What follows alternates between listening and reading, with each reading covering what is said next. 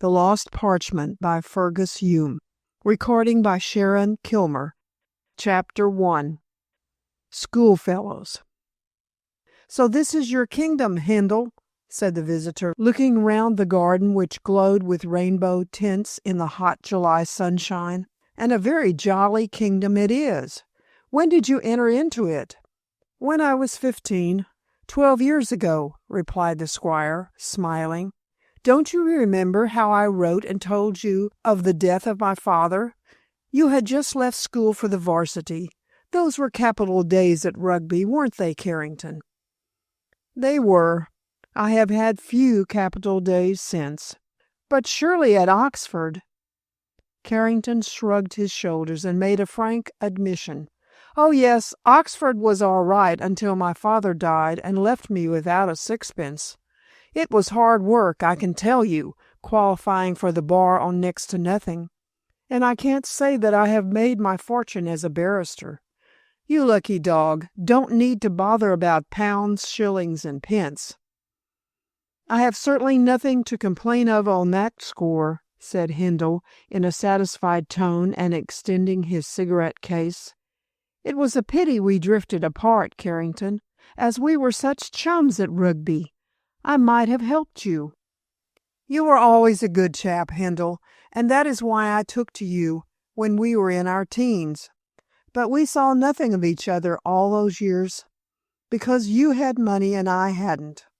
Besides, you went to Cambridge while I patronized Oxford.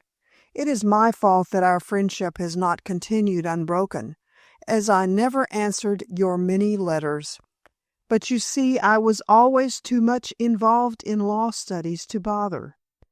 You, I presume, were looking after your snug little kingdom."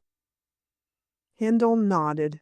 "I am a very stay-at-home person, and the place requires a good deal of supervision." "Lucky dog," repeated the barrister. "You have a fine income, too." So, 4,000 a year." "The deuce! And like Bottom, I support life on sixpence a day, which, unlike Bottom, I have to earn. There is no Theseus to give me a pension." "You didn't seem to be so very hard up when I met you 6 months ago in the Criterion restaurant," said the young squire dryly. "Oh, one has to keep up some sort of appearance, and dress in purple and fine linen even if one cannot afford to do so," answered Carrington easily. "It is only your rich man who can dispense with Solomon in all his glory raiment, old fellow. Anyhow, poor or rich, I was delighted to meet you again." "Were you?" Handel appeared to be a trifle skeptical. "You didn't hurry yourself to come down to Barship, anyhow." "I didn't, that's a fact. I thought you might fancy that I would borrow, if I came too speedily. Hence the 6 months' hesitation." "Oh, rot! You know that I'm not the sort of fellow to grudge a loan to an old school chum if he asks for it." "You were always a good chap, Handel," said Carrington again. "But I am not going to ask. I have bread and butter, if not jam, and one must be grateful for the necessities of life in these hard times." Handel nodded with a lazy laugh, and the young men lighted fresh cigarettes as they crossed the lawn to gain the avenue which sloped gradually for a quarter of a mile in the direction of the village. Behind them they left a delightfully ugly mansion of Georgian architecture, mellowed by time into positive beauty. The big house, its local name, draped itself majestically in dark trailing ivy, showing here and there the bland, softened hue of its ruddy brick walls.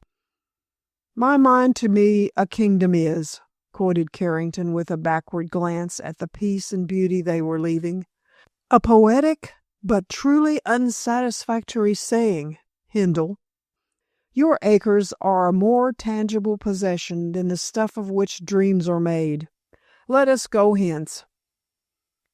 The squire, in his simple honesty, laughed at the fantastic remarks of his visitor, not guessing that a considerable amount of acid envy underlay the amiable compliments. Handel was one of those honorable, good-natured creatures who believed that his fellow men were as open-minded and straightforward as he was himself. His florid complexion, fair crisp hair, big limbs, and general air of laden strength revealed plainly his Saxon ancestry, and he resembled a good-natured bull content with plentiful grass and water and the freedom of wide meadows. He was markedly good-looking, with sleepy blue eyes and a heavy mustache of a russet hue, which he usually tugged at to help on his slow-moving thoughts. His name, Rupert, suggested swift dash and impetuous daring, but there was nothing of these things about this somewhat drowsy giant, although he had ample courage when necessary. It took much to rouse him, but once the dam of his self-restraint broke, everything and everyone were swept away like straws in a torrent of berserk fury. When Rupert did fight, nothing could stand against his enormous physical power, and the use of this, being tempered by strong common sense, invariably gained him the victory.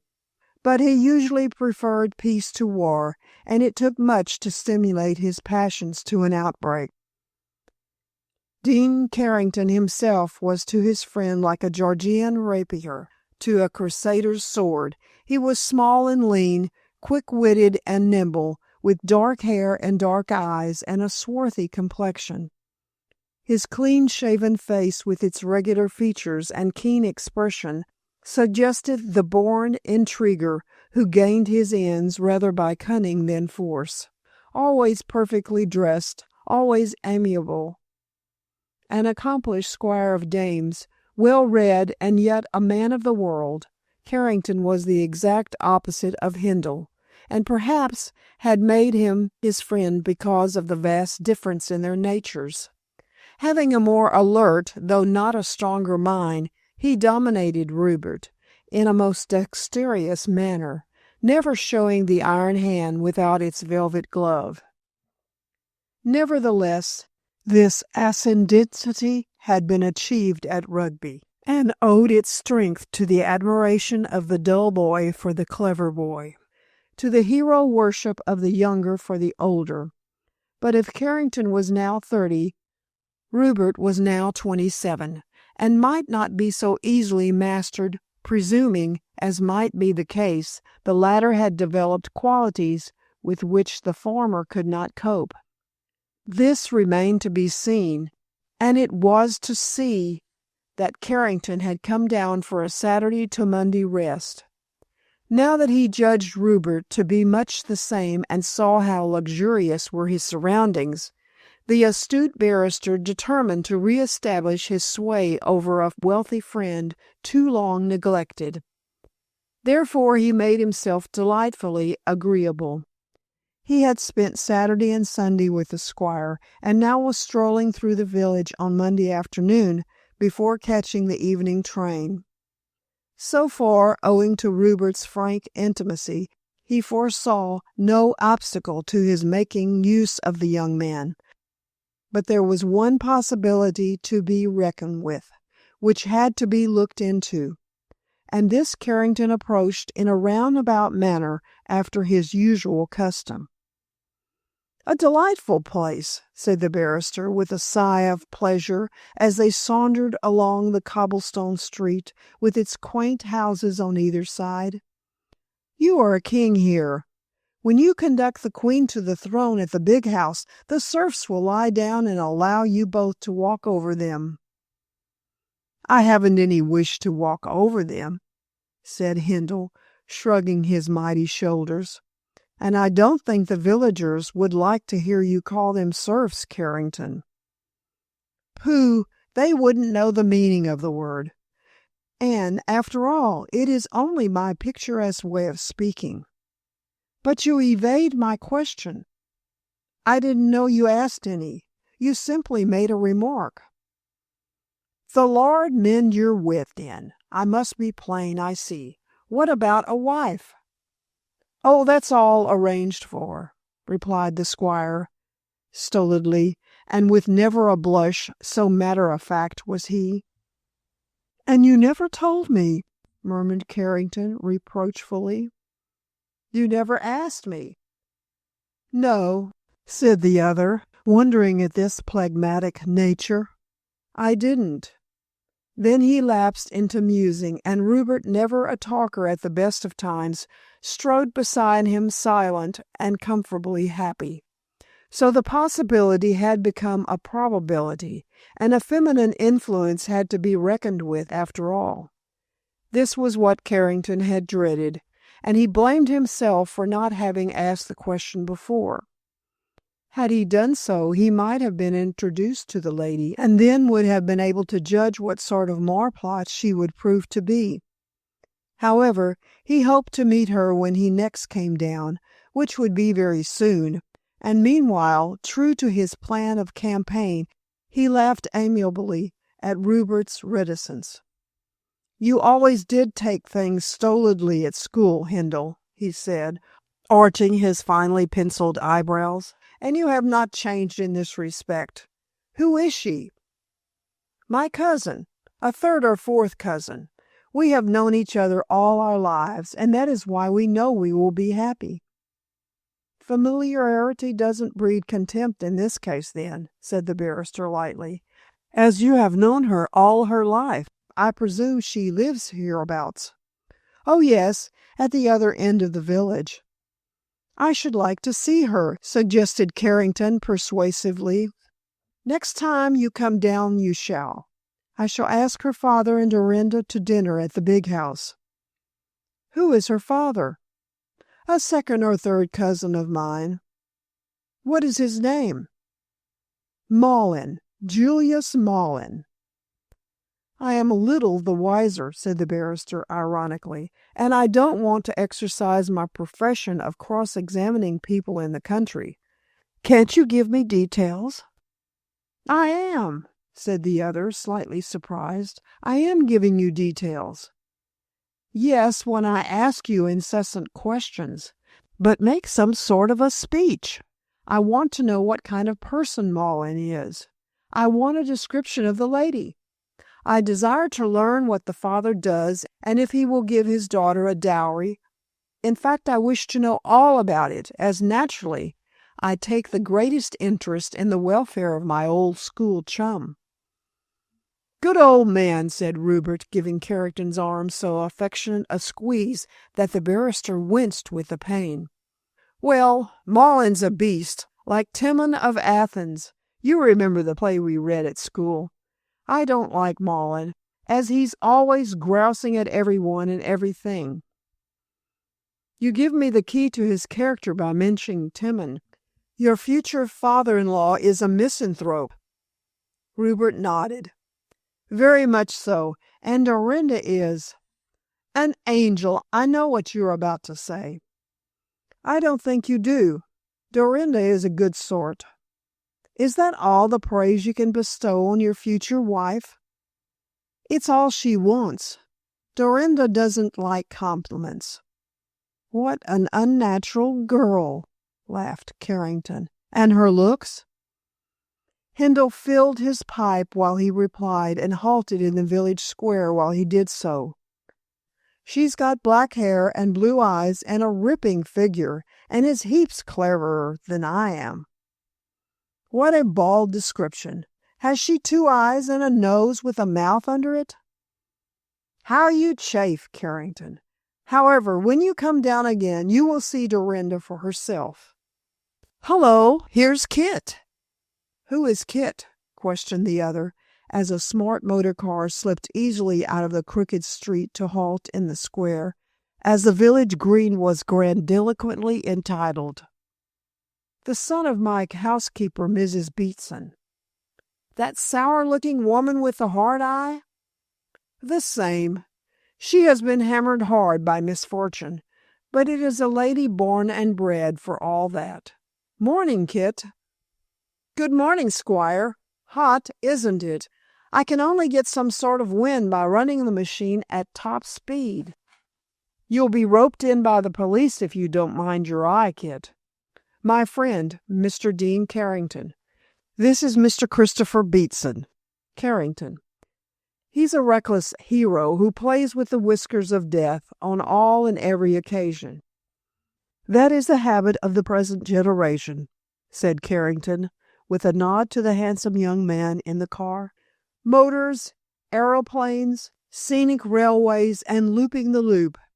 Youth enjoys nothing nowadays unless it has in it an element of danger. To go out and never know if you will be home to supper, Mr. Beatson, that is your delight. There is much truth in what you say, Mr. Carrington, returned Kit, laughing. After all, it's life. This is the frantic age, said Hindle sententiously. How's business, Kit? Ripping. I sold 3 cars last week on behalf of the firm, one to a lady. Who was taken with your good looks, I suppose. Take care Miss Tollert doesn't grow jealous, Kit. You will have your joke, Mr. Hindle, answered Beatson, his bronze skin growing crimson and his brown eyes sparkling. But Sophie knows that I have to play up to the customers to get the stuff sold. He turned from the wheel to look round generally. Have you seen her? She's to meet me here and go with me for a spin. Just then Miss Tollert appeared, hurrying to the rendezvous as fast as her hobble skirt would permit. She revealed herself as a fine-looking and decidedly flamboyant young woman with an independent air which suggested the suffragist. It could easily be seen, and by a less observant person than Carrington, that Kit would be known as Mrs. Beatson's husband when the ring was on the lady's finger. His chin betrayed a rather weak nature, and his eyes had much too kind a look in them to hint at mastery, while the tall, black-browed young woman, who swung toward the group with the air of conquering Semiramis, appeared quite capable of dominating an empire, much less a husband. Carrington did not envy Kit's approaching connubial bliss. Mr. Carrington, Miss Tollert, said the squire, introducing his friend to the new arrival. Carrington, Miss Tollert is the daughter of our doctor. Sophie winced at the mention of her father, and Carrington wondered why she should. However, the emotion passed in a flash, and Miss Tollert inspected the barrister much as a naturalist inspects a microbe under the microscope. The sniff with which she concluded her scrutiny hinted at dissatisfaction, if not at contempt. But then Sophie, as an ardent suffragist, never did think much of the male, and straightway flew her colors in the face of this particular one. I am going to Elbosham to speak at a meeting, squire. Have I your good wishes? That you'll come home safe and sound? Queried Hindle with twinkling eyes. You have. Don't insult the crowd more than you can help, Miss Tollert. I shall not conceal my opinions, retorted the lady, tightening her lips. Ah! Carrington looked her up and down. In that case, I am glad Mr. Beatson and his car will be at hand to rescue you. I can fight my own battles, said Miss Tollert coolly, but I see that you don't believe in votes for women. My dear lady, replied Carrington smoothly, when I am in your presence, I believe in anything you like to advance. Sophie sniffed. Hedging, she observed aggressively. Men never can give a straight answer. I only wish, she continued as she turned to Hindle, that I could infect Dorinda with my ardor. But she won't uphold the banner and sulks in her tent. I am afraid that I have exhausted all my persuasive power in inducing her to join me as my future wife, said the squire politely. Sophie nodded her approval. Dorinda's a nice girl, and a good girl, and a very pretty girl, she said in her deep-toned voice, but she is as weak as any man in this village, as weak as you are, squire, as the vicar, as my father, and you know what he is. She winced again, then turned aggressively on Kit. But I can't stay here all day, as the meeting at Elbosham is waiting. 5 miles, Kit. You must do it in 5 minutes. What about the police? asked Carrington. "I despise the police," cried Miss Tollard, as she was borne away hurriedly by her lover to prevent further trouble. "They know me." Carrington looked leisurely after the machine until it vanished and Sophie's trumpet tones of defiance died away. "What an uncomfortable young woman," he observed, turning towards his friend. "Oh, Sophie's a good sort," said Handel soberly. "She had heaps of trouble. It doesn't seem to have knocked much sense into her, anyway. Trouble. Bother, I see. Her father, I expect." The squire looked astonished. "Yes, but how you guessed—" "I saw her wince when you and she mentioned Dr. Tollard," explained the banister. They crossed the green, passing an ancient cross of worn stone, which stood in the center of a vast expanse of grass burnt brown with long-enduring heat. Round the square were various cottages with whitewashed walls and thatched roofs, each standing in its own tiny garden, brilliant with flowers. The Handel Inn, with the arms of the family swinging from a signpost, was the largest building in sight, and presented an attractive sight to an artist, since it dated from Tudor times, and its upper story overhung the lower. With its red-tiled roof and dark oaken beams deeply embedded in its flint and stone walls, it caught the eye of Carrington straightway. He had seen it before, but its quaint beauty lured him again to contemplation. "That's a delightful old inn," he said, looking backward as they passed out of the square. "Quite the place for an adventure." "There are no adventures in Barship," replied the squire, heavily. "We are a very dull people hereabouts. Lee is our bright and shining light, as he goes in for old manuscripts and ancient buildings and queer customs and—" "In a word, Lee is an archaeologist?" interrupted Carrington, who found Rupert somewhat prolix. "And who is Lee?" "If we had gone to church yesterday, you would have seen him in the pulpit, Carrington. He is the vicar, and if you don't mind being blamed for non-attendance, we are going to look him up now." "Oh, I don't mind in the least," said the barrister briskly. "If he talks religion, I can talk science. Argument is always amusing with a fanatic."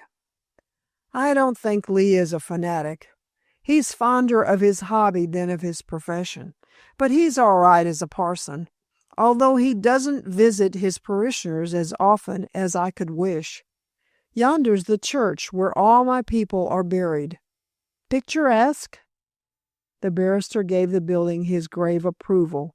"But everything is picturesque about here in the best style of art. You ought to be happy." "I am, very happy. But I shall be happier when I marry Dorinda." "I'm into that, and let me be your best man," said Carrington gaily. "If Dorinda doesn't mind, yes," replied Handel, exasperatingly matter-of-fact. Chapter 2. The Vicar.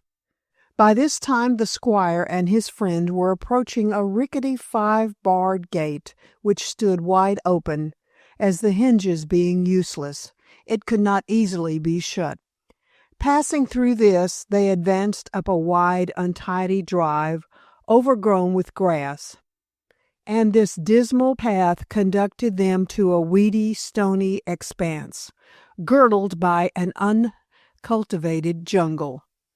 Flowers, shrubs, herbs, trees, docks, and darnels were all mixed up together in a way, suggesting only too clearly the sluggard's garden, and almost aggressively presented an aspect of decay. The vicarage thoroughly matched this desolation, although in skillful hands it could have been made into a most charming residence. Carrington viewed this deadly solitude with disgust. "Are you taking me to see the ruins of Babylon?"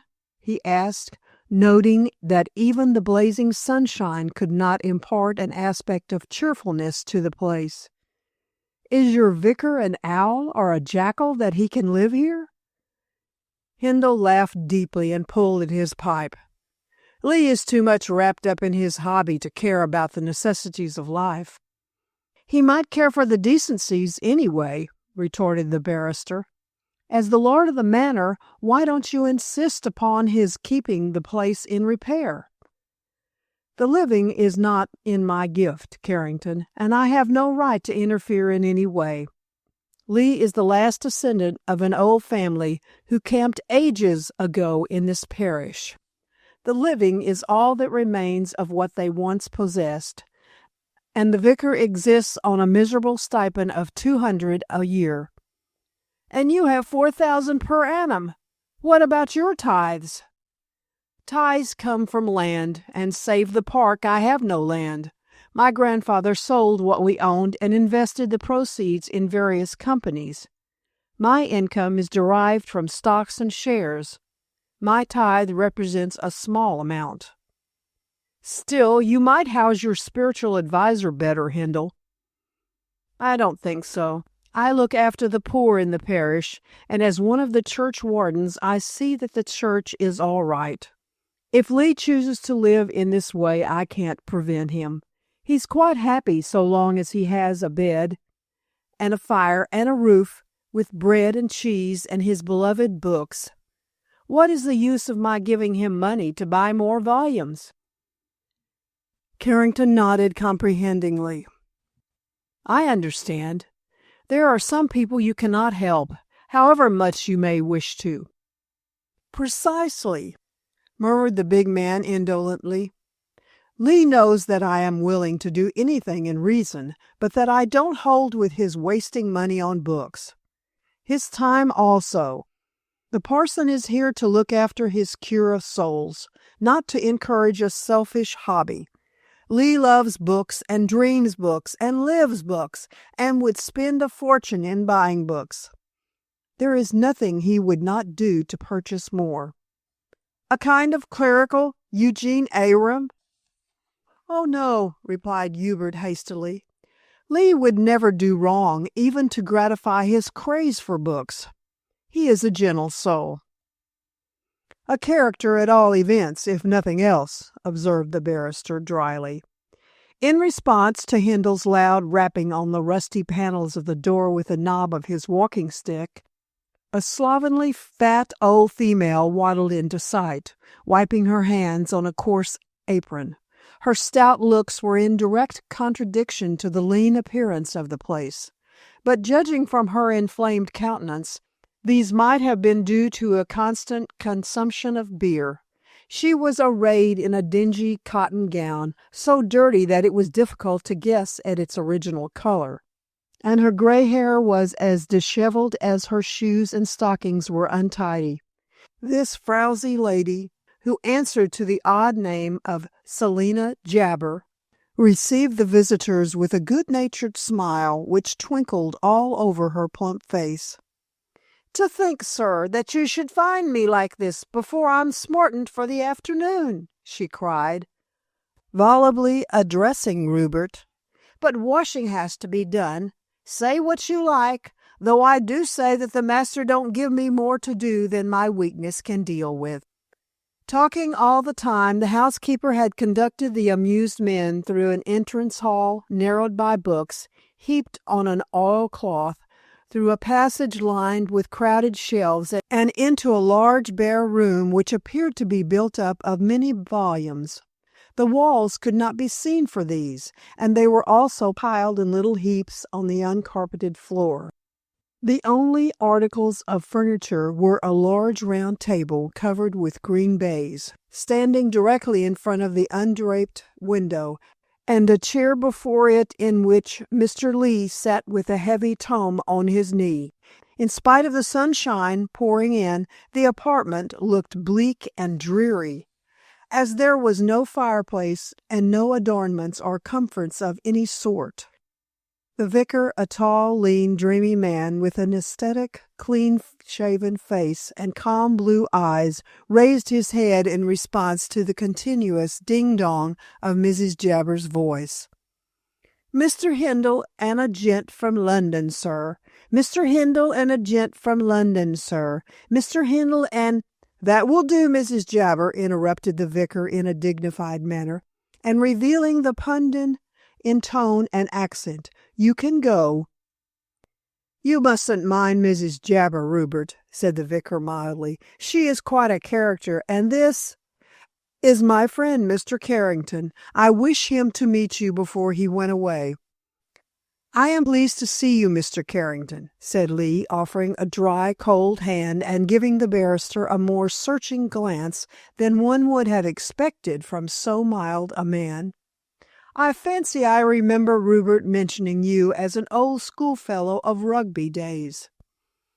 "Oh, yes, we were great friends at school, and I am glad to renew our acquaintance, as you may guess, Mr. Lee."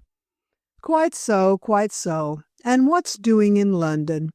inquired the vicar in a weary manner, as if he felt it incumbent upon him to manufacture conversation in which he took not the slightest interest. Rupert sat down on one pile of books, as there were no chairs, and Carrington on another pile, while the barrister gave the latest metropolitan gossip and the squire smoked stolidly. Mr. Lee drew up his threadbare black trousers, showing socks of different color and pattern, and sat down to take his book again on his knee. His face was handsome in a refined and gentle way. He had scanty white hair and excellent teeth, which looked genuine. Hands and feet, slender and elegant, suggested race, and he had the stooping shoulders of a student. Carrington, observing him narrowly while he talked in a desultory manner, saw that here was the last withered branch of an ancient family tree. The sap of the race was exhausted in Simon Lee, and he looked as though his frail organization could not last much longer. There was no fire in him, only the slowly fading heat of dying ashes. Remembering what Hindle had said about the vicar's craze for books, he attempted to interest him in that direction, as Mr. Lee appeared to be wholly indifferent to the news of the busy world. "You are fond of archaeology, I believe, sir?" mentioned the barrister, glancing round the truly scholarly room. "I am devoted to it, Mr. Carrington," replied the student, his calm eyes flashing into vivid life. "Antiquities, ancient customs, the usages of the Middle Ages and classic times, together with the traditions of religious belief and ceremony, appeal more to my understanding than anything else." Grunted the squire pointedly. "Surely, as a parson—" "We have frequently argued on the subject you hint at, Rupert," said Mr. Lee hastily, "but as your views differ from mine, we have, as yet, not arrived at any agreement. As a parson, I trust that I do my duty, though it may be that I am not the ideal of a parish priest." Hindle colored at this dignified rebuke.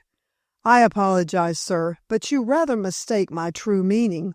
What I implied was that you are more of a scholar than a parson." "I admit that, Rupert. Had I lived in monastic days, I should have been a hermit or a monk. My wants are few, and I do not seek the loaves and fishes of ecclesiastical preferment.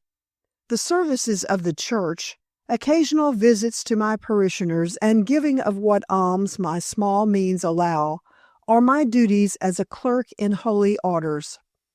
But what time otherwise is at my disposal I give to books, to the examination of old buildings, to the study of ancient customs, and such like matters. You see, I am frank, Mr. Carrington."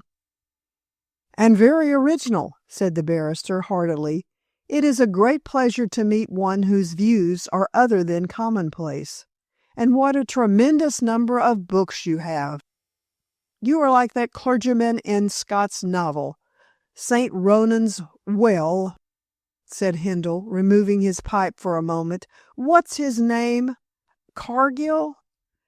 "I never waste my hours reading novels," said Lee loftily. I should think they would be more entertaining than these parchments, suggested Carrington, looking at the writing table, which was littered profusely with dusty documents covered with crabbed characters. No, no, no, cried Lee vivaciously, and laid a thin hand on his beloved dry-as-dust pamphlets.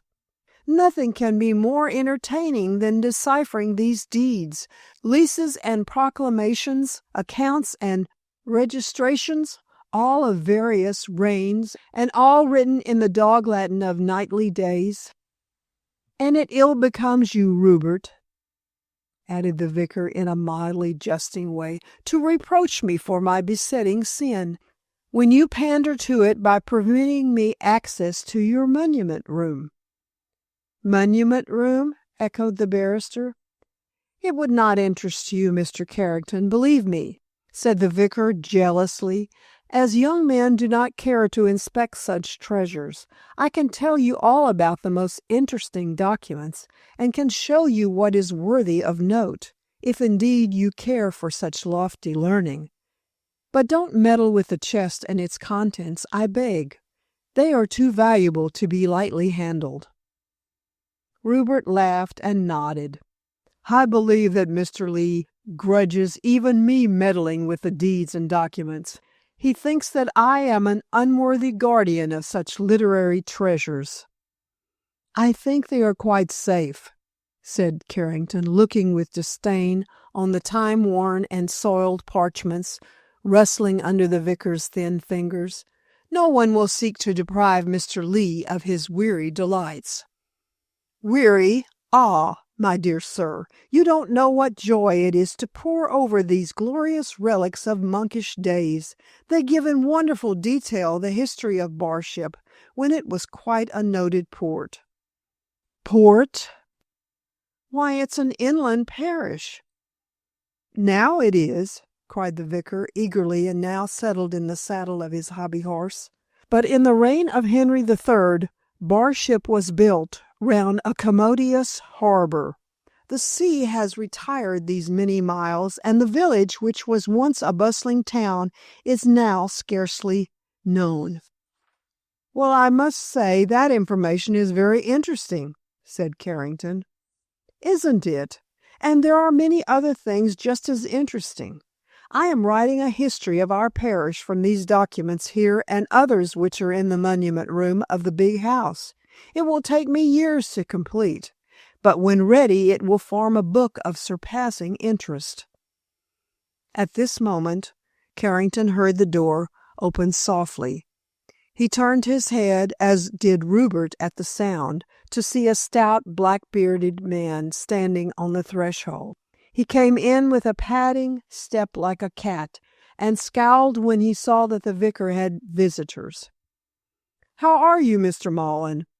said Hindle with a good-natured nod. "This is my friend Carrington, who was at school with me." "How do?" said Mallon gruffly, and with an air of resenting Carrington's return greeting. "Beastly day, far too hot. Poof!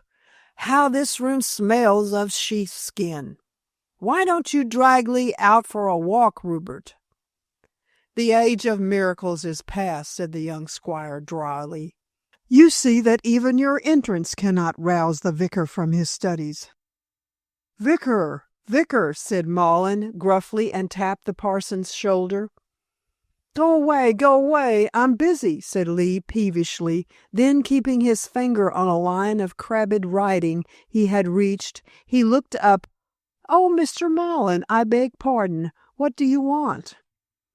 "Dorinda has brought you some flowers for the altar," said Mallon, "so I came with her. She would drag me out, although I didn't want to tire myself on this hot day." "Is the day hot?" inquired the vicar absently. "Flowers? Thank you. Mrs. Jabber has the key of the church." "Is Dorinda here?" questioned Hindle, making for the door with alacrity. "I must go and see her. Look after Carrington," he called back as he disappeared, and the vicar shook his head irritably at the sound of his raised voice. Mullen did not obey his cousin's request by making himself agreeable to the visitor who was thus given into his charge.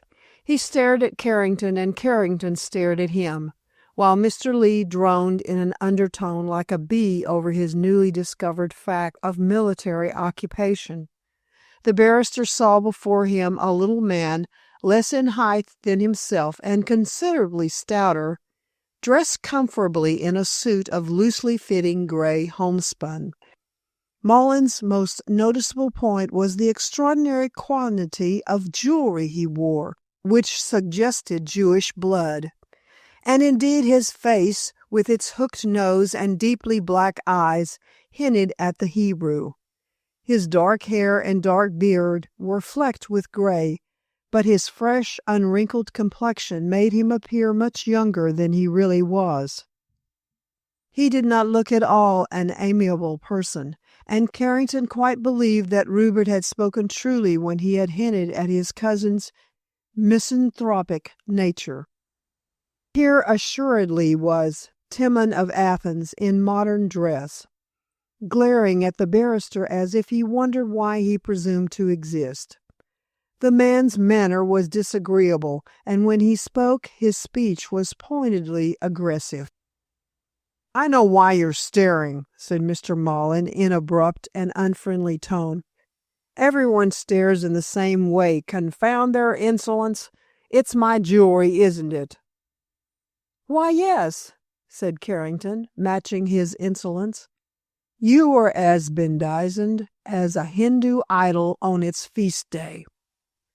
"You speak plainly," growled Mullen with a crushing look. "So do you," retorted Carrington, who was not to be crushed. "We are well matched, it seems." "I am older than you and require to be treated politely," snapped the other.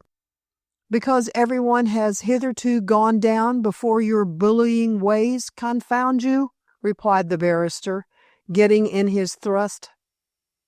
"Don't you find plain speech a refreshing novelty?" "Ah, what?" Mr. Lee looked up. "Presently, Mrs. Jabber." "Presently. I am not yet hungry. Go away. Oh, Mullen, I beg your pardon. When did you arrive? Will you stop to luncheon?" "And eat the potted tongue your housekeeper has been talking about to Dorinda?" queried Mullen with grim rudeness. "No, thanks. I have more regard for my stomach." The vicar scarcely heard the retort, as he had already returned to the study of his soiled parchment. "Do you know of any spot in the parish where a circumvallation is disconcertable, Mr. Mullen?" he said, half to himself. "No, sir, I don't. And as I have no aeroplane, I can't soar to the clouds where your wits are at present. I shall take my leave straight away. Good day." And he departed forthwith. Carrington, amused by Mullen's brusque leave-taking, picked up his cap to follow so judicious an example, since the vicar, really being in the clouds, was unable to attend to chance visitors. "Good day, Mr. Lee," he said, moving toward the door. But no notice being taken, he repeated his farewell in louder tones. "Good day, Mr. Lee." "Oh, good day, good day, good day," snapped the student irritably, leaving Mr. Lee murmuring comments and fumbling amongst the flotsam and jetsam of the Middle Ages. The barrister walked leisurely along the book-lined passage, through the book-littered entrance hall, and emerged into the desolation of the surrounding jungle. Rupert and Miss Mullen were conspicuous by their absence, and the gruff individual left in charge of Carrington was waiting restlessly. He waved his hand when the visitor appeared. "Did you ever see such a pigsty?" he growled with the voice of an orangutan, which beast he greatly resembled, and Lee is exactly suited to it. As the man is, so are his surroundings. His mind is as muddled as his garden, and this addle-pated parson is supposed to be the spiritual father of the parish. Pah! Come and look at the lordly pleasure grounds. Rupert asked me to look after you, so I must. I suppose. Did you ever see such a rotten place?" he asked contemptuously. "Oh, yes, you are showing me nothing new," replied Carrington, who took a delight in exasperating the man's temper. "I shan't show you any more," growled Mullen sullenly. "And after all, I'm dashed silly to bother myself in this way. Oh, I don't quite see. Oh!" His face twisted with pain as he spoke. "What's the matter with you?" demanded Mullen crossly. "Toothache. I have had a twinge or two lately, and I expect that this damp place—" Carrington looked up at the dark, overhanging boughs. "Has brought back the pain. I shall have to see a doctor when I go to town." "You can see a doctor here if you like," said Mullen roughly, and pushed his way back to the avenue. "Dr. Tollert lives at the end of the village. Anyone will tell you where he is to be found." "Thanks," said the barrister as they paused by the rickety gate. "You are kinder than you mean to be." "I'm not. I want to get rid of you," fumed Mullen, turning on his heel. "You can go to the doctor or you can go to the devil for all I care." Carrington saw the little man vanishing with great speed round the corner and laughed at the oddity of his character. Then he walked through the village and soon found Tollard's house. The doctor proved to be within and speedily gave his patient something to take away the aching. It was only a makeshift, of course, but Carrington was glad enough to get rid of the uncomfortable feeling.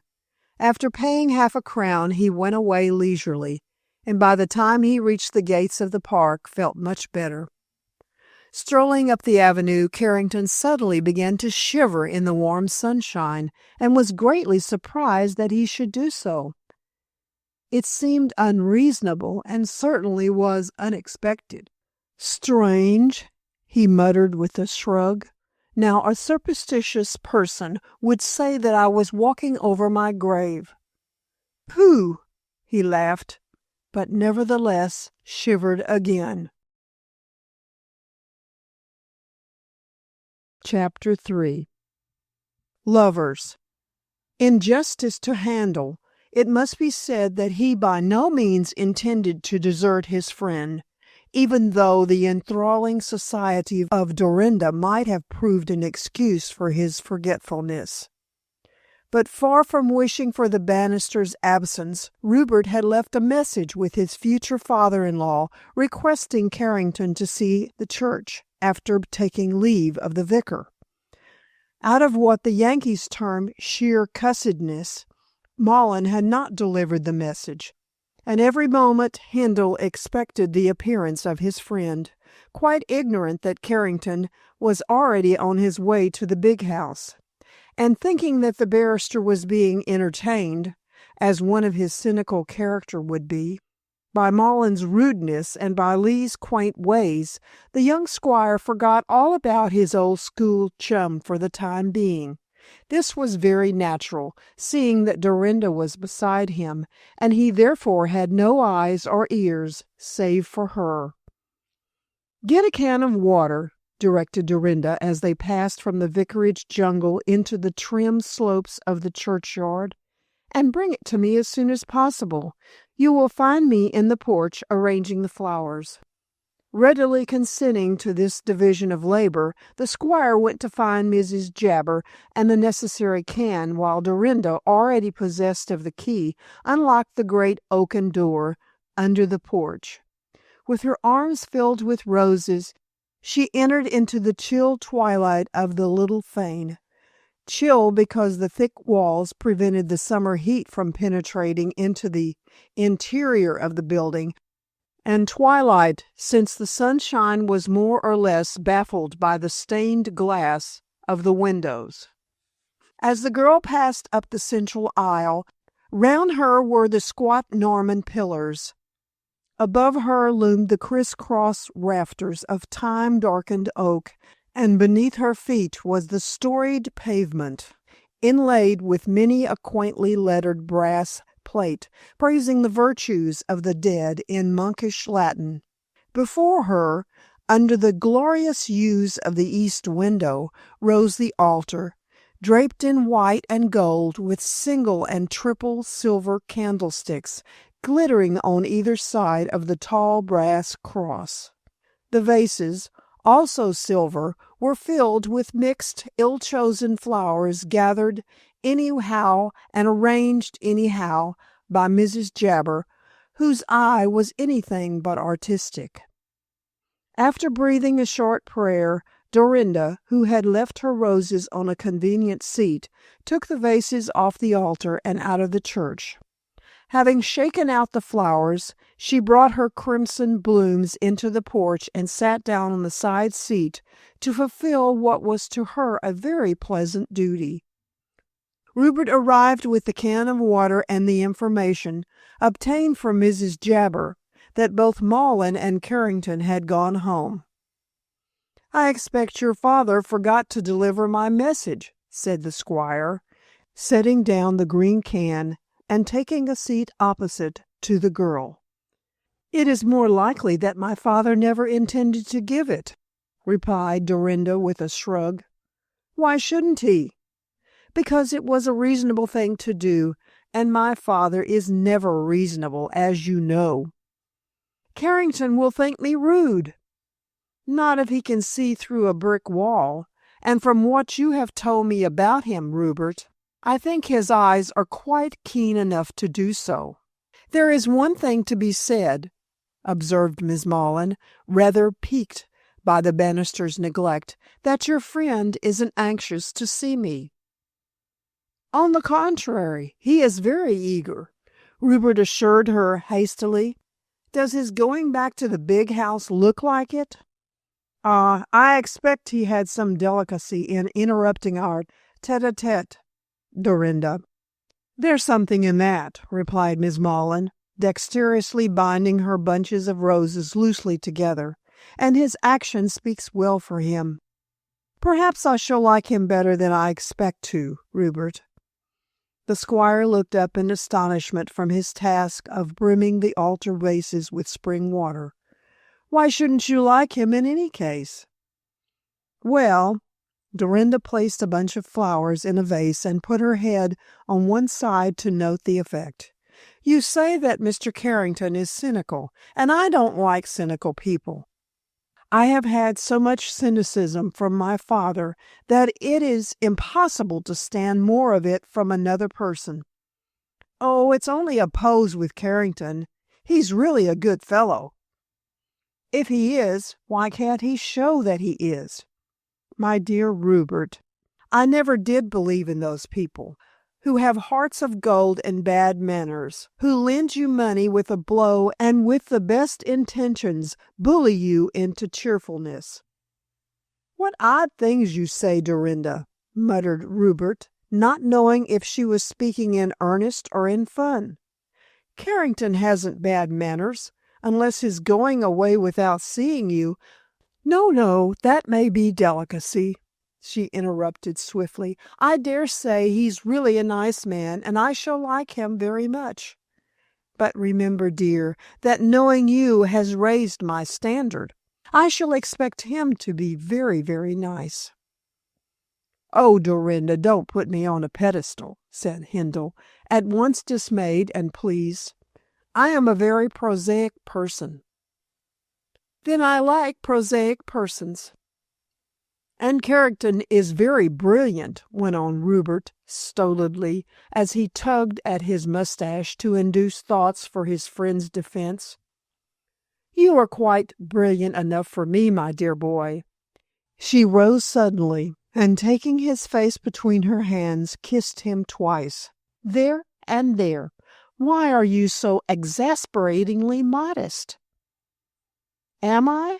asked Rupert, wondering why he had received the caress. Dorinda laughed. Indeed, she could do nothing else, since Handel was so very literal in his acceptation of her remarks. "You're a sweet-tempered donkey, my dear," she said lightly. "Now you take those 2 vases, and I'll take these 2. Come along." Shortly the altar glowed with the crimson splendor of the roses, and their delicate fragrance was wafted through the chancel. Then the lovers left the church and sauntered back to the vicarage, with the key for Mrs. Jabber, with offended dignity. Miss Mullen was well worth looking at, as she was a gracious and stately maiden, well fitted to be the mate of the Saxon giant. Dorinda was as tall for a woman as Rupert was for a man, and carried herself with the same imposing dignity. Her dark hair and deeply blue eyes hinted at an Irish strain, and her vivacity was also Hibernian. But to this fascination, which had to do with the race of the sister isle, Dorinda added much English common sense, so that her romantic dreams never overrode her matter-of-fact instincts. She loved her cousin for his staunch honesty and attractive simplicity of character, since in these qualities he represented the exact opposite of her father. For this last-mentioned individual, whom she had the misfortune to call her parent, Dorinda did not entertain much respect, and hoped by marrying Rupert to escape from a companionship which was very disagreeable to her. It was only Handel's wealth which induced Mullen to consent to the marriage, but even had he objected, Dorinda would have held to her engagement. Rupert was her man of men, and while he held her hands and looked at her with grave admiration, she thought how fortunate she was in securing such a mate. She esteemed his devotion more than much fine gold. "My father will be waiting for me at the cottage," said Dorinda, as she strolled away again. "A little disappointment won't harm him," said Handel coolly, for he had not much sympathy with Mullen's selfish nature. "And I want you to meet Carrington. He leaves for London after dinner, and you won't meet him again for some time. Say yes." "Yes," responded Dorinda, who really felt considerable curiosity concerning the object of Handel's Rugby hero worship. "But father will be cross." "I never knew father when he wasn't cross," retorted her lover, as they resumed their walk and entered the village square. "He's an infliction. I tell you what, Dorinda, the best thing we can do is to marry before the roses fade." "Oh, Rupert, you are getting quite poetical." "Am I?" asked Rupert, surprised. "That's strange, when I don't like poetry." "I must teach you to like it, dear." Said Rupert, rather at sea. "You mean, I suppose, that we have much to learn from each other." "Something of that sort." "You shall do exactly as you like, dear," said her lover, as they came in sight of the house. "Why, here is Mrs. Beatson." A tall, lean woman with a sour and discontented face and an elegant figure issued from a side walk with a basket of flowers. Anyone could see that Handel's housekeeper was a lady by birth, just as anyone could see that she was not an amiable woman. She was like Mullen and had a tendency to look upon human beings as her mortal enemies, since, liking luxury, she had never been able to indulge her fancies. Left a widow with one son, she had taken the post of housekeeper some 5 years before Carrington's visit, and on the whole performed her duties admirably. But being disappointed in not leading an idle life with sufficient money to gratify her whims, she always went about with an aggrieved air. It was only Rupert's kind-heartedness which permitted her to stay at the big house, and visitors, Carrington among them, wondered how he could put up with such a wet blanket. Few people cared to have a kind of Christian martyr at their elbow from morning to night. "How are you, Miss Mullen?" said Mrs. Beatson, greeting Dorinda stiffly.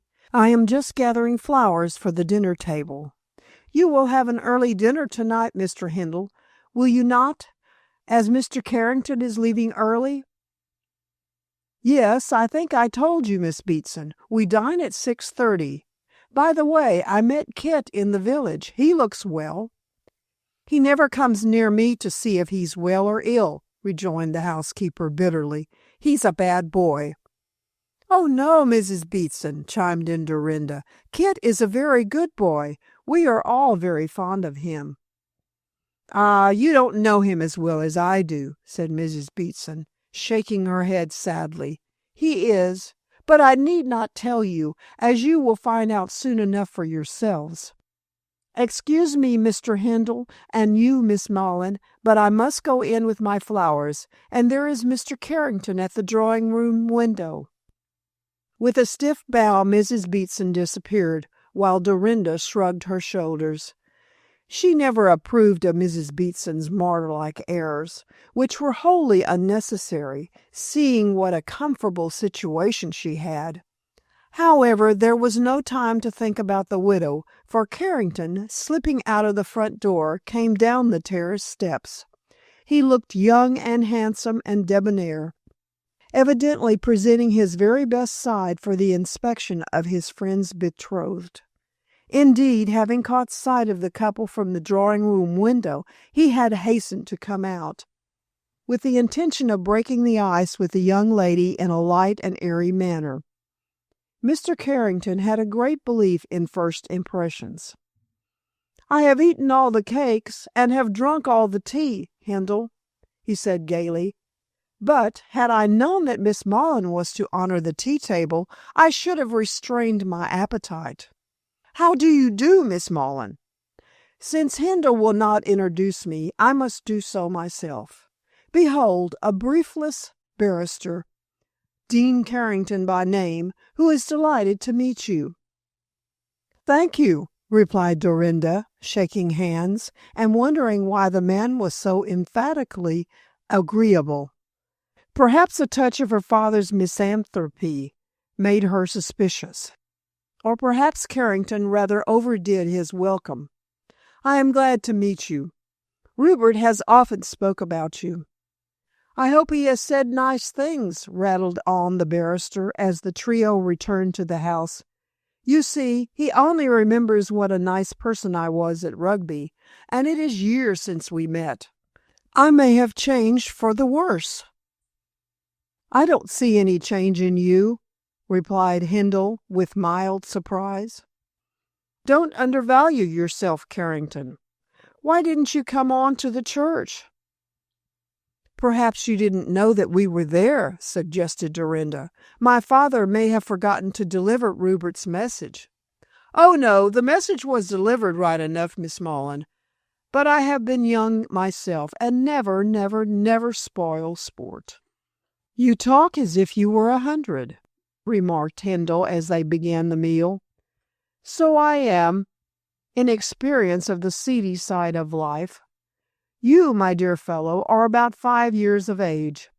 I expect you have found that out, Miss Mullen. He is the most unsophisticated youth who has been wrapped up in cotton wool all his life, knowing disagreeables only from the newspapers and novels." "I think that Rupert is less unsophisticated than you think," replied Dorinda, a trifle dryly, for she did not admire Carrington's easy tone of patronage toward her lover. "And why do you say that you expect I have found that out? I may be unsophisticated also." "You are everything that is charming," said Carrington alertly. "But having met your father, I think that you are not to be taken in by people." Dorinda colored, knowing well what the keen-witted barrister meant. However, she endeavored to turn his point by altering slightly a well-worn quotation. "To know him is a liberal education, I suppose you mean," she said lightly. "Don't take my father too seriously, Mr. Carrington. His bark is worse than his bite." "Oh, I am sure of that," replied Carrington, who was sure of nothing of the sort. "We both barked at one another until the vicarage jungle rang. We hope to meet again, Miss Mullen, and renew our contest of wits. By the way, to go to another subject, the vicar, what a man and what surroundings!" "He is quite a character," laughed Dorinda, "but the dearest old man in the world." The conversation continued, mostly in a bantering way, for some time, and then tea finished. Rupert proposed to see Dorinda to the gates of the park. "If you don't mind being left alone, Carrington." "Not at all, not at all. Gather ye rosebuds," said the barrister lightly. "Good day and good-bye until our next happy meeting, Miss Mullen." With a smile which masked her true feelings, for she resented Carrington's manner, it seemed to her while having tea that he had attempted to make Rupert look small. Dorinda passed out of the drawing-room and into the hall. Hindle put on his cap and accompanied her down the avenue, while the barrister stood at the door and waved a farewell. But when they were far enough away to prevent seeing or hearing, his brow grew dark. "Confound that Hindle," he muttered.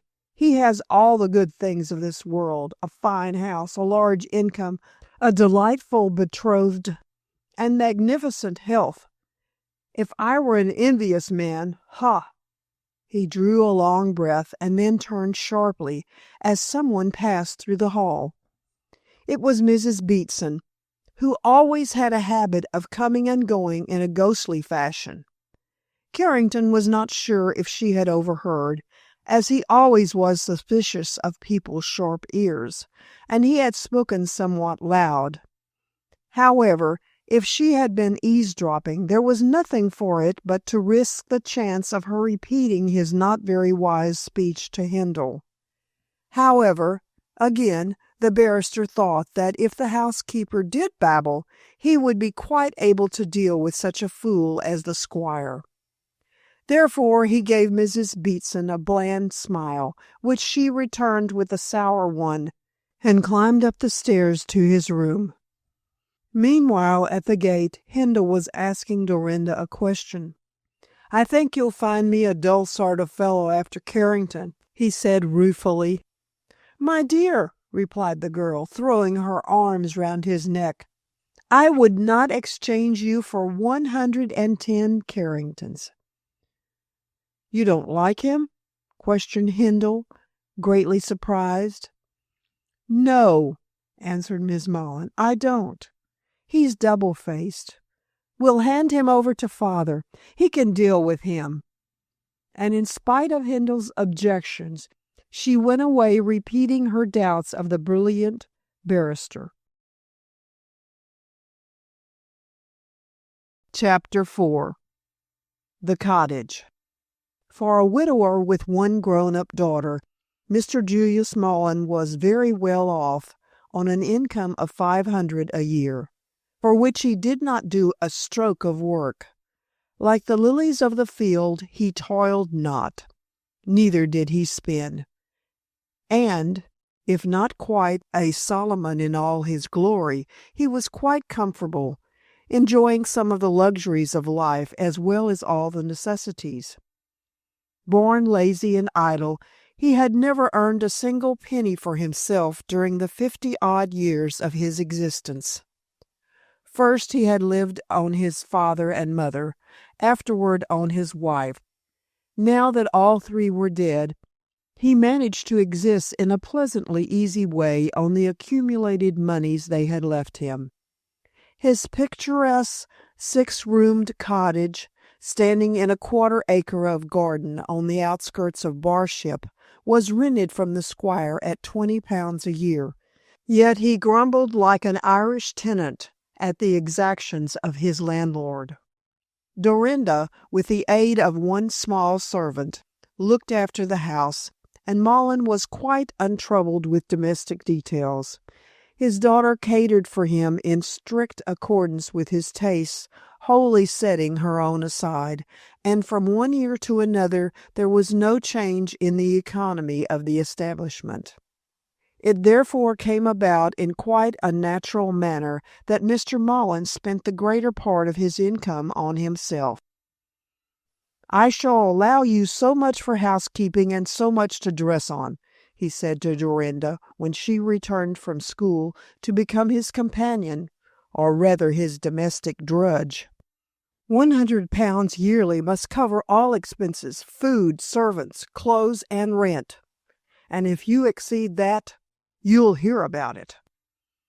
As it took Dorinda some time to get used to this scrimping, she frequently made mistakes and did hear about it. In fact, she was scolded so often that she became quite callous to her father's tempers.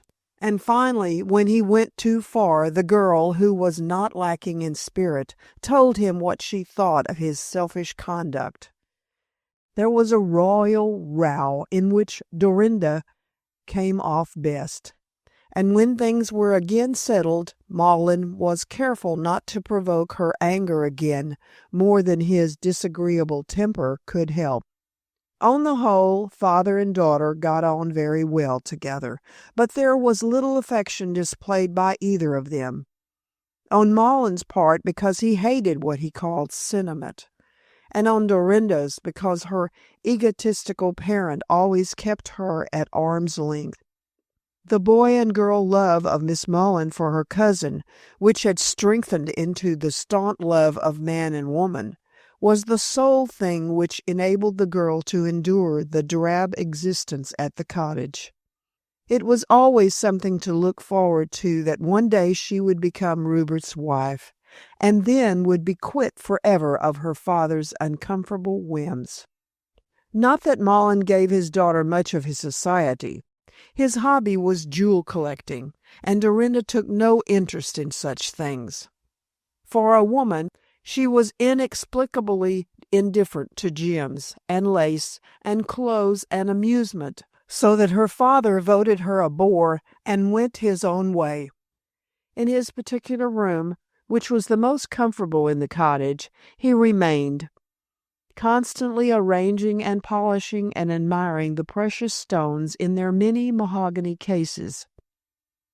Not being rich, his collection was necessarily a small one, although every jewel represented a bargain and had a history attached to it. But Malin was always lamenting that he could not purchase historic gems, and envied the long purse of his cousin, the young squire. However, he hoped to draw upon this when Dorinda became Mrs. Handel, as Rupert had promised to double his income to make up for the loss of the girl. She objected. "I feel as if father was selling me," she told Rupert when matters were settled on this basis. "He won't feel my being away a bit, except he will miss his favorite dishes and the way in which I manage to make both ends meet. You shouldn't have agreed, Rupert." "My dear," said her lover, with much common sense, "I think it is cheap at the price to get rid of such a disagreeable man. What I give your father will enable him to indulge more freely in his expensive hobby. Consequently, he will leave us alone." "No, he won't," contradicted Dorinda, who knew her father's persistence. "When he hears of some particularly rare jewel, he will come and bother you for money to buy it." "He won't get it," retorted Rupert dryly. "I can be quite as obstinate as your father. With what he has, he will have 1,000 a year, so he must do the best he can with that. I am doing my best to settle things fairly and peacefully, but if your father wants trouble, I am not the man to deny him any in reason." Dorinda laughed and gave way, although she still resented her father making money out of her marriage. But Malin, being one of those men who is a curse to himself and to everyone around him, could not be treated in any other way, and could make himself very disagreeable when on his mettle. Besides, Dorinda, knowing what Rupert's temper was when aroused, dreaded lest there should be an open quarrel.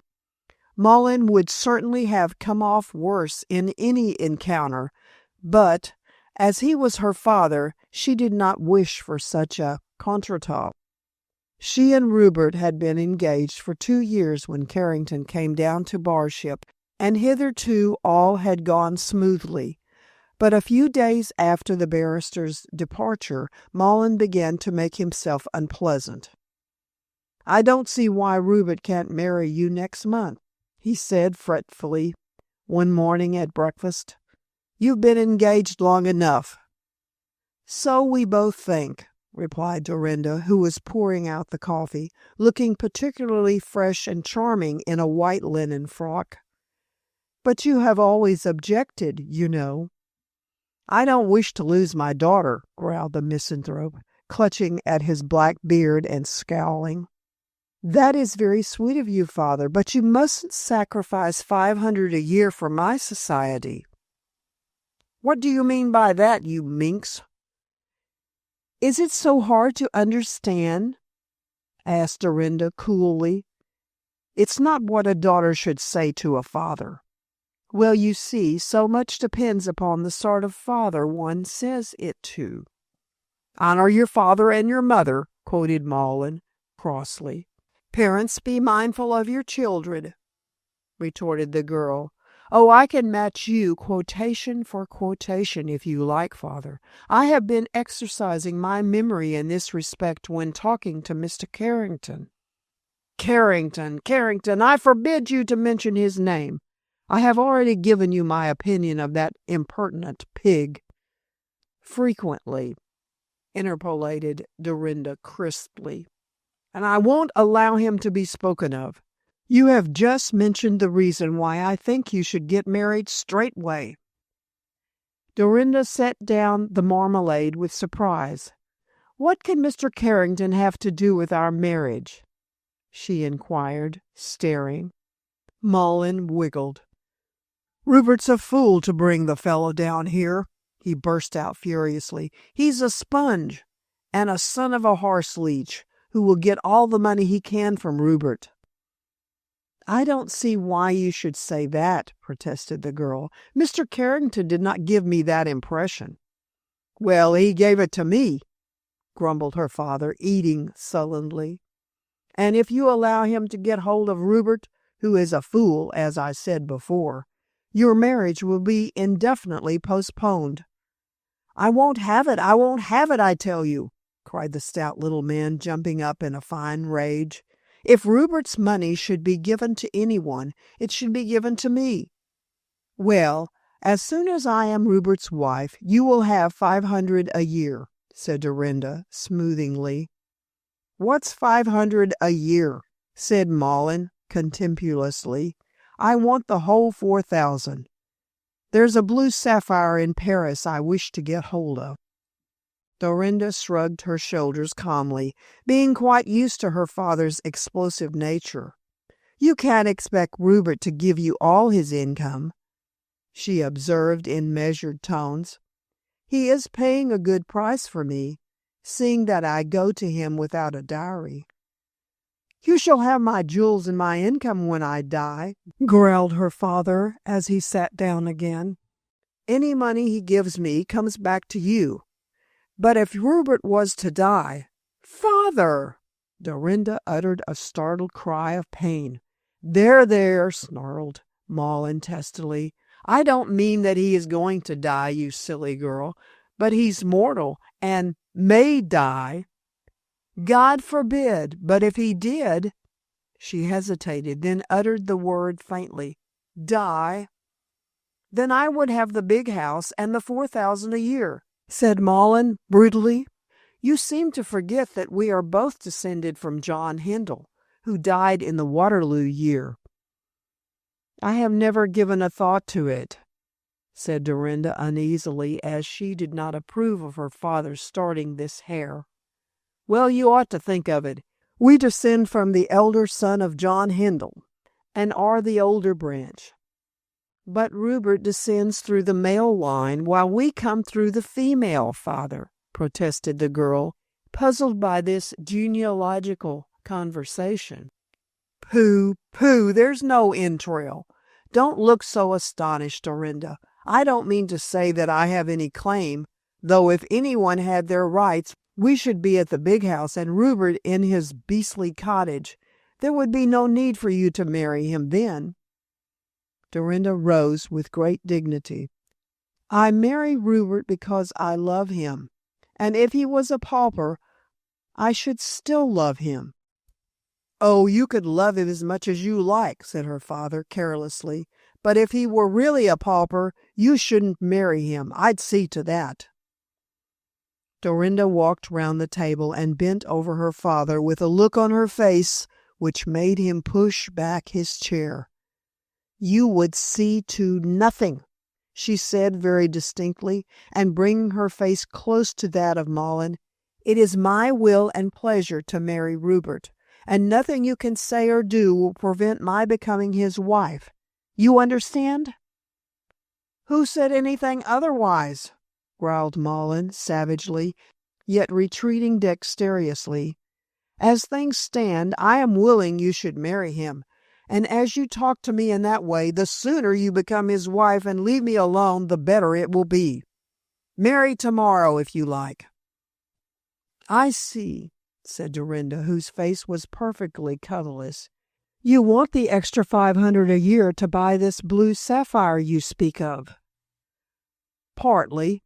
But I also want you to marry Rupert before Carrington, the beast, squeezes him like a lemon."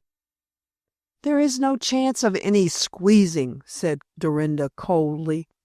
"Rupert is quite capable of looking after himself, even if Mr. Carrington were after his money, which I see no reason to think that he is."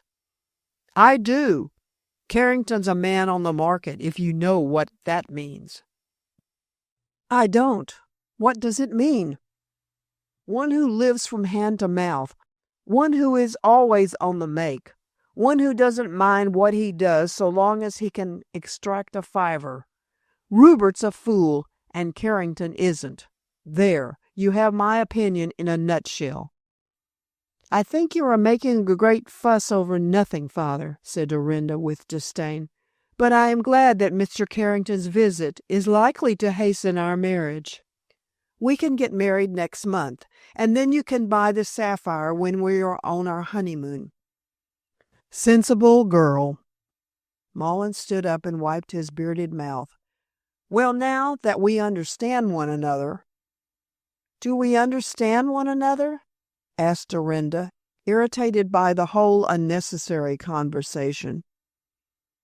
"Yes," replied her father tartly. "I have given my consent to your marriage taking place at an early date." "Because you want the 500 a year to buy the blue sapphire." "Don't be silly, and I have warned you against letting that flippity-flap Carrington gain too much influence over Rupert." "A quite unnecessary warning," said the girl coldly. "You don't like Mr. Carrington because he held his own against you." "Insolent beast," growled Malin, bristling. "And I think you said that you did not like him yourself." "I said that I did not trust him, but he is amusing enough to like as a companion for all that."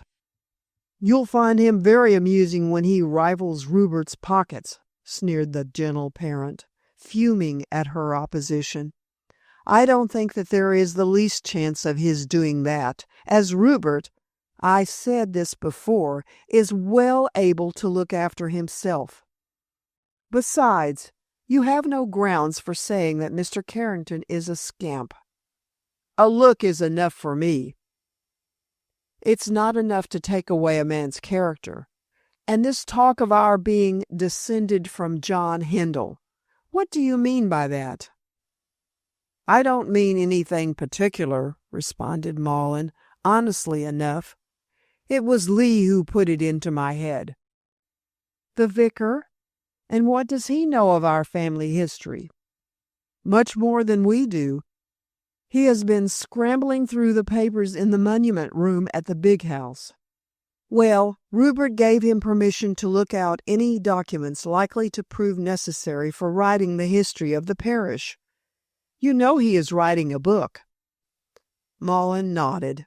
"He found letters written by John Hindle, which showed how much our ancestor regretted that the estates should go to Frederick Hindle. That is the younger son from whom Rupert is descended?" "Exactly.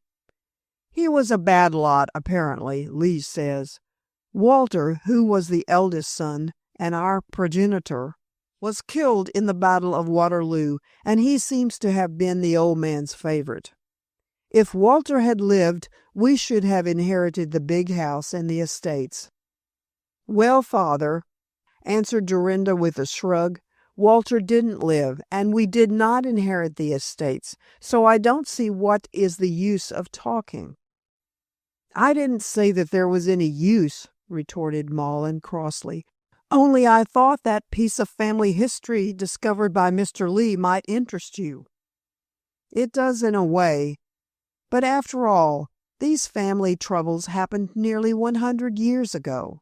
Dorinda was looking out of the window as she made this remark, and broke off suddenly. "Strange," she said, staring into the garden. "What is strange?" "That we should have been talking of Mr. Lee, for here he is with Titus Ark as his shadow, as usual. I wonder why he always has Titus at his heels." "It's a very necessary precaution," said Maughan grimly. "Otherwise, Lee is so absent-minded that he would get lost. Lee has only come to look again at that Yucatan diary which my father left me." "Does he want to see it?" asked Dorinda, forgetting that Lee had seen the diary before. "Yes. Your grandfather, as you know, was something of an explorer and searched for hidden treasure among the buried cities of Central America. I was telling Lee about the diary, and he wants to have another look at it." Maughan chuckled. "I shouldn't wonder if the old man wanted to go to Yucatan himself, since he is cracked on old buildings." By this time the vicar was knocking at the door, and Titus Ark was staring sourly round the garden. He was the sexton and the vicar's shadow, a dour ancient who said little and thought much. Dorinda, not wishing to see the vicar, who rather bored her with his archaeological discourses, went into the kitchen to attend to her domestic duties, while her father opened the front door to receive his visitors in his usual ungracious manner. "What on earth brings you here, vicar?" he demanded brusquely, although he had just explained to his daughter why the visit had been made.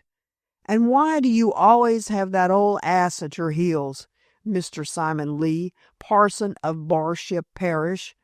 God help the people," grumbled Maughan as he pushed his visitor into a chair and banged the door. "Titus," said Lee in his precise tones. "Oh, we were boys together. That is, he was a young man when I was a boy. Poor fellow, his generation lies under the ground, so I take him about to comfort him with talk about old times. He quite brightens up when we have our talks and walks." "I'd brighten him up if I had the power," growled the gracious host. "He ought to be under the turf with his confounded generation, or in the workhouse. I don't see any use for such a stiff-jointed old skeleton being above ground." "He is 80, said Mr. Lee, placidly. "Great age. A comfortable room this, Mr. Maughan. There is something of the sybarite about you."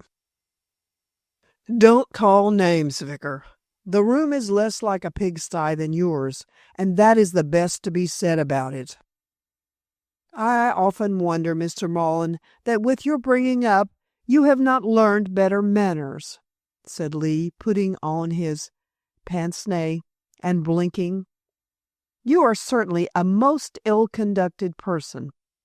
You should marry and see if the softening influence of the feminine nature—" Maughan turned from a cupboard of black oak in which he was rummaging and answered viciously, "I have been married." "Dear me," mused the vicar, as if aware of this for the first time. "So you have been. And how is Miss Dorinda?" "I believe his wits are going," grumbled Maughan to himself, then raised his voice. "She's busy and can't waste her time in seeing you. Here." He flung a heavy sheaf of papers on the table. "This is the diary kept by my silly father when he was treasure hunting in Yucatan. Old fool, he got nothing but rheumatism. If he'd found gold and jewels, there would have been some sense in his explorations. Don't you think so? Don't you think so? Don't you? Oh, hang you, Vicar, one might as well call the dead. Lee nodded absently, for the sound rather than the sense of this polite speech had reached him. Already he had opened the manuscript diary at random, and with his nose close to the pages, was poring over the faded writing. Mr. Mullen growled as usual and walked across to the mantelpiece to pick up his pipe for a morning smoke. When blue clouds made a haze round the eagerly reading parson, Mr. Mullen brought out a handful of precious stones of little value from his trousers pocket and began to fiddle with them, after his ordinary fashion. He strewed ruby and emerald and moonstone about the table, where a shaft of sunlight struck across the room, and watched the many-colored sparkles emitted by the tiny gems. Lee, taking no notice, turned over page after page with great interest. After a long while he grunted and spoke, maliciously anxious to spoil the scholar's pleasure if he could. "Dull stuff my father wrote, didn't he?" "Dear me, Mr. Mullen, are you there? Dull stuff? Oh, dear me, no. Most interesting. These Maya buildings are quite fascinating, and the manuscripts he discovered, and the stone carvings, and the hieroglyphics, similar to those of Egypt. Yes," went on the vicar dreamingly, "I must go there." "Go there? Go to Yucatan?" cried Mullen, staring. "An old buffer like you?" "Yes, sir," said the vicar with dignity. "For quite a year since you mentioned the diary of your father, it has been in my mind to fit out an expedition to so interesting a place." "How can you fit out an expedition on your income?" "Money. Ah, yes, I shall require money, of course. And a jolly lot, too. Expeditions are not fitted out for nothing." "I believe not," muttered Mr. Lee, again dipping into the manuscript. "Well, well, the money will be forthcoming." "Who will give it to you?" asked Mullen contemptuously. "I thought that Rupert—" "Pooh, you might as well try and get blood out of a stone, Mr. Lee. And why the dickens should he give you money to go on a wild goose chase? Rupert is a wise man and keeps his cash in his pocket, as I'd do if I had his income." "Would you not give me the money if you had 4,000 a year?" asked the vicar with an extraordinary keen look. Mullen stared, quite unable to speak, so indignant was he at the audacity of the parson. "Give it to you?" he burst out. "I'd give it to nobody." "Ah, then I hope you'll never get money," said Mr. Lee placidly. "You would make bad use of it." "I would," retorted the gracious host, "if I gave it to you to make ducks and drakes of in expeditions. You can be buried less expensively in England than in Yucatan, believe me." "I have no idea of being buried anywhere," said the vicar with dignity, and yet with a scared look which puzzled Mullen. "I am old, it is true, but my health is good, and I live a reasonable life." "You wouldn't if you went exploring Yucatan," retorted the other. "I would take the risk of that, Mr. Mullen. The place is so interesting." His nose was glued to the manuscript again. "That I really must raise the money and go. I have plans. Oh, yes, I have plans to get it." "You won't from Rupert." "Nor from you, apparently," said Lee, who appeared to be much more alert than usual. "But I prefer Rupert's youth to your avaricious age. However, I shall come again and resume my reading of this manuscript." "Unless you will let me take it away." "I'll do nothing of the kind, nor help your expedition," said Mullen grimly, "nor even give you the rubbish my father wrote." "Rubbish!" cried the parson indignantly. That diary is worth all the property which John Hindle left to the son he didn't love. Well, it's a case of pearls before swine." And paying back Maughlin in his own coin by making this remark, the vicar departed with his shadow at his heels. "Old fool," commented Maughlin, "but I wish John Hindle had made that will." Chapter 5. A Revelation. It was with joy and relief that Dorinda communicated her father's decision to Rupert, and he was as pleased as she was at the prospect of their speedy marriage. Hitherto Maughlin, not wishing to make himself uncomfortable by losing his housekeeper, which Dorinda really was, had always objected to the performance of the ceremony. Certainly he gained $500 a year when the two became one, but during the 24 months of the official engagement, this fond parent had not been in particular want of money, and in any case had always borrowed what small sums he required from his liberal-minded cousin at intervals. But now his heart was set upon purchasing the blue sapphire which he had mentioned to Dorinda, and it was not likely that Rupert would give him the price of that. Therefore, to get his new income assured, he allowed the young couple to have their own way. Also, and this had a good deal to do with the granted permission, he really dreaded lest Carrington should obtain any influence over the young squire, and thought that the gaining of such could best be prevented by giving Rupert his desire. With Dorinda beside him, it was unlikely that Hindle would allow Carrington to draw on his purse. Seeing that Miss Maughlin had a small opinion of her father, and spoke to him pretty freely on subjects of dispute between them, it seemed strange that she should have laid such stress on obtaining his consent to the marriage. But Dorinda, considering that her father was her father, in spite of his unamiable nature, wished him to exercise this last act of paternal authority. She would not have been happy had she provoked a quarrel by doing contrary to his views, and so had waited until he thought fit to issue his commands. Had Maughlin, indeed, wholly forbidden the marriage taking place, Dorinda would have rebelled, but she gave way on the minor point of an unusually long engagement. She saw Rupert almost daily. They understood one another thoroughly, and as both were young, there was no particular hurry. Nevertheless, the girl was pleased at the lordly permission of her irritating parent, and set about her preparations straightway. It was now July, and after a conversation with Rupert, it was decided that the Reverend Simon Lee should make them man and wife toward the end of August. And Dorinda confessed to her future husband that she would be glad to escape from the constant society of her father, who of late had been unusually trying. On his side, Rupert was extremely glad to get the dearest girl in the world all to himself. So the important matter was settled, and Hindle returned to the big house, very contented with the world in general, and with himself in particular.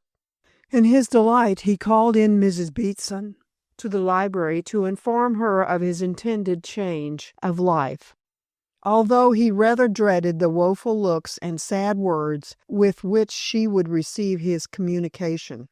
Mrs. Beatson made her appearance, looking more like a Christian martyr than ever, but assumed her most gracious and ladylike manner to hear what her young master had to say. She greatly resembled that painfully well-bred gentlewoman, Miss Sparsit, in Dickens's story, and like her, was a housekeeper very much against her will. "Wish me joy, Mrs. Beatson," said Rupert gaily, when the martyr made her sour appearance. "I am going to be married." "So I have understood for 2 years, Mr. Hindle." "Quite so. I have been engaged to Miss Maughlin for quite that time, but we are to be married toward the end of next month." "Indeed!" Mrs. Beatson looked dismayed. "Isn't that rather sudden?" "Sudden?" Rupert swung round his chair and looked puzzled. "How can it be sudden after my being engaged for 24 months?" "I only mean, Mr. Hindle, that I should have thought it necessary for you to consider the matter carefully for 6 months before fixing the day. Marriage, Mr. Hindle, is a serious matter." "It is a very delightful matter, Mrs. Beatson, considering who the lady is." "Ah!" Mrs. Beatson crossed her hands and cast up her eyes with a melancholy expression. "So we all say until we are married. I suppose, Mr. Hindle, you intend to give me notice?" "Indeed, I intend to give you nothing of the sort," said Rupert bluffly. "All the difference will be that my wife will give you orders instead of me." Mrs. Beatson looked as though this would make a very great difference indeed, as she much preferred to have a master than a mistress. All the same, she looked relieved when she learned that her situation was not in danger. "I am glad to stay on, Mr. Hindle," she said, with the air of making a concession. "I look on the big house as in some sense my home." "That's all right. Continue to look upon it as your home until Kit marries Miss Tollard and you go to live with them." "Pardon me, Mr. Hindle," said Mrs. Beatson with icy scorn, "but you little know my nature when you suggest such a thing. I don't approve of Sophie Tollard, whose views regarding our sex are anything but pacific. Besides, young people rarely take the advice of those who are older and wiser than they are. Consequently, it is best for them to live by themselves. Would you like Mr. Mullen to dwell at the big house when you wed with his daughter?" "Good Lord, no," replied Hindle hastily. "It is the last thing either I or Miss Mullen would desire. We can manage our own affairs." "So you think, Mr. Hindle, but the mistakes you will make will be endless." "Nonsense. I am not a fool, and Miss Mullen has plenty of good sense."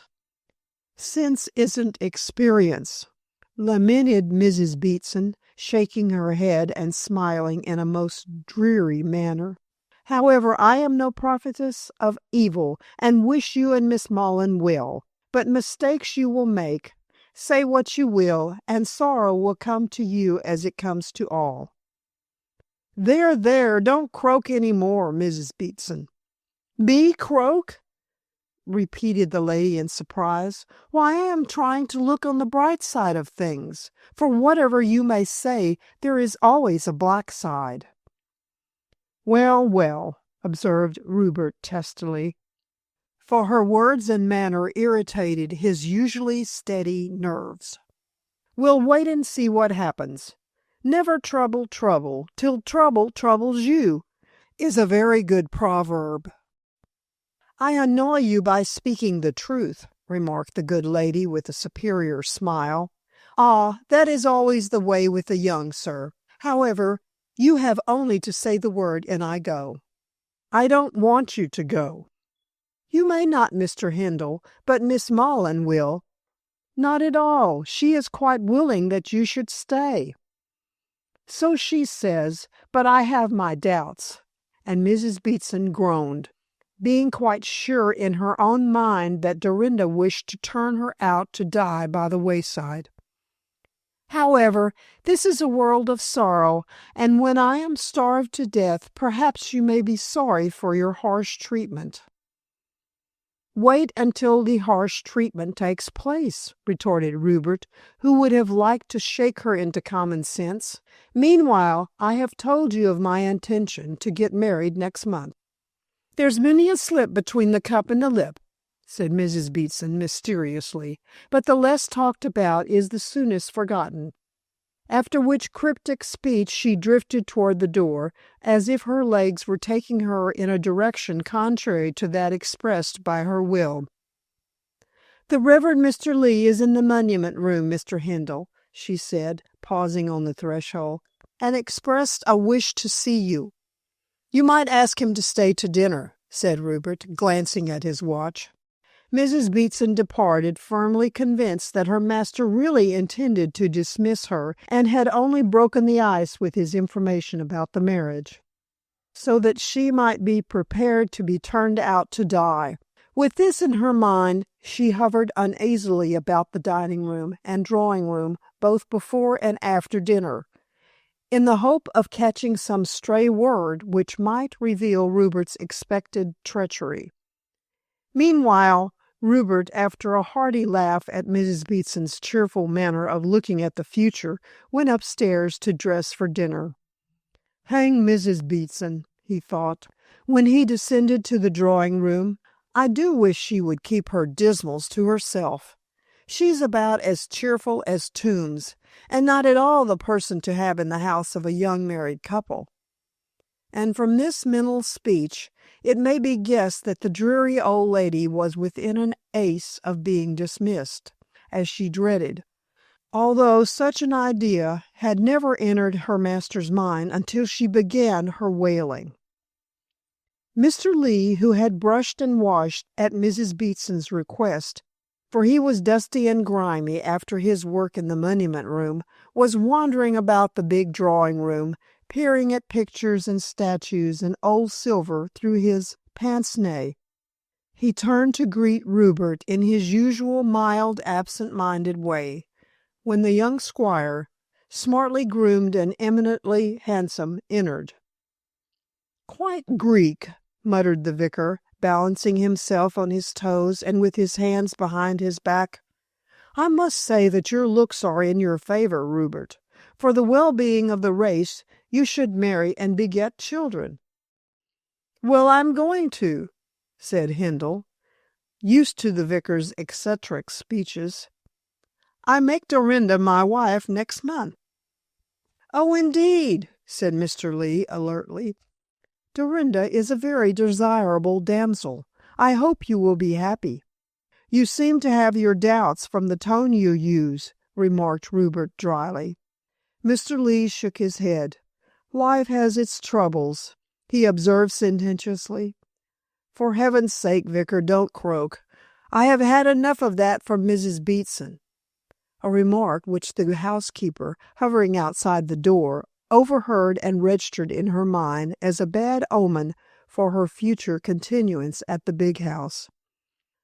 "I beg your pardon," went on the squire, rather ashamed of his momentary irritability, "but I do wish people would look on marriage and not as a funeral."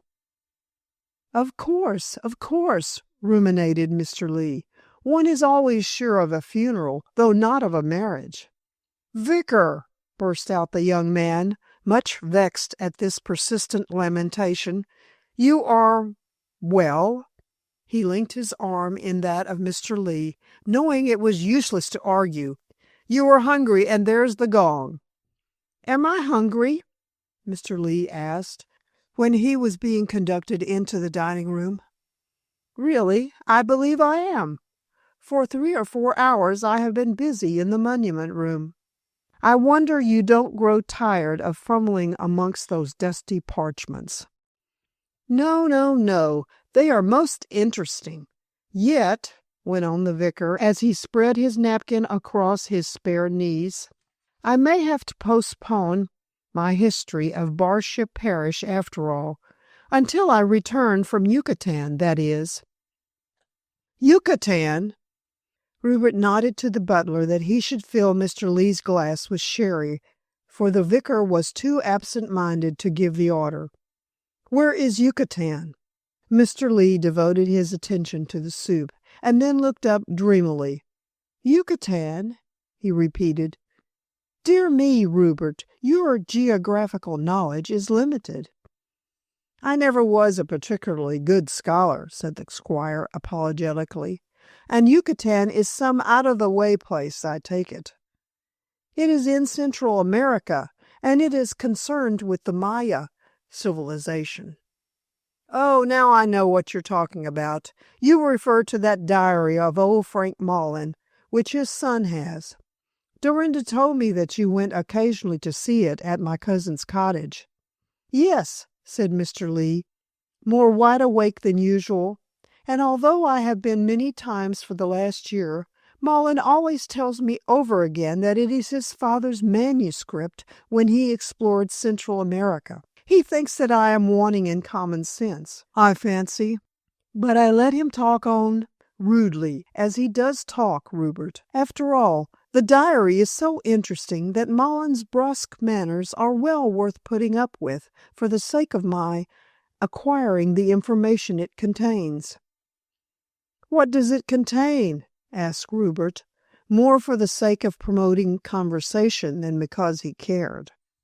An account of a dead and gone civilization, said the vicar in a dreamy tone, and scarcely knowing that fish had been placed before him.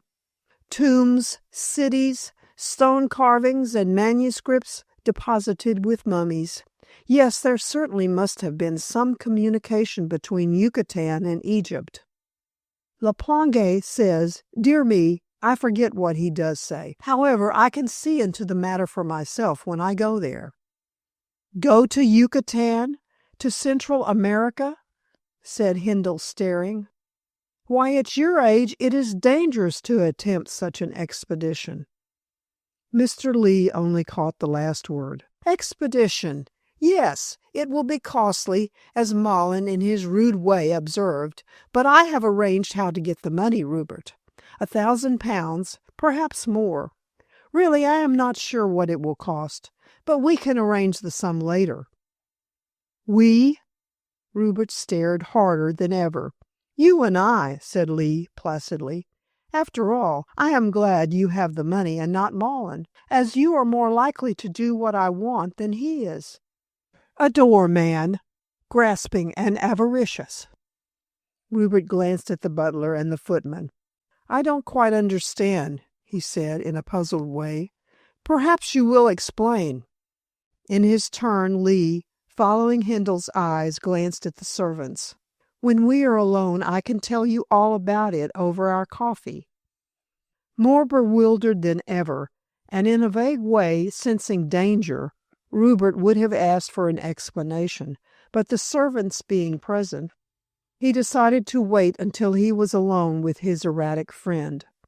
Therefore, the conversation passed on to other subjects, connected with Mr. Lee's discoveries in the monument room, of various documents connected with the behavior of dead and buried Hindles toward the parish. Rupert said very little. What with Mrs. Beetson's gloom and the vicar's cryptic utterances, he felt as though some storm were approaching, and was anxious for the meal to end, so that he could go to the root of the matter. All the same, he laughed at himself for entertaining such a wild fancy. There was no quarter of the heavens from which any storm, big or little, could blow, as all was serene and bright. And as Hindle happened to be one of those very material persons who only believe in what can be seen, heard, or touched, he scouted the idea of any premonition heralding any possible evil. Yet the premonition was in his consciousness sure enough, and the young man, prosaic as ever, put it down to indigestion. A weaker explanation, considering his splendid health, can scarcely be imagined. When the dinner was over, Mr. Lee, who had contented himself with a single glass of port wine to round off the entertainment, rose more briskly than usual and announced his wish to go. You must not mind my speedy departure, Rupert, he said, slipping his pince-nez into his waistcoat pocket, but I have much to do in connection with my proposed expedition. I hope Titus Ark is waiting to accompany me home. I told him to call for me about 6:30. Ark is waiting in the kitchen, said Rupert, after a quiet word with the pompous butler. He came at 6 and has stayed on. There is no hurry for you to go, Mr. Lee. Remember, you have something to tell me. And Hindle, taking the old man's arm, led him gently but firmly into the drawing-room. Something to tell you? Repeated the vicar, puzzled. Then suddenly his face cleared. Oh, dear me, yes. How fortunate you reminded me, Rupert. It has to do with John Hindle. John Hindle? Do you mean my great-great-grandfather? Who died in the Waterloo year? Yes, I do. When we are alone, Mr. Lee broke off and glanced meaningly at the footman who was bringing in the coffee. It is lucky you reminded me, he ended aimlessly. Very lucky. My expedition, yes, this hangs on that and that on this. What on earth are you talking about? Questioned Hindle, much vexed at all this unnecessary mystery.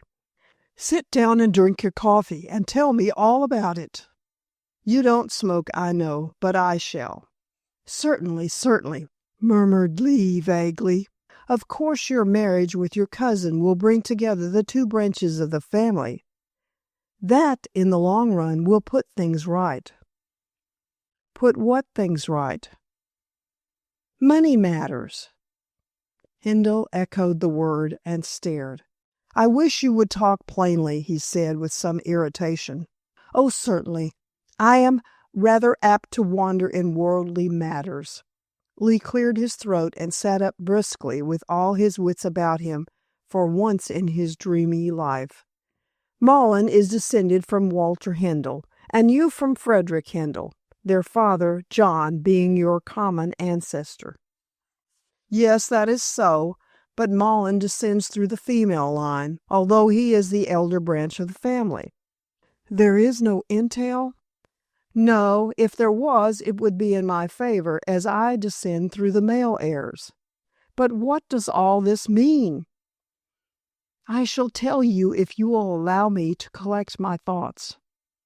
While searching in the monument room, Rupert, I came across letters of John Hindle, which show that he loved his elder son Walter and greatly disliked his younger son Frederick. Walter was a brave man who fought for his country and who died at Waterloo. Frederick, as the letters say, was a scamp, what in those days was known as a blood. Reckless, extravagant, and evil, he alienated his father's affections, and John Hindle desired to disinherit him. It is the first time I have heard of Frederick's iniquity, said Rupert with a shrug, and I see little use of raking up the evil done by a man who lived about 100 years ago. Lee took no notice of this observation. John desired that his granddaughter Eunice, the child of his favorite son Walter, should inherit. As the property was entirely at his own disposal, he made a will in her favor. Rupert jumped up so suddenly that he upset his coffee. What? Pray don't act so excitable a manner, Rupert, protested the vicar, raising his thin hand. You irritate my nerves. But, what you say, oh, it's absurd, stammered the squire. There was never any question about Frederick's inheriting the property. I don't know much about the matter, as the thing didn't interest me, but if Frederick inherited wrongly, surely the question would have been raised before.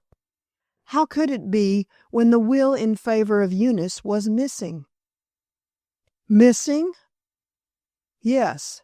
John made the will and apparently died suddenly before he could make it public. I found it, said Mr. Lee slowly, in the chest. In the monument room?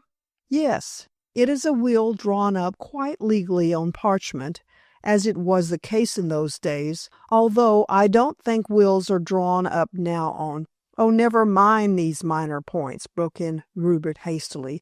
You say that you found a will made by John Hindle, leaving the property to Eunice, from whom my cousin Mullen is descended?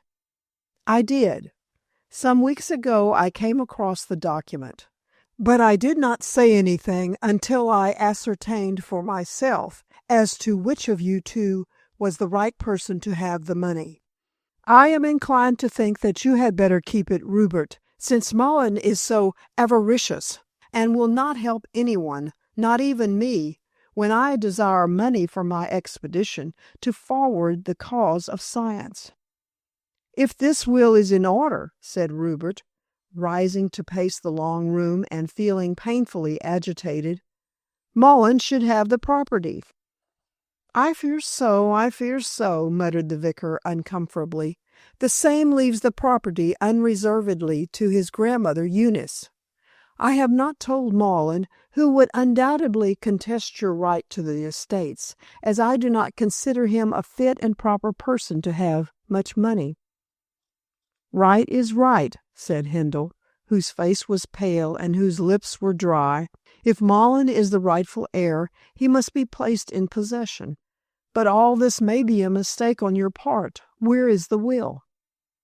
Mr. Lee looked nervous and distressed. "Dear me, Rupert, I am afraid I have mislaid it. I took it home to study it at my convenience, so as to make sure that it really gave the property to Eunice. I did examine it, and became quite positive that Malin is the rightful heir. Then, somehow, you know how absent-minded I am, I laid it aside, and since have not been able to find it. I have searched without result." "You should have given it to me at once," said Hindle severely. "But, my dear boy, I had your interest at heart," protested the vicar, wiping his forehead. "I know how quixotic you are, and guessed that you would give the property to Malin without demur, if the will was correct, which I fear it is. For your own sake I took time to consider the discovery I had made." "You must find the will at once," commanded Rupert manfully, "and it must be submitted to the lawyers. If Malin is the heir, Malin gets the money." Mr. Lee rose, much agitated. "I don't think he should get it, Rupert. He is a greedy man, who would only hoard up gold and make a bad use of newly acquired wealth. I tell you he declined to help me to fit out my expedition. I know you will, so you ought to keep the money." "How can you advise me to be so dishonest?" cried the squire indignantly. "You who are a clergyman of the Church of England." "I have the greater sense of right from being so," rejoined the vicar, quite tartly for so amiable a man. "And when I remember that you and yours have enjoyed the property for 100 years, it seems ridiculous to hand it over to another man." "Who belongs to the elder branch, remember," said Rupert swiftly, "and who is, according to your reading of this newly discovered will, the rightful heir." He took a turn up and down the room, then stopped to face the vicar, who was fidgeting on the hearth rug. "You must turn your house upside down to find the will, Mr. Lee, and it must be handed over to our family lawyers so that Malin may be placed in possession of the property forthwith. Rupert, I implore you not to act hastily or foolishly. Say nothing about this belated testament, which will do Malin more harm than good, considering his greedy and misanthropic nature. I will look for it, and I will give it to you. Throw it into the chest again." "No, no, no. I would never have a moment's peace if I did that. I know that Malin is not the man to have too much money, but I can't help that. If he is the rightful heir, he must enter into his kingdom. Besides, if I marry Dorinda, the property will come back to me, representing the younger branch." "If Malin gets the property," said Mr. Lee deliberately, "he will not allow you to marry Dorinda." "I can trust her," said Rupert curtly. "Quite so, but you will have no money to marry her, and Malin will cut her off with a shilling. He is quite capable of doing so." Hindle knew this well enough and reflected for a few moments.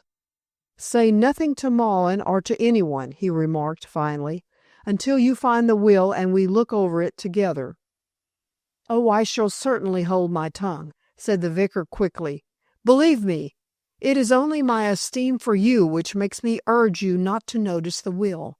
Sleep on the question, Rupert, for the morning is wiser than the night. This matter will remain strictly between ourselves. Now, good night, good night." Hindle shook hands, not objecting to the vicar's abrupt departure, and when alone groaned over the unexpected fulfillment of his premonition. Chapter 6. Counsel's Opinion. When Hindle, having a weight on his mind, woke shortly after dawn, he remembered the vicar's proverb, and thought that it might be true. Morning certainly was wiser than the night with him, as he began to ask himself why he should be so much disturbed over an unproven matter. Lee certainly asserted positively that he had found 100-year-old will made in favor of the elder branch of the Hindle family, and undoubtedly he spoke in a way which appeared to be genuine. But then, the vicar was a queer, eccentric person, who sometimes believed his visions to be facts, and who had on occasion some difficulty in distinguishing between the real and the unreal. In a perfectly honest way he might be making a mistake, and Rupert, turning over the matter before rising, hoped fervently that such might prove to be the case. On the other hand, unless Mr. Lee's statement had some foundation, in fact, it seemed improbable that he would even think of such a thing. There had never been any question as to the legitimacy of Hindle holding the property, and after a whole century had elapsed, it seemed strange that such an odd question should be raised. Assuredly, the vicar must have found something which had to do with the inheritance of the estates by the elder branch, else the fantastic idea would not have entered his rather wavering mind. But the will might not be good in law. It might have been signed and not witnessed, or there might have been some flaw in its drawing up which would nullify its provisions. If this was the case, Rupert was far too sensible to think of surrendering his lands and income to a man who, on the face of it, would make a bad use of the same.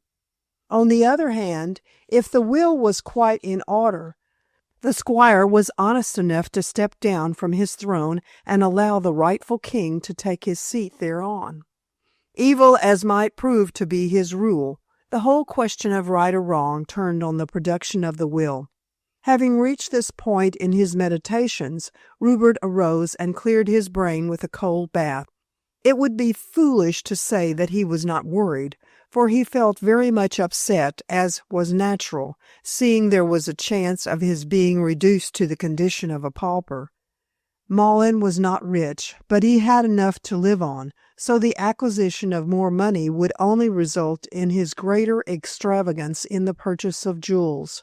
But if the will proved to be legal, Hindle foresaw that he, the squire of Barship, would be turned out of his pleasant home without a single penny and without any means of earning one. He had no profession, he had no trade, he was not over clever, and Malin, he was sure of this, would not allow him anything out of the estate. This was uncomfortable enough in itself for a young man who liked the good things of this life, but there was worse to follow. He would lose Dorinda, since her father would undoubtedly prevent the marriage with a pauper. The girl herself, as Rupert had said to the vicar, would remain true, but how could he ask her to become his wife, when he could not support himself, much less a helpmate?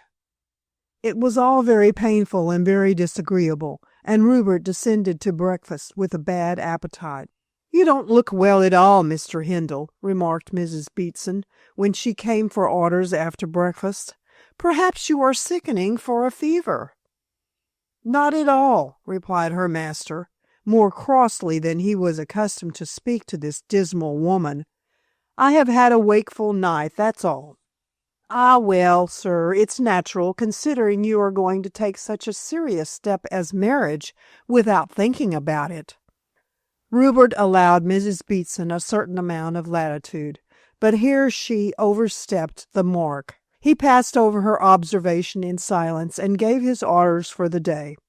"I shall have dinner at 8, he remarked, having arranged matters, "as I am going to town and will not be back until late." "Going to see the lawyers, I suppose, sir," mentioned the housekeeper, with an odd look on her dreary face.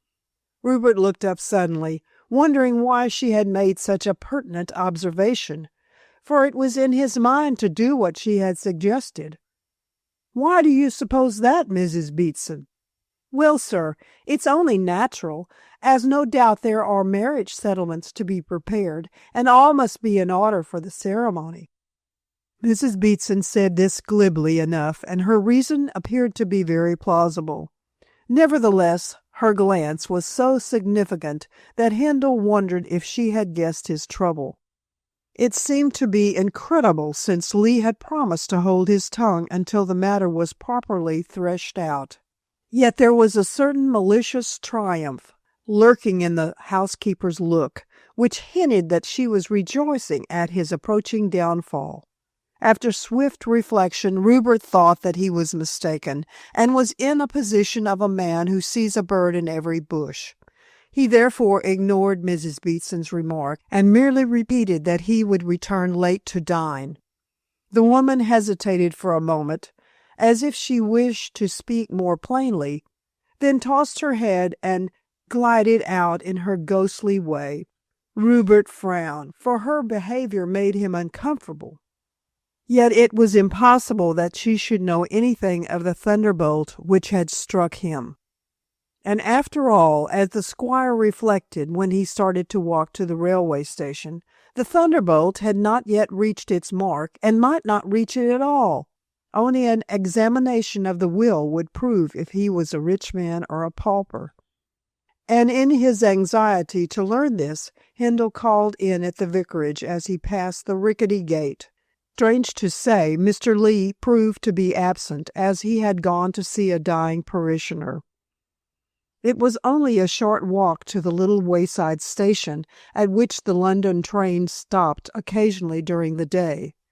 Rupert caught the 10 o'clock train easily, and although it was very full, managed to secure a compartment to himself. Here, when the engine started, he gave himself up to meditation, not, as it may be guessed, of the most pleasant kind. Handel, as Mrs. Beatson ignorantly or knowingly had suggested, really intended to consult lawyers. But before going to his family solicitors, he thought he would ask the opinion of counsel in the person of Carrington, as it struck him that there might be a statute of limitations in connection with long-lost wills. Even if there were, Rupert knew in his own heart that if Mullen proved to be the rightful owner of the property, he, the present owner, would never be able to take advantage of any law quibble. It all depended on the will, for if not produced, he would not be required, even by his own uneasy conscience, to surrender his house and income. He wondered if Lee had lost the will forever, in which case things could remain as they were. He wondered if there was a will at all, or if there was, whether the vicar might not have made a mistake. He wondered if the will were found, if it would be all shipshape, so as to deprive him of his kingdom. Indeed, Handel wondered in a more or less worried way throughout the journey to town, and stepped out onto the platform of the Liverpool Street station in anything but a happy frame of mind. Carrington had envied him his wealth and quiet existence. It was anything but quiet now, and the wealth, if the vicar proved to be correct, was about to take wings to itself and fly away into Marlin's gaping pockets. In a dismal frame of mind, Rupert took a taxi to Friar's Inn. It was in this set of tall buildings that Carrington had his chambers for business purposes. "Handel," said the barrister, when his visitor was ushered into the bare room, sparsely furnished and looking very businesslike. "This is a surprise. How are you, old chap?" "Not up to much, from the look of you." "I'm bothered out of my life," replied Handel, taking the cane chair, a most uncomfortable one, which was pointed out to him. "Oh, I think there is sufficient life left in you to stand a trifle more strain," was Carrington's flippant observation, as he resumed his seat at a very businesslike desk. "I can't guess in any way what can bother you." "No one but the wearer knows where the shoe pinches," quoted Handel grimly. "Quite so, and no one ever will know unless the wearer explains the bad fit, my friend." "Bothered? You? With beeves and lands and money and the promise of a beautiful and desirable damsel to be your wife? That's just it, said the visitor, seizing the opening. I may lose all these things, Carrington. The barrister wheeled his chair round to stare, and his keen dark face was alive with curiosity. Have you been outrunning the constable? He asked. Has the lady changed her mind? You are wide of the mark. To put the matter in a nutshell, it's a will. A will? What about it? This much. It exists and may disinherit me. The deuce! In whose favor? In favor of Julius Mahlon, my cousin. Then he will have his rights, if he has a leg to stand on, said Carrington grimly. Mahlon struck me as a man who would go through fire and water for himself. Why did your father make a will in his favor? He did not. The will was made 100 years ago by John Hindle, from whom Mahlon and I are descended. 100 years ago? Echoed the barrister, puzzled. Then how comes it you have to do with it now? Lee found it in the monument room. Confound his zeal, but still I don't quite understand. Perhaps you will tell me the whole story from the beginning. I suppose you have come to ask my advice as a friend? Yes, and as a barrister. My best forensic lore is at your disposal. Well? Hindle at once began his explanation, and as he proceeded became much too restless to remain seated. Midway in the recital he started to his feet and began to pace the narrow limits of the office, shading his eyes with his hand and drawing figures on the blotting paper. Carrington listened to the rather amazing story of Lee's discovery, and when in possession of the facts looked rather skeptical. I understand that you have not seen the will? No, Lee, as is natural with so untidy a man, has mislaid it. Then how do you know the will exists? Lee says so. Carrington threw down his pencil and leaned back with a doubtful look. I think the vicar's wits must be wool-gathering. He has no enmity against you, I suppose. Enmity? Hindle stopped in his walk and stared. I mean, he is your friend? Oh, yes, Lee and I are great friends. And his attitude toward Mahlon? He doesn't like him overmuch. Mahlon is so rude to him. And to everyone, finished Carrington with a shrug. A most disagreeable person. Well, as Lee likes you and doesn't like your cousin, I take it he could not have invented this story to do you out of the property in Mahlon's favor. No, Lee is the best of good fellows, though rather eccentric. He must have found the will. It is impossible that he could have suggested its existence otherwise. I suppose not, murmured Carrington vaguely, then glanced shrewdly at his client. Does he know your family history? Everyone in Barship knows that, replied Hindle, dropping again into his chair with a sigh. There is nothing to know, really, as we have always been a dull, homely lot of people. Tell me how your descent runs from John Hindle. In the direct male line, Frederick the son, Henry the grandson, Charles the great-grandson, and myself the great-great-grandson. And Mahlon's descent? He comes in the female line from Walter, the eldest son of John Hindle. Eunice, the daughter of Walter, and the granddaughter of John, married George Filbert. Mrs. Filbert had a daughter, Anne, who married Frank Mahlon, and her son is Julius, my cousin, who has, as you know, a daughter. Dorinda, to whom you are engaged, commented Carrington. That marriage will bring the elder and the younger branches of the family together. A very good arrangement. Will Julius marry again? I don't think so. He hates women. I should think every single member of the sex returned the compliment. But what I mean is that when you marry Miss Mahlon, the money will come to you and her when her father dies. It should, as we two represent the elder and younger branches of the family, joined, as you observed. But Mahlon is quite capable of leaving the money elsewhere out of devilment. He tolerates me because I lend him money, and he has very little affection for Dorinda. We are to marry next month, because I have promised Malin 500 a year when I make Dorinda my wife, and he is now in a hurry for the money. But, added Rupert anxiously, if he knew that he was the rightful heir, he would forbid the marriage. It is probable he would, since he has such a sweet nature, said Carrington dryly. But would Miss Malin obey him? No, she loves me too well for that. But of course, if I lose the property, I am reduced to pauperism, pure and simple, and could scarcely ask the girl to share my nothing. The barrister nodded sympathetically. It's a beastly position, he said after a pause, especially as you haven't been brought up to earn your own living in any way. But of course we are building on sand. Nobody but this weird parson has seen the will, so it may not exist. I don't see why Lee should think of such a thing if the will does not exist, said Rupert impatiently. True enough. Well, let us grant the will does exist, and leaves the property to Eunice Filbert, from whom Malin traces his descent.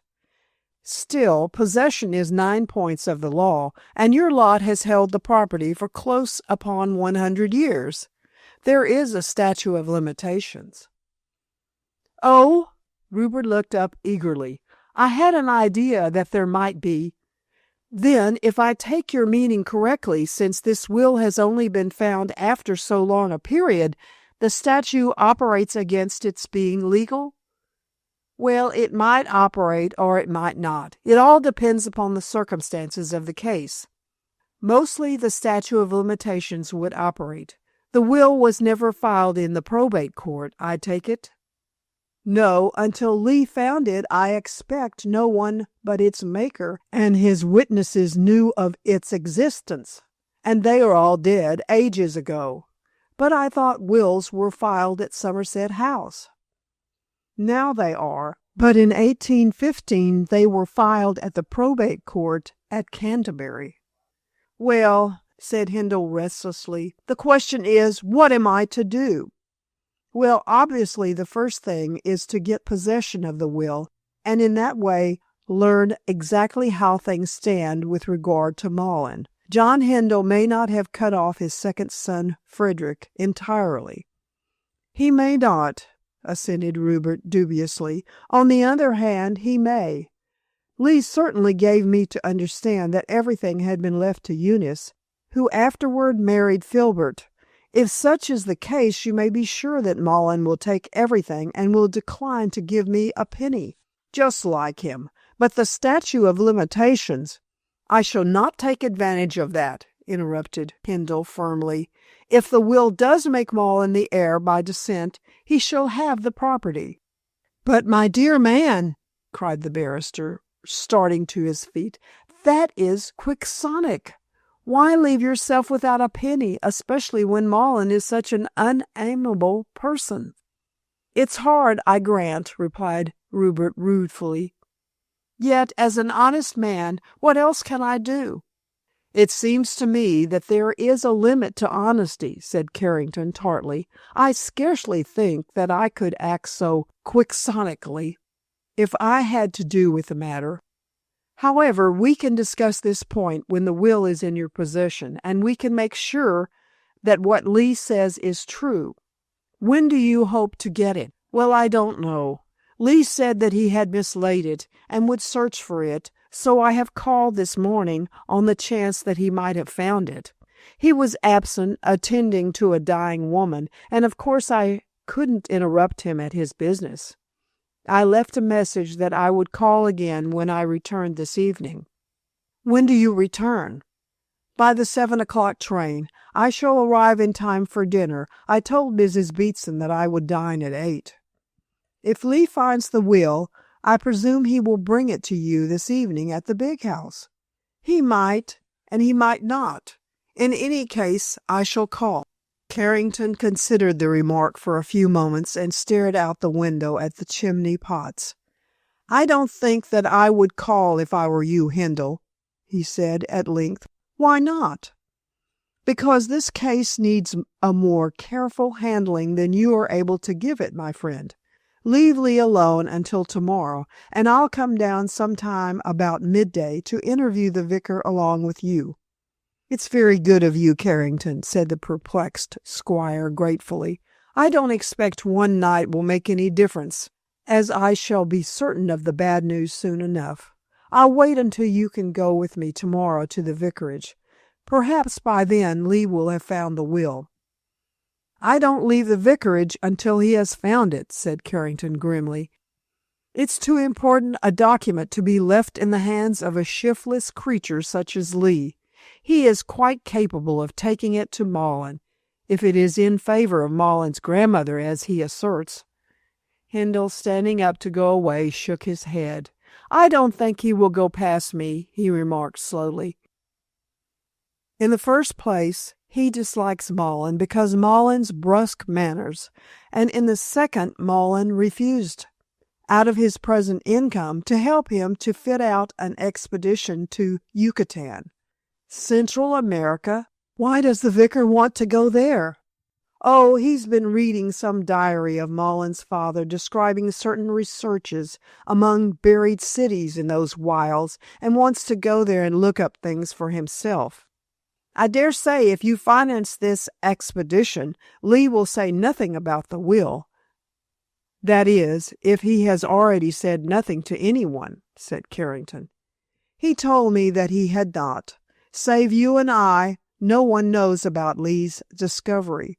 It's just as well that Malin doesn't know," ended Rupert with a shrug, "or he would tear down the vicarage or rob it to get the testament which would make him a rich man." "Well, I don't think a weak old buffer like Lee could put up much fight." Handel. "Well, my advice is for you to hold your tongue and refrain from seeing Lee until tomorrow afternoon. Then we can tackle him together. Buck up and face the music, old chap," added the barrister, clapping his friend on the back. "After all, the thing may prove to be a false alarm. I don't place much reliance on that dreaming parson." "Nor do I," answered Rupert as he took his leave. "But in this case I fancy there must be a fire to account for the smoke. Lee could not have invented a will which does not exist. Well then, good-bye. I shall see you tomorrow, at 1 o'clock or thereabouts. Anyhow, before 2. Meanwhile, don't see anyone, and particularly not Miss Malin. She is sure to spot your dismals, and if she begins to question, you may give yourself away." Rupert halted on the threshold, hesitating for a while, but finally promised not to see Dorinda. Then, as there was nothing else to be done, he went to a matinee of a successful play to distract his mind, and returned as he had arranged in time for his 8 o'clock dinner. After the meal he spent a very dull evening, reading the newspapers and playing Patience. But for his promise to Carrington he would have walked to the cottage to see Dorinda, and he sorely felt the want of her society at this crisis. However, he saw the wisdom of the barrister's advice not to acquaint her with the trouble until more was ascertained for certain, lest by arousing Malin's suspicions that gentleman might learn too much. And Malin was very quick as a rule to guess that something was being kept from him. So Rupert possessed his soul in patience and retired to bed early. After a somewhat restless night, he descended to breakfast to find that ill news travels fast. It was Mrs. Beatson who conveyed this especial information, and she did so with delight, always anxious to pass on any news of any disaster.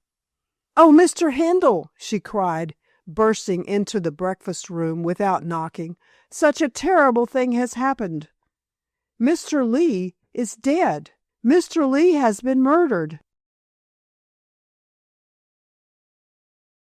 Chapter 7.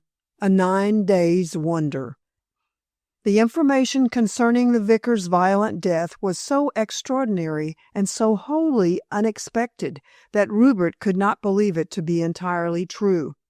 However, Mrs. Beatson's tempestuous announcement spoiled his breakfast, and leaving the meal unfinished, the squire hurried down to the village. Here everything was in a state of commotion. as it was rarely that so untoward an event disturbed the placidity of Barship. No one, from the flying rumors Handel gathered during his progress, appeared to be acquainted with the exact facts of the case. Some said that Mr. Lee had committed suicide. Others, that a burglar, surprised at midnight, had struck the blow, while a few declared that the vicar was only wounded and would recover. But when Handel reached the untidy house, he learned from the tearful Mrs. Jabber that the information was only too true. Mr. Lee, with a nasty, ragged wound on his right temple, had been found dead in his study at 7 o'clock in the morning, and Kinsick, the village constable, was already on the premises looking into the matter along with Dr. Tollard. The two, it seemed, had arrived simultaneously, Kinsick having picked up the doctor on the road. "And you could have knocked me down with a feather when them two walked in," wailed Mrs. Jabber, who was all rags and tears. "Me expecting to be taken to jail straight off, though being, as you may guess, sir, as innocent as newborn infants. 10 o'clock was the hour as me and Jabber went to bed, as I can take my affidavit in any court of law. And never a sound or a whisper did we hear, both being heavy sleepers. And when I come with a duster and a broom into the library to clean it up for the day, there I sees that blessed man lying on the floor under his writing table, bleeding like a pig, face downward. As you may think, sir, I went white, and felt my innards quaking. As I said to Jabber when we took something strong later to keep our legs from giving way, I hollered, and Jabber come to see if I was in a fit. Then says he, 'This is murder,' and runs out to shriek for the perlice, which is here with Dr. Tollard, hardly sober, if you can believe me, sir. And that's the Bible truth of the whole thing, as I'd swear on my mother's corpse, though she's been an angel these many years. And what'll happen to me and Jabber," ended the good lady, dissolving in many tears, "is more than I can say, having no gift in prophets." Considering her prolixity, Mrs. Jabber's account was fairly clear, and the chubby policeman was inclined to believe that she spoke the truth. He informed the squire that he had already sent to Tarhaven for his inspector, and that Dr. Tollard was examining the body with a view to learning the exact cause of death. "Though to be sure, sir, that isn't hard to see," said Kinsick, who was of a more chatty disposition than his position warranted. "There's a knock on the head as'n kill a navvy, much less a delicate gentleman as we know Mr. Lee always was. He was struck down by a loaded cane or a bludgeon, unexpected like, if my experience goes for anything." "But who on earth could have murdered him, Kinsick?" asked Rupert, greatly puzzled. "Mr. Lee was such a harmless man and had no enemies." "Perhaps a burglar, sir," suggested the constable wisely. "But who would commit a burglary here?" said Rupert, looking round the entrance hall where they were standing. "There is nothing to carry off except books, and no man would risk a rope round his neck for such antique rubbish." "True enough, Mr. Handel. And knowing that he had nothing worth stealing, Mr. Lee never bothered himself to lock up the house at night. There's no catches to speak of on the windows, and the bolts of the doors ain't up to much. Anyone could walk in and walk out at any time without trouble, as he did." "Oh, then you think the assassin was a man?" "Well, sir, I don't suppose a female would come along assaulting people with blows on the back of the head. To be sure, there's Miss Sophie Tollard, who's a suffragist," mused the constable. "But Mr. Lee never argued with her over them votes for women, as I've ever heard." In spite of the seriousness of the case, Handel could not help smiling. "I think we can acquit Miss Tollard, Kinsick," he observed. The militant suffragist destroys property and not human beings. Ah, here is the doctor. Well?" Tollard emerged into the hall as the squire spoke, but did not seem to be over-eager to reply. He was a tall, bulky man with a large, red, perspiring face, eyes like poached eggs, and a loose mouth suggestive of the hard drinker. As Mrs. Jabber had hinted, he had already had his morning dram, and his wits seemed to be muddled. Not at all the man, as Rupert thought with some disgust, to examine a murdered fellow mortal's remains. "Phew! Isn't it hot, Hindle?" he remarked, mopping his streaming face with a dingy handkerchief. "That in there," he jerked his head towards the study, "will have to be buried pretty smart. It won't keep long. The sooner he's under the ground, the better." "He won't be put underground," said Kensick, smartly. "The Lees have their family vault, you know, Doctor." Well, vault or grave, the weather's too hot to keep the thing sweet," was Tollard's unpleasant reply. "Nice business, isn't it, Hindle?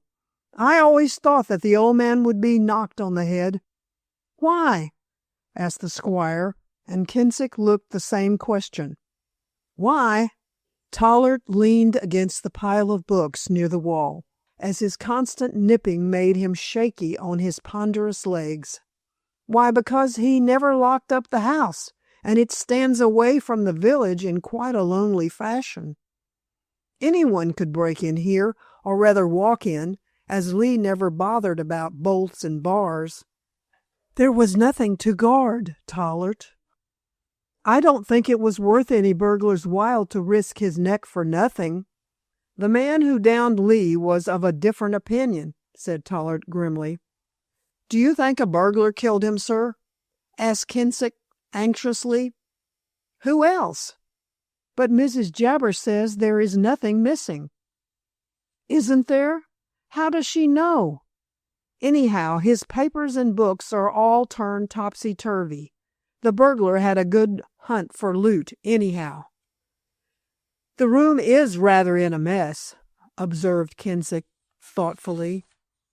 "It always was in a mess," said Rupert with a shrug. "When did the death take place, Doctor?" "Judging from the condition of the corpse, I should say at 11 o'clock last night, Hindle.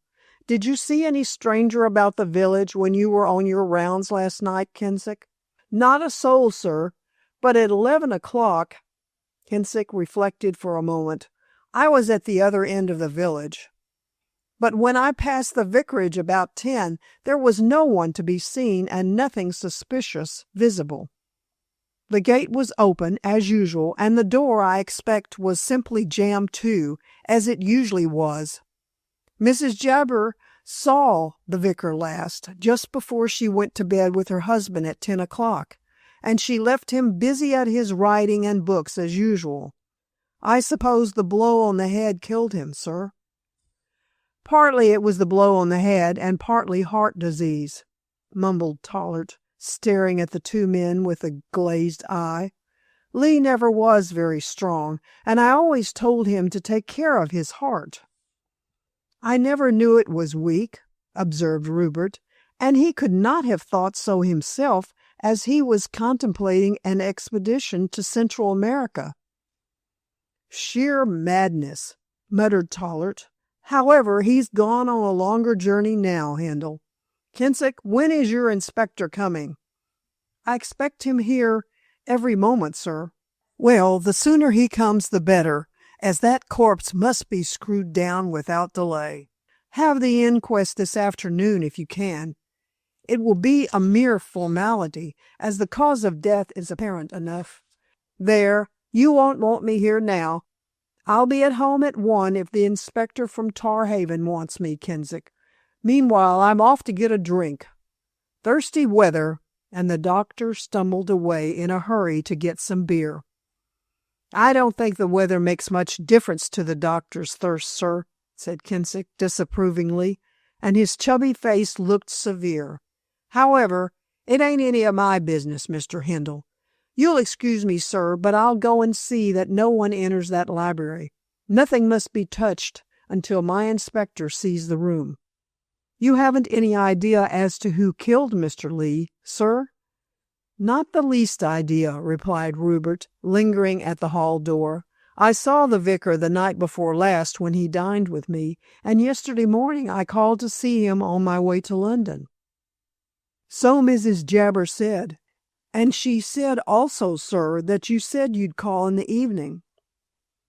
"I did, but did not." Rupert hesitated, for Kensick was looking at him keenly. "I really hadn't very much to say to him, and intended to call this morning." "Do you know if he expected visitors, sir?" "No, he made no mention to me of expecting any." "Then it was a burglar," declared Kensick positively. Handel shrugged his shoulders. "I don't see what there was to steal," he replied carelessly, and then he went away after leaving a message that he would like to interview the Tarhaven inspector when he was at leisure. There was a crowd round the rickety gate, now closed for the first time for many years, but a policeman, summoned by Kensick from a neighboring village, was on guard, and would not allow anyone to enter. He saluted Rupert as he passed out, and the young man mechanically touched his hat in response. Down the road he came suddenly upon old Titus Ark, who was ruminating against a stone wall, looking more prehistoric than ever. The ancient grunted as the young squire sauntered along thoughtfully in the blazing sunshine, and raised a snarled hand to his battered hat. Considering that he was Lee's bodyguard, who followed him everywhere like a dog, Handel expected to find the old man tearful with the weakness of age. But Titus was smiling in a way which showed his toothless gums, and piped out an ordinary greeting, quite oblivious of the tremendous event which was disturbing the village. "Morning, squire," said Ark with his usual grunt. "Fine weather for them crops, I do think. Har, har, har." Rupert stopped to rebuke this levity. "Don't you know that Mr. Lee is dead?" "Oh, no, he bain't dead," said the ancient easily. "A knock on the head don't settle such as he." "Nonsense, man! Why, the vicar was extremely weak, and a mere tap would settle him. What are you talking about?" "About Mr. Lee, har, har, har. He ain't dead. I've seen him dead afore, but he niver come my way for the burying, squire." "He'll come your way this time, Titus, I am afraid," replied Rupert, wondering why the old man was so stubborn. He surmised that, as Lee, according to the doctor, had heart disease, he must have fainted at times in Ark's presence, which would account for the sexton's saying he had seen him dead. "I suppose you don't know who murdered him?" "He bain't murdered, squire." "Then you don't know who struck him?" said Handel, amending his question. "Naw. Muster Lee, he said good-bye to me last night at 6 when he left Mrs. Patton's, who is my dadder. She's taken a turn for the better." "I'm glad to hear it, Titus. Did Mr. Lee say if he expected any visitor last night?" "Naw," said the ancient again. "He niver told naught to I, squire. You can ask him himself when he comes alive again." Plainly, Ark declined to believe that his lifelong friend was dead, and it seemed useless to impress him with the undoubted fact. He complained that the policeman would not allow him to enter the vicarage, and that no one would take any notice of his protestations that Lee was not dead. Rupert, although in a hurry to return to his unfinished breakfast, stayed to persuade Titus to take a more reasonable view of the situation. "Dr. Tollett says that Mr. Lee has passed away. Besides the knock on the head, he had heart disease, and either the one or the other was enough to kill him." "Dr. Tollett," grunted Ark stolidly. "He be better wit beer than wit curing folk. I never heard tell as Muster Lee had heart badness. He be alive, I tell ye, squire." "Well, Titus, have your own way, but it will be your duty within a couple of days, if not less, seeing that the weather is hot, to put our late vicar in his family vault." "Oh, I'll put him there, squire, but he bain't dead for all that, har, har, har." With another shrug, Rupert passed on and returned to the big house to find Dorinda. She greeted him hastily and appeared to be very dismayed at the dreadful news of the vicar's murder. "Who could have hurt him, Rupert?" she asked again and again. "He had no enemies. He would not have harmed a fly." "I'm sure I can't tell you, dear. Kensick seems to think that it was a burglar did the trick." "But there was nothing in the vicarage to rob," protested Dorinda. "Just what I say. However, some burglar from London might have believed that Lee was a miser and had treasure." "Has any stranger from London been seen about the village?" "No, Kensick can't make head nor tail of it." Rupert shook his head and thought for a moment. "Unless some very startling evidence turns up, Dorinda, I don't believe that the truth will ever become known." "What does your father say, dear?" "Nothing. You know father did not care much for Mr. Lee. He told me that he was sorry, but that Lee was a fool, or he would have locked up his house regularly every night." "Your father hasn't much sympathy, Dorinda." "He never has. You know how badly he thinks of everyone. What is to be done about the murder, Rupert?" "The inspector from Tarhaven is coming today, and he will arrange for an inquest this afternoon or tomorrow. Upon what evidence is obtainable will depend the next step. I expect the body," Dorinda quivered and turned pale, "will be buried almost immediately." "Why? Don't they keep bodies a week?" "Sometimes, but in this case Tollert says that the sooner poor Lee is buried the better. The corpse," Rupert hesitated, "won't keep." "Oh, don't!" Dorinda made a wry face. "Poor Mr. Lee! He was such a good man, Rupert. Who inherits his books, which are all he has left?" "I think there's a distant cousin of sorts, a ship captain. He won't benefit much by Lee's death. I wonder if the old man made a will." "Oh, yes, he told me a year ago that he had, but did not mention to whom he left his library. You are the executor." "Am I, indeed? That is news to me, as Lee never asked my permission. However—" Handel was thinking of the probability of his ancestor's will being among the papers and books. "It is just as well under the circumstances." "What do you mean by that?" Handel tugged at his mustache and replied in an embarrassed fashion. "Oh, nothing, only I can look after things better than a stranger, you know. By the way, Dorinda, I forgot to tell you that Carrington is coming down by the midday train." "Coming again so soon?" said Dorinda, remembering her father's warnings against the barrister. "And why?" "Only about some business I went up to town about yesterday," answered Rupert confusedly. "Will you walk with me to the station to meet him?" "No," said the girl promptly. "I don't want to meet Mr. Carrington again. I don't like him overmuch." "Ah, you've been listening to your father, dear. Mullen likes no one." "I saw Mr. Carrington myself, Rupert, and I didn't like him. I don't require my father to judge for me." "What a spitfire you are!" laughed Handel, putting his arm round her waist. "Because I want you all to myself, and I think Mr. Carrington is not a good friend for you?" "Jealous." "Sensible. There, Rupert, don't worry me." She slipped out of his arms, much to his surprise, and he showed his feelings so visibly that she colored. "I am rather out of sorts this morning," she said hurriedly. "Father has been rather trying." "Never mind, dear. In a month you will be with me forever." "I hope so," sighed Dorinda. "But somehow this death of the vicar suggests to me the possibility that something will occur to prevent our marriage." "Oh, nonsense!" Rupert stared. What could prevent our marriage?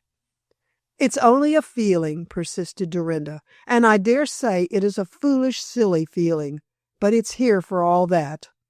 And she laid her hand on her heart. Rupert took as much pains to argue away this fancy as he had done to argue away the fancy of Titus Ark, but Dorinda was quite as stubborn in her belief that evil fortune was coming to prevent the marriage, as the sexton was that Lee was alive. Finally, because Rupert laughed at her, she parted from him rather irritated at the corner, where he branched off to the station road. She would not even look back when her lover went away, and Rupert walked on to meet Carrington with the reflection that women are kittle-cattle, as the Scotch say.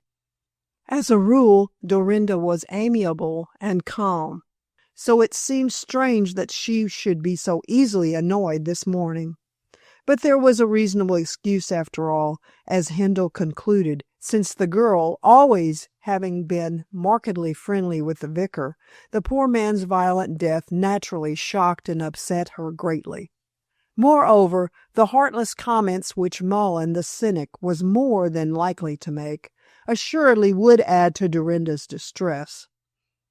By the time he reached the station, Rupert had explained away to his own satisfaction the unusual emotion of the girl. True to his promise, Carrington arrived by the midday train and hopped out onto the platform as lively as a cricket. In gray flannels, a straw hat, and brown shoes, the barrister looked handsome, well-bred, and very much alive. The sight of his keen face and intelligent dark eyes comforted Handel, as he knew that Carrington, if anyone, would be helpful in the matter of the vicar's mysterious murder. "Here you are, and here I am, Handel," cried the new arrival briskly, as he gave up his ticket and walked out of the station along with the squire. "I say, old chap, you're worrying considerably over this will business. There's a drawn, tired look on your face, which shows that you haven't slept a wink." "Well, I didn't have a particularly restful night," admitted the other with a sigh, "and what has happened this morning doesn't help to make me feel any happier, Carrington." "Eh? What?" The barrister stopped. "Then Lee has found the will, and—" "Lee is dead," Handel informed him abruptly. "Dead?" Carrington stared. "Dead? What are you talking about?" "About what has happened," replied the other heavily. "Lee was found dead in his study this morning." Carrington looked at Handel doubtfully. "You are pulling my leg," he said in a disbelieving tone.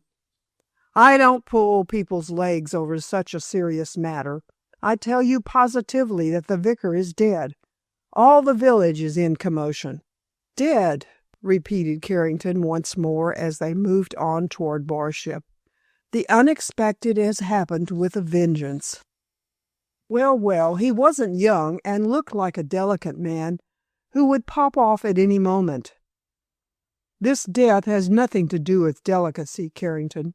Lee has been murdered." "Oh, Lord!" Man of the world as he was, Carrington received a shock. Poor old chap, murdered! What a beastly thing to happen! Who murdered him?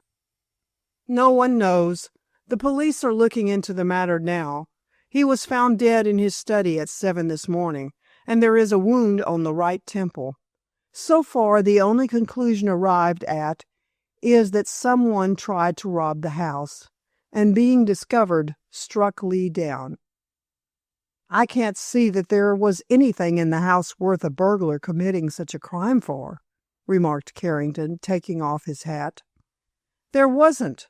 No one in the village would have attempted a burglary, since Lee was known to be very poor. Besides, Lee was too popular for anyone to hurt him, but a stranger—" "Ah," broke in Carrington swiftly, "a stranger. Has any stranger been seen hovering about the vicarage?" "No. Kinsick, our village policeman, was on his rounds as usual last night, but declares that he saw no one." But some tramp? No tramps have been hanging around the village of late. Carrington looked puzzled. It seems to be a mystery. At what time was the poor chap murdered?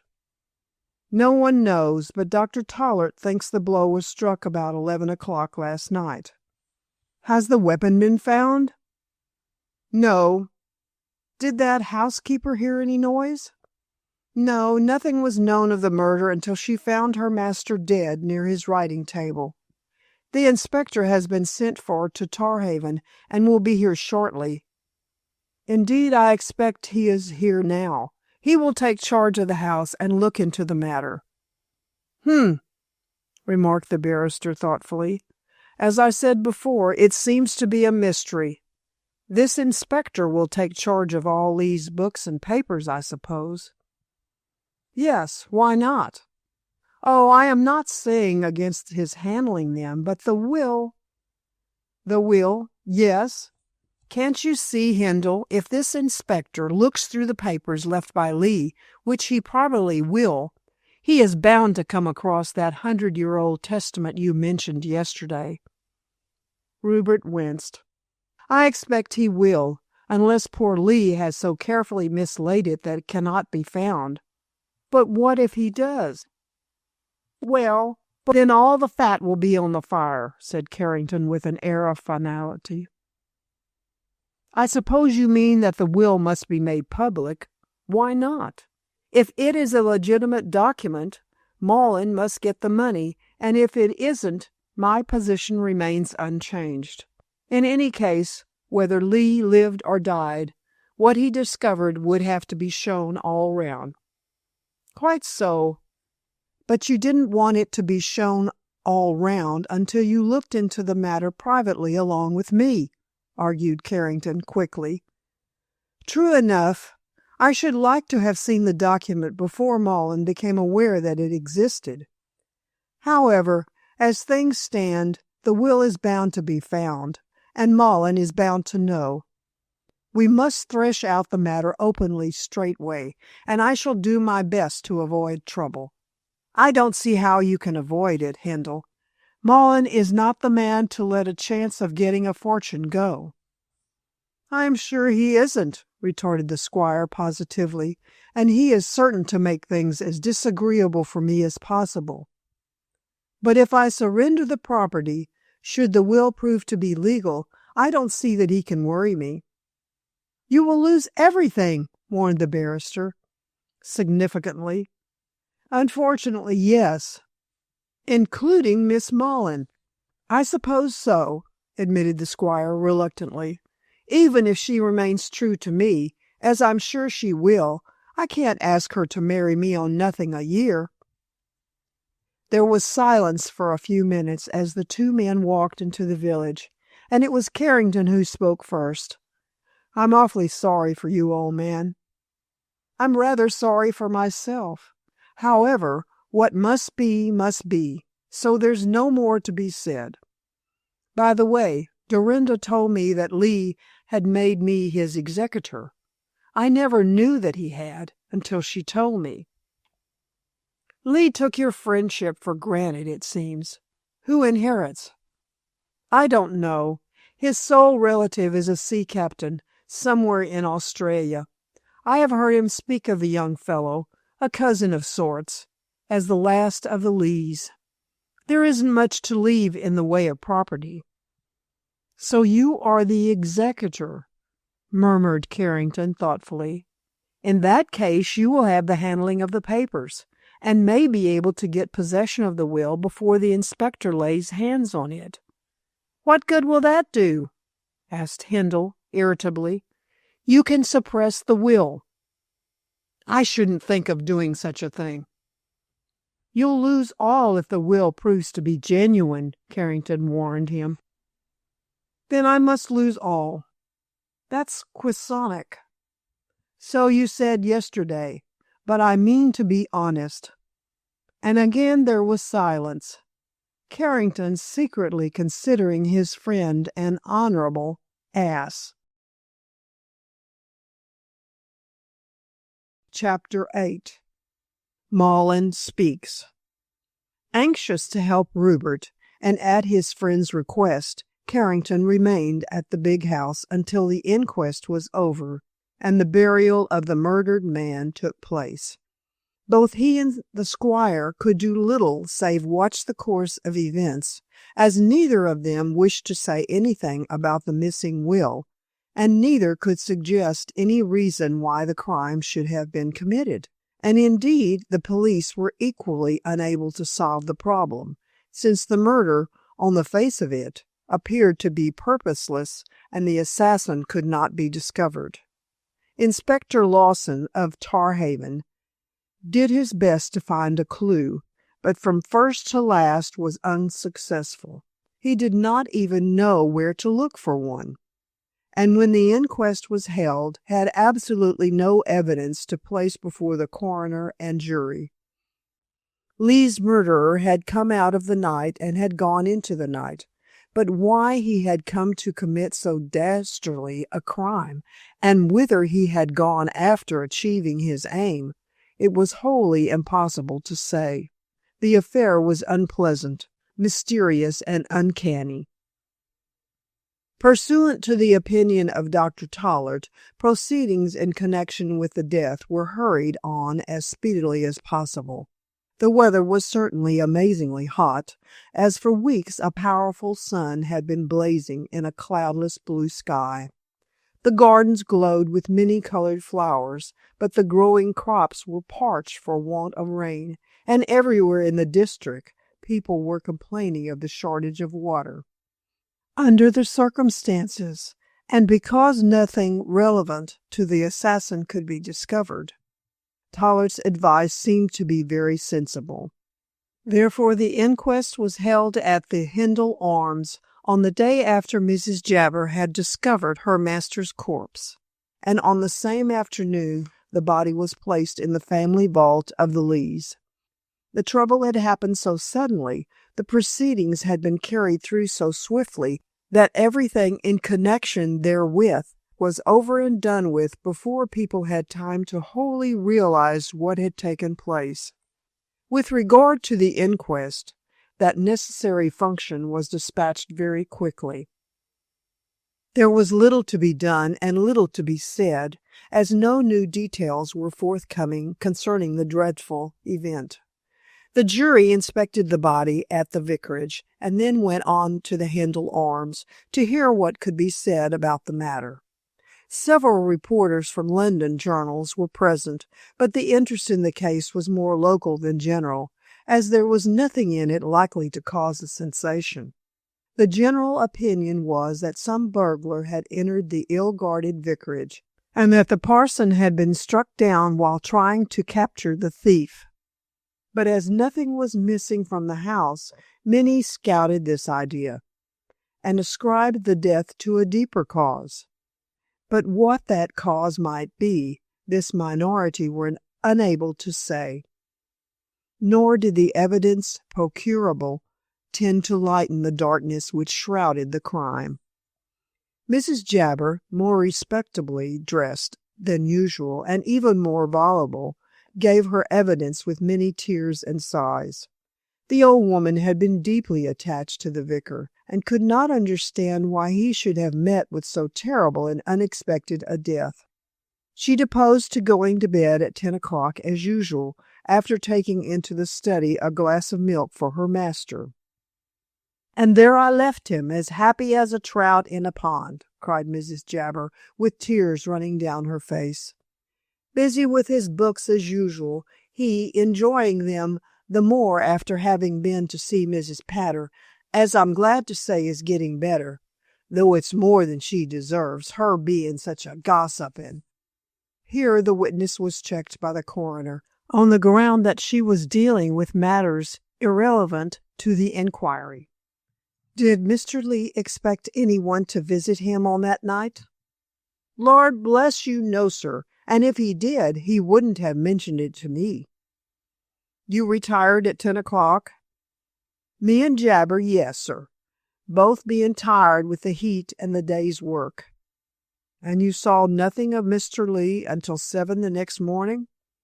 Not even the nose of him, sir, and I heard no noise, me being a heavy sleeper as Jabber is, although I don't snore, say what he likes."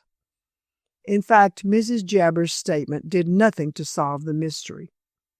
She admitted that the bolts and bars at the vicarage were not what they should be, considering the lonely position of the house. "But Lord bless you, sir, there ain't never been no trouble with thieves and robbers nohow, as there wasn't anything to tempt them." "Then you don't think that a burglar—" "No, I don't, sir. There's nothing missing." Mrs. Jabber stuck to her tale, and what she said was corroborated by her husband. A meek, trembling little man, wholly dominated by his strong-minded wife. He had gone to bed at 10 o'clock. He had heard nothing during the night likely to arouse his suspicions, and the first news he had of the murder was from his wife when she stumbled on the dead body at 7 in the morning. "And then I went and told Kensick all about it," finished Mr. Jabber with a very white face, evidently afraid lest he should be accused of committing the crime. Tollard, who was just as red-faced but much more sober than usual, stated that he had been called in by the village constable within an hour after the body had been discovered. Mr. Lee had been struck on the right temple by some heavy instrument, probably a bludgeon, and the blow, taken in connection with his weak heart, must have caused death instantaneously. The certificate of death was worded to that effect. Lee was a patient of his and had never been very strong, added to which his mode of life had weakened him considerably.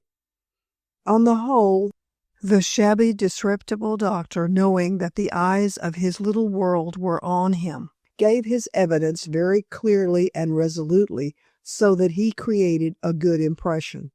There was no question as to the cause of death after Tollard's statement, even though his coupling of heart disease and a blow seemed rather muddled.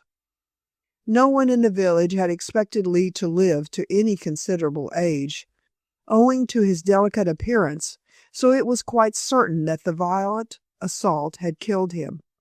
It would have been a wonder to many had he survived the blow. For no very apparent reason Hindle was called, but all that he could say brought nothing to light. He related how Lee had dined with him, and how he had called at the vicarage next day while on his way to London. So far as the witness knew, Lee was in good health and spirits. "The announcement of his death came as a shock to me," finished Rupert. "Had he any enemies?" questioned the coroner. "Not to my knowledge. A more amiable man never existed." "Do you know anything of his past life?" "Only that he had been vicar here ever since I was a child, and was devoted to books and to archaeology. With the exception of his parishioners, myself, and Mr. Mullen and his daughter, I don't think he ever saw anyone. He was wholly wrapped up in his books." "Then there was nothing in his past life which suggests any reason why this crime should have been committed?" "Certainly not, so far as I know." Inspector Lawson and Kensick, the village policeman, gave what sparse evidence they could. The latter declared that while on his rounds on the night of the murder he had met no one and had seen nothing suspicious when he passed the gate of the vicarage. At the hour when the crime was said by Dr. Tollard to have been committed, witness was on the other side of the village. Lawson deposed that no weapon had been found, that no evidence of any intruder had been discovered. "I understood that the study was in a state of disorder," said the coroner. "I gather from many sources that the study was always in a state of disorder," retorted the inspector. Kensick, recalled, said that he did not think the study was even more untidy than usual. Everything was turned upside down, books and papers, "just as if someone had been searching for something," declared the witness. "Then you think the murderer killed the vicar and then looked about to find something which he wished to get, and for the possession of which he committed the crime? Kensick hesitated. I am not prepared to go that far, he remarked after a pause. All I can say is that I gained some such impression. When this speech was made, Rupert glanced at Carrington, and Carrington looked at Rupert. The same idea struck them simultaneously, that the murderer might have been searching for the will of John Hindle. But then the existence of that document was known only to the dead man, to the barrister, and to the squire. Rupert had been fast asleep when the crime was committed, and Carrington had been in London. So, of course, neither of the two could have had anything to do with the matter. Still, it seemed strange that the books and papers of the deceased should have been messed up. If search had not been made for the will in question, for what had the mysterious murderer been looking? This question both the young men asked themselves, and asked each other when the inquest was over. It came to an end very speedily.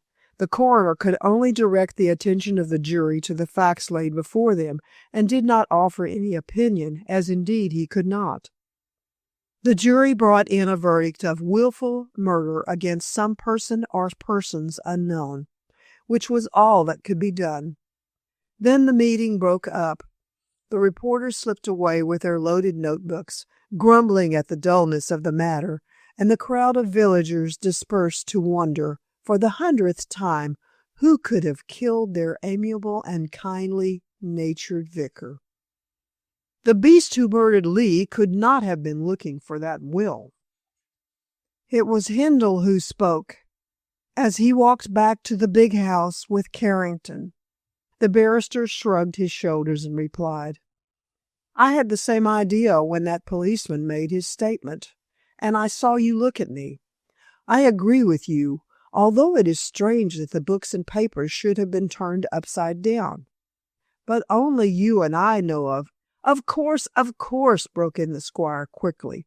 And as I was in bed and you in London, of course we had nothing to do with the matter.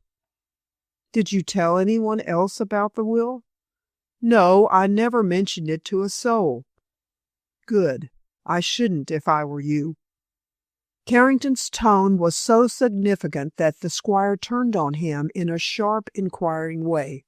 What do you mean? I mean that if anyone knew about the existence of John Hindle's will and what it meant to you, it is possible that on you suspicion might rest. What rubbish, said Rupert uncomfortably. I was in bed and asleep at the time the crime was committed. How can you prove that? Rupert looked surprised. Why, I saw that the butler locked up as usual, and he knew that I went to bed earlier than usual. Quite so, but when all the house was asleep, you might have risen from your bed and have gone through the sleeping village to see Lee. Why should I do that? I don't say you did, persisted Carrington. I am only suggesting what people would say if the existence of the will were known. Hang it, Carrington, fumed the big man. You don't mean to insinuate that I had anything to do with so cowardly a crime. No, I don't insinuate anything of the sort, as I know that you are incapable of such a thing. But other people have nasty, suspicious minds. Hindle looked more uncomfortable than ever. I understand, he murmured after a pause. It is just as well to say nothing about the will. I dare say I shall find it among Lee's papers when his lawyer writes to me about my being the executor. And if you do not? Rupert shrugged his big shoulders. Then there's nothing more to be said or done, he remarked with resignation. There is this to be said, observed Carrington thoughtfully, that if the assassin really was looking for the will and turned over the books and papers to obtain the reward of his crime, the will is sure to turn up sooner or later. I don't follow you, said Hindle, both perplexed and puzzled. Think for a moment. That will is of the greatest value to you, and the man who murdered Lee must have stolen it to, shall we say, blackmail you. When everything has blown over, he will certainly make some attempt to gain the reward he risked his neck for by taking the will to you or to Malin." "If he comes to me, I shall hand him over to the police," said Rupert vigorously, "and Malin, in spite of his misanthropic ways, would do the same. I don't see, however, how anyone can have killed Lee for the sake of that will, as no one but you and I knew about it." "True enough. Did you tell Miss Malin about it?" "No, I told no one, and if I had told Dorinda, she might have told her father, to whom the will was of importance, seeing that it might possibly place him in possession of 4,000 a year." "Good Lord, Carrington, you don't infer that Malin murdered the vicar?" "No, I don't, because I have no grounds to go upon. But if you told Miss—" "Confound it, man, I didn't. Haven't I been saying for the last half hour that I told no one but you? Even if I had told Dorinda, she would never have spoken to her father without my permission. And even if she had done so, her father would never have murdered Lee to get the will, as he would know very well that I am not the sort of man to conceal such a document." "I'm not so sure of that," said Carrington doubtfully. "Malin is not a particularly scrupulous man, from what I have seen of him. He may judge you by himself." "I don't care if he did judge me to be a scoundrel," retorted Rupert. "That would not make me one. But aren't we twisting ropes of sand, Carrington? I tell you solemnly that I told no one about John Hindle's will, save you." "Oh, I'm only suggesting what people might say about you and Malin, did the existence of the will become known. After all," added Carrington cheerfully, "there may not be any will at all. You have never seen it, and have only the word of a dead man to go upon. It may not exist." Rupert shook his head seriously. "I think it does exist, and that I shall probably find it among Lee's papers." "And if you do?" "I shall take it to our family lawyers and call in Malin to talk the matter over. It's a risk, considering that Lee has been murdered." "I don't see it. Even if anyone was crazy enough to suggest that I killed the poor man, the mere fact of my producing the will would show that I had no reason to murder him." "Poof!" ended Rupert contemptuously. "It is all froth and foam. Don't talk rubbish and make mountains out of molehills." Carrington shrugged his shoulders and said no more, since on the face of it he was, as Rupert stated, twisting ropes of sand. No more was said on this particular phase of the case, but during luncheon the young men discussed the matter freely. Naturally, on what had been set forth in the evidence, they could arrive at no conclusion, and went to the funeral of the vicar as much in the dark as anyone in the great crowd that gathered in the churchyard. Malin was there, but beyond scowling at Carrington, for whom he had little love, and nodding curtly to his cousin, he took no notice of the two men. Titus Ark was there, and mumbled every now and then something to the effect that the vicar could not possibly be dead. But no one took notice of so crazy a statement, since the doctor had given the certificate of death. It was known how Ark idolized the parson, and how constantly he had been with Lee. Therefore everyone thought it was just simply the senile weakness of age on the sexton's part to disbelieve that his only friend was gone. And finding that no one heeded his protests and mutterings, Titus became stolidly silent, attending to his part of the burial sullenly. So far as Ark's duties were concerned, he had little to do, not even having had to dig a grave. The family vault in a quiet corner of the churchyard was duly opened, and the coffin was carried down the damp, worn steps. For a few centuries the Lees had been buried here. As formerly, before the Hindles came on the scene, they had been the lords of the manor. Now, save the seafaring cousin, who was on the distaff side, The last of the race had been laid to rest. A neighboring clergyman read the service, which was listened to with reverent attention, and when the door of the vault was closed again, the crowd of mourners slowly dispersed. Judging from the observations made, it was widely believed that the mystery of the death was hidden away with the dead man in that dreary vault. "I can't see, sir," said Inspector Lawson to Rupert, "how anything is to be discovered. I looked over the poor gentleman's papers, but could find nothing in his past life to suggest that anyone would kill him."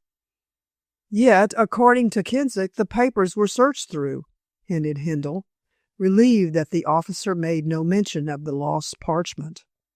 Lawson shrugged his square shoulders. "Oh, these young constables always see more than need be seen," he observed slightly. "They are so eager for promotion, you see, sir.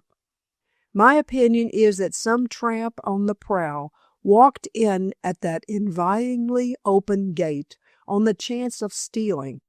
Finding some door or window unbolted, he probably tried them on the chance, as I say. He got into the study, and while tumbling over the contents of the room, and with the idea of finding something worth taking, was surprised by Mr. Lee. Naturally, the tramp's first idea would be to escape, and being prevented, he naturally would strike down the man who strove to detain him. "You appear to have the case quite cut and dried," remarked Carrington, smiling. "It is all theory, I admit," retorted Lawson, rather nettled. "But if you can find a better explanation on what is known, sir, I should be glad to hear it." "Oh, I dare say that your theory is as good as any other, Inspector. I suppose you will search for more evidence on those lines?" "Search? In what direction am I to search?" "Oh, don't ask me," replied the barrister lightly. "I am as much in the dark as you are, Inspector. Still, it will be just as well to order Kensick to keep his weather eye open on the chance of something unexpected turning up." "I have told Kensick to do so, Mr. Carrington, but I don't hope for any result." Everyone was of much the same opinion as the worthy official, and his theory was finally accepted by all, even by those who had hinted at a deeper reason for the commission of the crime. A stray tramp, moving from one town to another under cover of night, had probably killed the vicar, so as to escape arrest for burglary, and it might be that he did not even mean to murder Lee, but only intended to stun him so as to get away.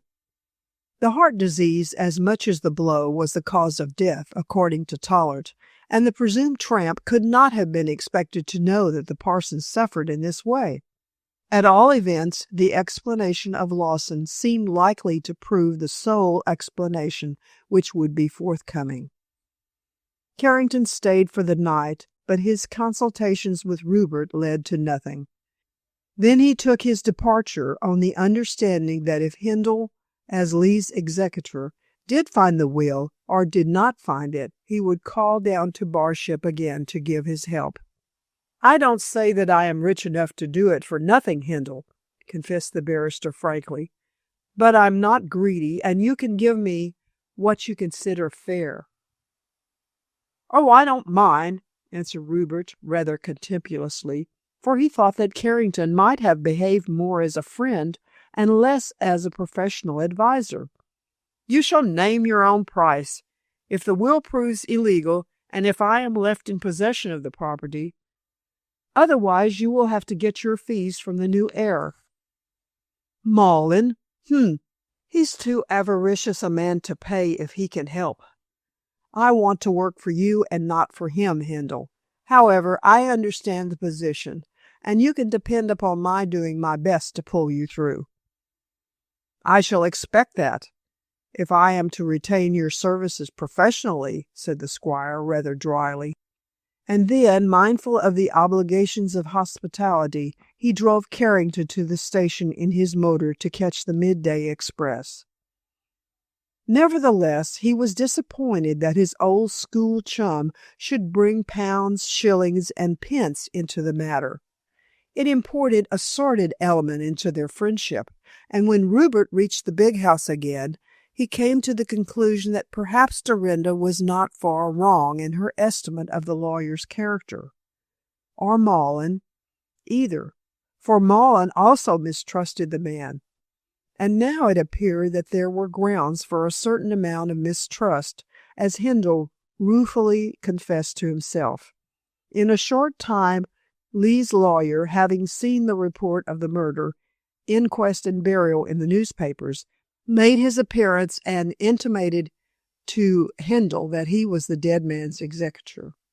Besides his income as a parson, Lee only had a few £100 invested in consorts, so it was evident that the sea captain in Australia would not benefit overmuch. The solicitor arranged to write the legatee in Australia and promised to send someone down to value the books with a view to selling them. Mrs. Jabber remained on at the vicarage, along with her husband, pending the arrival of the new parson, who was to be appointed immediately by the bishop. Rupert, as executor, went to the untidy house after the solicitor departed for London to look over all papers belonging to Lee, and to put affairs ship-shape. The lawyer had no time to attend to the matter, since the estate was hardly worthy of his professional attention. And when Hindle explained that certain documents had to be restored to the monument room, and that a search for them would be necessary, the attorney allowed him to attend to the matter wholly by himself. Thus it came about that Rupert found himself 3 days after the burial, digging among the bookish rubbish in the study. Of course, his chief aim was to find the will, which Lee had so positively asserted existed. But although the young man turned over every paper and parchment, hunted through various boxes, and even examined many of the books, on the chance that it might have been slipped into one of them, he was unable to find what he wanted. At the end of 3 or 4 hours, and when the afternoon was waning, Hindle began to think that the will was a myth. It probably had never existed save in Lee's dreamy imagination. On the other hand, it might have existed, and the assassin might have taken it. But this was too fantastical an idea for Hindle to accept for one moment. Seeing that only himself and Carrington knew about the will, whether it was real or fictitious, it was impossible to believe that the crime had been committed for its sake. By the time 5 o'clock came, Rupert, working for the sake of coolness in his shirt-sleeves, was hot and dusty and weary. Looking for a needle in a bundle of hay did not appeal to him as an amusing task, and he was about to abandon the search for the day, when a quick, firm step was heard, and Maughan, looking like a thundercloud, entered to scowl a greeting. "Well," he asked, disagreeably, "have you found John Hindle's will?" Chapter 9. A Serious Position. Sitting on the floor in a grimy snowdrift of scattered papers, and surrounded by piles of dingy books, Rupert stared at his cousin, scarcely taking in the purport of his words.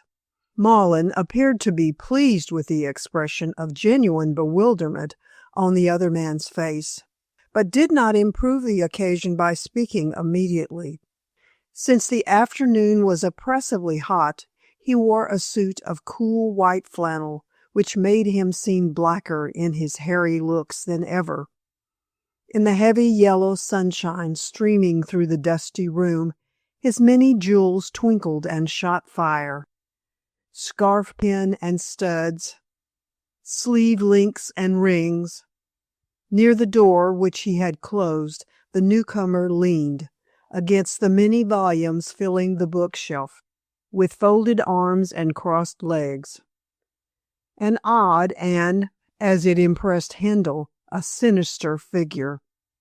It was the squire who spoke next, as he was not entirely sure if he had heard Mullen's astounding question. "What did you say?" he asked, almost mechanically. "You heard me right enough," sneered the other. "John Hindle's will?" "Ah, I thought so. None so deaf as those who won't hear." "Well, have you found it, Rupert?" "John Hindle's will," repeated the squire, greatly taken aback by this sudden display of knowledge on the part of his cousin. "Yes, don't pretend that I'm talking nonsense. You know better." Hindle gradually collected his scattered thoughts and rose slowly to his feet. Then, quite in a mechanical way, he took out pipe and tobacco pouch. "I should like to know who told you," he remarked, filling the bowl. "You shall know. Mrs. Beatson told me." "And how did she know?" "As women generally know things they are not meant to learn, by eavesdropping. You understand. She listened to the conversation between you and the parson when he dined at the big house on the evening before his death." "He did dine with me," admitted Hindle seriously, "and he did tell me about the discovery of the will you mentioned. But why did Mrs. Beatson listen, since she could not have guessed what he was going to speak about?" "It seems to me, Rupert, that you are asking questions, whereas it is my right to do so. However, to make things clear, I don't mind in the least answering you. Mrs. Beatson explained to me, in excuse for her eavesdropping, that you had told her of your approaching marriage with Dorinda, and she was afraid lest you should turn her out. I told her I wouldn't." "Oh, did you? Then evidently she did not believe you, and hovered round the dining room and drawing room, hoping to hear anything you might say to the vicar on the subject. Lee hinted at some mystery he had to impart to you." Mrs. Beatson heard this remark through the open door of the dining room, and it aroused her curiosity. "When you went to the drawing room, she was outside the window, drinking in every word." Said Rupert, lighting his pipe. "I remember that the windows of the drawing room were open on account of the heat. She stole along the terrace, I presume." "Yes, and heard every word," repeated Mullen significantly. "In the first instance, you will understand that Mrs. Beatson only hovered round you and the vicar to hear anything connected with her possible dismissal. But when she grasped the fact about the will, she became aware that she had overheard a secret, which she could turn to her own advantage. For a time she hesitated whether to let you or me buy her silence. Then, thinking that I would get the money, she came and told me all about it." Said Rupert again, and very calmly. "Rather treacherous behavior toward me, considering how kind I treated her."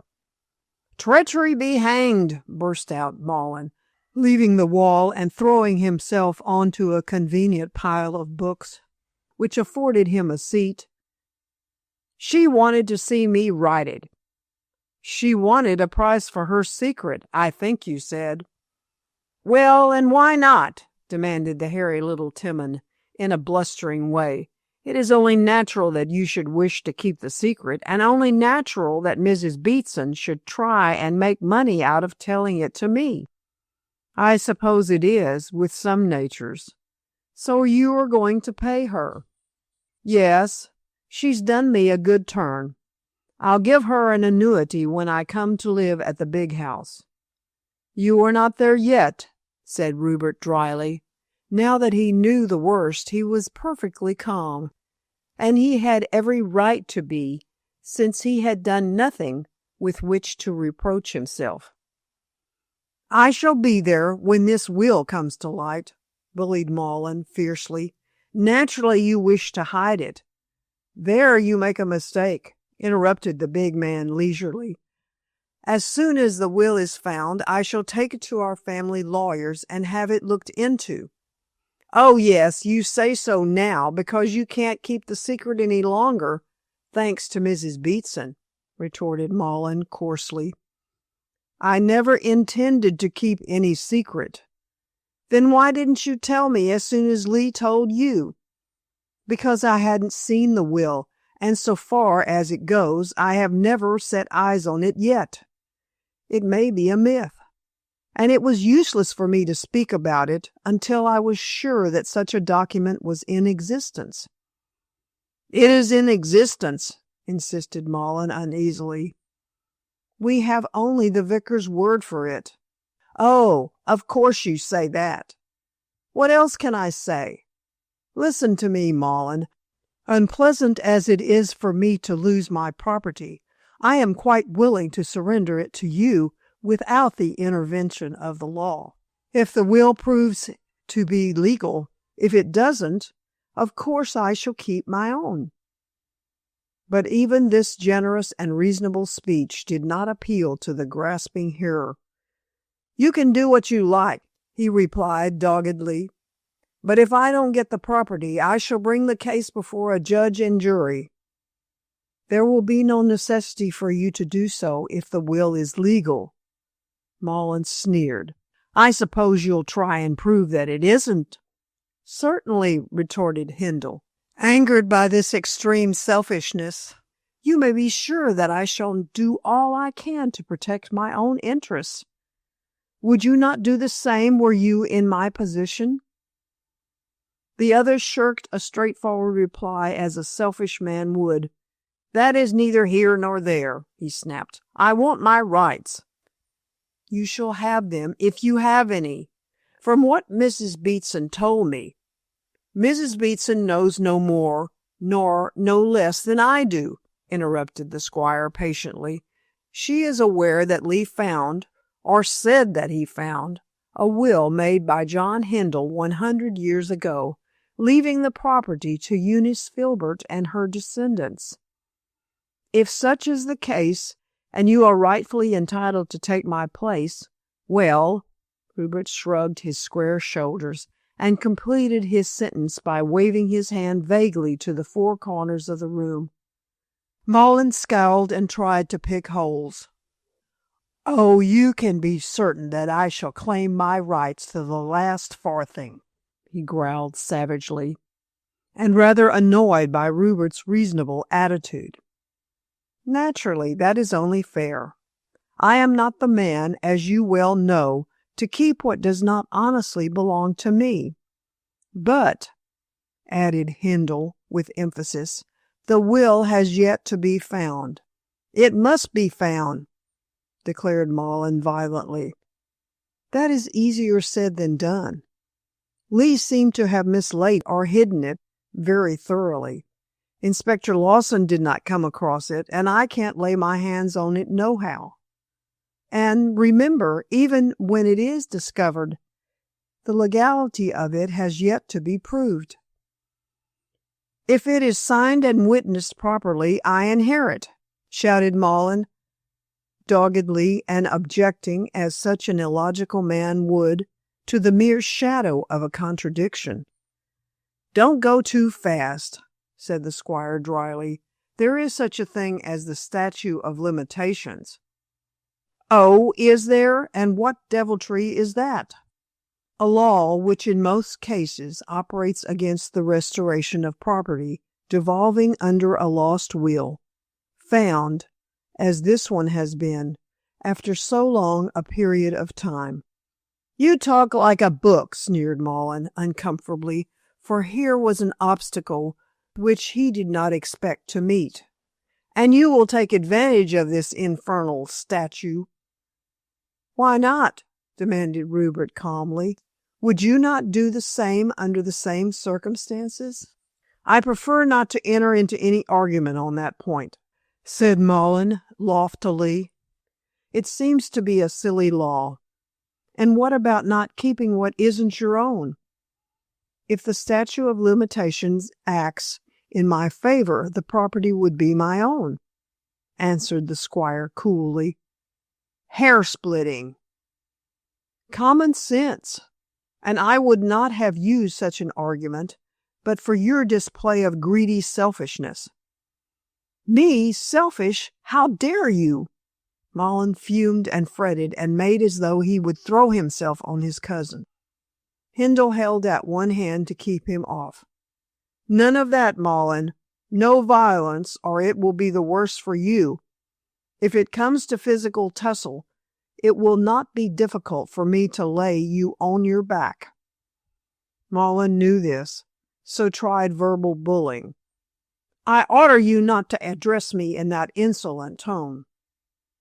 "Don't be a fool, man, and don't talk about insolence until you learn how to behave yourself. Everyone far and near considers you a most objectionable person." "Indeed." Malin grew livid. "And you?" "I am of the same opinion," replied Rupert, smoking placidly. "If you were not Dorinda's father, I should have thrashed you ages ago." "You shall never marry my daughter," gasped the other, panting with rage. "Dorinda and I can afford to do without your permission. See here, Malin, don't you think it's time you stopped playing the fool? I said before, and I say again, if the property is proved to be rightfully yours, as the descendant of Eunice Filbert, I shall not stand in the way. So the best thing you can do is to behave your silly self and help me search for the will. We can leave the question of my marriage to Dorinda alone just now, until the will is found, or is proved not to exist. You are well aware that no marriage can take place." "And if the will is found, and I am put in possession of the big house, no marriage shall take place," retorted the other, still fuming. "On the other hand, if the will is found and proves to be illegal, what then will be your attitude?" "Even then I shall refuse to—" "Not you," broke in Rupert with a broad smile. "You are too anxious to buy that blue sapphire you are talking about. If you want the 500 a year that my marriage with Dorinda would put in your pocket, you will have to put your pride in the same receptacle." "We'll see about that," snarled Malin vindictively, but in a more subdued tone, for he did not wish to cross the Rubicon too soon. "The will has yet to be proved illegal." "The will has yet to be found," answered the squire, thinking how difficult it was to hammer an idea into the man's obstinate head. "Ah!" Malin's tone was significant. "I am quite sure that it never will be found." Rupert opened his big blue eyes in genuine surprise. "You seem to have changed your opinion," he remarked after a pause. "Just now you made sure it would be found." "Bah!" Malin's pent-up rage burst forth anew. "Do you think that I can't see through your pretended search?" "Pretended search?" Hindle rose slowly and towered above the stout little man like a giant. "Explain what you mean." "It's easy to see," snapped the other sulkily. "Lawson could not find the will among the papers of Lee, and you will not find it. And why? Because it is already in your possession and has been destroyed for all I know." "Still, I don't understand," said Rupert, and his eyes grew hard as he began to have an inkling of Malin's meaning. "Lee did not give the will to me before he died." "I dare say not. He had his own fish to fry, and would only have given it to you on getting your promise to finance his silly Yucatan expedition. You took the will from his dead body." Hindle's temper, long held in check, blazed up. He took 2 steps toward the gadfly which so irritated him, caught Malin by the throat, and flung him right across the room. "You liar!" he said, in a dangerously quiet tone. "It's true," gasped his cousin, struggling into a sitting position amid a pile of tumbled books. "Do you want your neck twisted?" "I dare you to do it," shrieked Malin hysterically. "You daren't add one murder to another." Rupert sat down suddenly, afraid lest his wrath should carry him too far. and reined in his feelings with a powerful effort. "I think you are a fool, and should be answered according to your folly," he said with suppressed anger. "What makes you think that I did such a thing?" His cousin gathered himself together and smoothed his ruffled plumes, but he still remained among the pile of books his fall had scattered, as he did not wish to come within arm's length of Handel. There he sat and grinned like an ugly little gnome. "Anyone can guess your game," he sneered venomously. "Lee told you about the will and said it was here, but I am quite sure of this. He refused to give it to you, unless you agreed to finance his Yucatan expedition. Of course you refused, and then came here in the dead of night to murder him and get the will. Bah! I can see through your pretense of searching for what is already found." "You read my character according to your own base thoughts," said Rupert, now quite self-possessed. "And what you say is wholly untrue. Lee told me about the will, as Mrs. Beatson informed you, and she can bear witness that the vicar declared that he had mislaid the document. I called to see him the next morning, but he was away, as Mrs. Jabber can testify, seeing Mrs. Patter, who was reported to be dying. I then went to town to consult Carrington." "Oh, you have brought that beast into it," sneered Mullen vindictively. "I consulted him as to what was best to be done, and he advised me not to see the vicar until the next day, and then in his company.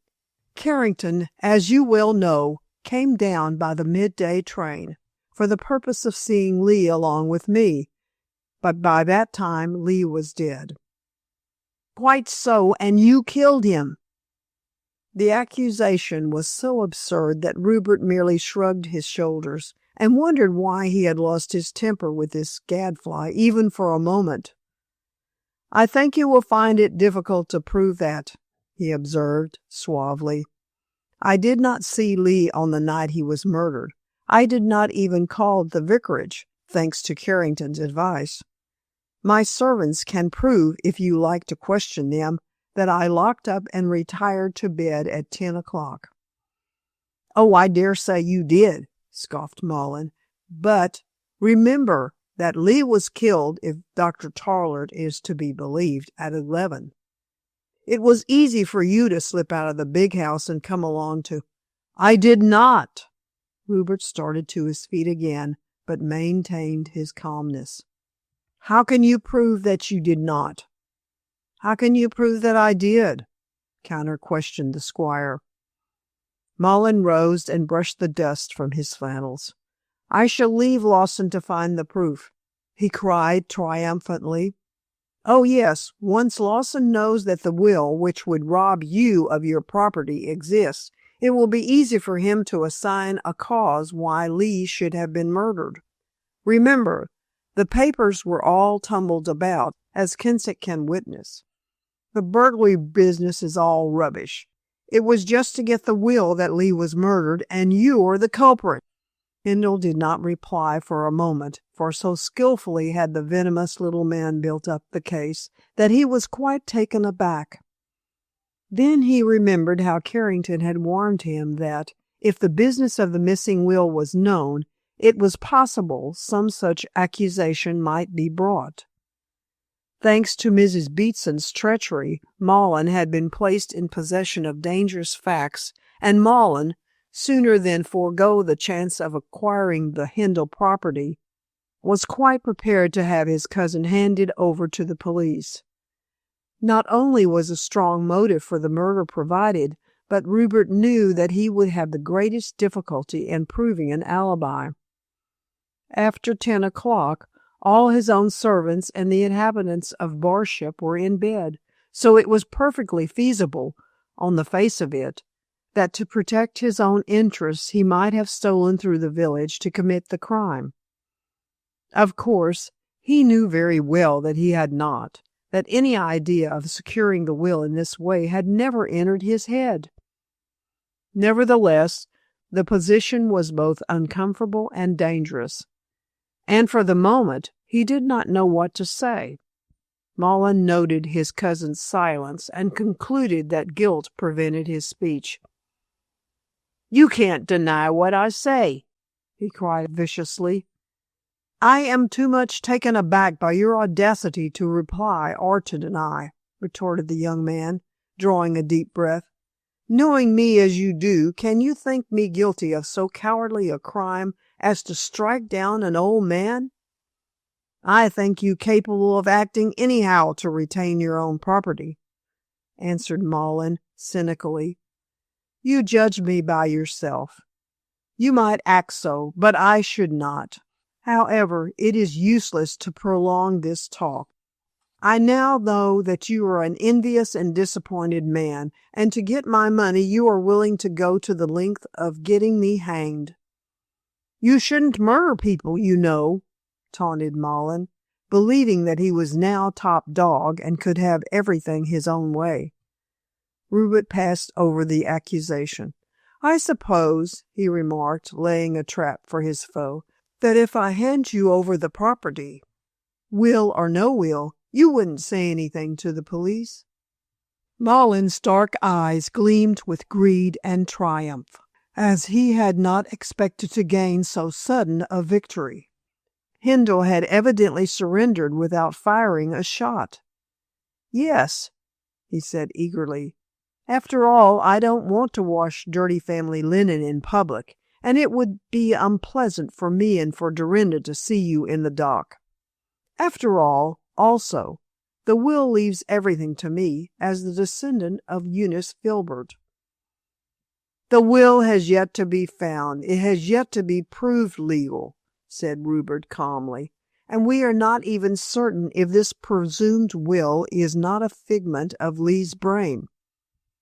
"Lee could not have invented such a story," said Mullen doggedly, "and whether he did or not matters little. The property is mine." "That has yet to be proved," interpolated Hindle quietly. "If you don't climb down, it will be proved at the expense of your arrest for the murder," threatened Mullen. "I see." Rupert's lip curled with contempt. "And if I give you all I have, you will condone a felony?" "I don't care what beastly terms you use," snapped Mullen uneasily. "You know that it is in my power to have you arrested." "And in Mrs. Beatson's also. Oh, I'll make it worth her while to keep quiet." "I wonder how Dorinda ever came to have so dishonorable a man for her father," commented Rupert reflectively. "I always knew you to be a bully and an avaricious animal, but I did expect some decency." "Take care," raged Mullen, growing livid again. "I shall tell the police what I know if you insult me further." "It is impossible to insult you. A man who has agreed to hush up what he proposes to be a crime cannot be insulted. He is beyond the pale of decency. I presume, Mullen, that it never occurred to you that if I were weak enough to agree to your blackmailing, that you could be arrested later as an accessory after the fact, always supposing that I am guilty, which I am not." "Oh, for your own sake you'll hold your tongue," said the other confidently, "and Mrs. Beatson can be squared. I don't think she'll connect the murder and the will, anyhow, as I have done." "I see. She is not quite so clever as you are." "Well, then, if I hand over the property to you straight away and not bother about finding the will, which you have already got and destroyed—" "I see. We'll let it go at that. I am guilty and you will condone my guilt on condition that you get my money."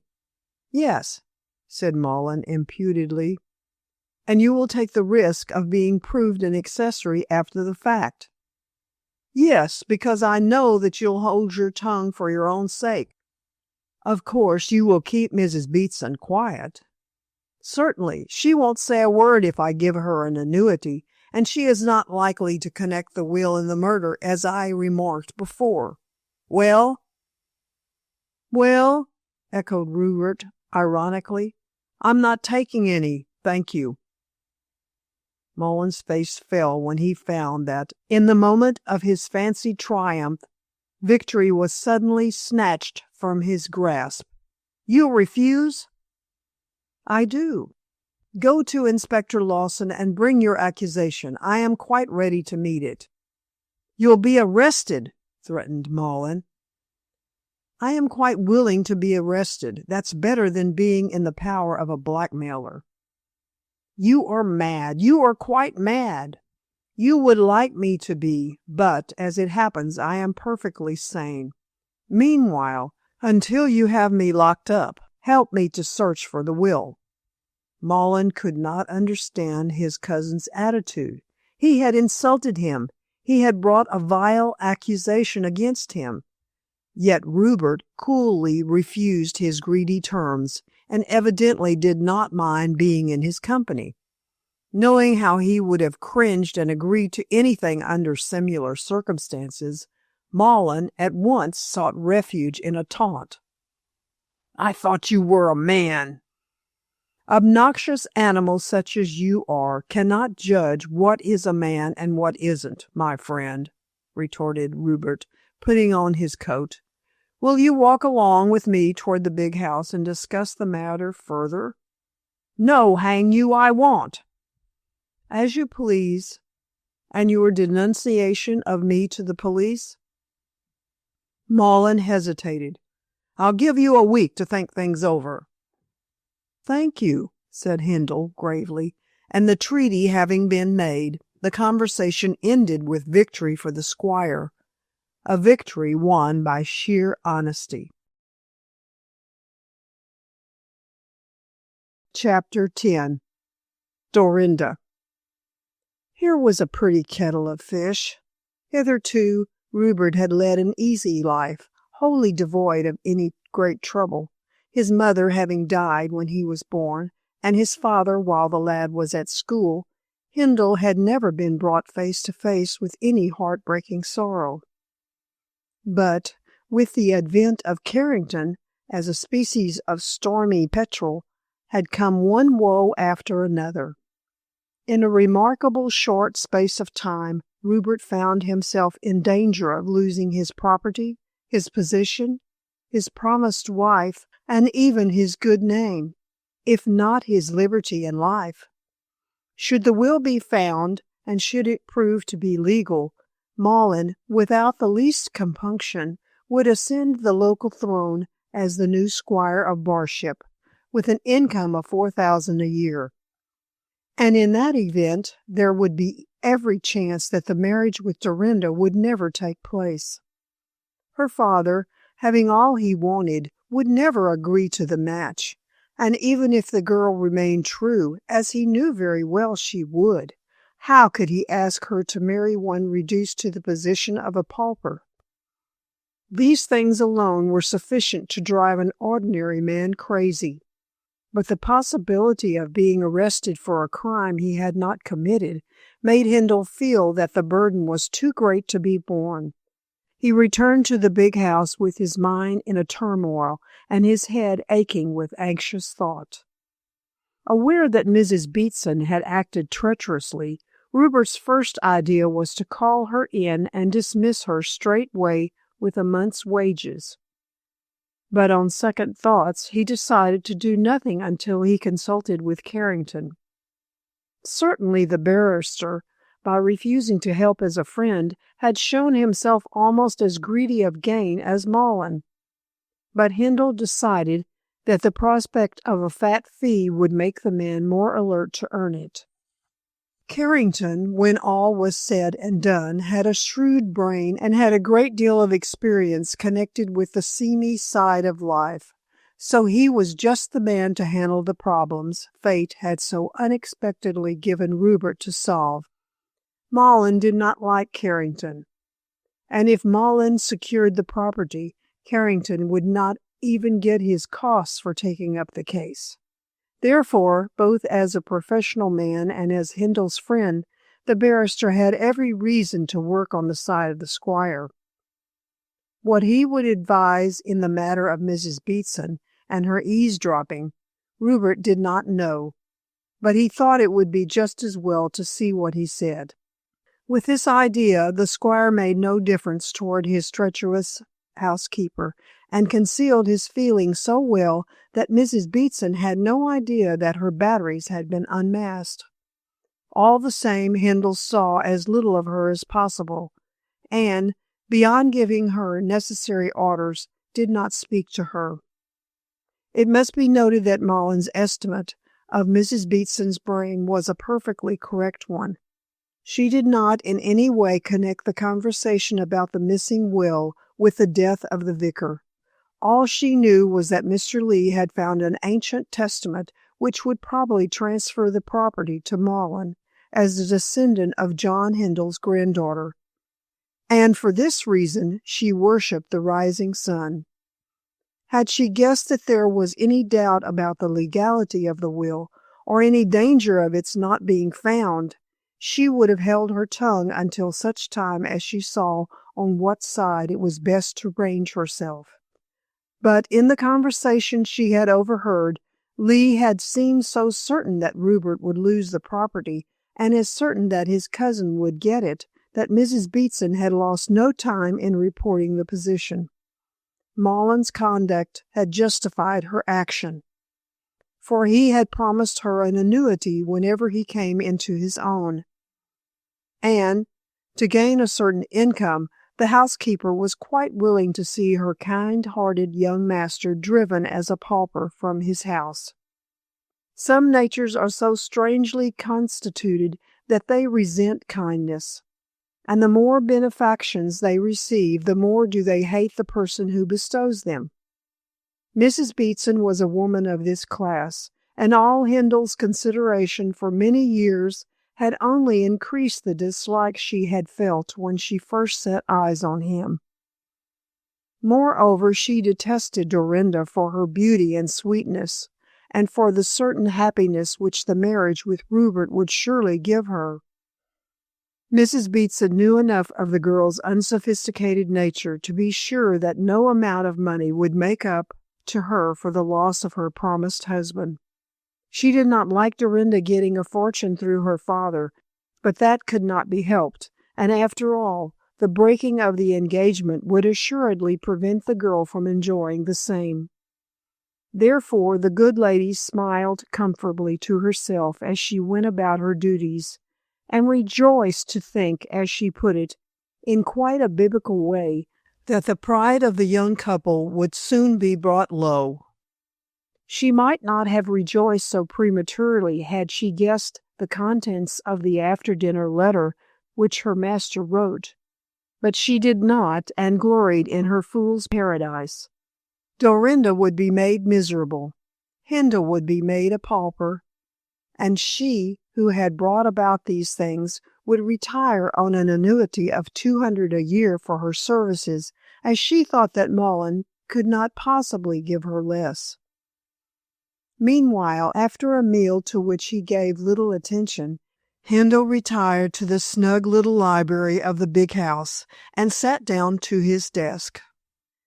After a few moments of reflection, he wrote a long and exhaustive letter to Carrington, setting forth what had taken place in the study of the late vicar. He pointed out that what the barrister had conjectured had actually come to pass, for Mollen, in possession of the secret, now deliberately accused him of the crime. Rupert added that he had been given a week to think over things, and then asked whether it would not be well to dismiss Mrs. Beatson at once, lest she should act in a further treacherous manner. Finally, the young man ended with inviting Carrington to come down and stay at the big house until everything was put straight, hinting that any fee Carrington liked to demand would be given to him for his services.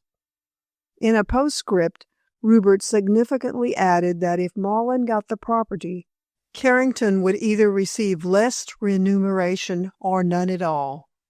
Therefore, and this was the end of the letter, it remained for Carrington to say whether he would give his services on these doubtful terms. Having placed the position before the barrister thus fairly and squarely, Handel slipped the epistle into an envelope, addressed and sealed it, and sent a special messenger to post it in the village. Afterward, as there was no more to be done, he lighted his pipe, and sitting in one chair with his feet on another, he began to read the morning paper, which he had not yet glanced at. So deeply had he been involved in the direction of his own affairs. But the young man's brain declined to interest itself in public doings, and before he knew where he was, Rupert found himself thinking of what had happened in connection with Dorinda. Laying the newspaper on his knee and placing his hands behind his head, he leaned back to think what was best to be done. He sorely needed a sympathetic soul to converse with, and there was no one so fitted to help him as Dorinda. Carrington's request for a fee had placed him in the position of a businessman rather than that of a friend, so there was nothing to be gained in that quarter. But Dorinda always understood and always gave good advice, and always soothed his feelings. Handel longed for her looks and touch and words so much that he very nearly decided to cross the park and visit the cottage. But two considerations caused him to alter his mind. One was that Maughan, now openly hostile, would be present at the interview. The other was that he could not speak straightly to the girl, seeing that her father had so much to do with the matter. Dorinda knew that her parent was what is known as a hard case, and had not much respect or affection for him, since he did not deserve the first nor demand the last. All the same, it was impossible, as Handel felt, for him to tell the girl frankly that her father was little more than a blackmailer. With such a delicate perception of what was right and just as Rupert possessed, such a course of action was not to be thought of, so he subsided again into his chair, whence he had risen, and determined to carry his heavy burden all by himself. And considering that the young man had no experience of burdens, he carried it well and bravely. Then fate, who had interfered so much in his affairs that matters had been brought to this pass, interfered again with a kinder motive.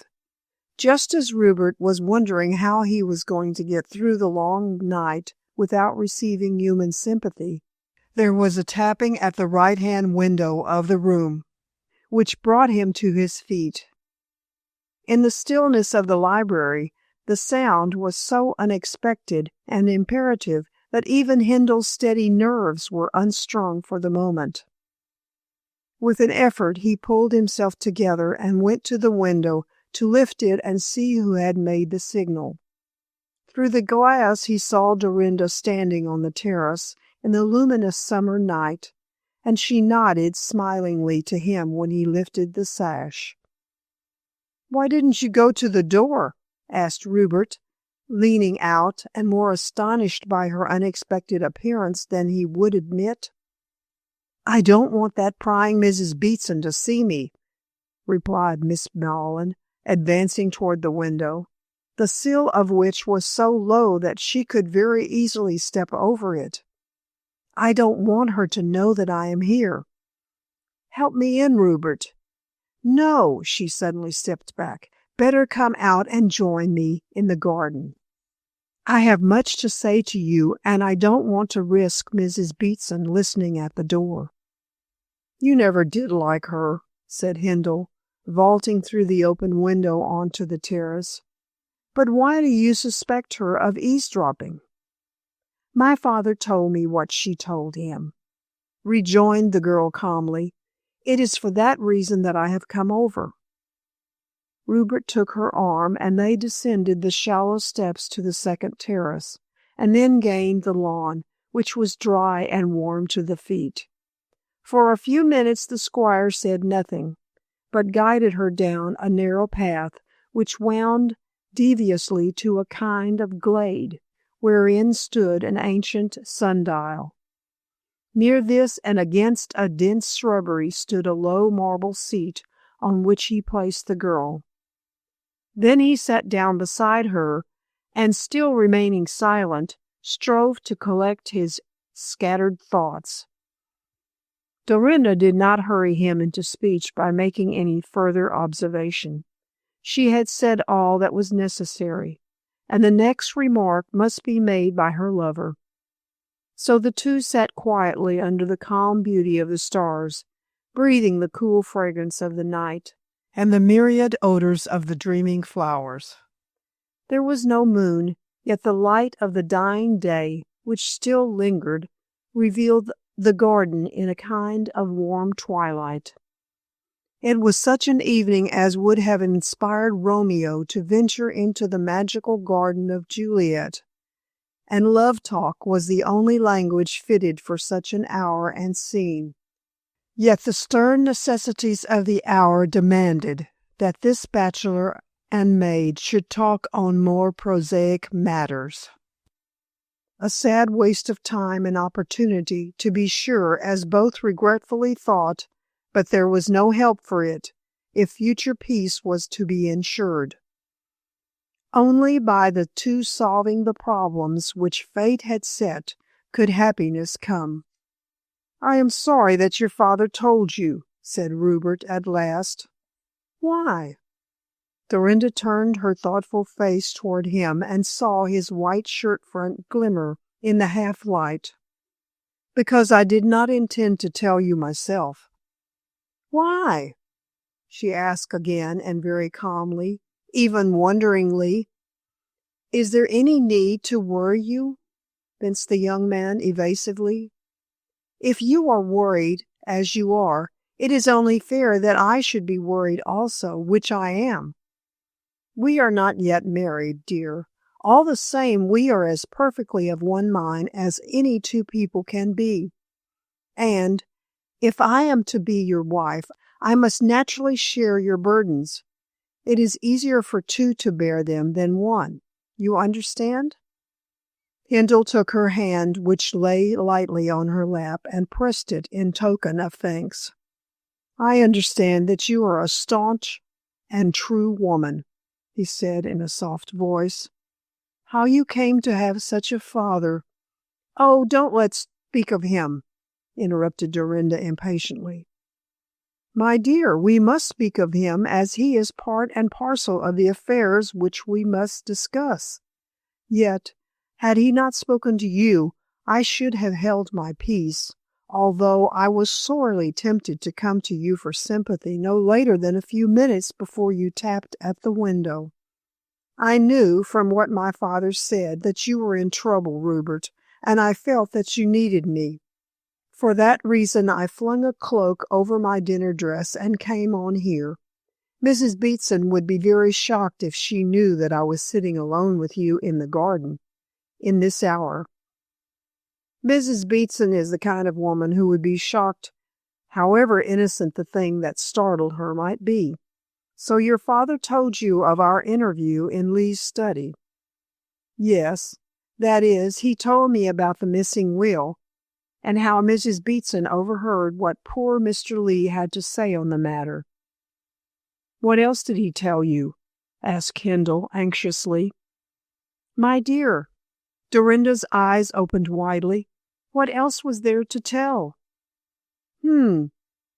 Murmured the squire doubtfully. "Your father let out just as much as suited him.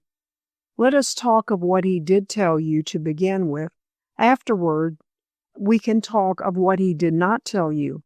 Yet," Rupert tugged at his mustache nervously, "I am not quite sure if I should speak frankly."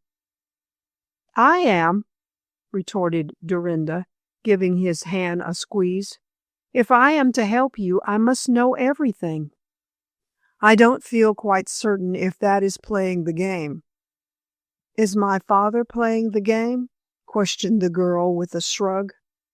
"No," answered Rupert decidedly, "he isn't. And it is that which makes it so hard for me to be frank.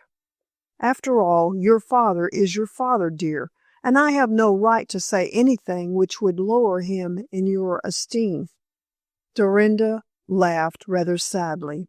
"Dear, I have no illusions left about my father, she said in a low tone. He has never been a father to me, as you know very well. I have tried my best to respect and love him, but his actions and life are such that I can do neither. Be as open with me as you can, Rupert, for you know that my father will not spare either of us where his own feelings are at stake. Therefore, it only seems fair to me that we should not spare him more than is necessary on account of my unfortunate relationship to him. Do you really think so, Dorinda? Yes, I do. If my father deserved filial affection, he should have it. But as he has made no attempt to secure it, how can I give it to him?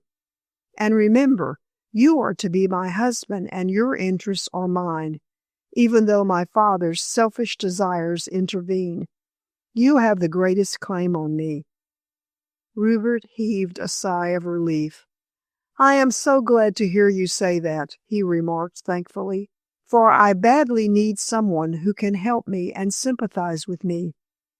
I thought Carrington would prove to be a pal, but, like everyone else, he is eaten up with greed for money. What makes you say that? He said that he would only help me on condition that I paid him. Oh, said Dorinda, much disgusted. I told you that I did not like him, Rupert. He is a bad man. Oh, not so bad as that, dear. A little greedy, perhaps, but not wholly bad. He is a bad man, repeated Dorinda obstinately. As my father said long ago, all he wants is to get money out of you. As your father does, said Rupert dryly. Dorinda looked down at her white shoes and placed them both together before she answered. I have told you my opinion of my father, she said with a sigh. So what is the use of going over old ground? But time is passing, Rupert, and there is much to say. I wish to go home soon, lest my father should find out that I have come here. I left him busy in his study with his jewels, so we are safe for half an hour at least. Come now, what took place in the vicarage library? What did your father tell you? He said that Mrs. Beetson told him about the will found by Mr. Lee, and how Mr. Lee had mislaid it. The will, he declared, left the Hindle property to him entirely. I have not yet seen the will, answered Rupert cautiously, and beyond Lee's word, I don't even know that it exists. But he maintained that it did, as he came across it in the monument room and took it to the vicarage to look into. Then he lost it or mislaid it somehow. As I have access to his papers as executor, I am trying to find it. Does it leave the property to my father? Not directly, I understand, admitted Rupert quietly. But Lee explained that John Hindle, from whom we are both descended, dear, hated his younger son Frederick, who inherited and loved his son Walter, who was killed at the Battle of Waterloo. In the year when the battle was fought, he made this will, leaving the Hindle property to Walter's daughter and cutting off Frederick, who represented the younger branch. Eunice Hindle was the daughter, my father said. Yes, she afterward became Eunice Filbert, as she married a man of that name, explained Rupert laboriously. Her daughter, Anne Filbert, married Frank Mullen, your father's parent, so if the will proves to be legal, your father will certainly get the property through his descent on the distaff side. And you? asked Dorinda, apprehensively. Rupert rested his elbows on his knees, linked his hands loosely together, and looked down at the shadowy turf of the lawn. I shall lose everything, he stated calmly. I descend in the male line from Frederick through Henry Hindle and Charles Hindle, and as Frederick was cut off by his father in favor of Walter's child, Eunice, I am an interloper and a fraud. If this will is found, and can be proved to be legal, Dorinda, I shall not have a penny. As things stand, your father is better off with his 500 a year than I shall be. It is a very unpleasant position, as it stops our marriage." "Oh, does it?" cried Dorinda, flaming up. "In what way?" "Well, in the first place, your father would never agree to your marrying a pauper, and in the second, the pauper could scarcely ask you to share his nothing a year." "Darling," Dorinda drew closer to her lover and laid her cheek against his, "I will marry no one but you. I don't care what my father says." "It is not your father that I am thinking of, but of my honor," rejoined Rupert, slipping his arm round her waist and holding her tightly to him. "If we got married, how could I support you? I have no trade and no profession, so the only thing that I could do to keep body and soul together is to enlist. I might emigrate, certainly, but then your life as my wife would be as hard and impossible in the backwoods as it would be if you followed the drum along with me."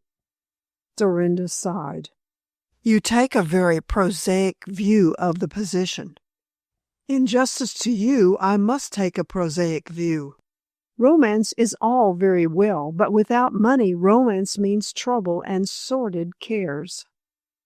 "Yes," sighed the girl again, then added after a pause, "and if the will is not found?"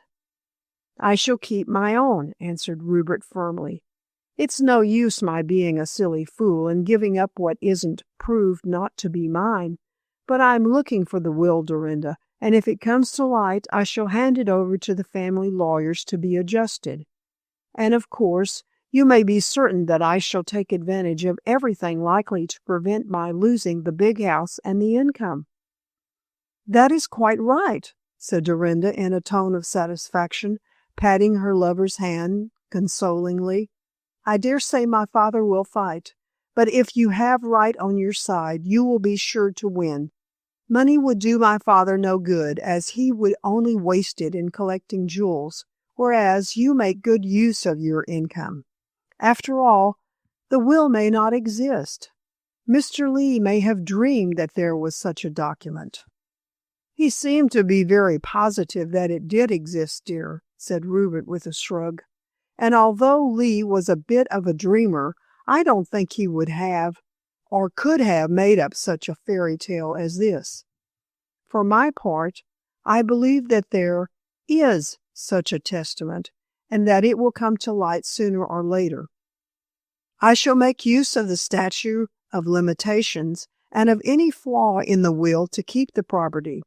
But if everything is legal and shipshape, I shall hand over what I have to your father. As an honest man, I can do no less." "It's very hard on you, dear." "It is," admitted Rupert quietly, "but I may have to bear harder things." Dorinda stared. "I don't see anything harder to bear." "The loss of liberty and perhaps of life." "Rupert, what are you talking about?" "Ah," Rupert rose and stretched himself. "Your father did not tell you all we spoke about in the vicarage study. You don't know what he proposes to do, Dorinda, and I don't know if I ought to tell you." "You must, you must!" She sprang up and laid her two hands on his shoulders with a grasp of which he did not think she was capable. "I share all your troubles, all your sorrows, all." Hindle caught her hands, and holding them to his heart, looked into her eyes dimly seen in the light.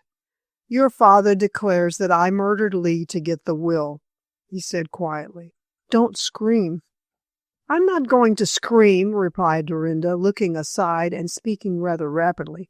"What on earth makes my father say such a ridiculous thing? On the face of it, such an accusation is absurd." "Your father doesn't seem to think so, dear. And if Inspector Lawson learned what was at stake with regards to this will, he would not think so either. Remember that I had every reason to steal it, even at the cost of a life." "What rubbish!" declared the girl vehemently. You would never, never, never." "No," said Rupert positively, and his heart leaped when she defended him. "I would never save my property at the cost of a crime, however small or however necessary. You know, Dorinda, that I would let everything go rather than lose my honor and my good name. Your father thinks otherwise, so he is determined to get my money and my position and my good name into the bargain." "I can't believe it. I can't, gasped the girl, overwhelmed. "My father may be selfish, but he wouldn't, surely." "But he has. He accuses me of committing the crime and has given me 1 week to think over the matter. If I come to his terms, he will shut up Mrs. Beatson's possible chatter and will hold his own tongue." "Did he offer you safety on those terms?" "He did, and I refused them." Dorinda flung her arms round his neck, and her lips sought his. "I knew you would. I knew you would." "Oh, don't say anything more, Rupert. I am glad you told me, as I now know where I stand, where you stand. We have a week to think over things, and in that week much may happen. God will never permit such an injustice. Cheer up, dearest." She kissed him again. "It will all come out right. It will all come out right." "I hope so," said Rupert doubtfully and adjusting the cloak on her shoulders. "But what will you say to your father?" "I don't know. I can't say. I must think. Meanwhile, see me home, Rupert." Thus abruptly she ended the interview, and the squire escorted her to within the sight of the cottage, but he did not enter. Chapter 11. Carrington's Advice. The details given by Rupert of the conversation which had taken place in the vicarage study shocked Dorinda profoundly. It was natural enough that her father, informed of an existing will which would give him an estate, should try and gain possession of it, so as to secure what he believed to be his rights. Dorinda did not blame him for taking up so reasonable a position, but she was horrified to think that he should accuse an innocent man of committing the crime. It was wholly impossible that Malin could believe Rupert to be guilty. He had known the squire intimately for 25 and more years. Therefore he was well aware how strictly honorable Rupert was in every way. Moreover, Handel had always treated his cousin with consistent kindness, having again and again given him sums of money, large and small, which had never been repaid. Even if Rupert were guilty, it was cowardly of Malin to threaten, but seeing that Rupert was innocent, and Dorinda was well assured in her own mind that her father knew him to be so, the attack was cowardly in the extreme. If the girl had little affection for her father before, she had still less for him now. What troubled her throughout the night was the question of speaking, or of not speaking, frankly to her father. He had withheld from her the more serious portion of his interview with Rupert, and Dorinda was strongly inclined not only to intimate that she knew about the accusation, but to tell her father how strongly she disapproved of his conduct. More than this, she wished to state that she was on the side of her lover. Dorinda was straightforward herself, and greatly desired that Malin should be straightforward also. To bring such rectitude into being, plain speaking was necessary. Yet the girl hesitated to broach the subject, knowing only too well her father's temper, his tricky nature, and his unscrupulous greed. But at breakfast, her hesitation to make trouble was ended by Malin himself, as he began to speak furiously the moment she laid her hand on the coffee pot. "This is a nice thing, Dorinda," he raged, without returning her morning greeting. "You went out last night and did not return until after 9. In fact, it was nearer 10. Don't deny it. You slipped out when I was busy in my study, but I came to ask you something and found you had gone out. What do you mean by such conduct?" Dorinda lifted her eyebrows. "I am not aware that there is anything strange about my conduct. I have been out late before. I am quite capable of looking after myself, I assure you, father." "I don't think so," retorted Malin, bristling with anger, "and I don't like such underhand conduct." "I never behave in an underhand way," returned Dorinda, her color rising and her eyes flashing. "You know that quite well. You slipped out last night and slipped in without telling me." "There was no need to tell you." "There was. Don't contradict me. If your conduct was not underhand, why did you not come and say good night to me in my study as usual?" "Because I could not," said Dorinda coldly, and looking straight at her angry parent. "What Rupert told me about you disgusted me too much." "Rupert!" Malin rose and pushed back his chair noisily. "You went to see that scoundrel?" Dorinda rose in her turn. "He is not a scoundrel." "He is, I tell you, and I forbid you to see him again." "As I am engaged to my cousin, I shall see him when and where I please," said the girl deliberately. "Don't try me too far, father, or you will be sorry for it. I am not in the best of tempers this morning." You minx!" gasped the angry man, choking with rage. "How dare you address me in that way?" "And how dare you accuse Rupert of murdering Mr. Lee?" she retorted boldly. Malin's wrath suddenly died away, and he dropped back into his chair with an uneasy look. "Who says that I accuse? Rupert himself told me. I saw him last night to hear what he had to say about this missing will, and he told me what you did not tell me." "He's a mean hound to put my daughter against me," shouted Malin. "Please!" Dorinda flung up her hand. "I am not deaf. Rupert did not wish to tell me. I made him speak out, as I saw that he was hiding something. If you were as honorable and scrupulous as Rupert, father, you would not need to get into these rages with me, as I don't deserve them. And it's no use your behaving in this way. I can hold my own, as you well know, and I intend to do so. We may as well understand one another. I am your father. You owe me respect. How can I give you what you don't deserve? You are my father, and God help me that I should have such a one." "If you talk to me in this way," snarled Malin, blustering, "I shall turn you out of doors neck and crop. What will you do then?" "Marry Rupert," rejoined the girl promptly. "A ruined man?" sneered the other.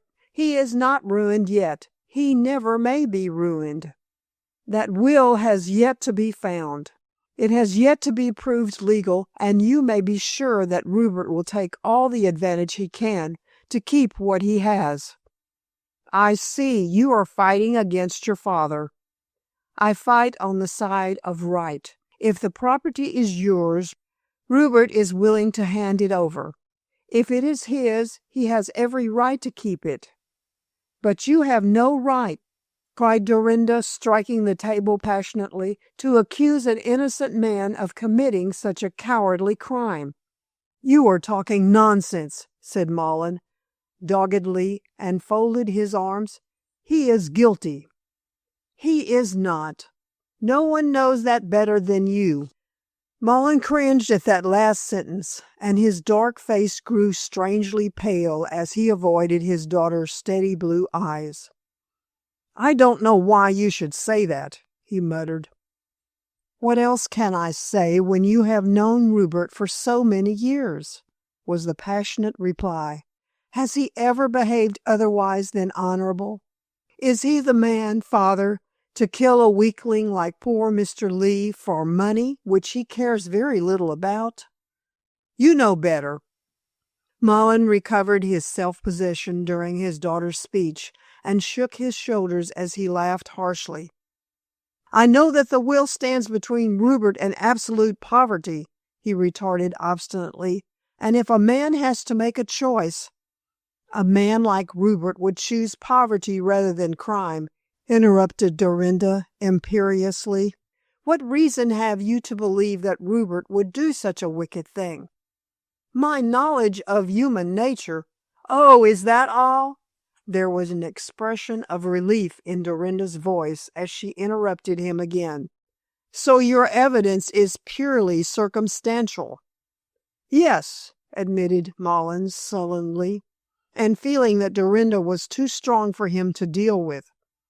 "All the same, a very powerful case can be built up against the fellow. The will has disappeared in the nick of time, and Rupert had every reason to make it disappear." "You seem to forget that no one but Mr. Lee has seen the will," said Dorinda crisply. "It may not exist." "It does exist," stormed Mullen violently, "and it leaves the property to me as the descendant of Eunice Filbert." "That is what Mr. Lee said, but he may have imagined the whole thing. He was always a dreamer, you know. Anyhow, Father, I don't see much use in your threatening Rupert with shadows." "I don't think that Inspector Lawson will think that they are shadows," said Mullen significantly. "Don't you?" replied Dorinda with a lightness which she was far from feeling. "Well, then I do. Before the police can arrest Rupert, they must first prove that the document, for the sake of which the crime is supposed to have been committed, is in existence. Then they will have to prove that Rupert was at the vicarage on the night, and at the time when Mr. Lee was struck down. I don't think it will be easy to do what you say." "I have no wish for Rupert to be arrested," said Mullen restlessly. "All he has to do is give up the property, and I'll hold my tongue." "There is nothing for you to hold your tongue about," said Dorinda sharply, "as what you say is purely theoretical. As to the property, you certainly shall not have it unless the will is found and the property is proved to be yours. I am on Rupert's side, remember, and I shall do my best to make him hold on to his own." "You go against your father?" "Oh," she cried impatiently, "you said that before, and I answered you. Yes, I do go against my father, and I have every reason to. I am not going to countenance a robbery which would give you money you are better without." "Better without?" demanded Mullen indignantly. "What do you mean?" "What I say," said Dorinda tartly. "Rupert makes good use of his fortune in helping the poor and in keeping up the church. You would only waste it in buying jewels for your own satisfaction." "I won't be spoken to like this." "It is your own fault that I am so frank. If what I say doesn't please you, I can easily go to London to see my old school mistress and ask her to get me a position as a nursery governess." "You wouldn't do that." "Yes, I would, and you know that I would. I should like to respect you and to love you, Father, but I cannot. Your last action, in threatening to denounce an innocent man, widens the gulf between us. If you dare to go to Inspector Lawson, I shall go out as a governess until such time as Rupert is ready to marry me. Now you know exactly what I mean." Mullen did know, and was well aware that she would act precisely as she declared she would. It was no use to storm and bluster and try to reduce her to tears, as Dorinda was not a tearful woman. She knew how to hold her own and intended to hold it. Mullen, having tried rage, was reduced to attempting pathos, which he did very badly. "My own daughter, my own daughter," he murmured sadly. "It's heartbreaking." "It's pretty uncomfortable, I grant you," answered Dorinda with a queer smile, "for me as for you. But as you have made the position entirely yourself, I don't see what you have to complain of. But now that we understand one another, let us call a truce." "Very good. I will overlook your unfilial behavior and try to forget this conversation." "All the same," cried Mullen, blazing up again, "I intend to get my rights." "Certainly, and if the will is found, you shall have them." This was cold comfort to Mullen, who doubted if the will ever would be found. Lee might have made a mistake, and there might be no will in existence, in which case, by making an enemy of Rupert, he would be worse off than he was at present. He thought that until the truth came to light, it would be just as well to temporize, and let things stand as they were. Therefore, as an outward sign of reconciliation, he dropped a cold kiss on his daughter's white brow, and retreated to his study. Dorinda, left alone in the little dining room, had no desire to eat any breakfast, as the struggle to secure Rupert's safety had exhausted her greatly. She hastily drank a cup of coffee, then wrote a note to her lover, saying that he need not be afraid of the intervention of the police, and relating in detail the conversation just ended. Having sent this by hand to the big house, the girl went about her daily duties, resolutely cheerful. Only by assuming a bold front could she combat the great trouble which threatened to overwhelm her and her lover. When the worst came to the worst, there would be time enough to think of further defense. But Dorinda believed that further defense would not be required. Rupert was very well satisfied when he received Dorinda's note, as he had winced at the idea of Inspector Lawson intervening. He, of course, had been very certain that there was no chance of his being arrested, owing to the fact that the will could not be proved to exist.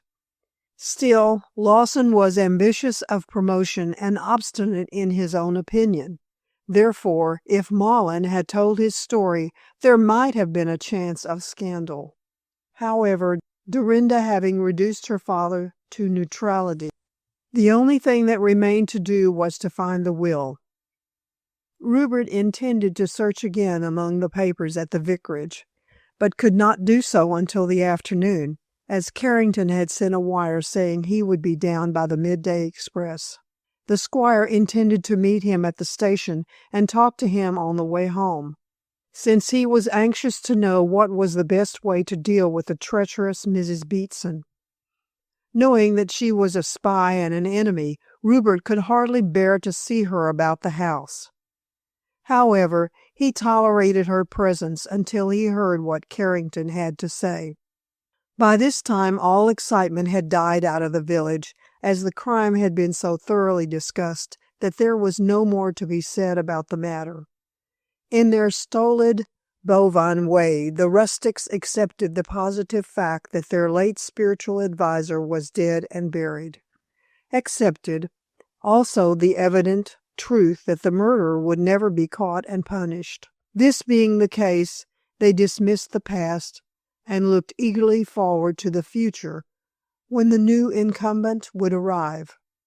It was reported that a vicar had already been appointed by the bishop, and that he had a family, and would make the vicarage a much more lively place than it had been in Mr. Lee's time. Oh, there was plenty to talk about, and the Hindle Arms was filled with conversational yokels from morning until evening. On the way to the station, Rupert stumbled across Titus Ark, who grinned in a toothless manner, touched his shabby hat, and shuffled along in a manner surprisingly spry for a man of 80-odd years of age. Hindle stopped to give him a sixpence for snuff, to which the ancient was much addicted. "You miss Mr. Lee, Titus?"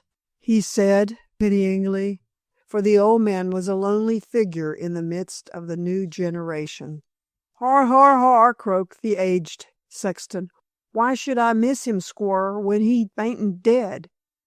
"Why, Titus, you buried him. That is, you helped to place the body in the family vault. Poor Mr. Lee could not have been buried alive."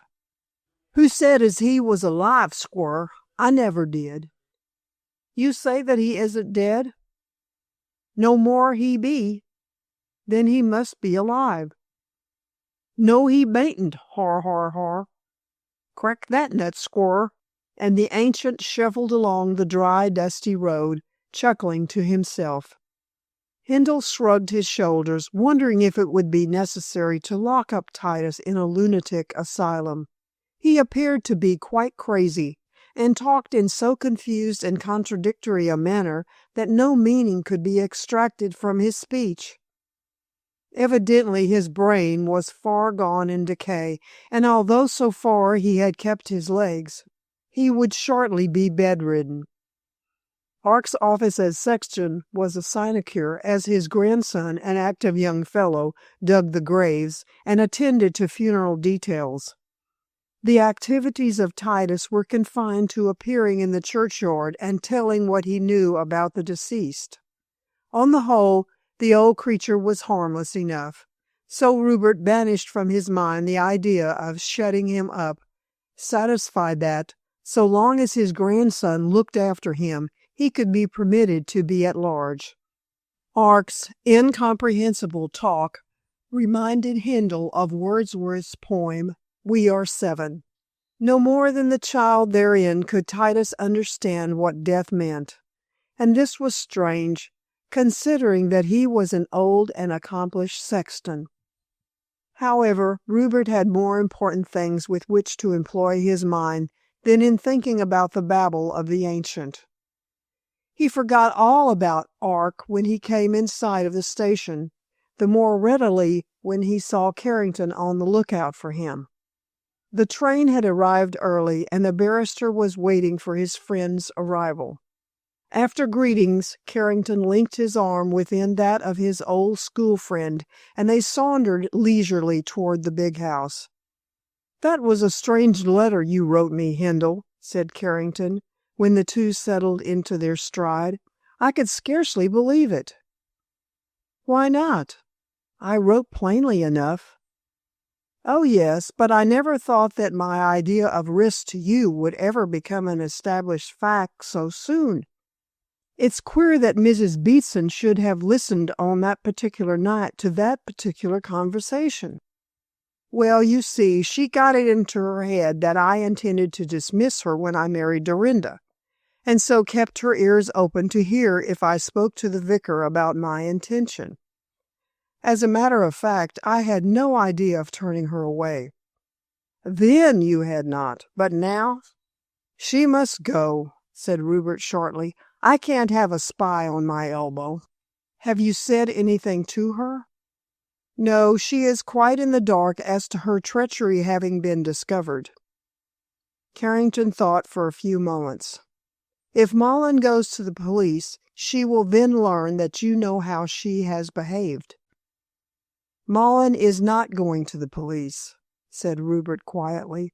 "But I thought you said in your letter that he had given you 1 week to—" "Yes, yes," interrupted the younger man. "I did say so, and such was the case when I wrote. But circumstances have changed since then, thanks to Dorinda." "Miss Malin? What has she to do with the matter?" "A great deal. Last night she came over, as her father had told her about the will. I was forced to tell her that Malin threatened to accuse me of murder." "Oh, oh," said Carrington significantly. "So Malin did not tell her that?" "No, he was ashamed to, I suppose, as he is well aware that I am innocent. But this morning he had a row with Dorinda about her engagement to me, and she stood up for me, bless her. What she said, or what he said, I don't know, but Dorinda sent over a note this morning saying that her father had changed his mind about speaking to Lawson." Carrington heaved a sigh of relief. "That makes things easier anyhow. We can take our own time to work out the case. Have you found the will?" "No, I haven't seen a sign of it. I intend to look again this afternoon, and you can assist me if you care to." "Oh, yes, 4 hands are better than 2, and 2 searchers better than 1, Hindle. And if the will isn't found, well, I suppose things will remain as they are." "Don't you make any mistake, Hindle," replied the barrister shrewdly, Mullen won't stop until he gets that will." "I don't mind. In fact, I told him that he could help me look for it." Carrington frowned. "I hope I won't be brought into contact with him. He's such a rude beast." "Well, after our quarrel of yesterday, I don't think he'll put in an appearance," said Hindle, consolingly. "Anyhow, whether he does or not matters little. Our business is to find the will, and thus knock Mullen's possible accusation on the head." "As you please. What must be, must be. Miss Mullen is a charming girl, but if marriage with her meant a father-in-law like that bore, I should cry off." "Ah, you are not in love, you see," said Rupert calmly. "Besides, when we are married, we will see very little of Mullen. I am bribing him with 500 a year to make himself scarce. As he doesn't care a cent for his daughter, he will probably agree to clear out." "Not before he has had a try to get the whole of your money," said Carrington dryly. "The man is a shark and a sponge, and a greedy animal." "Why call him names, Carrington? He is Dorinda's father, after all, so it is best to leave him alone." "He won't leave you alone," retorted the other. "I wonder you can be so calm over the matter, Hindle." Rupert cast a side look of surprise at the flushed, dark face of his companion. "I am quite innocent, so why shouldn't I be calm?" Growled the barrister. "Innocent men have been hanged before now." "Well, this innocent man won't be hanged, Carrington. No one can prove that I was near the vicarage on that night." "Probably not, but you had every motive to go there and get the will, seeing that it may render you a pauper." "If I am to be a pauper, I must be a pauper," replied Rupert coolly. "But I certainly would never attempt to save myself from poverty by murdering an old man who was my friend." "Well, you see, people will talk as Mullen has talked," said the barrister with a shrug. "You and I alone knew about the will. I was in town, so no one can say a word about me, but you, near at hand and—" "What is the use of talking rubbish?" interrupted Rupert sharply. "I never was near the place on that night, and if people talk, well, they must just talk, as I am perfectly innocent. Besides, you forget that Mullen knew about the will." "Only after the murder, as Mrs. Beatson probably did not tell him beforehand." "I don't suppose she did." Rupert stopped and looked down at his neat brown boots and gaiters. "Queer that I never thought of asking Mullen when she did tell him. I'll ask him next time we meet. Just now we can cross out Mullen as knowing, but Mrs. Beatson—" "Exactly," interrupted Carrington gravely. "It occurs to me that she knows more about the matter than she chooses to say." "But you don't mean to infer that she killed the vicar?" "Why not? She knew about the will, and guessed that if she could get hold of it, she could make you squeal." "At the risk of being accused of murdering Lee?" Carrington nodded. "Perhaps.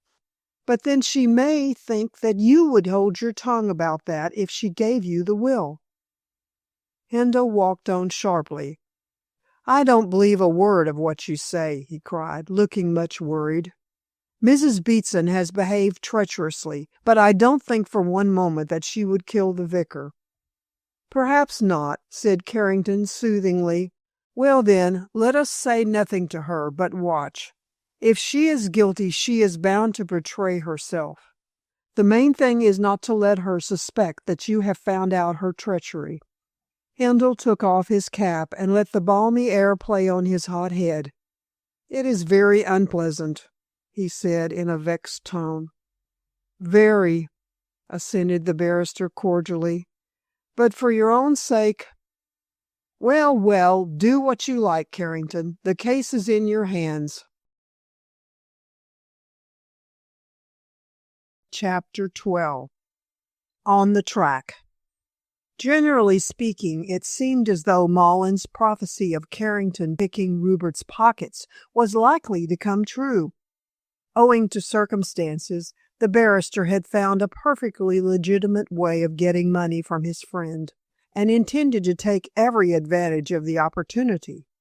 He explained to Handel that it would be necessary for him to remain at the big house until all these crooked affairs were straightened out, and that, his time being valuable, he would require a handsome fee for his services.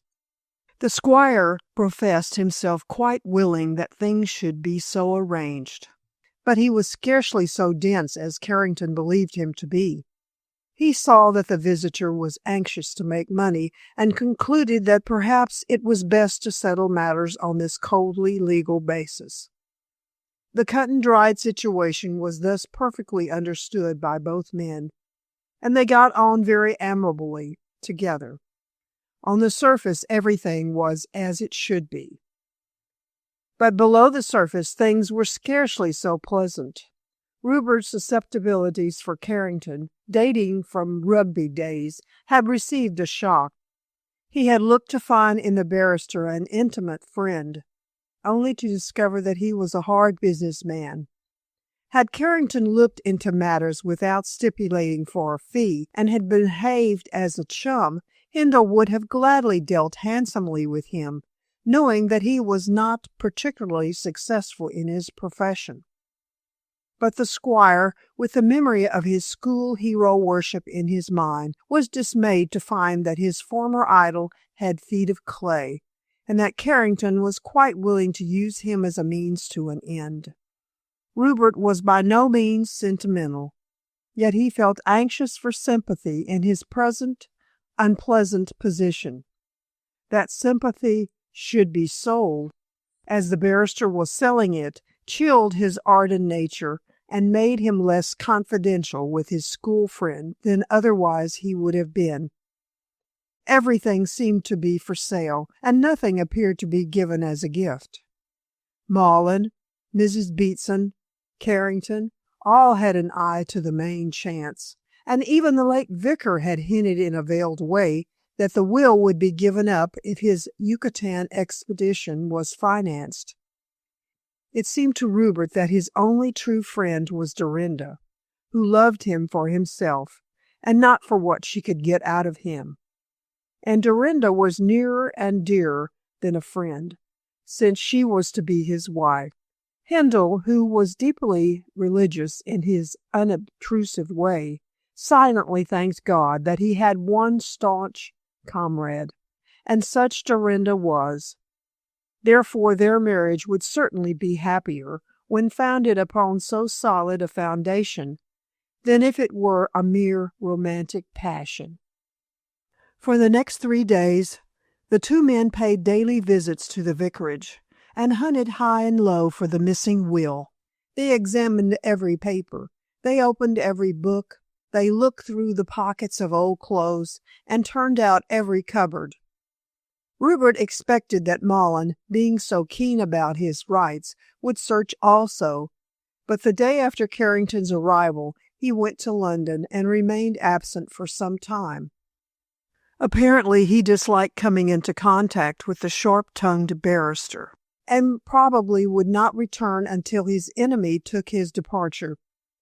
Carrington, of course, was not Maughan's enemy, as he had no reason to be. But Maughan, in his odd misanthropic way, regarded him as such. He therefore would not have been pleased had he learned that on the 3rd day of his absence, Dorinda entertained the two men at dinner. Miss Maughan did not like Carrington any more than did her father, but for the sake of helping Rupert, she extended the hand of hospitality. In fact, she gave quite a little dinner party, as Kit Beatson and Miss Tollard were also present. The master of the house always objected to these small entertainments, as they cost money, but Dorinda paid no attention to his objections, as she claimed a reasonable right to amuse herself. Nevertheless, she considered her father's feelings so far as only to ask her neighbors to luncheon, afternoon tea, and dinner when he was absent. Yet, notwithstanding this concession, there was always trouble when Maughan returned. and since Carrington had been invited, it was probable that, on this occasion, there would be a royal row. Dorinda did not mind, as she was used to rows. The only way in which she could make her situation bearable was by standing up for herself and defying her father in small matters. If she did not do so, he would bully her still more, for every inch she gave meant several ells with him. Her mild entertainments were therefore useful in preserving her independence and in coloring a somewhat drab existence. With the assistance of the small servant, Miss Mullen had prepared a simple but appetizing meal, which was done full justice by the quartet of guests. Afterward, they sat in the tiny drawing-room and enjoyed a real old English evening of the Albert period type, including games and music.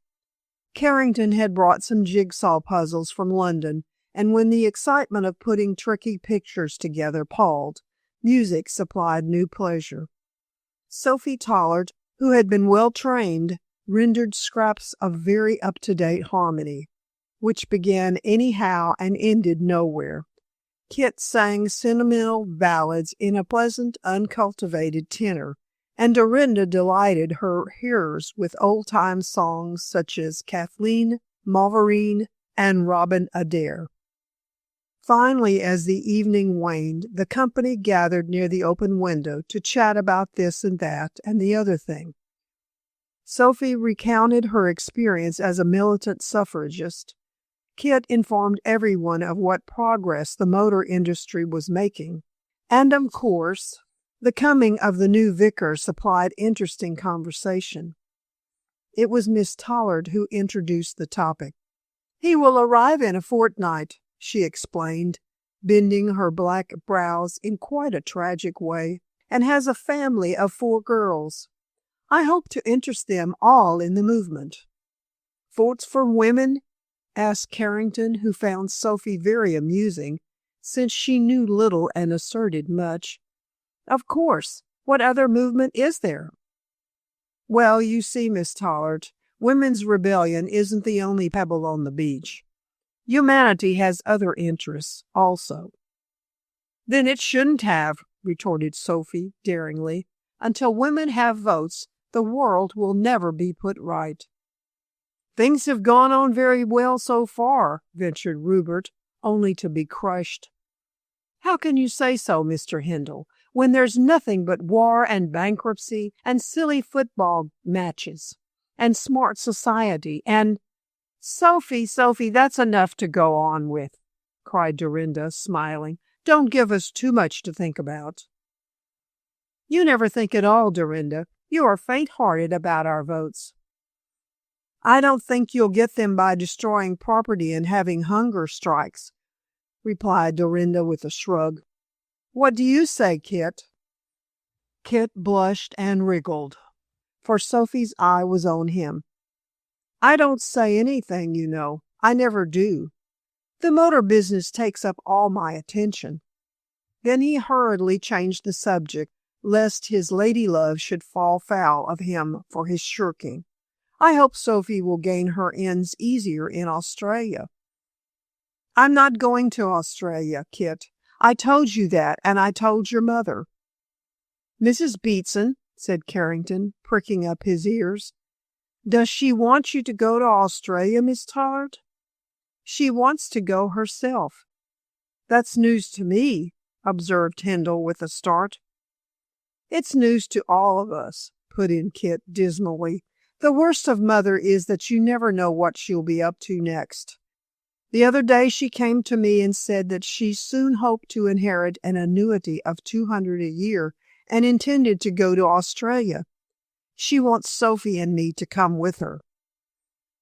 Hindle, Dorinda, and Carrington exchanged glances. "Who is leaving this annuity to your mother?" asked Rupert, guessing the source of the windfall.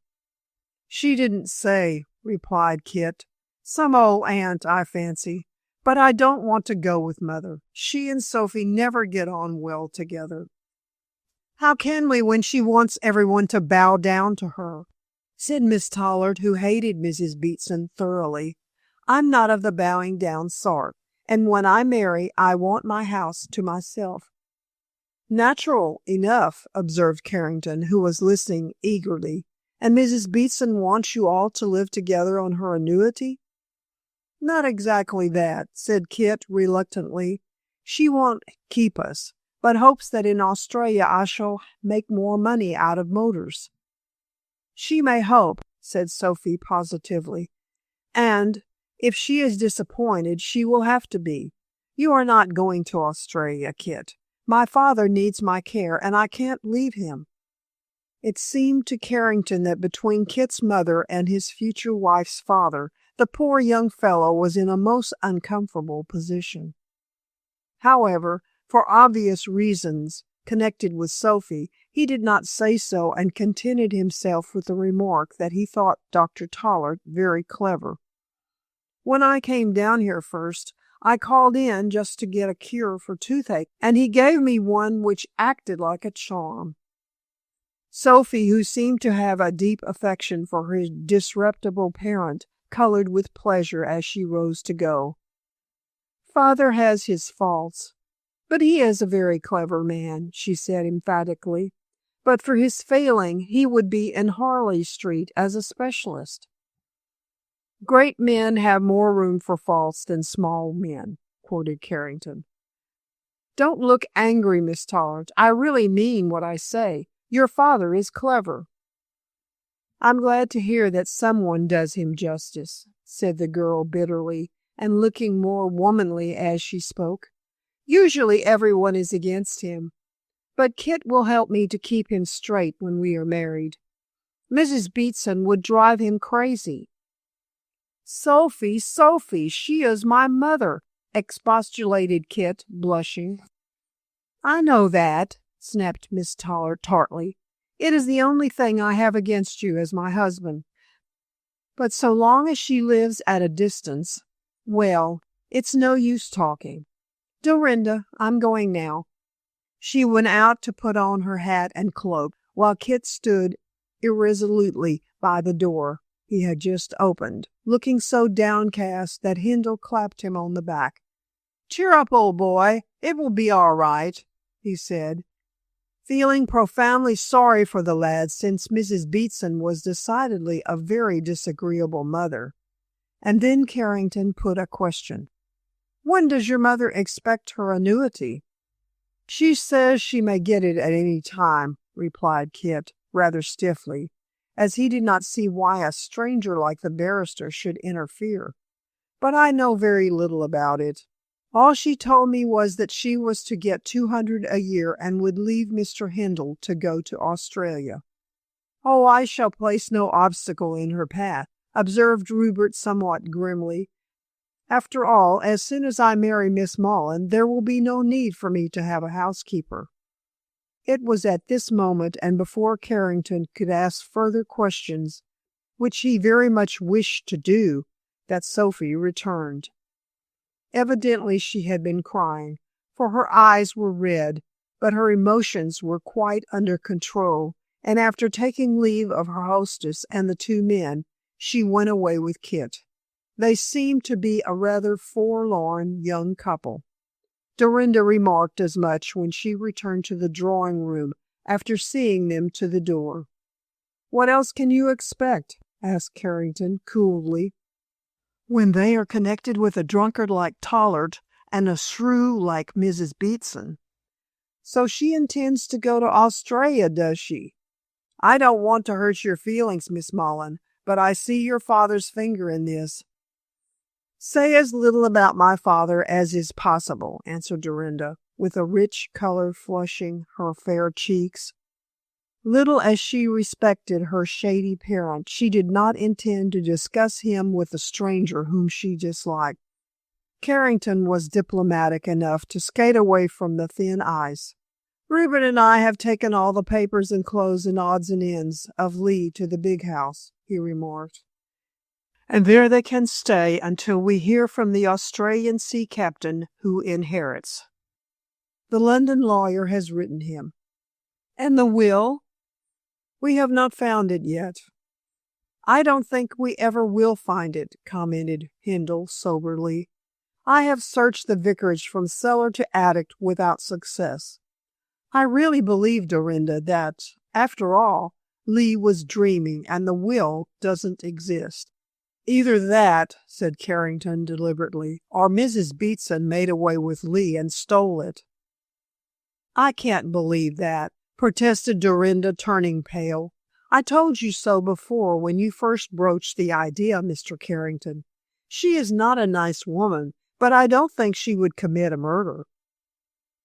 There is nothing Mrs. Beatson would not do if she were assured that her crime would remain undiscovered, insisted the barrister grimly. After all, if Mrs. Beatson didn't kill Lee, who did? Rupert and I and the housekeeper knew of the will and of its value. As I was in town, I am innocent, and we know, Miss Mullen, that Rupert is not the man to commit such a crime. There only remains Mrs. Beatson, who told your father when she made all things safe. Dorinda started and looked searchingly at the barrister. How do you mean? Carrington smiled meaningly. I believe that Mrs. Beatson murdered Lee and now has the will. She intends to sell it to your father for this annuity. Dorinda grew red and her eyes grew bright. How dare you say such a thing to me, Mr. Carrington? In the first place, my father would never condone a crime, even to gain a fortune. In the second, the moment Mrs. Beatson offered to sell him the will, he would know her to be guilty.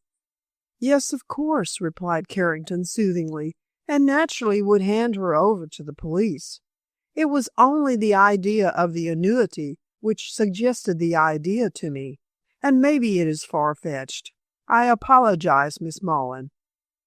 Dorinda bowed silently. She did not like the ironic tone in which the barrister spoke, as she felt convinced that he still held to his preposterous idea.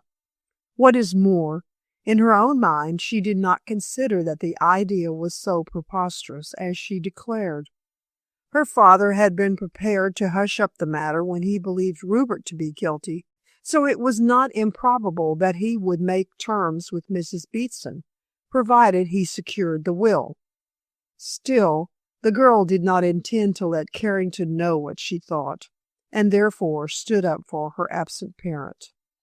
I don't believe that Mrs. Beatson is guilty of such wicked conduct, she repeated after a pause. What grounds have you to say such a thing? Well, murmured Carrington with a shrug, no very good grounds, I admit. But Mrs. Beatson knew about the will before Lee was murdered, and I firmly believe that he was got rid of for the sake of the will. This suggestion of an annuity hints that she has the will and is trying to dispose of it at a price. Perhaps Hindle— She has said nothing to me, interrupted Rupert quickly. And after all, Carrington, you have watched her for the last few days without seeing anything suspicious. Mrs. Beatson is a sly creature, who will not give herself away easily, returned the barrister dryly. I shall continue to watch her. There's 10 o'clock, Hindle, he added, as the mellow tones of the church bell floated through the warm night. We must not keep Miss Mullen from her beauty sleep. Dorinda did not suggest that they should remain, although she would have liked to speak privately with her lover.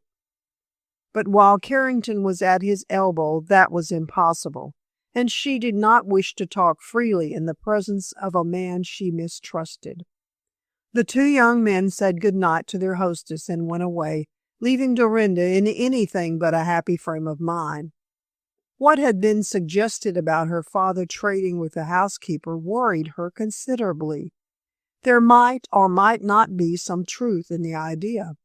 She tried to dismiss it from her mind, but it would not be dismissed, and troubled her far into the small hours of the morning. Meanwhile, Rupert and his friend sauntered leisurely homeward. It was so hot that they did not wear coats over their evening suit, and so dry underfoot that they walked to and from the cottage in shoes.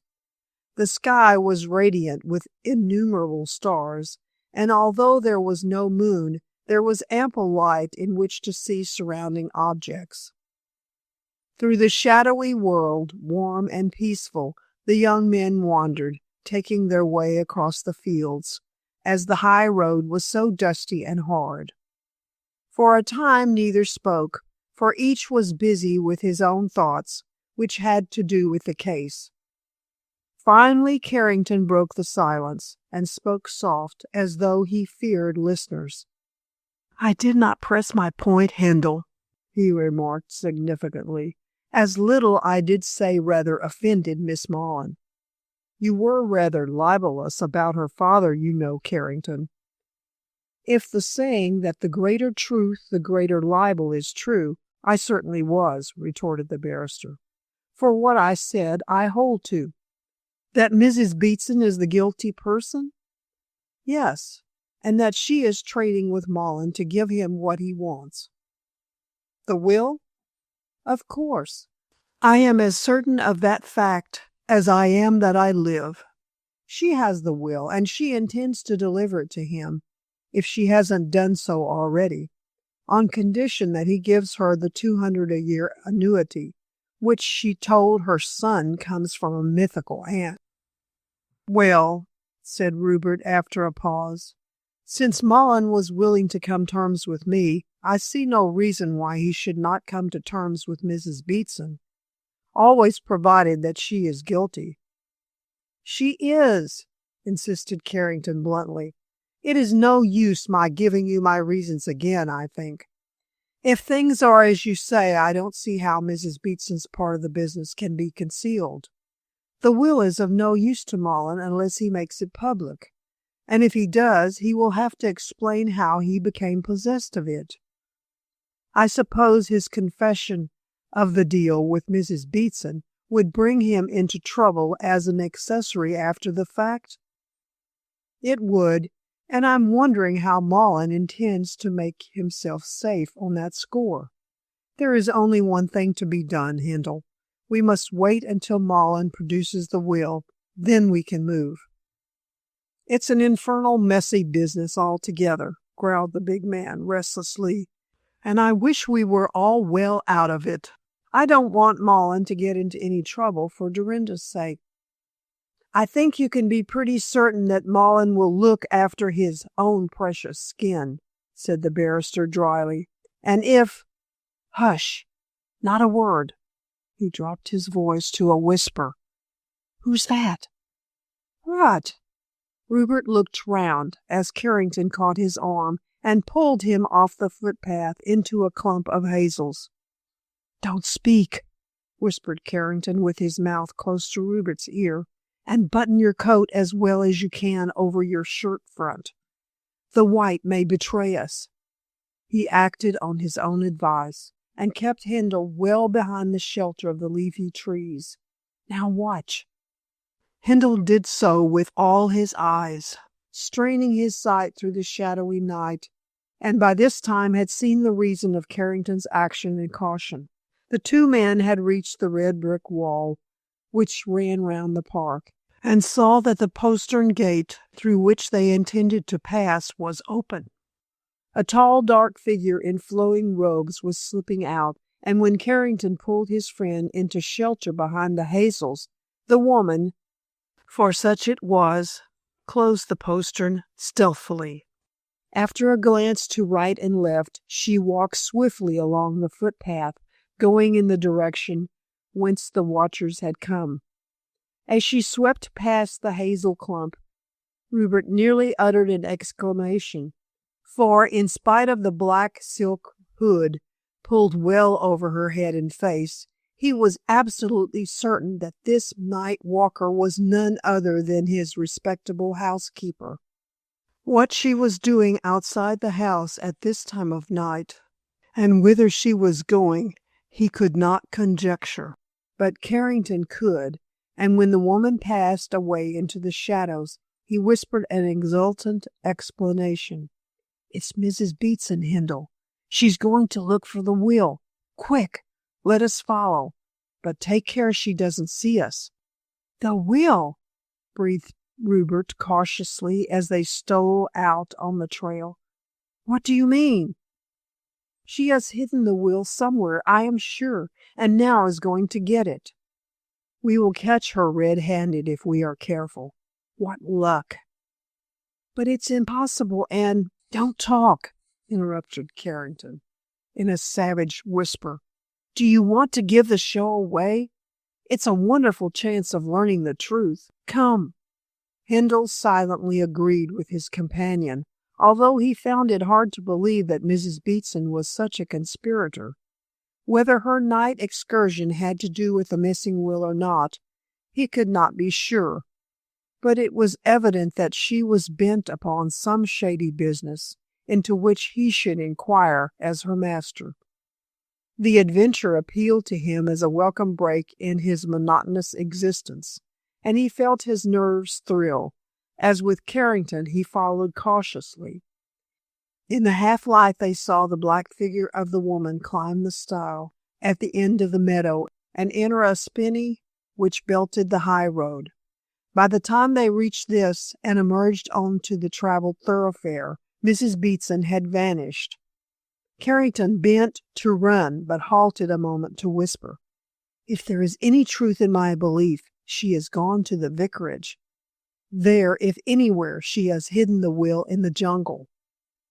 Handel nodded without reply, and the two men sped swiftly along the road until they came to the bend.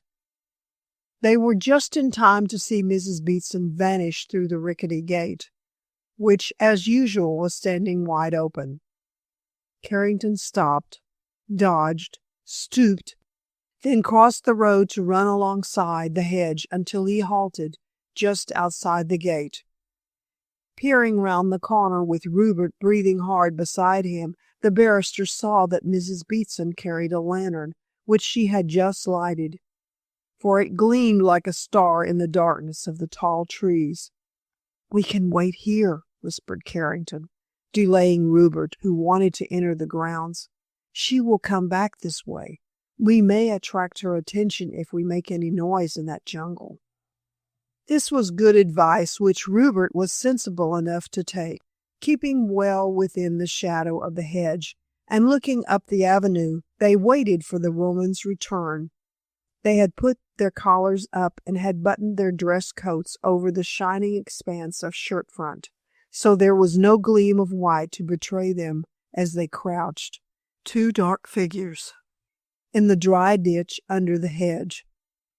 With beating hearts they waited anxiously, taking a peep every now and then. Mrs. Beatson was a long time absent. Handel judged about a quarter of an hour. Then, unexpectedly, she appeared running swiftly down the grass-grown avenue, with her lantern swinging in her hand. At the gate, and within touch, she waited to extinguish the light, but before doing so set it on the ground to look at a rustling parchment by its gleam. The moment she stooped with the document, Carrington's arm shot out, and it was snatched away. With a shriek, Mrs. Beatson straightened herself to face her master and his guest. She had, indeed, been caught red-handed.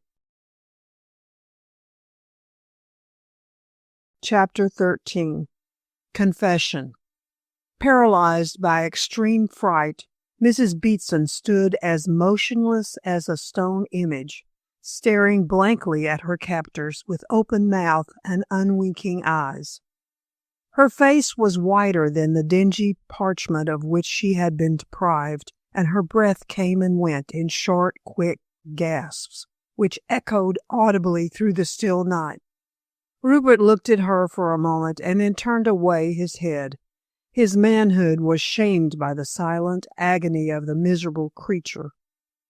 Carrington, more hardened by experience, stooped to the light and read, "This is the last will and testament of John Handel," in vividly black Latin lettering. That was enough to assure him of the truth, and rolling up the parchment, he turned sternly on the panic-stricken woman. "You are a clever fool, Mrs. Beatson," he remarked quietly. clever in getting the will and hiding it so skillfully, but a fool to examine so compromising a document here, when the village policeman may pass at any moment. The word policeman galvanized Mrs. Beatson into life and action. With a final gasp, she suddenly became, as it seemed, conscious of her peril and bolted. Down the road and across the road she sped, and was in the spinney before the two men could grasp the situation. For a single moment they stared after the flying figure, then simultaneously started in pursuit. With terror-winged feet, the housekeeper fled as swiftly as the wind, and it was not until the brick wall encircling the park again loomed through the shadows that they caught up to her. Instinctively, like a homing pigeon, she made for the only place where she thought she would be safe, much as Carrington grimly thought, after the fashion of a child who believes himself to be free from danger when smuggled between the blankets. It was while she was fumbling with the lock of the postern that he laid a detaining hand on her shoulder. With a terrified cry, she dropped on her knees. "Mercy, mercy!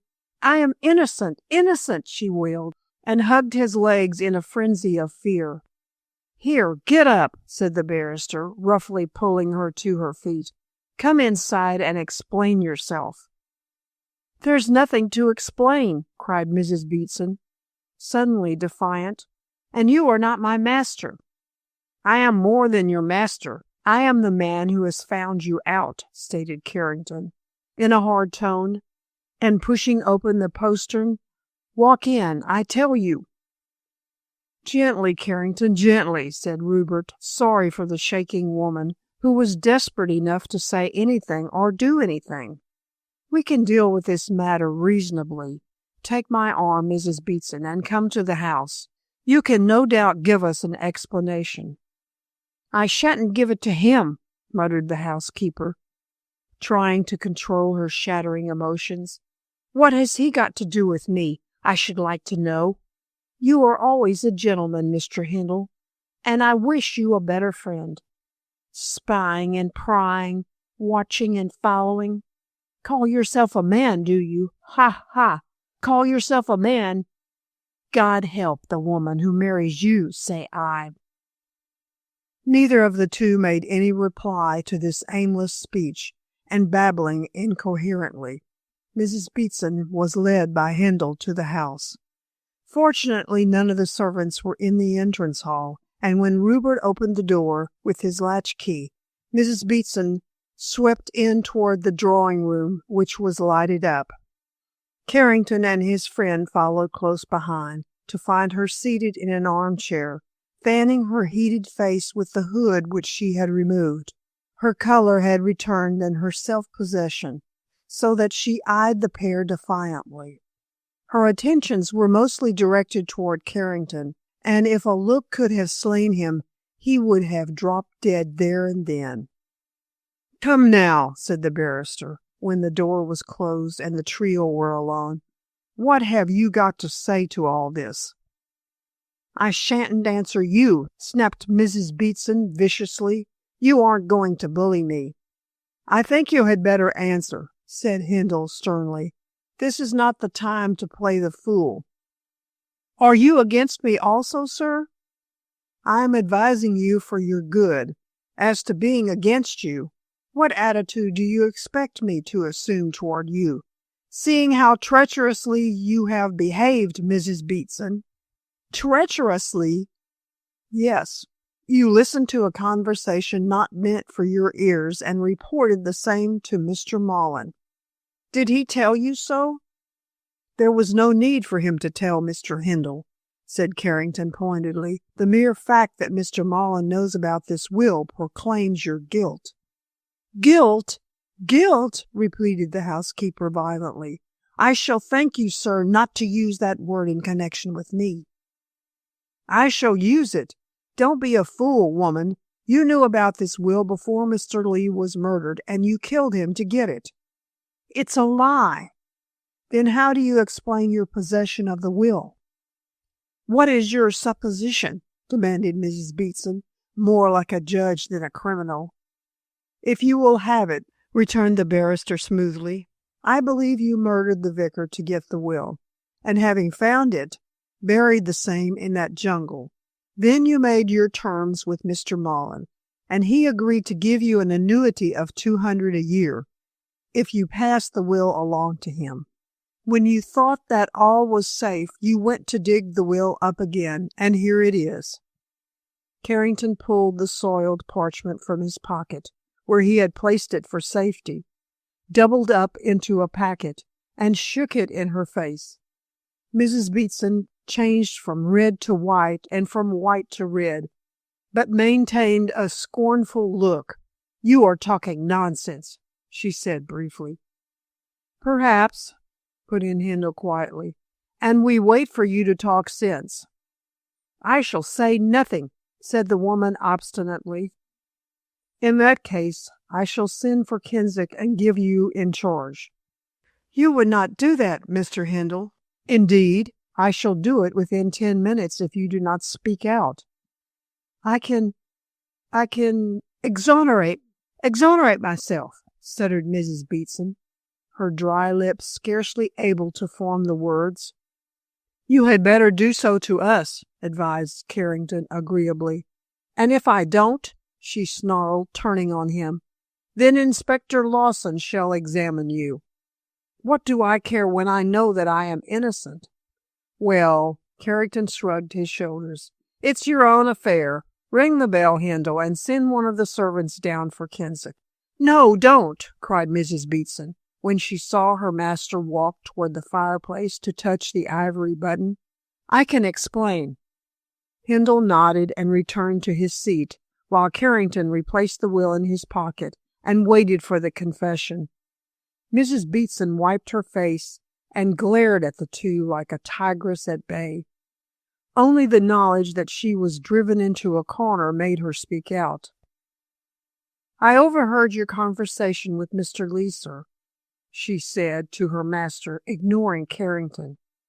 "Oh, I didn't mean to, you know. I only listened as I thought you intended to discharge me when you married Miss Mullen, and fancied you might explain yourself on that point to the vicar." "I understand, but why did you report the conversation to my cousin?" Mrs. Beatson looked down sullenly. "You don't know what it is like to be poor," she muttered irrelevantly. "I am born a lady, and through the fault of a spendthrift husband I am reduced to act as your housekeeper. It is only natural that I should try and improve my position. So when I learned about the will which would give your property to Mr. Mullen, I thought it wise to make money by speaking about it to him." "Why not to me in the first instance?" "Because you are too honest," burst out the woman, raising her pale eyes. "If you got the will, you would have made its contents public, even though, as Mr. Lee stated, you would lose all.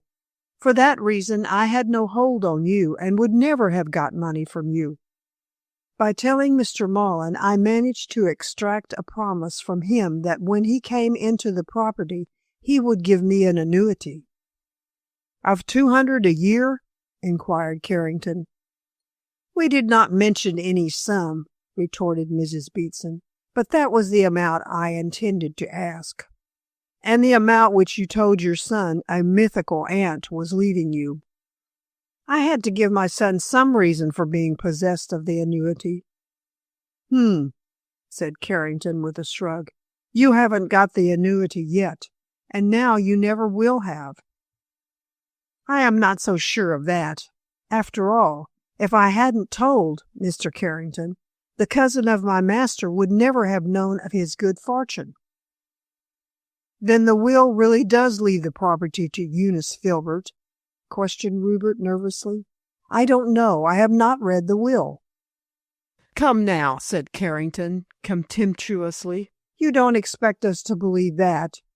You must have read the will before you buried it." "I didn't bury it." The barrister heaved a weary sigh and glanced at Rupert, as if to invite his attention to the way in which the woman was lying. I don't know why you are wasting our time in this fashion, said Carrington sharply. Why can't you speak straightforwardly? Twisting and turning won't help you now. You are in a corner, and however you may fight, you will not get out of it. Be frank, Mrs. Beatson, and tell us how you killed the vicar. Mrs. Beatson rose, white-faced and trembling, holding on to the back of the chair as she replied. I did not kill the vicar, she insisted. I would not do such a thing.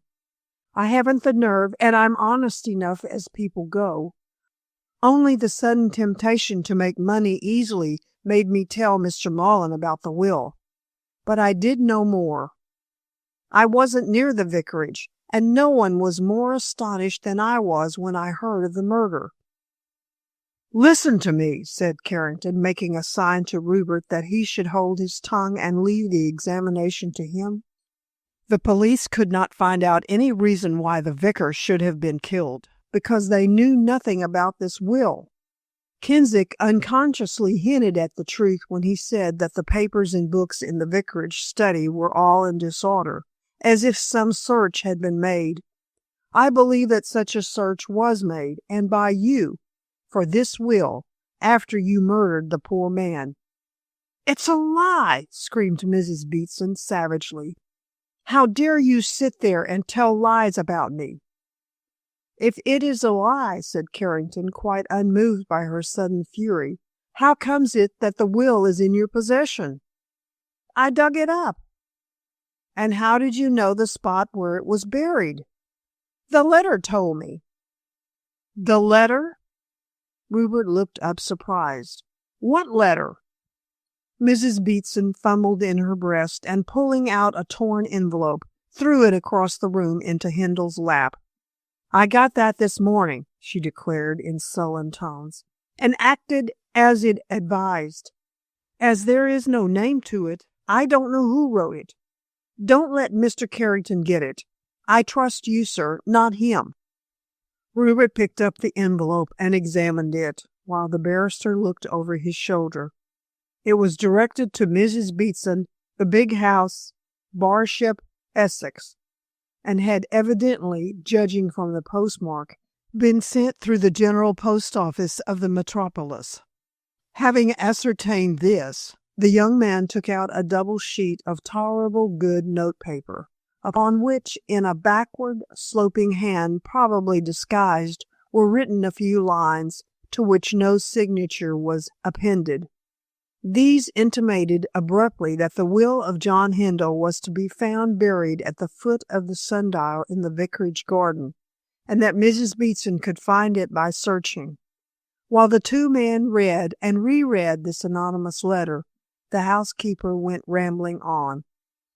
I intended at first to keep it and show Mr. Mullen when he returned, but then I thought, not trusting him, that if I had the will, I could hold it until he gave me a deed making safe the annuity I wanted. For that reason I took advantage of your dining at the cottage, Mr. Handel, to go and get it. I knew that the sundial was hidden among the grasses and shrubs of the vicarage garden, so there was no difficulty in finding the place mentioned. I did not think that you would return early from the dinner, and so left the thing until it was too late. I dug up the will easily, as it was only a little way underground and the earth was piled loosely over it. Then I came out and stopped at the gate to make sure that it was the will I had found. A silly thing to do, seeing that Kinsick on his rounds might have caught you, said Carrington, returning to his seat. Now how much of this tale are we to believe? The whole of it, retorted Mrs. Beatson, distinctly amazed. It's the truth. Said Carrington reflectively. It may be, but did you not send that letter from yourself to yourself? Me? Mrs. Beatson's voice leaped an octave. Hush, hush, said Handel, hurriedly glancing at the door. You'll bring in the servants. I need hardly tell you that it is best to thresh out this matter among the three of us. Thus warned, the housekeeper sank her voice and took refuge in the angry tears, always a woman's last resort. I'm so tired of being insulted, she sobbed loudly. Ever since you came across me, Mr. Hindle, that friend of yours has been taking away my character. I rather think you have taken it away yourself by behaving so treacherously to me, said Rupert grimly. However, I don't agree with Mr. Carrington that you sent that letter to yourself from yourself. How could I, sobbed Mrs. Beatson, when I haven't been near London, and I'm not a conspirator? It's a shame blaming me for trying to help myself. Why can't you leave me alone? 2 men on to 1 woman. You ought to go on your knees and beg my pardon. This amazing view of the case extorted a contemptuous smile from Carrington. He had much experience in his profession of the fair sex, and knew the marvelous way in which women extricated themselves from difficulties which would overwhelm a mere man. Logic, as he was well aware, forms no part of the feminine nature. I shan't try to argue with you, he said mildly, for you would be sure to get the better of me. But you have behaved very badly to Mr. Hindle. No, I haven't. I had a right to look after myself. Not at his expense. He has always treated you kindly and— Well, why shouldn't he? Demanded Mrs. Beatson, rolling up her handkerchief into a damp ball and dabbing her red eyes. I have always done my duty, I hope, and at a small salary, too. I could get a better place any day. Then I advise you to look out for one, said Rupert, astonished at the ingratitude. You certainly shan't stay here. What? Mrs. Beatson gasped and stared. Well, why should you when you can be happier elsewhere? I didn't say that I would, and if you discharge me, as I knew you would when you talked of marrying Miss Marlin, I shall ask for 1 year's wages and a letter saying how thoroughly I attended to my duties. I had no idea of discharging you until I discovered your treachery, protested Hindle sharply. It's your own fault, and— Mrs. Beatson's future can be settled later, interrupted Carrington, at this point of the argument. Just now she must answer me some questions. I shan't, raised the woman, furious at her humiliating position. It's all your fault that I have lost my— If you don't answer, interrupted the barrister again, I shall hand you over to Keswick to be taken to Lawson at Tarhaven. You wouldn't dare. Mr. Hindle wouldn't let you. Oh, yes, I should, said Rupert sternly. I'm not going to play fast and loose with the law. Mrs. Beatson's sour face became gray and pinched. I know nothing about the matter, more than I have told you, she cried, greatly terrified at the prospect of being locked up. I told Mr. Marlin about the will, and I dug it up when I got that letter.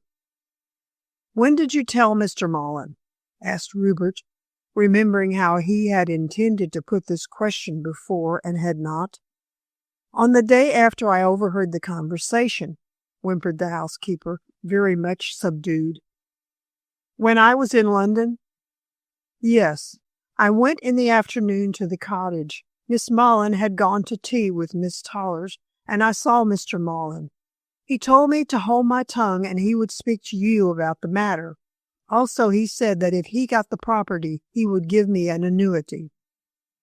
Did you tell him before the crime was committed? Asked Carrington. Am I not saying so? Shrieked Mrs. Beatson virulently. I told him on the very same afternoon of the next day, and you know quite well that it was 11 o'clock of the same night that Mr. Lee was murdered, and no one was more astonished than I was. Had you any idea who murdered him? No. How should I have any idea? Have you any idea now? No, I haven't, unless it was the person who sent that letter. Who sent it? Mrs. Beatson stamped. What a fool you are, Mr. Carrington. You have the letter and know as much about the matter as I do. The barrister thought for a few moments, then turned his back on the angry woman to address Rupert. Do you think she is speaking the truth, Hindle? Yes, I do. Of course you do, cried the housekeeper, looking viciously at the pair. I am not accustomed to having my word doubted. Hold your tongue, or it will be the worse for you, said Carrington sharply. You have behaved very badly, and ought to be locked up. All the same, I advise Mr. Hindle to leave matters as they are for a day or so, until we examine this will and make inquiries as to who sent this letter. That letter is mine, cried Mrs. Beatson, stretching out her hand. Rupert put it into his pocket. It will go to the police if you don't hold your peace, he threatened, for strong measures were necessary in dealing with such a woman. I agree with Mr. Carrington. Go away and say nothing about anything, not even to Mr. Mullen. Do you hear? What are you going to do? Never mind. You know what you have to do. Rupert walked to the door and opened it. Now go to bed. Mrs. Beatson tossed her head and moved toward the door. She greatly wished to continue the conversation and defend herself, but a glance at Hindle's stern face made her change her mind. Never had she seen her good-tempered master so angry and so decided. Foolishly as she had talked, the woman was well aware that her position was a critical one. Therefore she refrained from making bad worse. I'm going, and I'll say nothing, she snarled, but when you are turned out of this house. Please, said Rupert, nodding toward the hall. Beast, said Mrs. Beatson under her breath, lest the servants should hear. Both of you, beasts. And she sailed out of the room triumphantly, having secured the last word, and so soothed her angry mind. Hindle closed the door and returned to Carrington. Take out the will and let us have a look at it, he said in a weary voice. Won't you wait until tomorrow? Asked Carrington, glancing at him. This row has upset you. No, I want to see the will now. It may disappear again. Carrington took out the crumbled parchment from his pocket. Look after it yourself, then, and you can be certain that it is safe. All right, but let us look at it together. Move that lamp nearer. Carrington did so, and Hindle spread out the rustling sheets, 3 or 4 of them, as the will was tolerably long. It was written as wills of the early 19th century usually were, on parchment in a clear, scholarly hand, the writing being excellently engrossed and excellently preserved. The parchment itself was soiled and dog-eared, blotched here and there with coffee-brown stains, but it had suffered little damage during its 100 years' imprisonment in the monument chest. With Carrington seated beside him, the squire slowly read the faded brown writing, and gradually made himself master of the contents.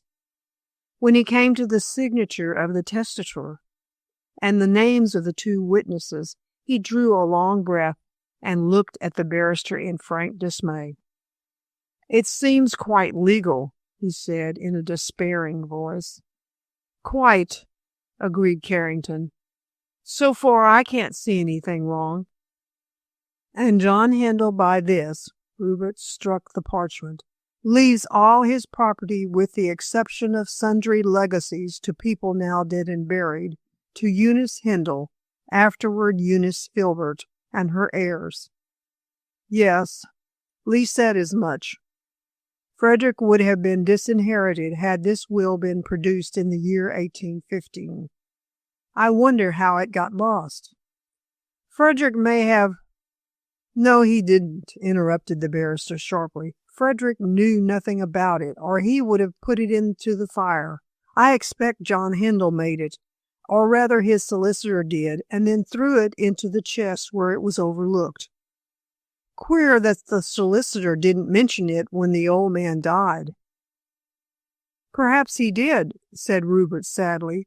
We know nothing of what took place at Hindle's death, save that Frederick inherited, and that there was no question of Eunice coming into the property. But the same is left to her and her descendants. So Mullen, as her sole representative, inherits. Will you dispute the will? Asked Carrington anxiously. No, said Rupert, putting the document into his pocket. It seems fair enough, and I must act honorably. When Malin returns, I shall give it to him, or rather I shall take it to our family lawyer along with Malin. And lose the property? My honor, said the young man gravely, is dearer to me than money. Chapter 14. A Clue. Needless to say, as it had been agreed to keep the discovery secret for the present, Hindle did not discharge Mrs. Beatson forthwith. Such an action, justifiable though it would have been, might lead to awkward questions being asked, and Carrington, for obvious reasons, advised caution. As things now stood, the housekeeper would keep silent for her own sake. So the next day she went about her usual duties as if nothing had happened. None of the servants knew about her excursion, as it was supposed she had remained in her own room, according to her usual custom. So far as the outside world was concerned, everything was safe, and the two men had time to look into matters at their leisure. It made Rupert's gorge rise to have the treacherous woman under his roof, but until he was assured of the truth of the will, he did not dare to get rid of her. Driven to bay, Mrs. Beatson, being a woman who would wreck continents for a whim, would ruin herself and everyone else in a whirlwind of rage. Being left alone, she nursed her disappointed anger in secret. Rupert's expressed intention was to take the will up to London and show it to the family lawyer, who would be able to explain matters. He had intended to do this the very next day, but Carrington dissuaded him from being too impulsive. It was no use for the squire to burn his boats too soon, said the astute barrister, and to make public the document would be to burn his boats with a vengeance. I think you should take time and turn the matter over in your mind, observed Carrington artfully. It is just as well to be cautious. I don't see what I gain by waiting, argued the squire. The most honest thing to do is take the will to the lawyers. I shall have to do that sooner or later, you know. Will you? Questioned Carrington significantly. Of course. What do you take me for? If Carrington had spoken his mind, he would have answered that he took the young man for a superfine fool. To throw away a fine position, a fine house, and a fine income out of sheer honesty was not Carrington's notion of common sense. But then the barrister's notions of right and wrong had become somewhat warped by a struggling life. A penniless man is always more unscrupulous in dealing with money matters than one who has never been poor, and it seemed to Carrington that his friend's self-sacrificing honor was the result of ignorance. Had Hindle lived from hand to mouth, he would not be so ready to surrender his possessions. Moreover, Carrington wanted to pick Rupert's pockets, as Malin surmised he would. This was the real reason why he urged Hindle not to strip himself of his wealth. But such urging had to be done delicately, for the squire was by no means a man to be handled easily. With this in his mind, the barrister replied carefully, and did not translate his real thoughts into words. I take you for one of the best fellows in the world, he said warmly, but there is such a thing as overdoing honesty, you know. I don't know, retorted the other positively. One must be one thing or the other. There can be no tampering with honor. Of course not. I should never suggest such a thing. However, I do suggest that you should wait for a day or so before seeing your lawyer. Why? You forget that the will is mixed up with a crime. If your lawyers decide that Malin must have the money, the matter is bound to be made public. In that case, it will become known to Lawson that Lee possessed the will. I leave you to guess what complications will ensue. Hindle tugged at his brown mustache moodily. "It's an infernally difficult business," he said after a pause. "What do you suggest?" Carrington, rejoicing that he had succeeded thus far, had his answer ready. "I suggest that you wait for a few days, and meanwhile come with me to the vicarage."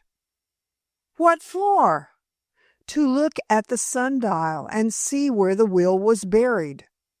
"What good will that do?"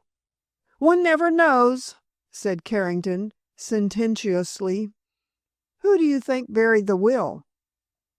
"The man who murdered Lee to get it." "And his name?" "Poof! Ask me another. How do I know?" "Mrs. Beatson?" "Well, why not she as well as another? She had much to gain by possessing the will. And the will was in her possession last night. But for the chance of our stumbling across her when she went to unearth it, we would never have known that." "I can't think that Mrs. Beatson, bad as she is, would commit a murder," mused the squire reflectively. "After all, if she had the will on the night Lee was got rid of and committed the crime, why should she bury it?" "My dear fellow, that is where the woman's artfulness comes in," said Carrington quickly. "She had to give some reason for possessing the will. By hiding it in a hole and then writing to herself that anonymous letter saying where it was to be found, she does away with all suspicion against her." "Not in your mind, apparently," said Hindle dryly. "Of course not. But a long course of criminal law has opened my eyes to the habits of the animals. I may be unduly suspicious, I grant you.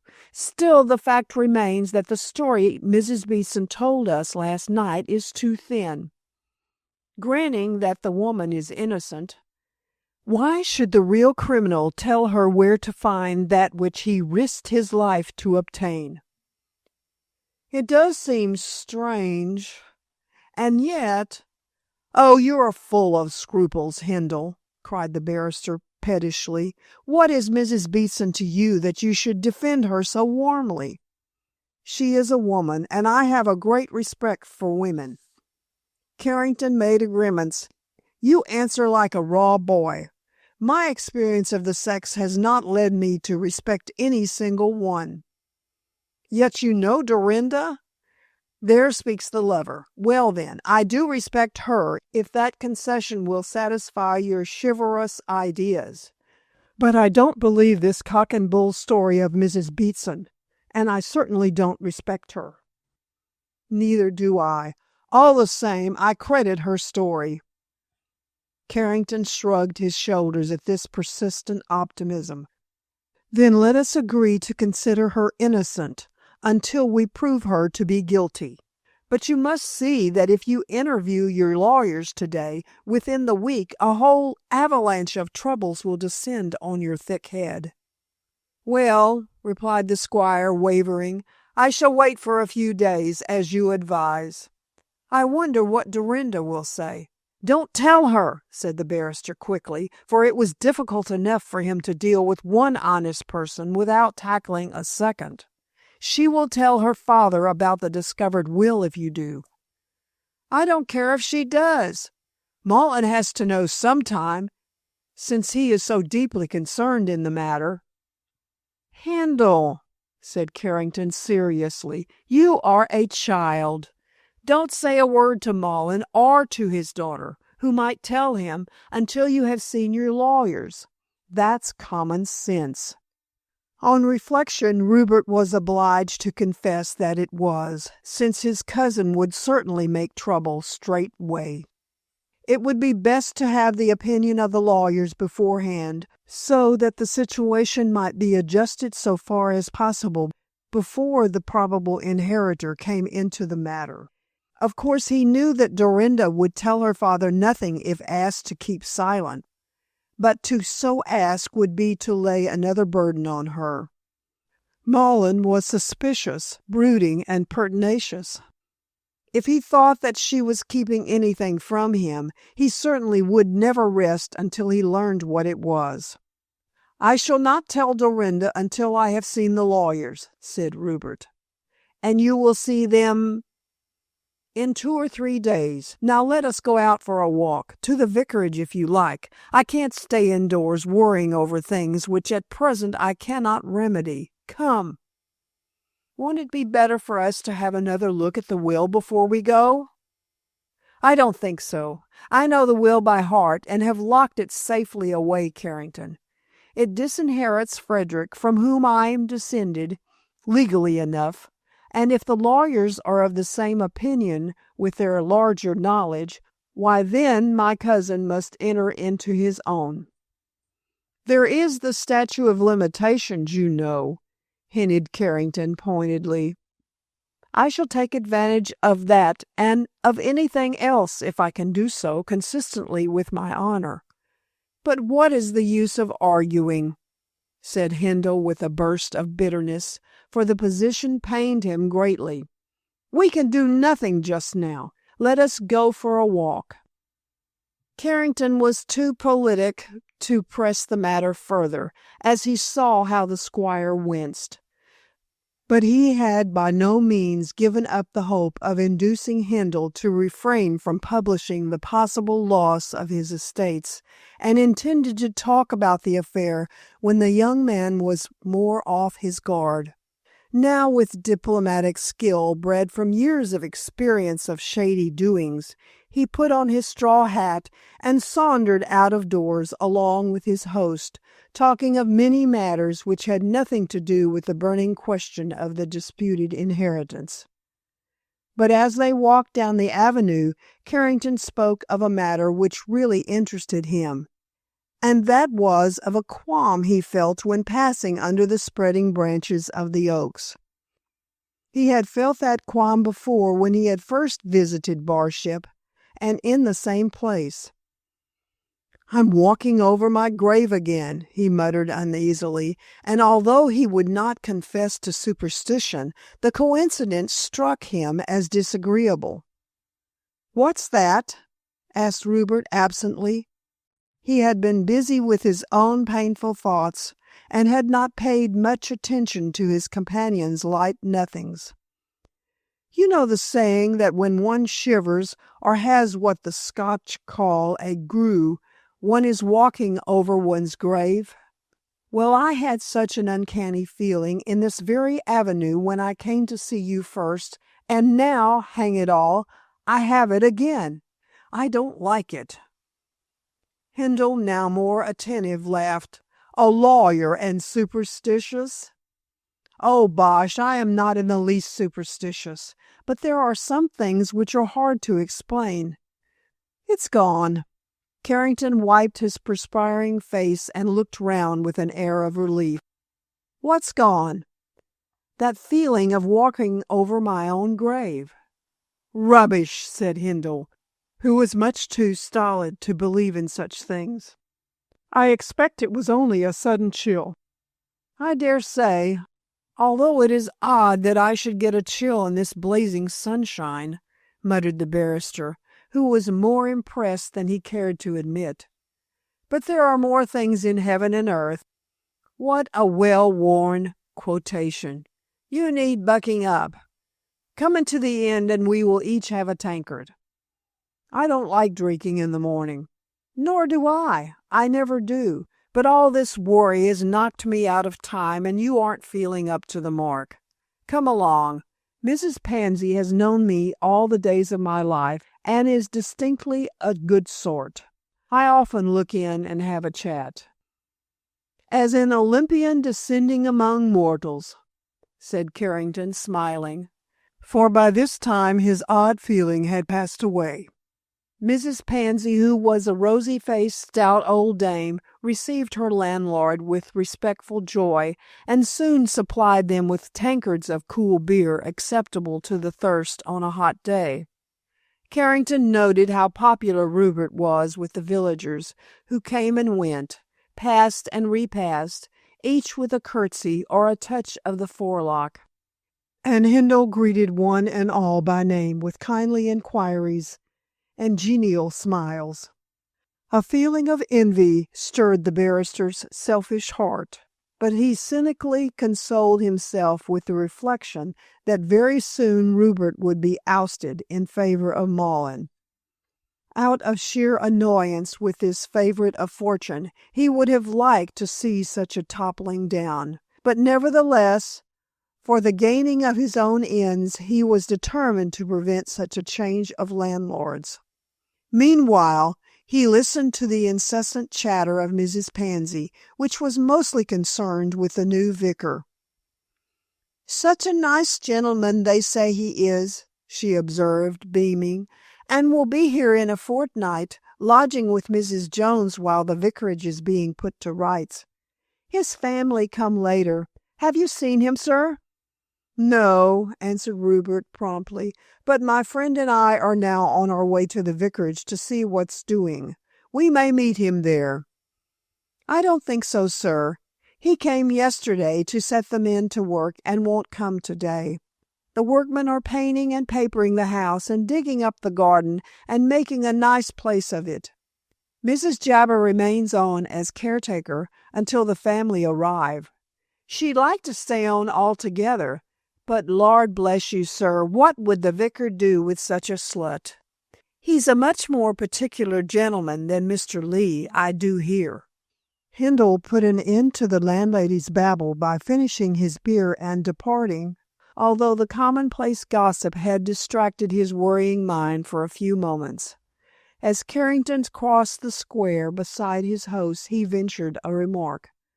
"Let us hurry on, Hindle, and have a look at the hole by the sundial before the workmen turn up the ground."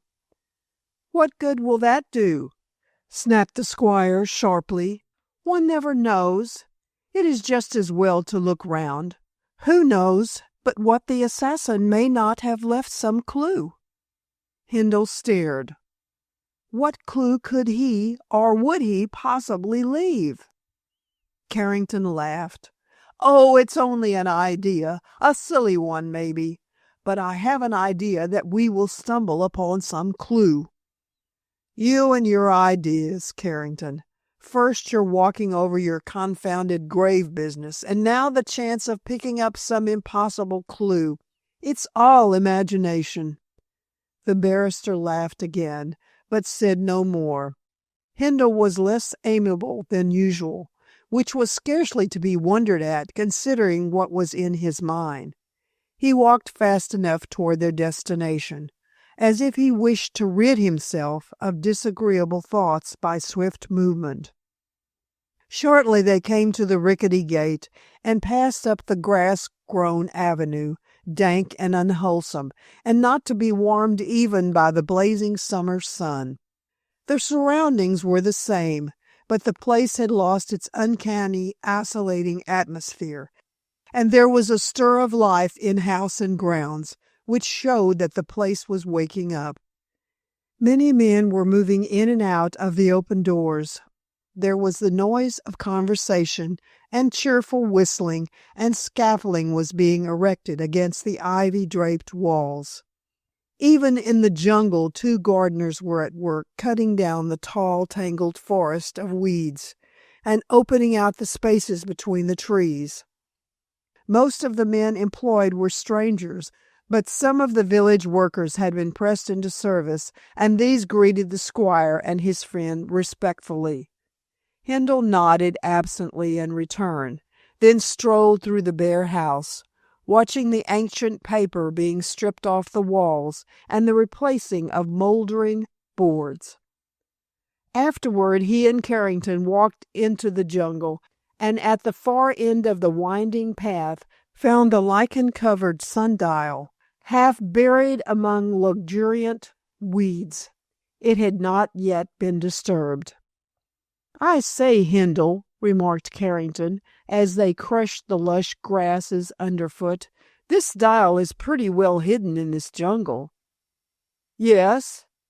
I gather from that," continued the barrister musingly, "that it would not be easy to find." Rupert nodded. "Not unless a person knew where to find it," he answered. "Exactly. Well, then, If the assassin of Lee was a stranger, he would never have buried the will in a place of which he knew nothing." "You infer that the assassin of Lee was not a stranger?"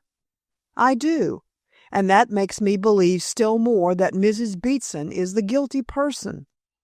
She knew where to find the sundial in this tangle of greenery and in the darkness of night.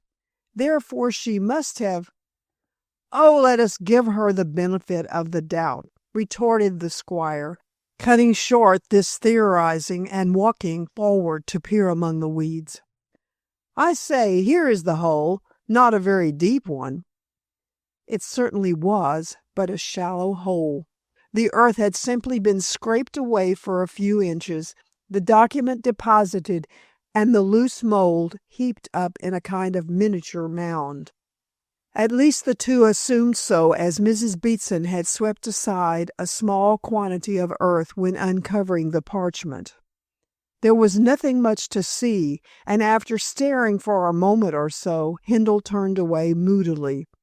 Scarcely had he done so when Carrington touched him on the shoulder and drew his attention to a small object which glittered in the long grass near the edge of the hole. "What's that?" he asked, pointing with his finger. Rupert said nothing, but stooped and picked up the object. "Why," he said in a tone of surprise, "it's the jewel which Malin wears on his watch-chain." The barrister exclaimed also, as he stared at the gleam in Hindle's hand. It certainly was the opal in the matrix, to which Malin had drawn his attention at their first meeting. Such a distinctive ornament was not easily forgotten. After a look and an exclamation, he drew back and pondered. "Surely Malin never—" "Nonsense, nonsense!" interrupted the squire sharply. "What can Malin have to do with the matter?" "That is what I'm trying to think out," said Carrington dryly. "You must admit that it is strange." "What is strange?" asked Rupert, determined not to commit himself. "Finding this ornament here, near where the will was hidden. If we had found it on the high road now—" Yes, it is odd, I admit," interrupted the squire again. "But that does not prove Malin's implication in this sorry business. It proves that he was here in this secluded spot at one time or another, since he lost the opal among these grasses. Malin may have wandered round the garden as we're doing. We came deliberately here because the will was found in this place by Mrs. Beatson. But what took Malin to the sundial?"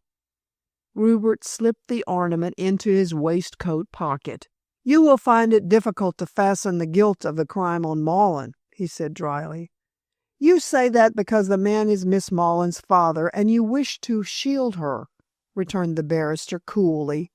"All the same, if Lawson, for instance, knew the circumstances, he would build up a very pretty case against our disagreeable friend." "As how?" "Malin knew about the will before Lee was murdered, as you know from the story of Mrs. Beatson. The will meant much to him, so it is just possible that he came to the vicarage to get it from Lee. Failing to get it given to him freely, he struck— No, I can't believe that." "What else can you believe when the ornament, which we both know belongs to Malin, is found on the edge of the hole where the will was buried?" "Malin may be able to explain." "Oh, undoubtedly. And the more precisely he explains, the less I shall believe his explanation. He has missed this ornament, you may be sure, long ago, and has had plenty of time to make up a story accounting for the loss.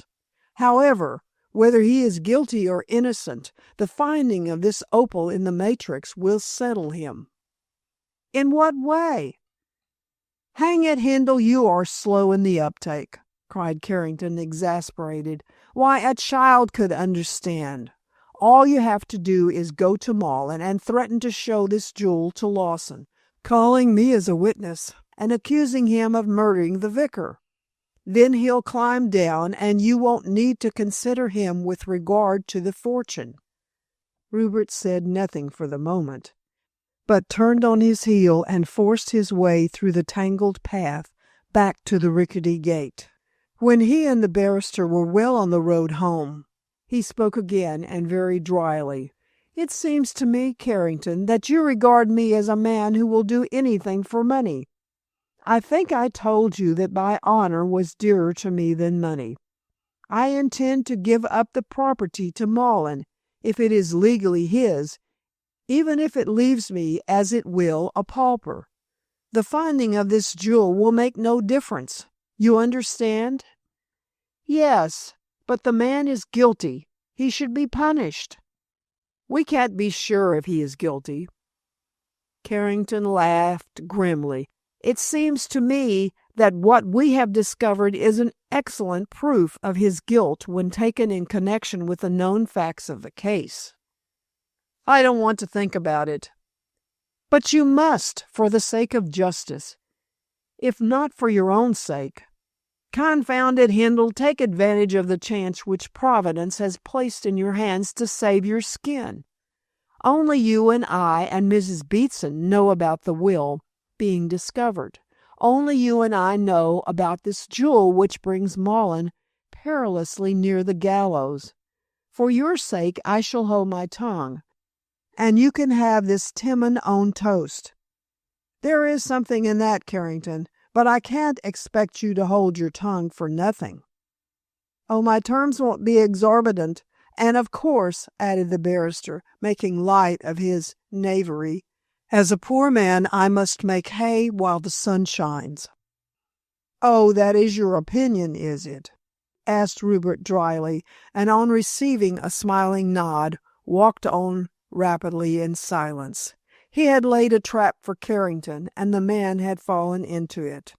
He was little more than a blackmailer who was prepared to make use of his power to enrich himself. To prevent such a thing, Rupert temporized, although he could scarcely stop himself from catching Carrington by the throat and hurling him into the ditch. "You must give me time to think over the matter," said Hindle at last. "Oh, there's no hurry. We are both on the same string, you know. We can make Malin squeal now." "Yes," assented Rupert, wondering that the man should think him capable of such baseness. "We can make him squeal." Chapter 15. Circumstantial Evidence. Rupert felt very uncomfortable. It was bad enough to have Mrs. Beatson in the house when he knew how treacherous she was, but it was worse to entertain Carrington as his guest. The barrister undoubtedly was determined to make money at the cost of honor, and what was more, he would probably gain his ends unless the truth came to light. And the truth required to adjust matters was to learn beyond question what was the name of the individual who had murdered the vicar. If, indeed, Malin was the culprit, Rupert felt that he was in Carrington's power. It was impossible to allow that truth to come to Lawson's ears, as then Malin would be arrested, and there would be a public scandal. Yet if Carrington, who knew all details, were not bribed largely to keep silent, it seemed likely that he would denounce the miserable man. Of course, as yet, Hindle could not be certain that his cousin had committed the crime. But circumstances were against him, and if the police took up the matter, ruin would stare Malin in the face. For Dorinda's sake, such publicity was not to be thought of for one moment. Hindle had no love for his cousin, who was as disagreeable and selfish a mortal as ever existed. He was capable of the most unscrupulous conduct to feed his egotism, but Rupert thought, and with some degree of truth, that the very egotism in question would prevent the man from risking his neck. Yet, even if he were innocent, as Rupert tried hard to believe for Dorinda's sake, the evidence against him was very strong. Malin, thanks to Mrs. Beatson, knew all about the will before Lee's death. The discovery of the ornament near the sundial proved that he had been where the will was buried. Also, possession of the will meant a fortune to Malin, and the sole reason for which the vicar could have been murdered was for the criminal to obtain possession of the parchment.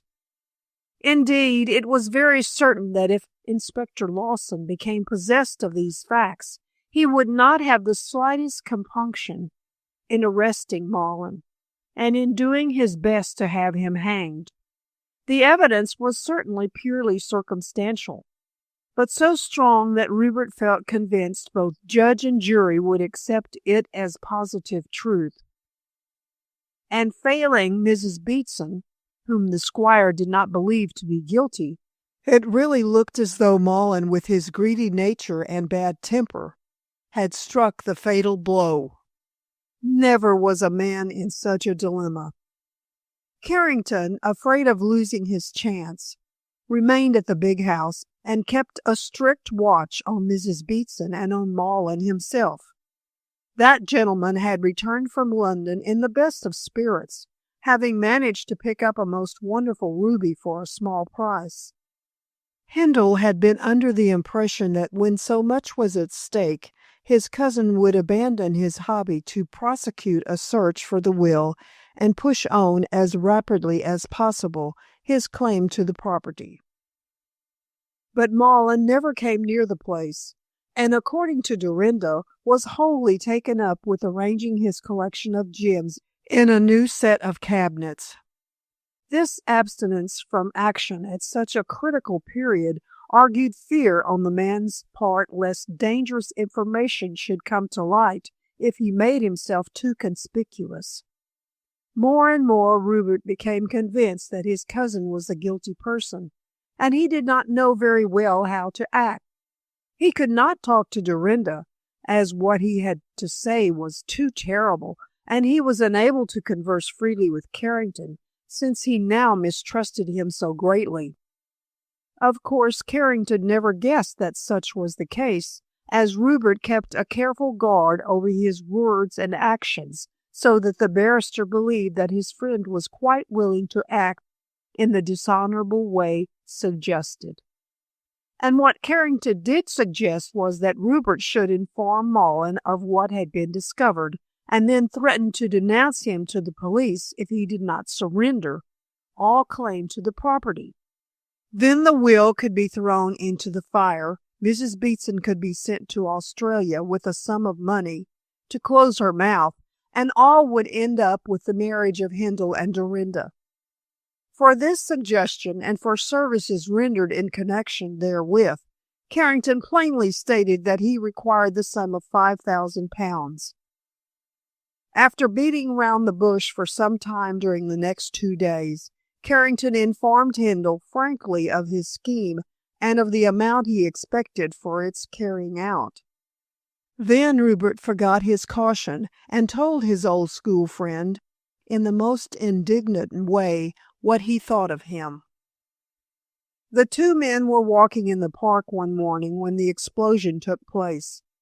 Rupert, as usual, was unable to remain in the house quietly, since his very painful thoughts did not permit him to take an interest in anything. He was on his legs from morning until night, and the barrister, for obvious reasons, since he wished to poison his mind, always hung round him with suggestions of what should be done to hush the matter up. On this particular morning he did more than suggest, as he was growing weary of Handel's sluggish reluctance to deal with the matter. Therefore he put his proposal into plain words and mentioned his price. Rupert lost his temper, and wheeling on him in a fury, knocked him down. Carrington was so amazed and startled by this sudden rebellion on the part of a sheep that he remained on the grass, tongue-tied, staring up at the big man, who stood by, furiously angry. I think you must be mad," stuttered the barrister. "No, I am not mad, you villain," said Handel between his teeth. "You think that I am as big a scoundrel as you are. I am not, and now you know it." Carrington pulled himself together and rose stiffly, tenderly feeling his left eye, which was growing black. "I'll make you pay for this," he said savagely, and turned a threatening face on Hindle. "You can do what you like. I am not afraid of you," retorted the squire indifferently.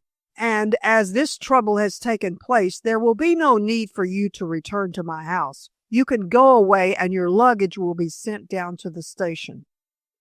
"You can send it to the Hindle Arms," said Carrington, making up his mind swiftly as to his best course of action. "I don't intend to leave this place until I get what I want." "You won't get £5,000 anyhow, or 5,000 pence, I can tell you," said Hindle, with his usual kind eyes growing hard. "Not from you, perhaps, since you are such a fool. But Maughlin can defend himself. What he does has nothing to do with me."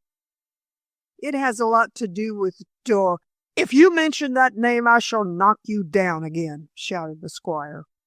Carrington was wise enough to take the hint, being a coward at heart, as all bullies are. "I should like to know why you knocked me down at all," he complained in sulky tones.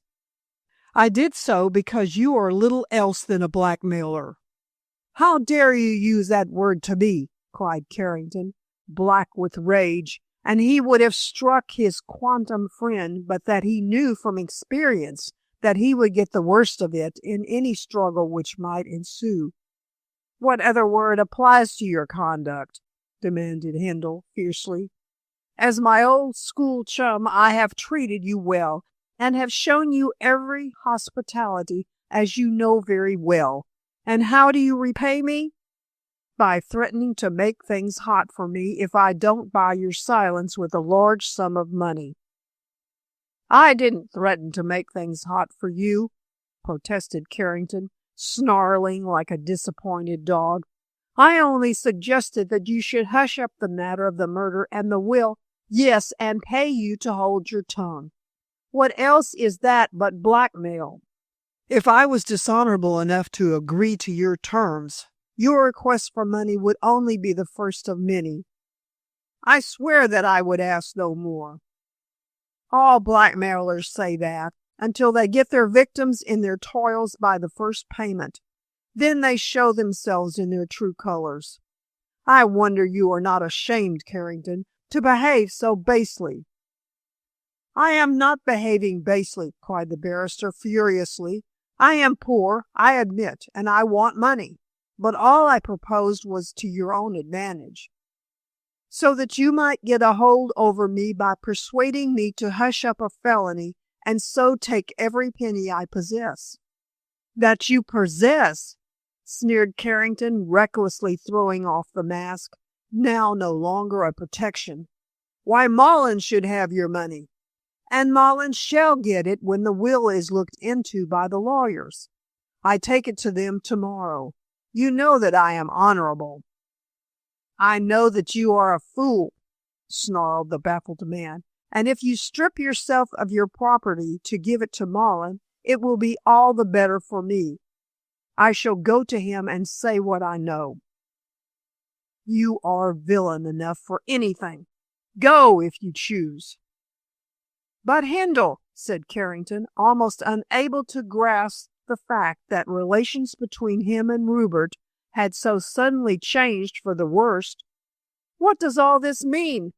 I have said a little more this morning than I said to you before, and only now do you object." Rupert, who was going away, stopped to face his enemy. "I objected all along, as you might have seen if you had not been blinded by your own wickedness, Carrington. Every word you said made me loathe you more and more. The sole idea you had was to get money out of me. I thought you were a gentleman and my friend, whereas you are a villain and a blackmailer." Go on," said Carrington, becoming very white and breathing very hard. "I shall make you pay for every insult." "It is impossible to insult you," retorted the squire contemptuously. "Such a worm as you are doesn't feel insults, As to making me pay, you have no hold over me, and you know it. I can take away your property by telling Mullen of the will being found. I shall tell him myself, so you needn't trouble. I can tell Lawson about Mullen's guilt. Oh, as to that, you can't prove that he is guilty, said Hindle coolly. And as you won't kill your goose with the golden eggs, you will say nothing to Lawson, if Mullen buys your silence. Come along, I've had enough of this. You can go away and do your worst, and if you don't go straight away, I shall make a public scandal by kicking you out of the gate. You are nothing more than a bully. You know that I am not strong enough to fight you, said Carrington furiously, but very wisely moving in the direction of the gate. Quite so. But if I were a bully, I should thrash the life out of you for daring to insult me with base proposals as you have done. You have got off very lightly, considering all things. Now march and hold your tongue. Carrington had to do so as he was bidden, for the big man looked at him in a quiet, imperious way, which meant trouble. With a would-be dignified step, the baffled villain walked over the grass toward the distant gate without opening his mouth. As he passed out into the road, he turned for one moment to make a last threat. Rupert guessed from the malevolent expression on his face that he was about to refer to Dorinda and make a quick step toward him. Carrington winced and cringed, shut his mouth, and sped down the road at a remarkably quick pace. He had been turned out of his paradise, where he had expected to live in clover for the rest of his life with Hindle under his thumb, and he knew that the closed gate divided him forever from his old school friend. Therefore did he curse not himself but Hindle for being such a fool. Carrington was far too egotistic to lay the blame on his own shoulders, as he invariably believed his methods to be perfect. However, having lost his chance of obtaining money from Rupert, it only remained for him to get it somewhere else. Naturally, Mullen was the first person he thought of, since that gentleman, by inheriting the property, would have the wherewithal to pay. Carrington intended to remain the night at the Hindle Arms, to which place his portmanteau was sent during the afternoon, and next day to return to London. He would have much rather stayed on to attend to his nefarious business, but his position was bound to be disagreeable when the villagers learned that he had been turned out of the squire's house, so it was best to leave the place. But in the meantime, he hoped to bring Mullen to his knees. With this idea, he wrote a short peremptory note to the man asking him to come to the inn at 8 o'clock for an interview concerning his safety, and this he sent up by hand to the cottage. On the reply would depend what attitude he would take toward Dorinda's father. If Mullen refused to come, such refusal would hint that he was strong enough to fight. But if he came in answer to so insolent a message, his arrival assuredly would show that he was afraid of what might come out. Therefore, when a curt line or so was brought to the barrister saying that Mr. Mullen would be at the end as requested, Carrington felt that he had won the first move of the game. The man was afraid, and it would be as well to take advantage of his fear. Also, seeing what had been discovered, it was difficult to understand how Mullen could save himself. Mrs. Pansy was somewhat surprised when the squire's guest took up his quarters for the night in her house, and wondered what could be the reason. Carrington, afraid of making bad worse, did not give her any, but simply stated that he would eat and sleep there before leaving for London by the 8 o'clock train in the morning. He engaged a sitting room and a bedroom, and enjoyed a very good dinner shortly before Mullen put in an appearance.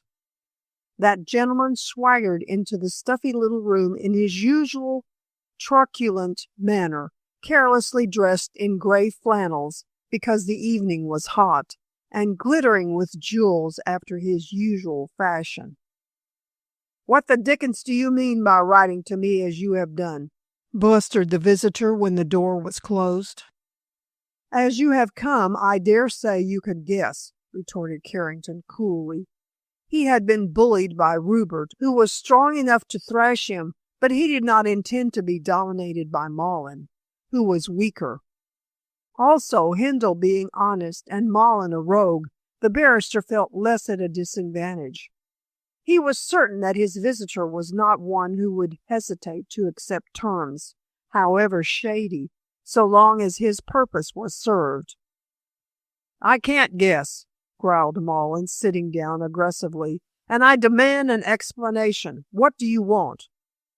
5,000 pounds, said Carrington, thinking it was useless to beat around the bush with the brother knave. What for? For certain information which will be of service to you.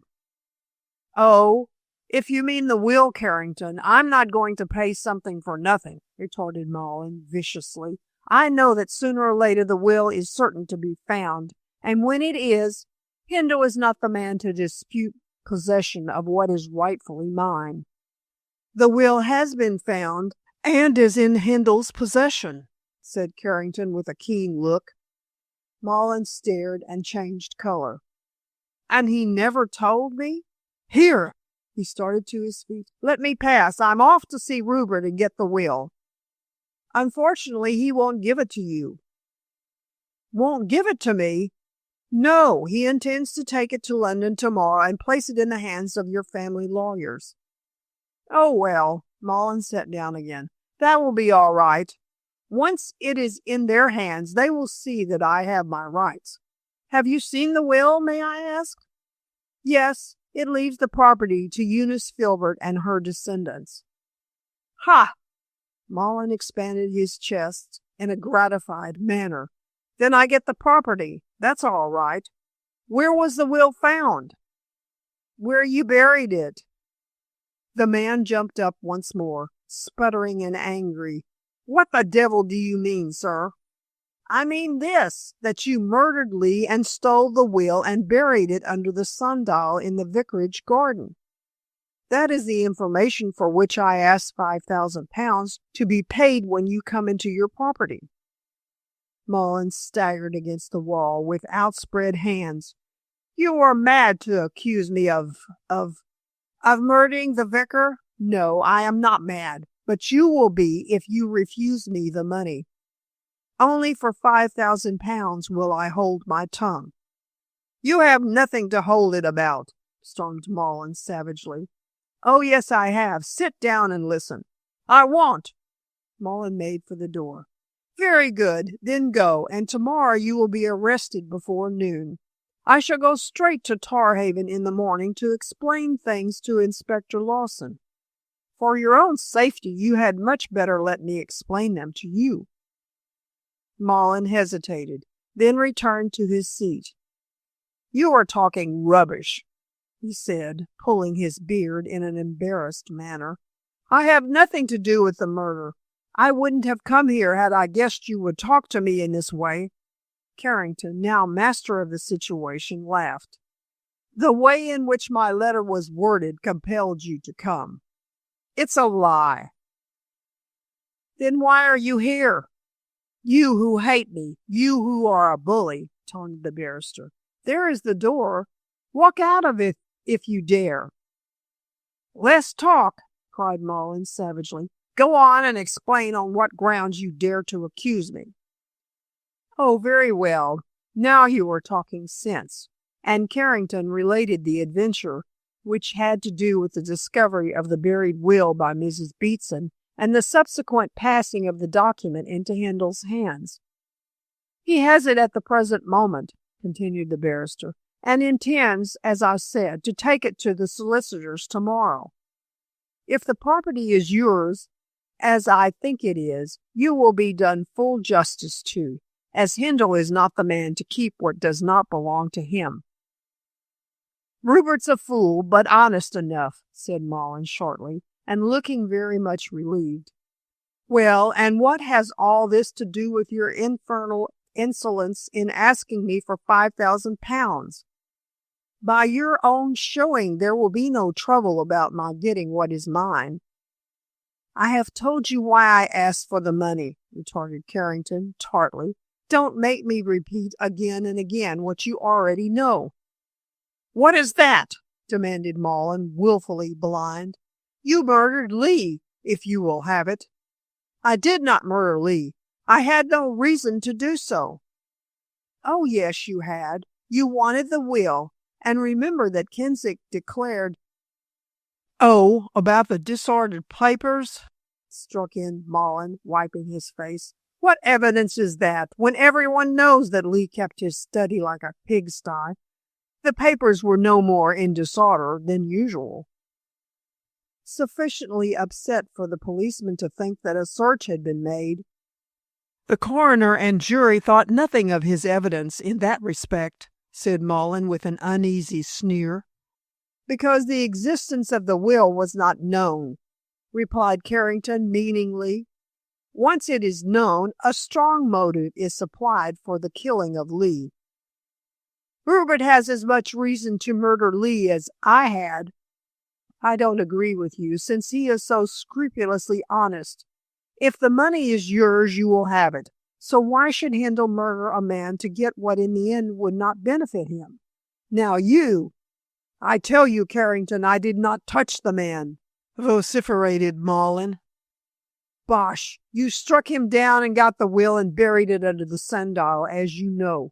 Then you made use of Mrs. Beatson to avert suspicion from yourself by sending the anonymous letter telling where it was.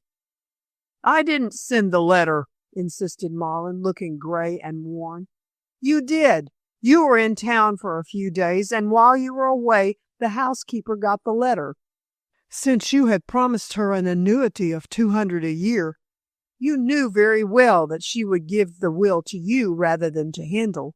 It was a very clever scheme, Mullen. You are talking rubbish, cried the man in consternation, for he saw how strong was the evidence against him. How can you prove that I was at the vicarage on that night? Where is your opal in the matrix? Asked Carrington, glancing at Mullen's watch chain significantly. I lost it, hesitated the other. You did, and Handel found it in my presence near the sundial, on the very verge of the hole wherein you buried the will.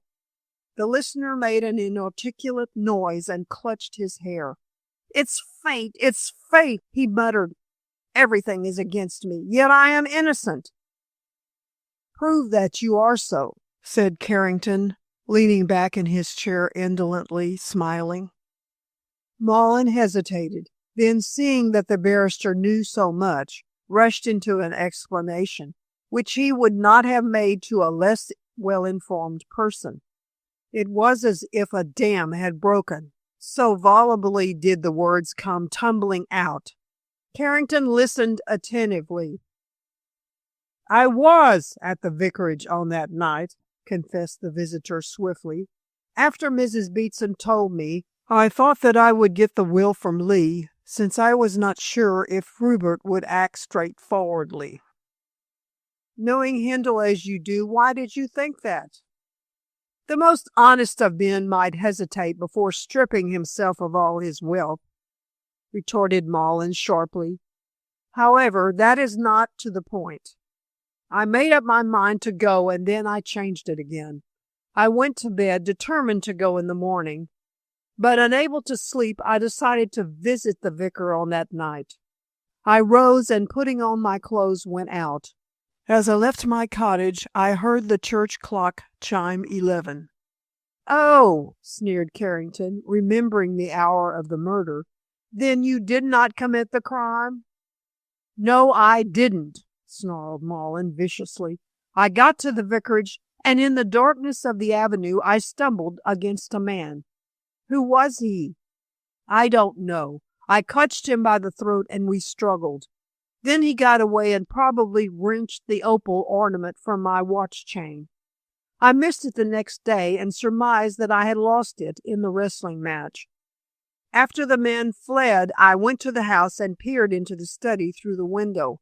I saw Lee lying apparently dead on the floor and was seized with fright lest I should be accused of killing him. I saw my position in a moment, as you may guess."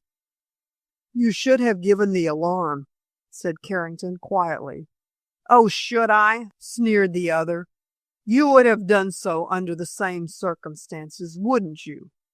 "Perhaps," returned the barrister ambiguously. "I quite see that you were in a very awkward position." "Of course I was. If the fact of the will came to light, I might have been accused of killing Lee to get it." "Which you did," insisted Carrington, "in spite of this cock and bull story." "Hang you!" shouted Mullen fiercely and clenching his fists. "I tell you I did not.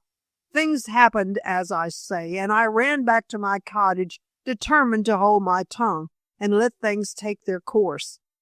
That is why I made no move about the will.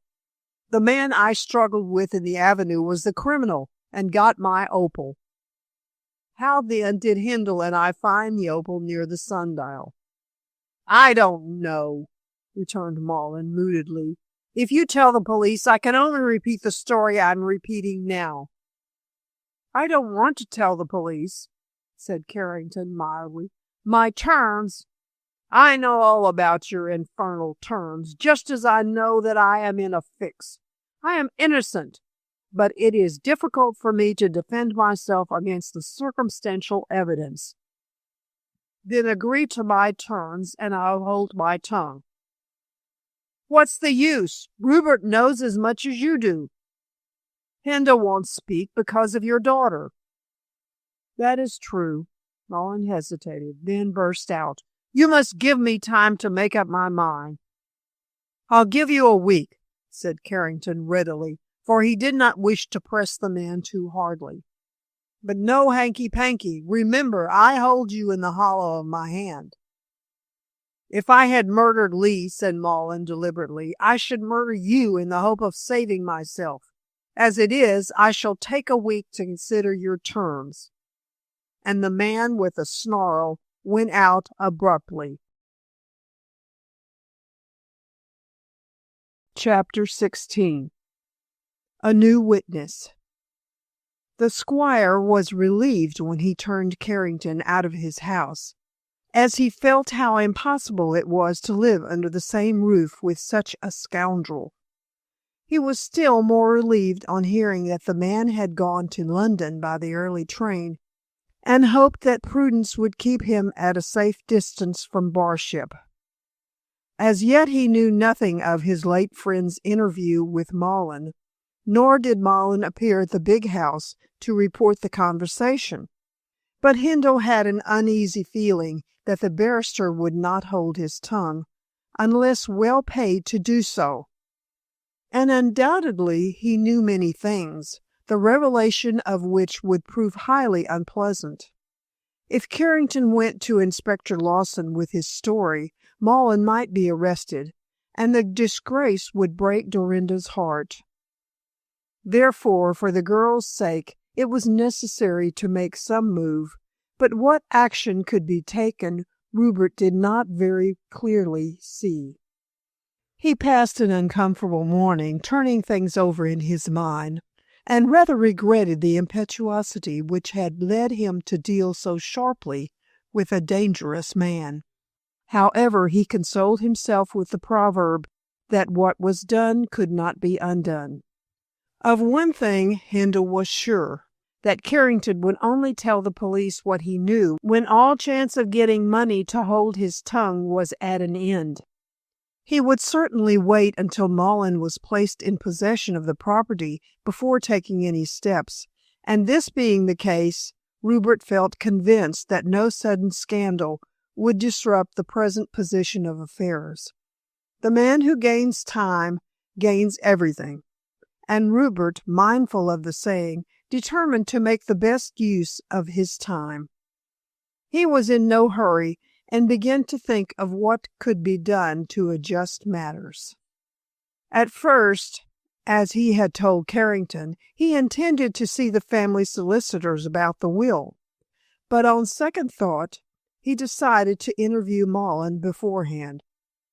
The moment that John Hindle's will was placed in other hands to be dealt with, a certain amount of publicity would assuredly ensue. In that case, Mullen might find himself in an awkward position, although Rupert could not bring himself to believe that his cousin was guilty of so brutal a murder.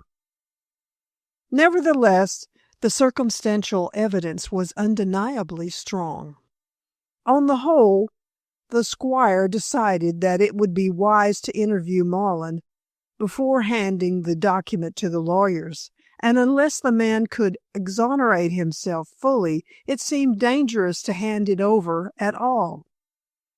There would be little sense in Mullen gaining a fortune if the necessary steps to place him in possession of it could only be taken at the risk of liberty and perhaps of life.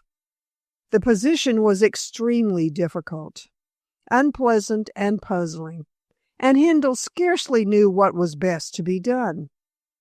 Finally, he concluded to give the matter careful consideration for 24 hours before acting. So far, Hindle's intentions were sensible, considering the awkward position in which he was placed. But he was no diplomatist, and, having stirred up Carrington to hostility, proceeded indiscreetly to deal in a somewhat abrupt manner with Mrs. Beatson. Having got rid of one shady person, he wished to get rid of the other. Already he had stated that he would send her away, but Mrs. Beatson had never believed that he would act immediately on his determination. She was, therefore, greatly dismayed when he summoned her into the library after luncheon, and intimated that she was to go. "Why should I go?" demanded the woman with the air of a martyr. "My duties?" "I say nothing about your duties, but I can't have a person under my roof who listens to conversations not meant for her ears." "Then you shouldn't have secrets," cried Mrs. Beatson furiously. "And I didn't listen intentionally, you know that." "You shouldn't have listened at all," said Rupert coldly, and bracing himself to meet trouble, which she had every intention of making. "What? Not to protect myself when you thought of turning me out?" "There was no protection needed on that score," said the squire politely. "I had no intention of turning you out." "Then why am I turned out now?" demanded the housekeeper in a most exasperatingly illogical way. "Because of your behavior, and I don't think that there is any need to explain further. Today is Saturday. You must leave on Monday." "Oh, very well, sir. With a year's wages, mind." "Oh, no, I shall give you 3 months' wages, and you may consider yourself lucky that I give you any at all." "I shall go to the law." Rupert shook his head reprovingly. "I shouldn't if I were you. Your dealings with that will won't bear looking into." "I have done nothing wrong," said Mrs. Beatson, becoming tearful. "Ah, your ideas of morality differ from mine. I am not going to argue the point," said Rupert, pointing to the door. "You can go now." "I shall tell all I know about the will," threatened the woman desperately. "As you please, but in 2 days the will goes to my lawyers, and if Mr. Mullen inherits, he will become the owner of this place. You have no hold over me there, Mrs. Beatson." "I believe you murdered Mr. Lee yourself." "The wish is father to the thought," replied Hindle dryly. "Well, then, if you didn't, that horrid Mr. Carrington did." "Why do you say that?" "Why did you turn him out of the place yesterday?" retorted the housekeeper. "For a very good and sufficient reason which doesn't concern you." Baffled by her master's calmness, the woman walked defiantly toward the door, anxious to hurt him, yet unable to do so. "When Mr. Mullen gets the money, he will never allow you to marry his daughter," she said spitefully. Rupert raised his eyebrows, but made no reply. He was unwilling to take her by the shoulders and thrust her out of the room, so all he could do was to remain silent until her venom exhausted itself. As is usually the case when a man deals with a woman, the weakness of Mrs. Beatson was her strength. "You will be a pauper without a penny," railed the housekeeper. Rupert still said nothing, but turned toward the fireplace to pick up his pipe. Mrs. Beatson, finding that he supplied no fuel for her anger, had no more to say and retired fuming with temper. Her master lighted his pipe and sat down to consider once more how he could best deal with the situation. He was faintly nervous, as it occurred to him that perhaps it would have been better to deal less boldly with the housekeeper and the barrister. But on second thoughts he decided that he was acting straightforwardly, and that it had been just as well to take the bull by the horns. Mrs. Beatson went to her room, put on her best clothes, and sallied forth bent upon the Samson-like intention of pulling the roof down on her own head. She was in such a rage that she did not mind being hurt personally so long as Rupert suffered. Doubtless, when her doings recoiled on herself, she would be sorry that she had acted like a fool, but at present moment she did not consider the consequence. All she wanted was to hurt someone and to make things unpleasant all round. Rupert she hated for discharging her. Carrington she loathed because he had brought, as she considered, her shady doings to light, and Dorinda because she was engaged to Hindle. She even hated Mullen, although he had never harmed her, but did not contemplate hurting him, since she hoped to receive the annuity. How she intended to make things uncomfortable she did not very well know, but she commenced operations by walking toward her son's lodgings in the village. She would tell him everything and leave him to deal with her insulted honor. That Kit might agree with the squire in reprobating her eavesdropping never struck her for a single moment. She was in much too great a rage to be reasonable. Kit was not at home, and his landlady said that he had gone to luncheon at Dr. Tollard's. Mrs. Beatson snorted when she heard this, as she did not wish Kit to marry the girl, and objected to his keeping company with her. Still bent upon relieving her mind of its burden, she made for the doctor's house, which was at the far end of the village, and speedily arrived at the front door. The servants informed her that Dr. Tollard was absent on his rounds, but would be back soon. Meanwhile, Miss Tollard was within, along with Mr. Christopher Beatson. The servant, having a feminine sympathy for the lovers, did not ask this marplot to step in. But Mrs. Beatson brushed her aside like a fly and stalked into the drawing-room, where she heard gay voices. "I went to your lodgings and learned you were here, Kit," said Mrs. Beatson grimly. "Philandering as usual instead of earning your livelihood." The young couple rose in dismay at the sight of this uncomfortable woman, who was always like a stormy petrel. Sophie was the first to recover herself, and immediately took up arms on behalf of Kit. "It's Saturday," she said coolly, "and if Kit works all the week, he has a right to one holiday, I suppose, during the 7 days." Mrs. Beatson sat down and glared. "How do you expect me to welcome you as a daughter-in-law when you behave toward me in this impertinent manner?" "I don't mean to be impertinent," said Sophie, sorry for the agonized expression on her lover's face, "but you are so unreasonable." "Unreasonable!" shrieked the visitor. "It is other people who are unreasonable. If you only knew all." "Knew all what?" asked Kit nervously. "I've been insulted and discharged. Me, a lady born and bred and—" "Discharged!" echoed Sophie, interrupting. "Do you mean to say that you have left the big house?" "I leave on Monday," said Mrs. Beatson, getting out her handkerchief and beginning to sob. Oh, the insults that I have received! Mr. Hindle must be thrashed, and I have come to ask my son to thrash him." "Me?" Kit bounced out of his seat in dismay. "Why, Mr. Hindle is my best friend, and I owe everything to him." "That's right. Go against your mother," wailed Mrs. Beatson. "You are just like your father, who was always a coward and a bully." "Kit is neither," said Sophie indignantly. "Little as I think of men who won't give us the vote, I think a great deal of Kit." "Bother your votes!" cried Mrs. Beatson, suddenly recovering her composure, as it was evident that tears did not help her. "All your goings-on are silly." "Silly? Well, I like that, when we are trying to vindicate the cause of—" "Oh, Sophie, don't make a row," interrupted Kit, who saw how the two glared at one another. "Let us hear what Mother has to say."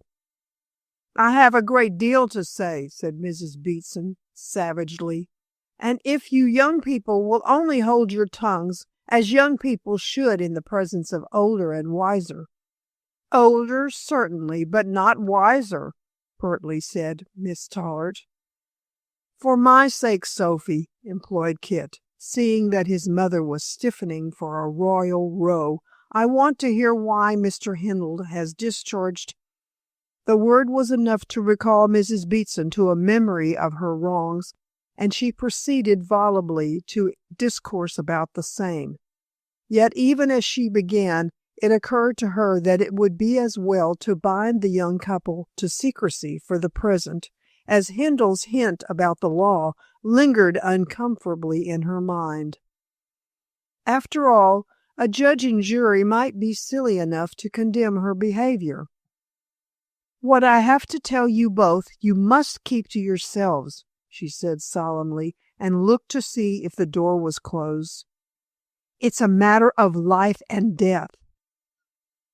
Kit looked scared at this exordium, and even Sophie, bold as she was, began to feel nervous.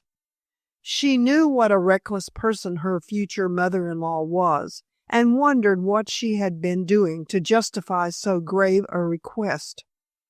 "Neither Kit nor I will say anything," she promised, catching at her lover's hand for comfort. "I hope it's nothing very serious." "It isn't," said Mrs. Beatson ironically, "unless you consider the death of Mr. Lee serious." "What?" Kit jumped up with his face as white as chalk. "Don't," said his mother irritably. "You get on my nerves, and they're bad enough as it is." She paused, then continued, rather pleased with the sensation she was making. "I know a great deal about the murder." "Oh?" Miss Tollard's eyes grew large and round and became filled with curiosity. "Have you any idea as to who murdered Mr. Lee?" "I have, but what I am about to tell you, keep to yourselves." "We have promised that," snapped Sophie, for all this mysterious talk was irritating her greatly. "What is it you know?"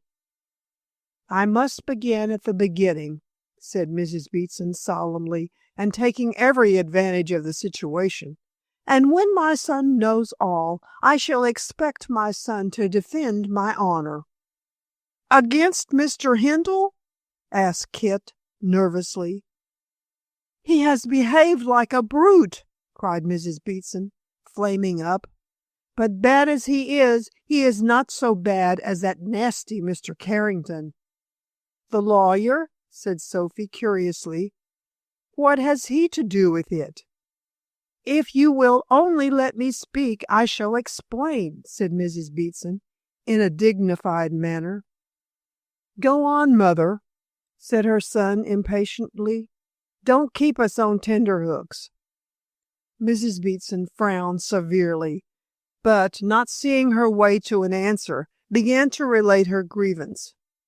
It was characteristic of her profound belief in her own rectitude that she told everything plainly and baldly, never thinking that her listeners would condemn what she had done.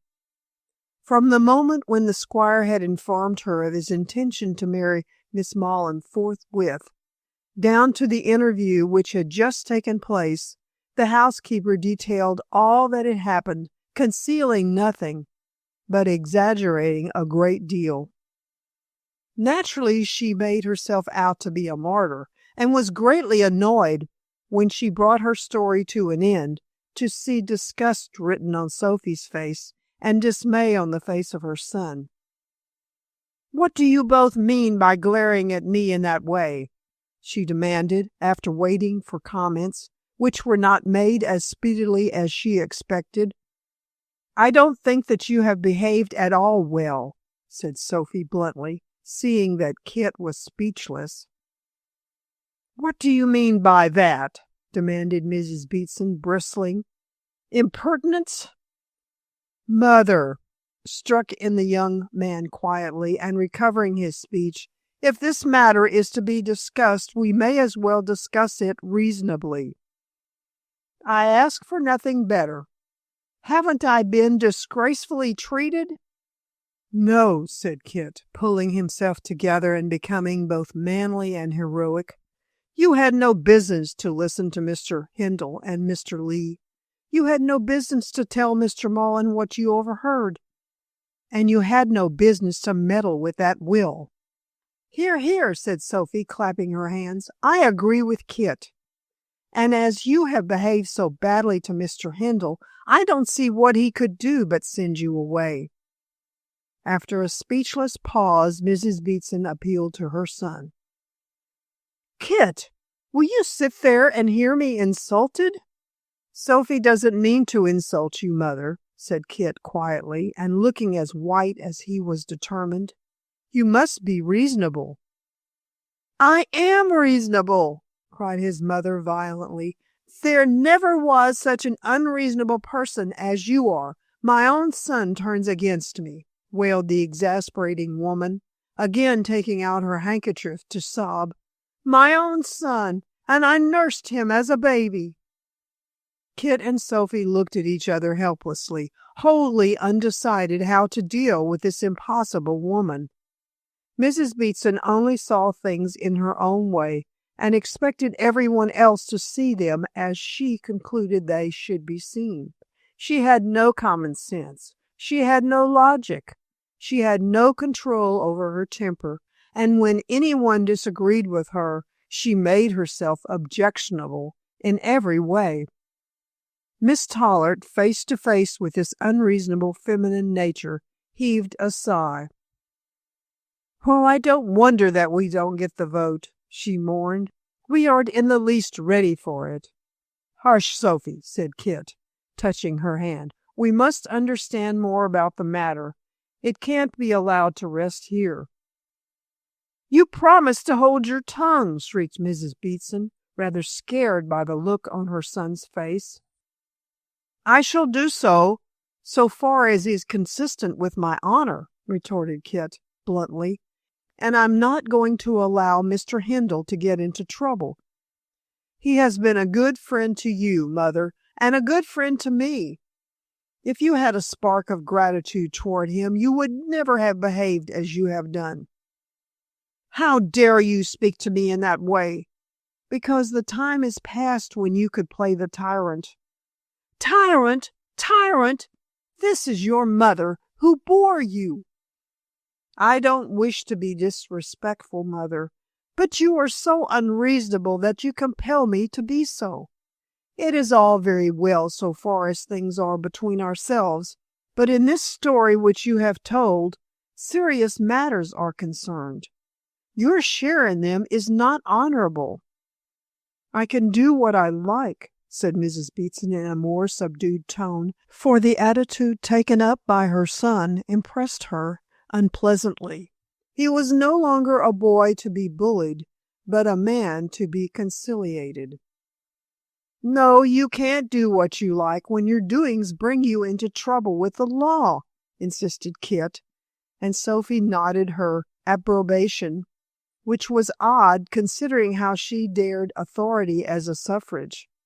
But in her own way she was as unreasonable as Mrs. Beatson, although she would never have admitted as much, and would have been indignant at the mere suggestion. I won't get into trouble with the law, said Mrs. Beeson rather nervously. That all depends upon what steps the police take. The police know nothing, said the housekeeper hastily. But the police will know, Mother. I don't think so honorable a gentleman as Mr. Hindle will allow things to remain as they are. He is innocent. Is he? He had every reason to kill Mr. Lee because of the will, which is likely to leave him a pauper. I say he is innocent, shouted Kit, stamping, and the expression on his face was such as to reduce his mother to frightened silence. Nothing will ever make me believe that Mr. Hindle would act in such a wicked way. Then it's Mr. Mullen, whimpered Mrs. Beetson. No, said Sophie quickly. Mr. Mullen knows well enough that Mr. Hindle would act honorably about the will. He would not risk his neck to get a document which he knew Mr. Hindle would not dispute if it is legal. Well, said the housekeeper, still bent upon accusing someone, I shouldn't be surprised if that nasty Mr. Carrington is guilty. Mr. Hindle went up the very next day after the conversation with Mr. Lee to consult him. Mr. Carrington might have killed Mr. Lee to get the will so that he could make Mr. Hindle give him money for it. I quite believe that Mr. Carrington did try to get money, said Kit after a pause, as he had a quarrel with Mr. Hindle yesterday. How do you know that? Someone told Mrs. Pansy that angry words passed between Mr. Hindle and Mr. Carrington at the gate of the park, and Mr. Carrington slept last night at the inn before going to London this morning. They did have a quarrel, admitted the housekeeper. At least I suppose so, as Mr. Carrington did not stay at the big house last night. But we don't know if the quarrel was over money as the price of the will. Mr. Carrington was in town on the night Mr. Lee was murdered, so he can have nothing to do with it. Sophie jumped up and clapped hands. He was not in town on that night, she cried, with her eyes blazing with excitement. Father came down by the 8 o'clock train on that night, and Mr. Carrington came also. Father saw him on the Liverpool Street station, and afterward on the Barship platform. Kit turned on the girl sharply. Sophie, are you certain? Yes, I am. You can ask Father yourself. But Dr. Tollett doesn't know Mr. Carrington, remarked Mrs. Beetson anxiously. Yes, he does. When Mr. Carrington came down here first, he called to see Father about an aching tooth. He came to this very house.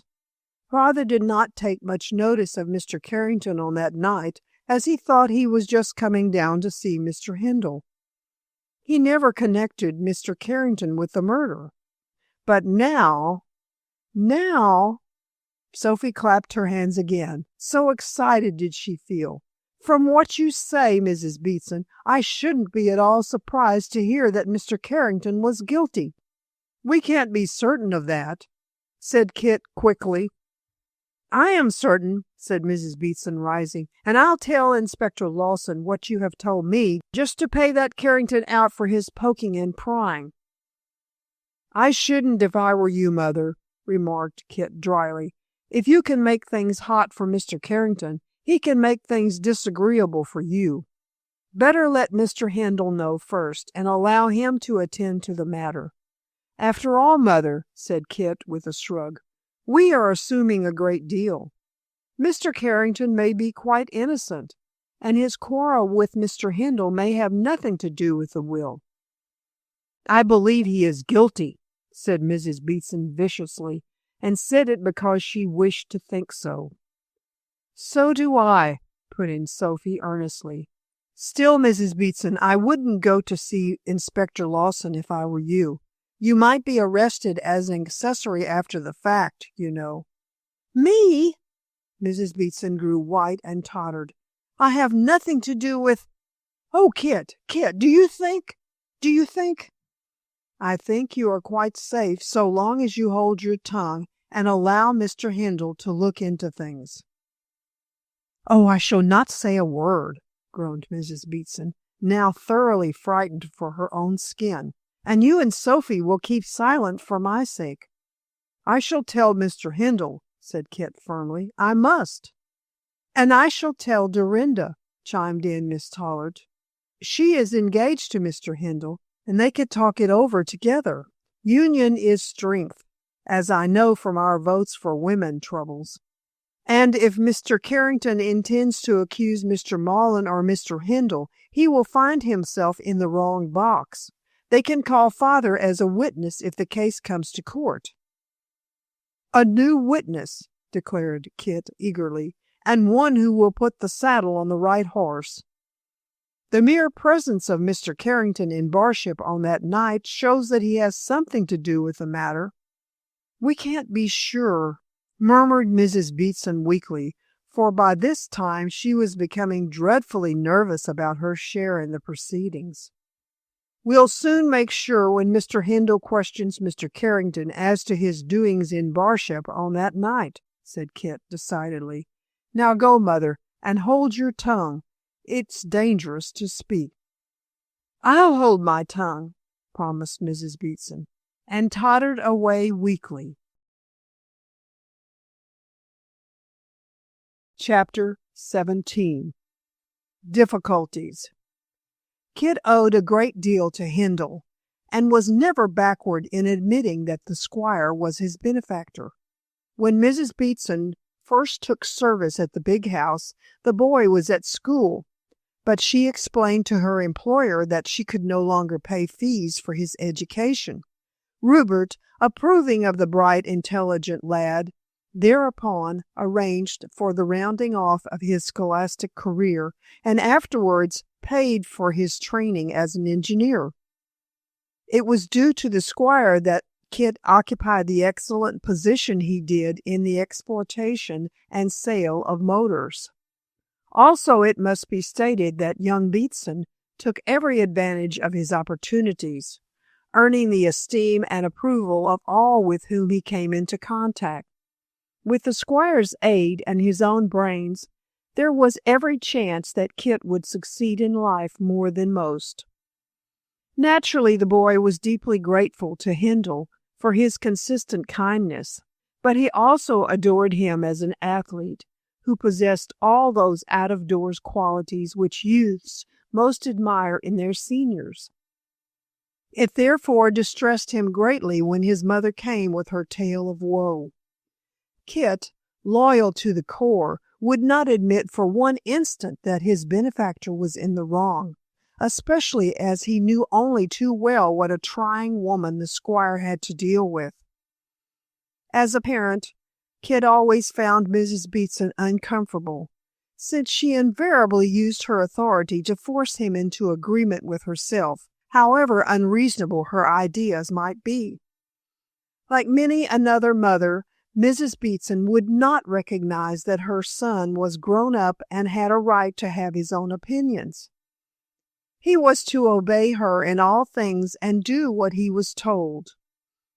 Kit thought otherwise, and as the views of the two clashed, there was always a certain amount of friction between them. Having regard to his mother's aggressive personality, it was extremely hard for young Beatson to obey the fifth commandment. Rupert knew the boy's difficulties in the adjustment of his filial duties, and greatly sympathized with him. Therefore, he was by no means surprised when Kit made his appearance at the big house early on Sunday afternoon. It was to be expected that Mrs. Beatson would tell her son about her dismissal, but when Hindle heard what his visitor had to say, he was surprised to hear that the woman had been so frank in her explanation. He made Kit sit down and repeat his story of the interview, then walked up and down the library much perplexed. For the boy, being the son of the woman who had been discharged, it was by no means easy to talk to him, and Rupert was so kind-hearted that it was a positive pain for him to say a word against anyone. Yet what could he say in condemnation of Mrs. Beatson's extraordinary behavior? Kit saw the worried look on his hero's face, and felt worried himself in consequence. Therefore did he try to smooth matters. "Of course, sir, I know that my mother is rather unreasonable," he remarked in a low voice, twisting and turning his straw hat. "I don't quite agree with her views, you know." Rupert gave the boy an approving glance, as he quite understood how unpleasant was his position. "Your mother has had much trouble in her life, and perhaps her nature is rather warped. What would you like me to do?" Kit reflected, then spoke up straightly, with a flush on his face. "I think it would be better for you to allow Mother to go away for a holiday instead of dismissing her all at once. While she is away, she can give you notice and look for another place. In this way her pride will be saved." "Why should her pride be saved?" asked the squire hastily and bluntly. "How can I answer that question, Mr. Handel?" "Of course not. I beg your pardon, Kit. I should not have asked it. What you say is very reasonable, and I have every wish to make things easy for your mother. She shall take a holiday and can leave when she has found a better place." Kit shook his young head. "She'll never find a better place, sir, or a better friend," he said sadly. "You have been good to her, and more than good to me. I wish Mother could see things as I see them, but... There, Rupert clapped him on the back. "I know how you feel and what you wish to say. Even if your mother does leave me, Kit, that need make no difference to our friendship." "It certainly will not," said the young fellow emphatically. "I don't think Mother has acted well, nor does Sophie." "Your mother certainly was very explicit, Kit. I wonder she did not make out a better case for herself." "Well, you see, Mr. Handel, Mother never thinks that she does wrong. It is a very difficult thing for me to say, since I am her son, but I quite understand why you want her to go. I suggest that she should take a holiday, and that she should give you notice on the plea of finding another place, both to save her pride and to shut people's mouths." "You think they will gossip, that your mother will talk?" "I don't think that Mother will talk, Mr. Handel. She is much too frightened to do so, as she knows that she has not acted well. Sophie and I told her so, and gradually she came to see that she had made a mistake. But if you send her away, people will ask the reason." Rupert nodded, and straddling on the hearth rug, put his hands behind his back. "And I can't give any reason other than the true one. It is impossible to give that, since it involves danger to other people." "I am glad that you persuaded your mother to hold her tongue, Kit, and it is a great relief for me to know that you and Miss Tollard are acting so discreetly. We want to help you, sir. I don't see how either of you can do that, Kit." "Why not? We know the story of—" "From your mother's point of view you know the story," interrupted the squire hastily, "but she does not know all. There is a will which may disinherit you, I suppose, Mr. Handel?" "Oh, yes, the will of John Handel, leaving everything to the elder branch of the family, represented by Mr. Mullen. I intend to take it to my lawyers tomorrow after I have seen my cousin." "Why not surrender the property to your cousin, sir, without taking the will to the lawyers?" questioned Kit shrewdly. Rupert shook his head. "I wish everything to be done openly." "But seeing what is involved, Mr. Handel, isn't there some danger of a scandal if any public statement is made?" "There is. All the same, if I gave up the property and sneaked away, people would talk, and the truth might come out in a crooked way. I wish it to come out in a straight way, and so intend to act as I say." "Will you lose everything, sir?" "I think so, if the will is proved to be legal. Then, Kit, I shall have to come to ask you to get me a situation in that factory of yours." The boy was greatly distressed. Oh, Mr. Hindle, don't talk like that. It is wicked to think that a kind-hearted man like you should lose your property. I don't think Mr. Mullen will make such a good use of the money. That is his affair, Kit, replied Hindle with a sigh. But you may be sure that I shall do all I can do to keep the property. There is a certain statute of limitations which may help me. Perhaps Mr. Mullen and I can arrange to divide the money. But what is the use of talking? Rupert threw himself despondently into a chair. You can't help me. Not so far as regards the property, Mr. Hindle, said Kit earnestly, but I may be able to help you to clear up the mystery of the murder. Rupert sat up and stared. What? Oh, I don't say that I know anything for certain, sir, but I have my suspicions, you know. Oh, have you? Who is it you suspect? I shall tell you when you relate to me all details unknown to my mother. Hindle rose again restlessly, and walking up and down, thought deeply. When he paused again before Kit, he made up his mind to be frank. I know you are my friend, he said earnestly, and I know that you are honest and true. I am all that, rejoined Beatson emphatically. Especially when there is anything to be done for you, sir. I shall never forget your kindness to me. Anything you say will go no further than Sophie. Why Sophie? Asked Rupert suspiciously. Because she knows so much that she may as well know all, and her suspicions point in the direction that mine do. She is now with Miss Mullen. Rupert uttered an ejaculation. Not reporting the conversation with your mother, I hope, he said hastily. Yes, answered Kit bluntly. It is better for Sophie to speak to Miss Mullen than to Mr. Mullen. Do you, suspect my cousin? No, but Sophie will explain when she brings Miss Mullen here. We arranged to meet here shortly, Mr. Hindle. And Kit glanced at his watch. I dare say the two ladies will be here in an hour. I didn't want Miss Mullen to know anything, said Hindle, frowning. It is absolutely necessary that she should know, said Beatson calmly. And as she loves you, sir, and is going to marry you, she should know all. I'm always in the habit of telling Sophie my troubles, and she gives me the best of advice. Every woman is not so unreasonable as my mother, Mr. Hindle. Anxious as he was, Rupert could not help smiling. I trust not, he said at length, and sat down quietly. Well, Kit, you are more shrewd than I gave you credit for being. Perhaps you can help me after all. Let us take advantage of the hour before the ladies arrive to go into the matter. You must be quite frank with me, sir, you know. That is only fair, yes.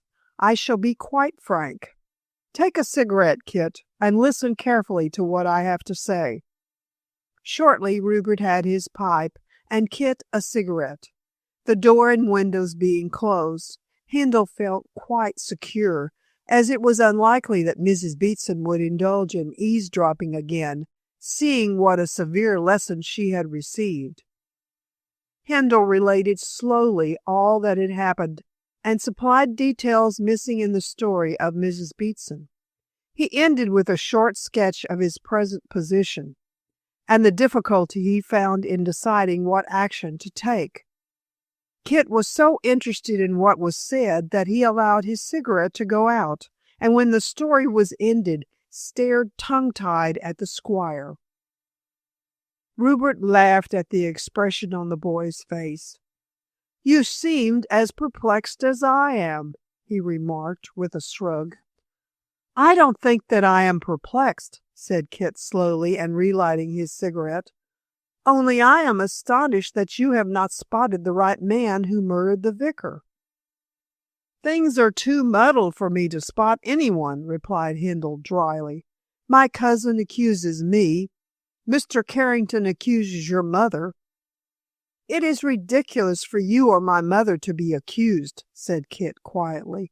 My mother hasn't the pluck to kill a fly, in spite of her tempers, and you— Kit laughed. What bosh! I'd as soon believe Sophie was guilty.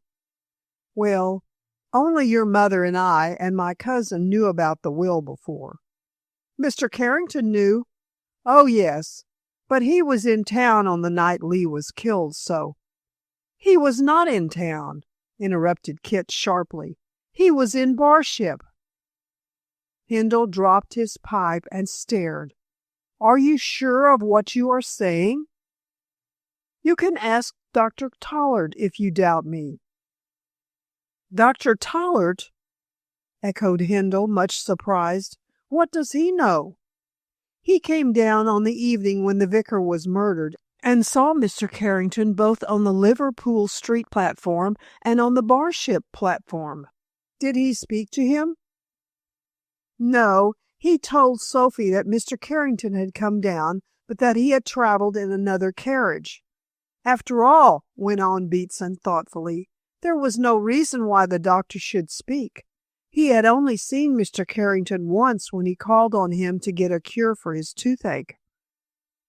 Yes, I remember he went to see the doctor when he first came, replied Rupert mechanically. I was in the church with Miss Mullen, and Carrington, on his way back to the big house, looked in about his tooth on Tollard. He paused, then continued. What train was it? The one which leaves Liverpool Street at 8. That arrives here at 9:15, said Hindle, meditatively. Yes, and as the vicar was murdered at 11, Mr. Carrington had plenty of time to make his plans. I can't believe that Carrington is the assassin, muttered Hindle, in dismay, for he dreaded lest he should prove the accusation to be true. Did Dr. Tollard connect Carrington with the murder? No. If he had, he would have spoken out. He took little notice of Mr. Carrington, thinking he was coming down on a visit to you. And as Mr. Carrington was with you the next day, of course the doctor believed that was as he had thought. Yes, I see. But Carrington did not come on that night. He came by the midday train next day. The doctor didn't know that, said Kit, nodding. In fact, he thought no more about the matter after he told Sophie, and he only told her as a piece of gossip, you understand. Yes, I see that. As Carrington was with me the next day, his presence in the 8 o'clock train on the previous night would arouse no suspicion in Tollard's mind. Still, his being at Barship that night doesn't mean that he killed the vicar. Well, said Kit, with a wisdom beyond his years, I rather think that it is very good evidence against him. You had told him about the will, and he knew what it meant to you. What he said when you kicked him out the other day shows he wants a large sum of money. He intended perhaps to stun the vicar and get the will so as to make his terms with you, but the vicar, having heart disease, died straightway. For that reason, Mr. Carrington buried the will and sent an anonymous letter to my mother. But Mr. Carrington did not know where the sundial was. How, then, could he find it in the night time, hidden as it was among the bushes? Oh, I can't explain everything, said Beatson frankly. But you must admit, sir, that it is odd. Mr. Carrington should have been in Barship on the night of the murder without saying a word to you. If his intentions had been innocent, he would have come for the night to you. True enough, Kit. I wonder where he spent the night. Kit shrugged his shoulders. You will have to ask him that. I really believe that he is the guilty person. But what about that opal in the matrix which belongs to my cousin? It was found by me on the verge of the hole where the will was buried. Did you find it? Well, no. It was Carrington who pointed it out, glittering among the grasses. I merely picked it up. Well, said Kit with a judicial air. The person who loses generally manages to find. How do you know that Mr. Carrington didn't drop the opal there when your back was turned? You were very rapidly weaving a rope for the man's neck, observed Hindle dryly. After all, we are taking a great deal for granted.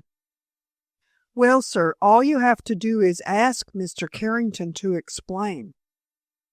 Humph! That will be awkward, considering we are declared enemies. However, we shall see. I think it will be best to speak to my cousin first. Kit agreed with this suggestion and then held his tongue. He had said all that he could say, and having placed the squire on his guard, there was nothing more to be done. Rupert himself did not pursue the conversation further, but walked up and down, musing over what he had heard. For quite 5 minutes there was silence, and then Dorinda made her appearance, followed by Miss Tollard. The girl looked very pale and anxious. "What does all this mean, Rupert?" she asked nervously. "All what?" "Sophie has told me a strange story," said Dorinda, taking a seat, "and I suppose Kit has told it to you also." Hindle nodded. "Yes, I know that Carrington was in Barship on the night when Lee was murdered, unless, of course, Dr. Tollard has made a mistake." "My father made no mistake," struck in Sophie, flushing, for she had guessed that the squire was hinting at the doctor's infirmity. "He was quite sober when he came home on that night. I was waiting up for him. He mentioned in quite a casual way that Mr. Carrington had traveled down by the same train, and neither of us thought anything more about the matter. Even when we heard the next morning about the murder, we thought that Mr. Carrington had come down to see you, Squire, and he certainly was with you the next day." "He was," admitted Rupert quietly, "and his being with me made you believe that what you thought was true. Is it not so?" "In a way. But the real truth is that neither my father nor myself thought anything at all about the matter.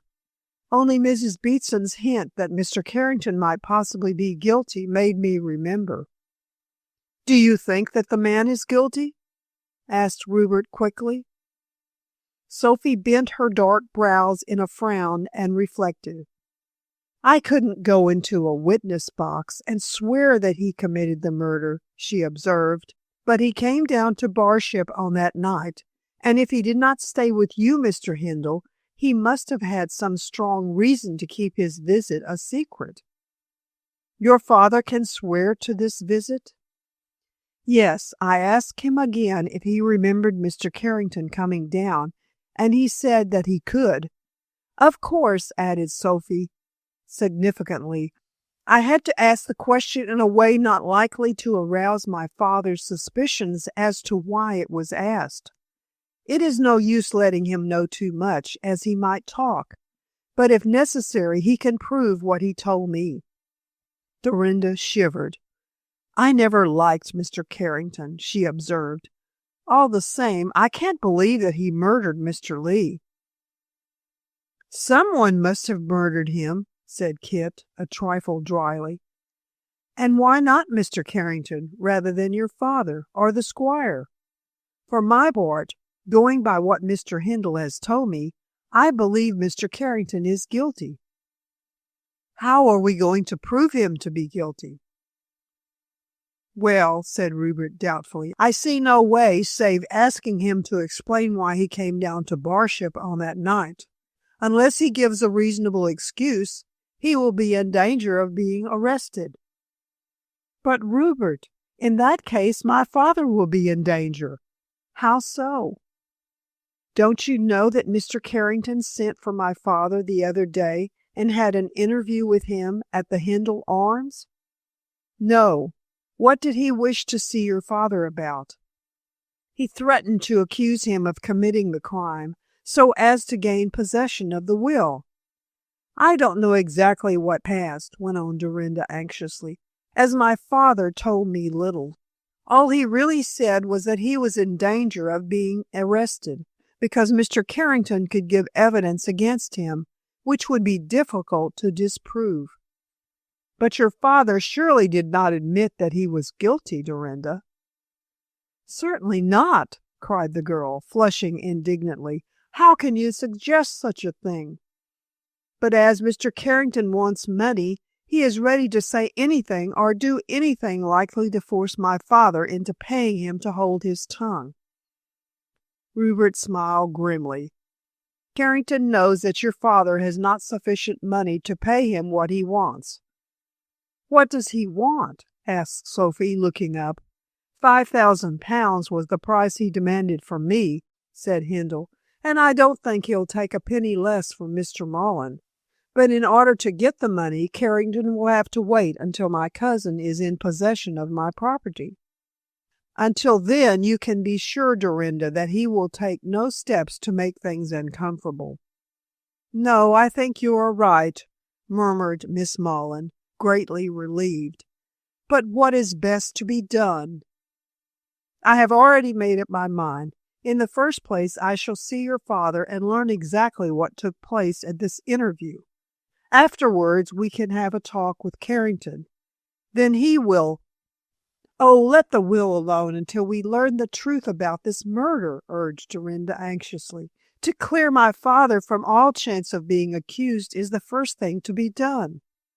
See my father, Rupert. Perhaps he will be more frank with you than he was with me. He must be frank if he wants to save himself, said Sophie bluntly. Don't worry, Dorinda.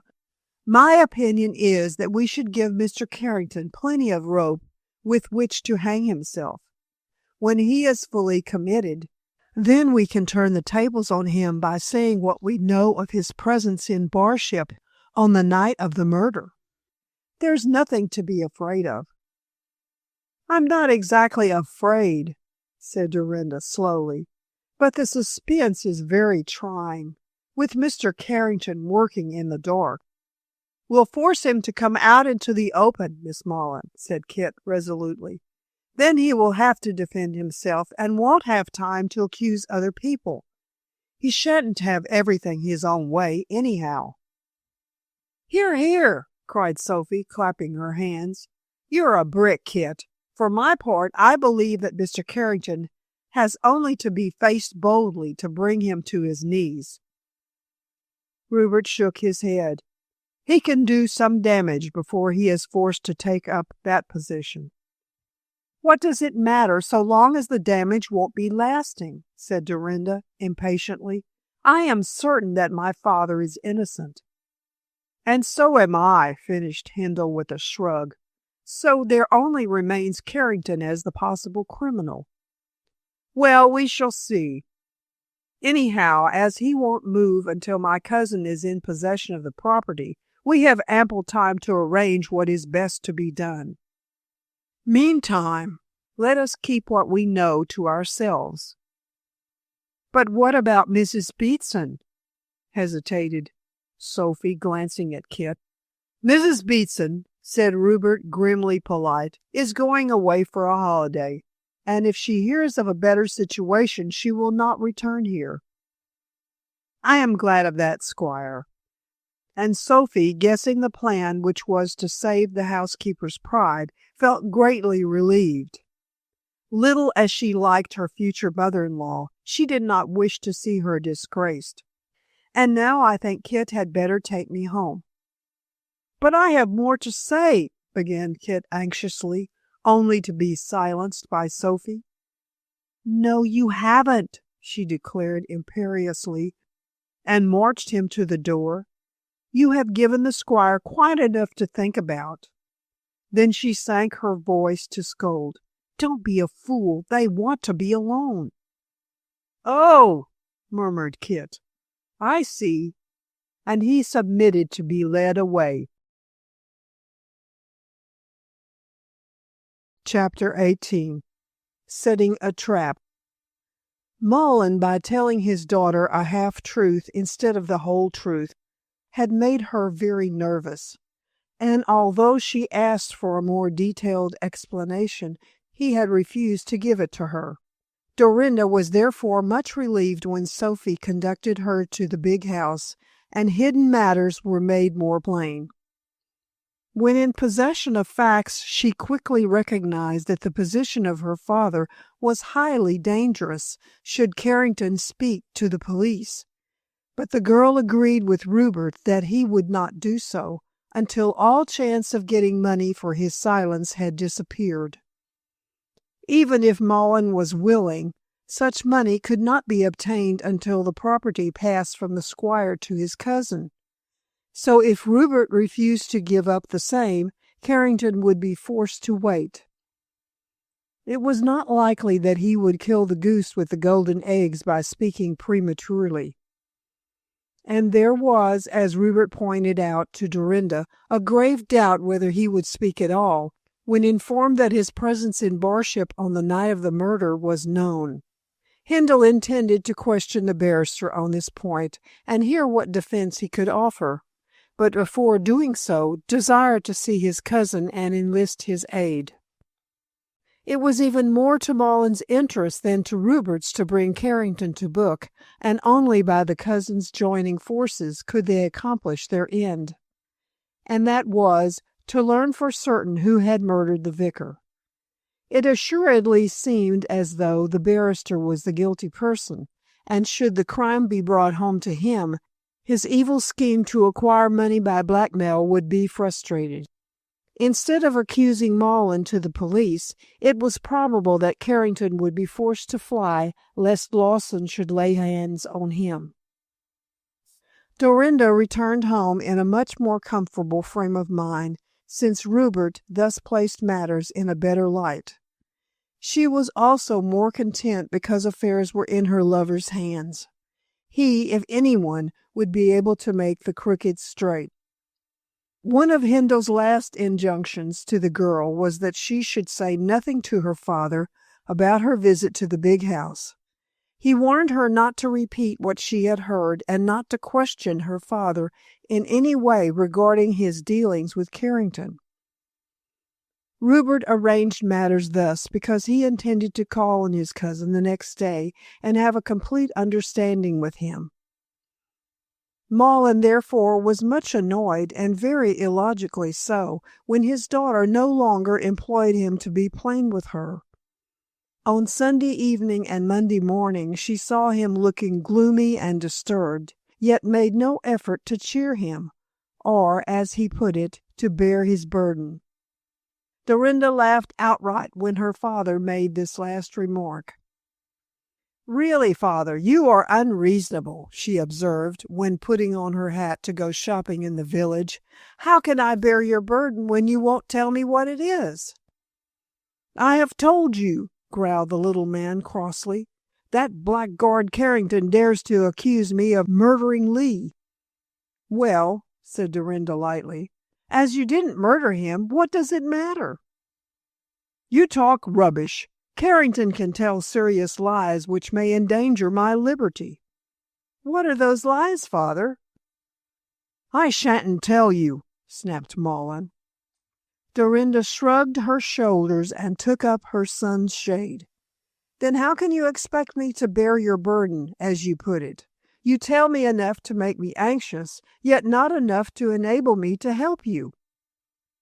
"You can't help me." "In that case, there is no more to be said." This speech was so unanswerable that Mullen could find no reply and retreated to his own particular room, feeling, rather inconsequently, that he was not receiving the attention and sympathy which was his due. It never seemed to strike him that his daughter could scarcely administer to his comfort while she was ignorant of necessary information. But nothing irritates an unreasonable man more than being treated reasonably, and Mullen scowled blackly when he saw from the window Dorinda tripping lightly in the direction of the village. He was quite sorry for himself. "I did think that my own daughter had some decent feeling in her," he meditated sadly. "But she's like everyone else, selfish in the extreme. Oh, it's no wonder that I hate everyone. People think only of themselves. Now what the dickens do you want? Hang you." This last question he asked aloud, being still at the window. He saw Rupert open the little garden gate and walk briskly up to the door. As Dorinda had gone one way and Rupert had come another, Malin never dreamed that there was any understanding between them, or that his daughter had departed so as to afford her lover a chance of speaking to her very egotistic parent. This had been arranged between the two on the previous day, and to carry out the scheme Hindle knocked at the door of his cousin with the will in his pocket. Before he left the cottage he was determined to force Malin into plain speaking. Things were much too dangerous to permit any further beating about the bush. "Well, and what do you want?" said Malin, repeating his former question as he opened the door to the visitor. "I want to see you," said Hindle very pointedly. "It is time we had an explanation." "About what?" "About this," and Rupert pulled the soiled and crumpled parchment out of his pocket. "The will of John Hindle." "Oh, so you have it. And how did you get it, may I ask?" "You can ask in your own room," said Rupert politely. "I can scarcely give you an explanation on the doorstep." "Afraid of consequences to yourself," grumbled Malin, nevertheless yielding so far as to lead the way into his sanctum. "Oh, dear me, no," replied the visitor, seating himself. "Afraid of consequences to you." "To me?" Malin dropped into a chair before his desk. "What do you mean?" "I think you know very well." "I don't," said the man doggedly, and determined to leave all necessary explanation to his cousin. "You speak in riddles." "We must solve them together." Rupert spoke dryly, then thrust the will under Malin's nose. "Read that, and tell me what you think."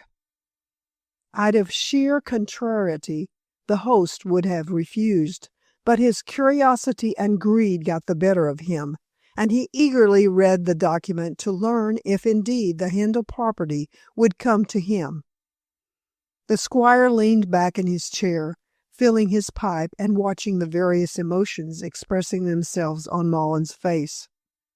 Doubt, amazement, satisfaction, and exultation all appeared in turn, and when he had mastered the will, he looked up at Rupert with an expression of triumph.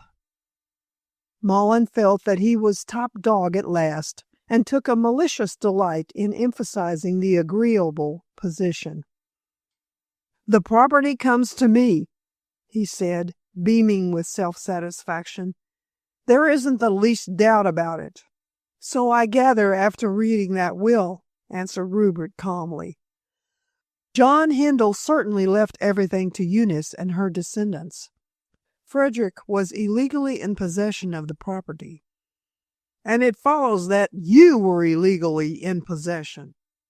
"I admit that, but of course as the younger branch, represented by me, has been in possession of the estates for nearly 100 years, it is quite within my rights to take advantage of the statute of limitations." "Oh, no, you shan't," said Malin, rolling up the will and thrusting it into his desk. "I am not going to be done out of my rights." "Am I the man to try and do you out of them?" "Yes, you are," retorted the other unjustly, "since you talk about this statute of limitations." "Why should I not take advantage of the statute when I run a chance of being made a pauper, and not through my own fault?" "Because it isn't honest," said Malin virtuously. "You and yours have been wrongly in possession of what belongs to me. I'm going to have my own if I have to spend the last sixpence in the law courts. I thought you were honorable, Rupert, yet here you talk of putting me to a lot of expense to get my own estates." Hindle stared at the greedy heir, for such selfishness in taking advantage of an innocent person's misfortune was inconceivable to him. But he knew only too well that argument was useless. Malin could only see things in his own way, and did not care who suffered so long as he benefited. However, he made one effort. "Put yourself in my place, Mullen," he remarked mildly. "Would you surrender everything without a struggle?" "That is not the question," retorted Mullen, evading a reply after his usual fashion. "The property is mine, and I intend to have it. I shall keep the will, as it is not safe in your hands." "Indeed, why not?" "You would benefit too much by its destruction." Rupert laughed. "I could have destroyed it while it was in my possession and without your knowing anything about it. Instead of doing so, I have brought it to you. Does that look like dishonesty on my part?" "You bring it to me because you are aware that I know all about it," said Mullen doggedly. "Mrs. Beatson told me about the will, as you know. If she hadn't, you would have thrown it into the fire." "Oh, would I? Well—" Rupert shrugged his big shoulders. "You are such a misanthrope that you can believe no good of your fellow creatures, so have it your own way." "How can I believe any good when everyone is so selfish?" said this amazing man. "Even Dorinda leaves me to bear my troubles alone. I wanted her to comfort me this morning, and she went out shopping." "How could she comfort you when you refused to explain things to her?" "What things?" demanded Mullen, alertly and frowning. "How do you know that I have anything to explain?" "I know more than you think," replied Hindle dryly. "I know that you told her how Carrington was threatening you and—" "Hold on!" "Yet refused to supply details. How then can you expect her to sympathize with you and help you when there is not perfect confidence between you?" Mullen did not answer directly, as he was too surprised by his cousin's mention of the barrister. "Who told you that Carrington threatened me?" "Dorinda told me yesterday, and for that reason I arranged that she should go out this morning and allow me to have an uninterrupted conversation with you." "Now don't lose your temper, Mullen. I am here to have an explanation, and I don't leave this place until I get it." "I shall make no explanation," shouted the other savagely. "And Dorinda had no right to tell you about my private affairs." "She told me very little, as she knows very little." "I don't care how much she knows or how much she doesn't know," raged the angry little man, shaking with wrath. "I shan't have you meddle in my affairs." "Will you prefer Lawson to meddle instead of me?" "Lawson won't dare," answered Mullen, but in a more subdued tone. "Oh, yes, he will, when Carrington tells him what he knows." "Carrington knows nothing." "He does. If he didn't, he would scarcely have had that interview with you at the Hindle Arms after I kicked him out." "You kicked him out, did you?" "Yes, I did, because he wanted me to bribe him into holding his tongue about the will. Failing getting the money from me, he attempted to get it from you at that interview. Dorinda told me that you had one, since you informed her about Carrington's threats." "Come now, Mullen, the time has come for plain speaking if you wish to keep your liberty. Did Carrington ask you for £5,000? "That was the sum he asked from me." Mullen was forced to give in, and did so sullenly. "He did ask for that sum." Rupert nodded. "I thought so. And what did you say?" "I didn't say anything. I have taken a week to think matters over." "I see," Rupert pondered. "And at the end of the week, if you don't agree to give Carrington £5,000 when you get the property, he will tell Lawson that you murdered Lee." "He says he will, but how can he prove it?" sneered the other uneasily. "Well, you see, you lost the opal in the matrix, which I found on the verge of the hole where the will had been buried." "What does that prove?" "That you were in the grounds of the vicarage on that night." "I might have lost it on another occasion," argued Mullen desperately. Rupert smiled dryly. I don't think Lawson will be of that opinion. Come now, don't you think it is best for us to join forces and crush Carrington? For Dorinda's sake, I don't want you to get into trouble. If we join forces, what will you ask for your services? Demanded Mullins suspiciously. That I should surrender my claim to the property, I suppose. I ask nothing. What do you take me for? Rupert looked highly indignant. Do you think that everyone is so sordid as you are, Mullins? We can fight out the question of the will on its own merits. But for Dorinda's sake, I wish to save you from Carrington's machinations. It is little use your getting the property if you are in danger of arrest. I am not. You are. Carrington is aware that Mrs. Beatson told you about the will. He was with me when we found the opal. He says that you are guilty, and when in London sent that anonymous letter. But I forgot. You don't know about the letter. Yes, I do, snarled Mullins, wiping the perspiration from his forehead. Carrington was very explicit at the interview. He paused for a moment, then continued. I may as well tell you everything, since you know so much. But I warn you, Rupert, that nothing you can say or do to crush Carrington and help me will prevent my claiming the property. Hindle waved his hand lightly. That's all right. I am aware that you are a thoroughly ungrateful man. Let that pass. I am not ungrateful, cried Mullins hotly. What have I to be grateful for? In the first place, for many sums of money I have given you. In the second, for my offer to save your liberty and perhaps your life. Were it only for your sake, Mullins, added Rupert with scorn, I should leave you to Carrington's tender mercies. As it is, I must consider Dorinda. Now, no more talk, if you please. Let me know exactly what took place between you and that blackmailing thief. Mullins did not argue further, not that he felt any shame, but he saw that Rupert was too strong for him, and he felt that his cousin had right on his side. Mullins would never have admitted the right, as his nature was too ungracious to ascribe honor to anyone but himself.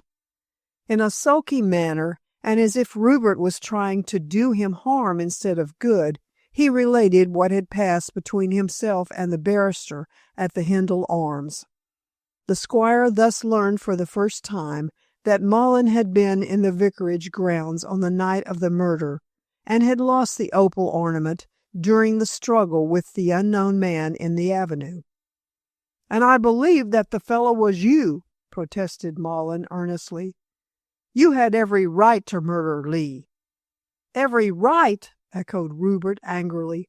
I mean every reason, said Mullins, correcting himself hurriedly. And after the man ran away, I went to look in through the vicarage windows. There was a light in the study, and, as you know, the window had neither curtains nor blinds. I saw Lee lying dead on the floor, and went home without saying a word, lest I should be accused. You acted the part of a brave man, I must say, said Rupert contemptuously, but it appears that you didn't murder Lee. No, I certainly did not. Why, I only left the cottage as the church clock chimed 11, and as Lee was murdered at that hour, he must have been dead before I reached the vicarage. I expect the man was hunting for the will, and only managed to escape with it when I ran up against him in the avenue. But who was he? I don't suppose Mrs. Beatson dressed herself as a man to— No, that is ridiculous. Mrs. Beatson was made a cat's paw by the same man to get the will without throwing suspicions on him. I didn't write that anonymous letter, if that is what you mean, said Mullins tartly and uneasily. I am aware of that. It was Carrington who— Carrington? Mullins started to his feet. Impossible. He was in town on the night of the murder. He was in Barsham, and he was the man you ran across in the avenue, said Rupert grimly. No wonder he pointed out your opal on the verge of the hole wherein the will had been buried. He dropped it there while my back was turned and allowed me to find it, so as to incriminate you." Mullen was thunderstruck. "Carrington," he muttered, sitting down again. "Oh, it is impossible." "Not at all.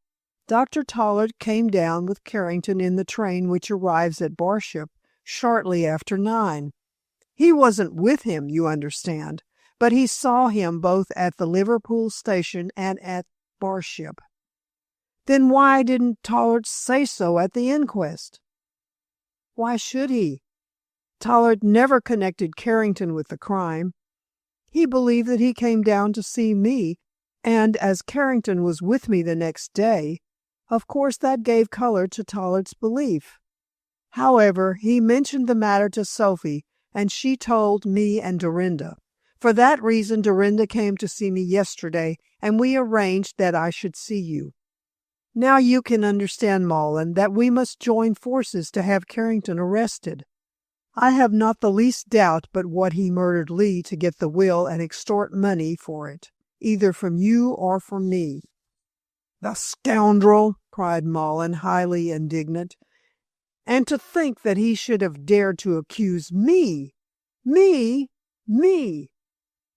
"I was in equal danger of being accused," observed Rupert coolly. "Oh, I don't care about you," retorted the other selfishly. "I must look to myself. I shall see Lawson and have Carrington arrested." "If you do, you are sure to make a mess of things," warned Hindle, accepting his cousin's egotism with a shrug. "We must lay a trap for Carrington and get him down here. Otherwise he may escape, and then matters concerning the murder will never be cleared up." "What sort of a trap?" "You must write to Carrington asking him to come down here, to the big house, for an interview with yourself and with me. Say that you and I wish to adjust the rights of the property. Carrington knows that you cannot give him his pound of flesh until we are agreed about the will. Also, he will never suspect that he was seen in Barship on the night of the murder, or that we have put 2 and 2 together regarding the opal. He will come down." "Will he enter the big house seeing that you have kicked him out?" asked the host doubtfully. "Oh, Carrington has no shame where his own interests are concerned, Mullen," replied the squire quietly. "He wants money, and is prepared to go to any lengths to get money. Let us get him to ourselves and force him to confess. Meanwhile, we will send Kit to Tarhaven for Lawson, and when the inspector arrives we can have Carrington arrested. Do you understand?" "Yes," said Mullen in a rather subdued tone, for Rupert dominated him at the moment. "I shall write as you suggest, and you may be sure that I shall so word my letter as to trap the beast." "What a scoundrel!" cried Mullen in a state of virtuous anger, "to try and accuse me of a crime which he has committed himself." "He looks after number 1, as other people do, Mullen. Self, self, everyone is eaten up with self, Rupert.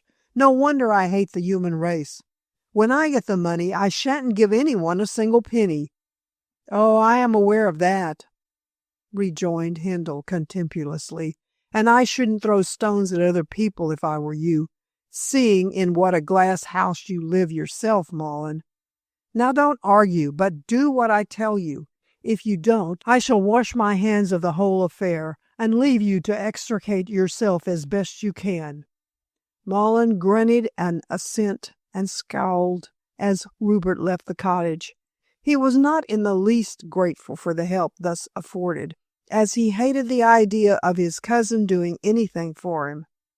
Besides, being extraordinarily vain, Mullen never liked anyone to be sharper than himself. And Rupert proved to be sharper, as he had so cleverly solved the mystery of the vicar's murder. "You think you are a fine fellow, don't you?" growled Mullen, shaking his fist at the retreating form of his cousin. But you won't get a penny out of me, and you shan't marry Dorinda if I can help it. I'm not going to have you crowing over me." And thus grumbling ungratefully, he retired to his room to write the letter which was to trap Carrington. Meanwhile, Rupert returned toward the big house through the village in the hope of meeting Dorinda. He came across her just near his own gates, and in a few words reported all that had taken place. The girl listened attentively, and when her lover mentioned some of Mullen's selfish speeches, she looked pained. "I wonder you do anything for my father," she said sadly. "I don't do anything for him, dear. I do it for you." "Besides," added Rupert with a shrug, "how can one be angry with a child, and a greedy child at that? Will you give up the property, Rupert?" "I fear I shall have to, dear. However, we can discuss that matter when this question of Carrington's guilt is settled." "Father shall do you justice, Rupert," said Dorinda determinedly. "I shall not allow him, if I possibly can prevent it, to leave you without a penny, and then—" She broke off with a shrug. "Well, it doesn't matter. As you say, we can talk of these matters later. Just now I have something to tell you, Rupert. I met old Titus Ark." "Yes?" "You know that he was Mr. Lee's shadow. Well, he tells me now that he was lurking about the vicarage on the night of the murder, and that he saw Mr. Carrington there." "The deuce! Why didn't he say so before?" Dorinda shook her head. "He refuses to say." "I shall question him myself, then," said Handel brusquely. "Anyhow, he will be a new and important witness. I am afraid Carrington's goose is cooked." "Poor creature," sighed Dorinda, always tender-hearted.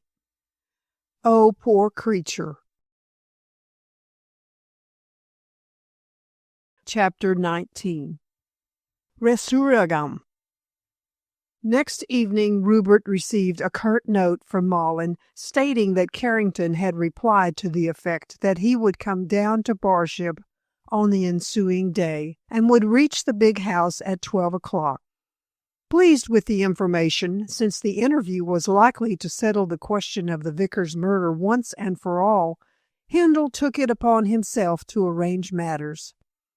To compel plain speaking on the part of the slippery barrister, it was necessary that witnesses should be present for the purpose of proving beyond question his presence in Barsham on the night of the crime. Without doubt, Carrington would twist and turn like an eel in his efforts to escape from the corner in which the procurable evidence would place him. Rupert, weary of mystery and worry, made up his mind that the man should be finally brought to book, and therefore went in search of Dr. Tollard. Now that Inspector Lawson was to be dragged into the matter for the purpose of arresting the culprit, there was no need for further secrecy. And besides, visiting the doctor, Handel intended to call on Ark for his testimony. Faced by these two witnesses, it would not be easy for Carrington to win free. Mrs. Beatson duly went away for her so-called holiday, which was simply a preface to her dismissal. Her presence was not required at the coming interview, as what she knew and what she had done did not touch immediately on Carrington's guilt. Also, neither Dorinda nor Sophie was to be present, as they could give no first-hand evidence. Rupert himself, Mullen, Ark, and the doctor were the necessary people to prove that Carrington had struck the blow, and the squire employed Kit to bring Lawson from Tarhaven for his share in the proceedings. And so that everything should be prepared beforehand for Lawson's action, Rupert arranged that the officer should not arrive at the big house until 1 o'clock. This would give Rupert and his friends 60 minutes to bring Carrington to bay. Tollard was both startled and surprised when the squire called to explain why his presence was required at the big house. He had thought little of Carrington's presence in the train on that fatal evening, and had not in any way connected his presence in Barship with the tragic death of Lee. This he explained to his visitor, and suggested that, after all, some mistake had been made in crediting the barrister with the commission of the crime. But Hindle, determined to put an end to all mystery, explained to Tollard all about the discovery of the will, and pointed out what a leading part the document had played in ensuing events. Tollard, who for once was sober, expressed his amazement and regret, less for the vicar's death than for Rupert's probable loss of his property. "And surely," said Tollard in his husky voice, and with his big red face expressing sympathy, "surely Mullen will not take everything from you, even if this will proves to be legal." "Oh, the will appears to be legal enough, Doctor, and knowing my cousin as you do, you may expect him to grab everything." "He'll make a bad squire." "That's his lookout," replied Hindle with a shrug. "A bad lookout for the parish, Hindle. I don't set myself up for a saint, as I have my failings, but Mullen—" The doctor made a face. "Why, he'll ruin the place. Don't give in to him, if only for the sake of Barship. Fight him to the bitter end." "Oh, I'll protect my interests as best I can, you may be sure," answered Rupert, pleased that Tollard was on his side. "But that matter can be attended to later. What we have to do now is to force Carrington into confession. I take it that you are sure it was Carrington who came down in the same train with you, Doctor?" "Certainly. I know him well by sight, as he called on me when he first visited you to get some remedy for toothache. I never forget a face, and I saw your friend both on the Liverpool Street platform and at the Barship station." "Did Carrington try to escape observation?" "Well, I hardly know. He did not see me, so far as I know, and he had a heavy overcoat on, which was strange considering how sultry was the evening. The collar was turned up, I remember," mused the doctor thoughtfully. "Well, yes, I think he was anxious not to be recognized. I never thought anything about the matter, you know, Hindle, as I believed he was coming down to stay with you. As he was with you the next day, my belief was natural enough." "Quite so," assented the squire, "but he must have returned on the same night to town, perhaps by the midnight express from Tarhaven. His visit to me only dated from 12 o'clock the next day, when he arrived by the midday train." And he knew about the will?" "Mrs. Beatson told him. I expect he wished to get it, to sell it to me." "Ah, he doesn't know what an honest man you are, Hindle." "He knows now," responded Rupert dryly. "However, I understand that you will come to the big house at 12 o'clock tomorrow to give evidence." "Certainly, certainly." "And—" Rupert hesitated with an awkward look. "Oh, I'll be sober," said Tollard with a defiant laugh. "I'm not quite so bad as people make out. You can depend upon my doing everything I can to help you, Hindle, as I have a great regard for you." And the burly doctor shook hands warmly with the squire. Rupert went away feeling sorry that a man with such a good heart should be a slave to a despicable vice, and wondering if there was no way in which he could be reformed. Tollard, when sober, was a clever physician, but when in his cups made endless mistakes. And for a medical man to make mistakes is dangerous, seeing that he is dealing with matters of life and death. However, much as Hindle wished to assist Tollard to lead a better life and give his undoubted abilities a chance, this was not the moment to attend to the matter, as there were more immediately important matters to be looked into. So, having secured Tollard as a witness, the squire walked to Ark's abode. This was a tumble-down cottage on the verge of the churchyard, which stood in a well-kept garden, surrounded by a wall of loose stones.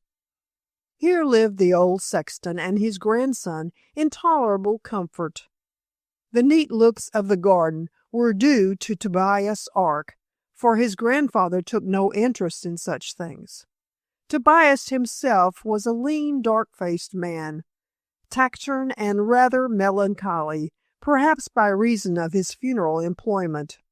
He was digging in the flower beds when the squire approached the gate, and hastened to come forward with a surly touch of his forelock.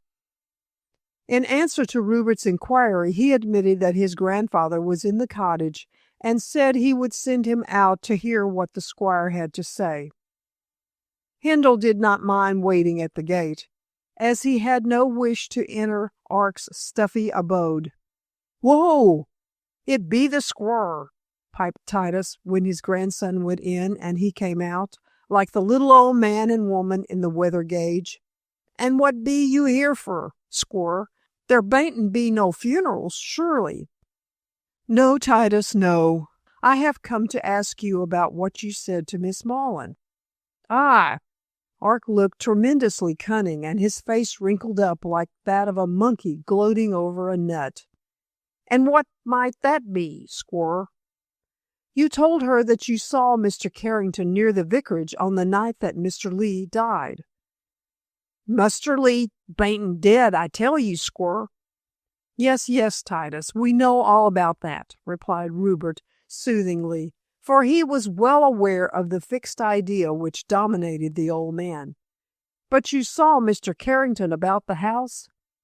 "Yes, I did, when walking round the vicarage, not being able to sleep, me being old beyond telling, young sir, and the night being warm like." "Yes," continued Ark garrulously, "I see him sure enough.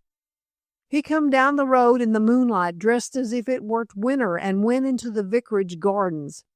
But Lord bless ye, squire, I did think as he'd gone to see the vicar, and never thought aught of him being there." "But the next morning, Titus, when you heard the vicar was dead—" "He bain't dead, I tell you, squire," persisted the ancient crossly.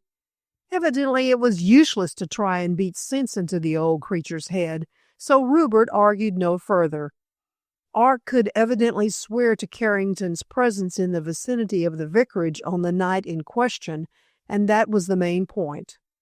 "Well, Titus, we won't talk about the vicar, being alive or dead. I want you to come tomorrow to the big house to tell Mr. Carrington that you saw him on—" "Be Mr. Carrington there tomorrow?" inquired the ancient, his eyes glittering and evidently eager. "Yes, at 12 o'clock. Can you swear that you saw him on that night?" "Before the king and the Lord Chancellor," grunted the sexton. "Aye, for sure I can say so, squire. Oh, I'll be there, sir. I'll be there." He rubbed his old, wrinkled, snarled hands gleefully. "I'll tell you what I know, squire. We think that Mr. Carrington killed the vicar." "Mr. Lee, he bain't dead, I tell you," said Titus for the third time and very irritably, after which he shuffled back to the cottage, annoyed that his constant statement was not accepted. And it was queer that the old man should persist in declaring the vicar to be alive, seeing that he had assisted to lay him in the family vault, which was visible from his abode. However, Rupert, having impressed upon Ark that he was to be at the big house at 12 o'clock next day, did not trouble himself with the ancient's fancies. So long as Ark could swear, as he evidently could, that Carrington had been haunting the vicarage on the night of the murder, what he believed about the vicar not being dead mattered little. The man was senile and was crazy on the one point, although he appeared to be clear enough on that other concerned with Carrington's presence at the vicarage. Rupert did not trouble his head further about the matter, but returned home satisfied that the two witnesses would confound Carrington in the moment of his fancied triumph. Nothing of any moment happened during the rest of the day or the next morning, when the meeting was to take place. Kit appeared with a spick-and-span machine before midday, and was sent over by Hindle to Tarhaven to bring back the inspector by 1 o'clock. And Rupert informed the boy that while on the way back he could tell Lawson all that had been discovered so as to obviate the necessity of explanations. In fact, as Hindle said, it would be best for Kit to relate everything immediately he arrived at the police station in Tarhaven, so that the inspector could get a warrant for the barrister's arrest. So Kit went off in high glee, delighted at being able to do something for his hero, and Rupert returned thoughtfully to his library, where Mullen was already waiting. "Suppose Carrington doesn't come," suggested the squire, who was very nervous. "Oh, he'll come right enough," explained Mullen grimly. "I said in my letter that today you intended to arrange here about the transfer of the property to me under John Hindle's will, and that we both wanted him to be present. You don't suppose that he has any suspicions of the truth?" "Oh, to be sure he hasn't. After all, but for Tollard's evidence and that of old Ark, we should never have been able to nail him. I tell you, Rupert, that Carrington has not the least idea of what is about to happen." "Poor devil! And yet he deserves his fate. The murder of Lee was cowardly in the extreme." "It was," assented the other. "Don't be a tender-hearted fool, man." "I would rather be a fool according to my light than a wise man according to yours, Mullen." "And I am quite content," chuckled the little man, "for no one but a fool would give up the property as you are doing." "I haven't given it up yet," said Rupert, disgusted with this brutal speech, "and I may not be the fool you take me to be." For all his insolence, Mullen was plainly disconcerted by this frank statement, and began to think that he had gone too far. A muttered apology was on his lips, but was cut short by the entrance of Dr. Tollard. Immediately behind him shuffled old Ark, who seated himself near the door, chuckling and rubbing his hands with the air of a man who was highly pleased with himself. Mullen and the doctor, who were by no means friends, exchanged a curt greeting, and Tollard, turning his back on the prospective squire of Barship, talked ostentatiously to Rupert. "Mr. Carrington will be here almost at once," he declared, drawing off his gloves slowly. "He walked up behind Ark and myself as we reached the gates." Even as he spoke, the footman appeared to announce the barrister.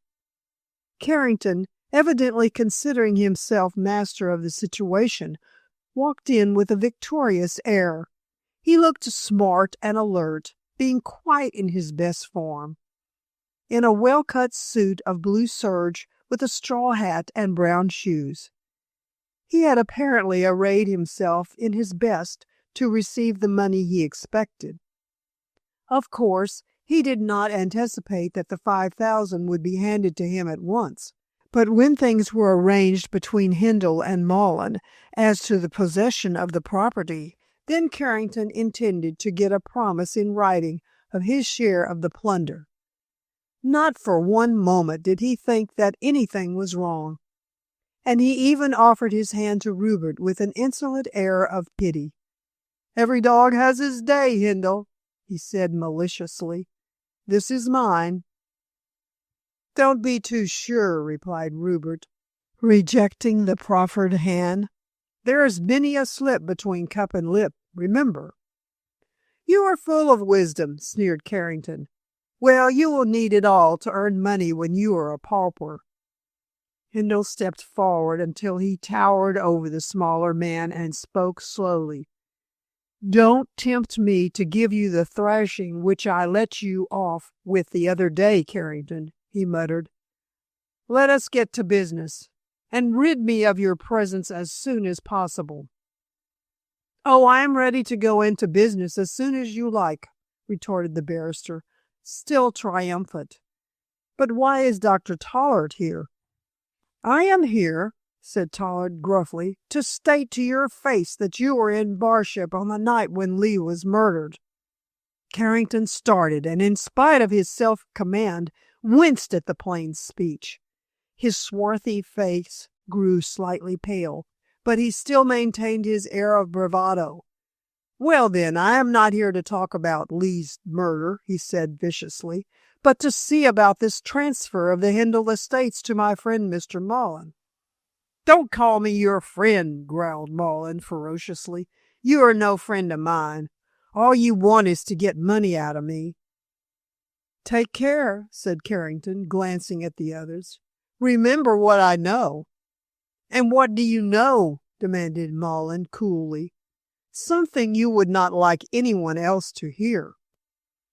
"You can say what you like, and before anyone you like." "Ah!" Carrington now began to see that things were not so safe as he had imagined. "You mean to go back on your bargain?"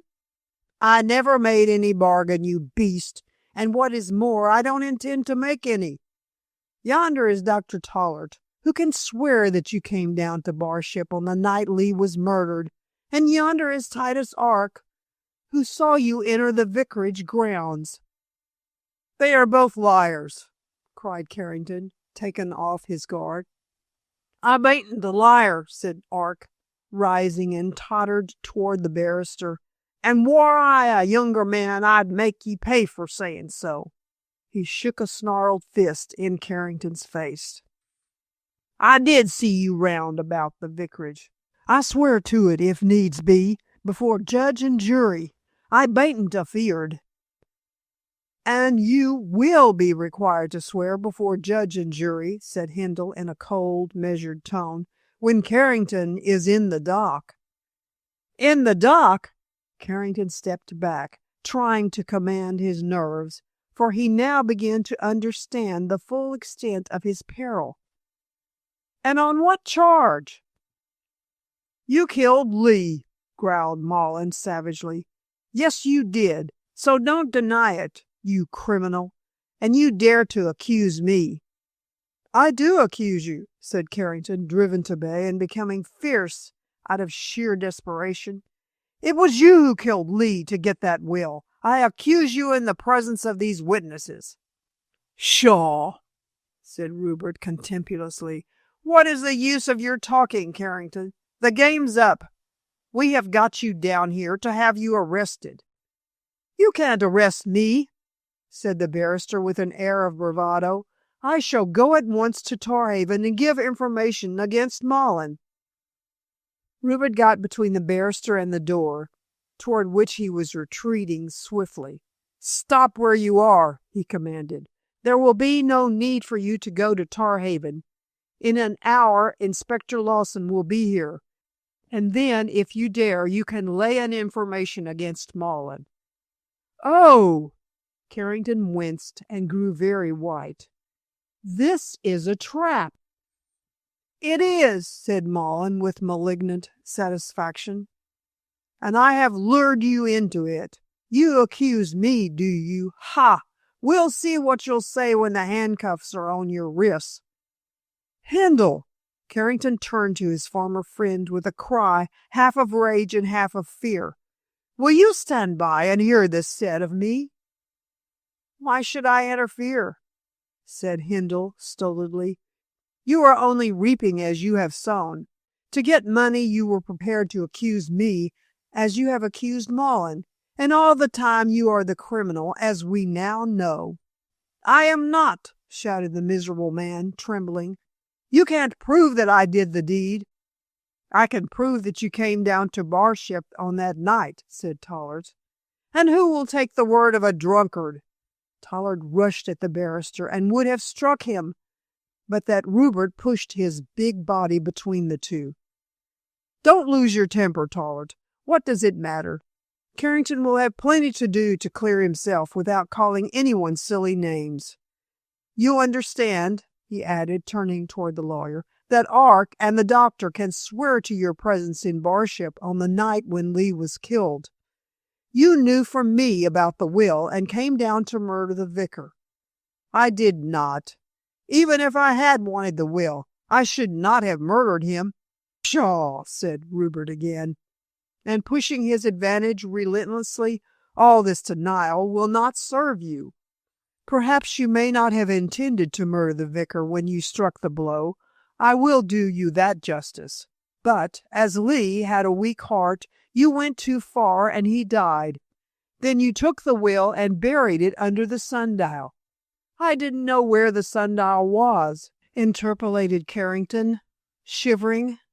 "That's a lie," snarled Mullins swiftly.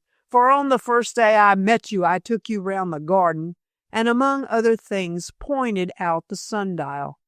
You buried the will there, and then sent an anonymous letter to Mrs. Beatson so that she might find it and avert suspicion from yourself. You believed that Rupert would buy your silence to keep the property, and failing his doing so, you came to threaten me. And I do. You were at the vicarage on that night." "How do you know that?" Carrington saw that he had said too much and glanced toward the door in the hope of getting away. But Rupert was between him and safety, and Rupert looked as stern and determined as a destroying angel. "You needn't think you will escape, Carrington," he said. "As you have sown, so you must reap." "And your reaping will place a rope around your neck," said Mullins grimly. "You came to have me hanged, but you will go away under Lawson's escort to be hanged yourself. I was at the vicarage on that night. I wanted to see Lee about getting the will, but I did not leave my cottage until 11, and by that time you had murdered Lee." I did not. And Carrington winced and cringed and shivered with all the courage oozing out of him.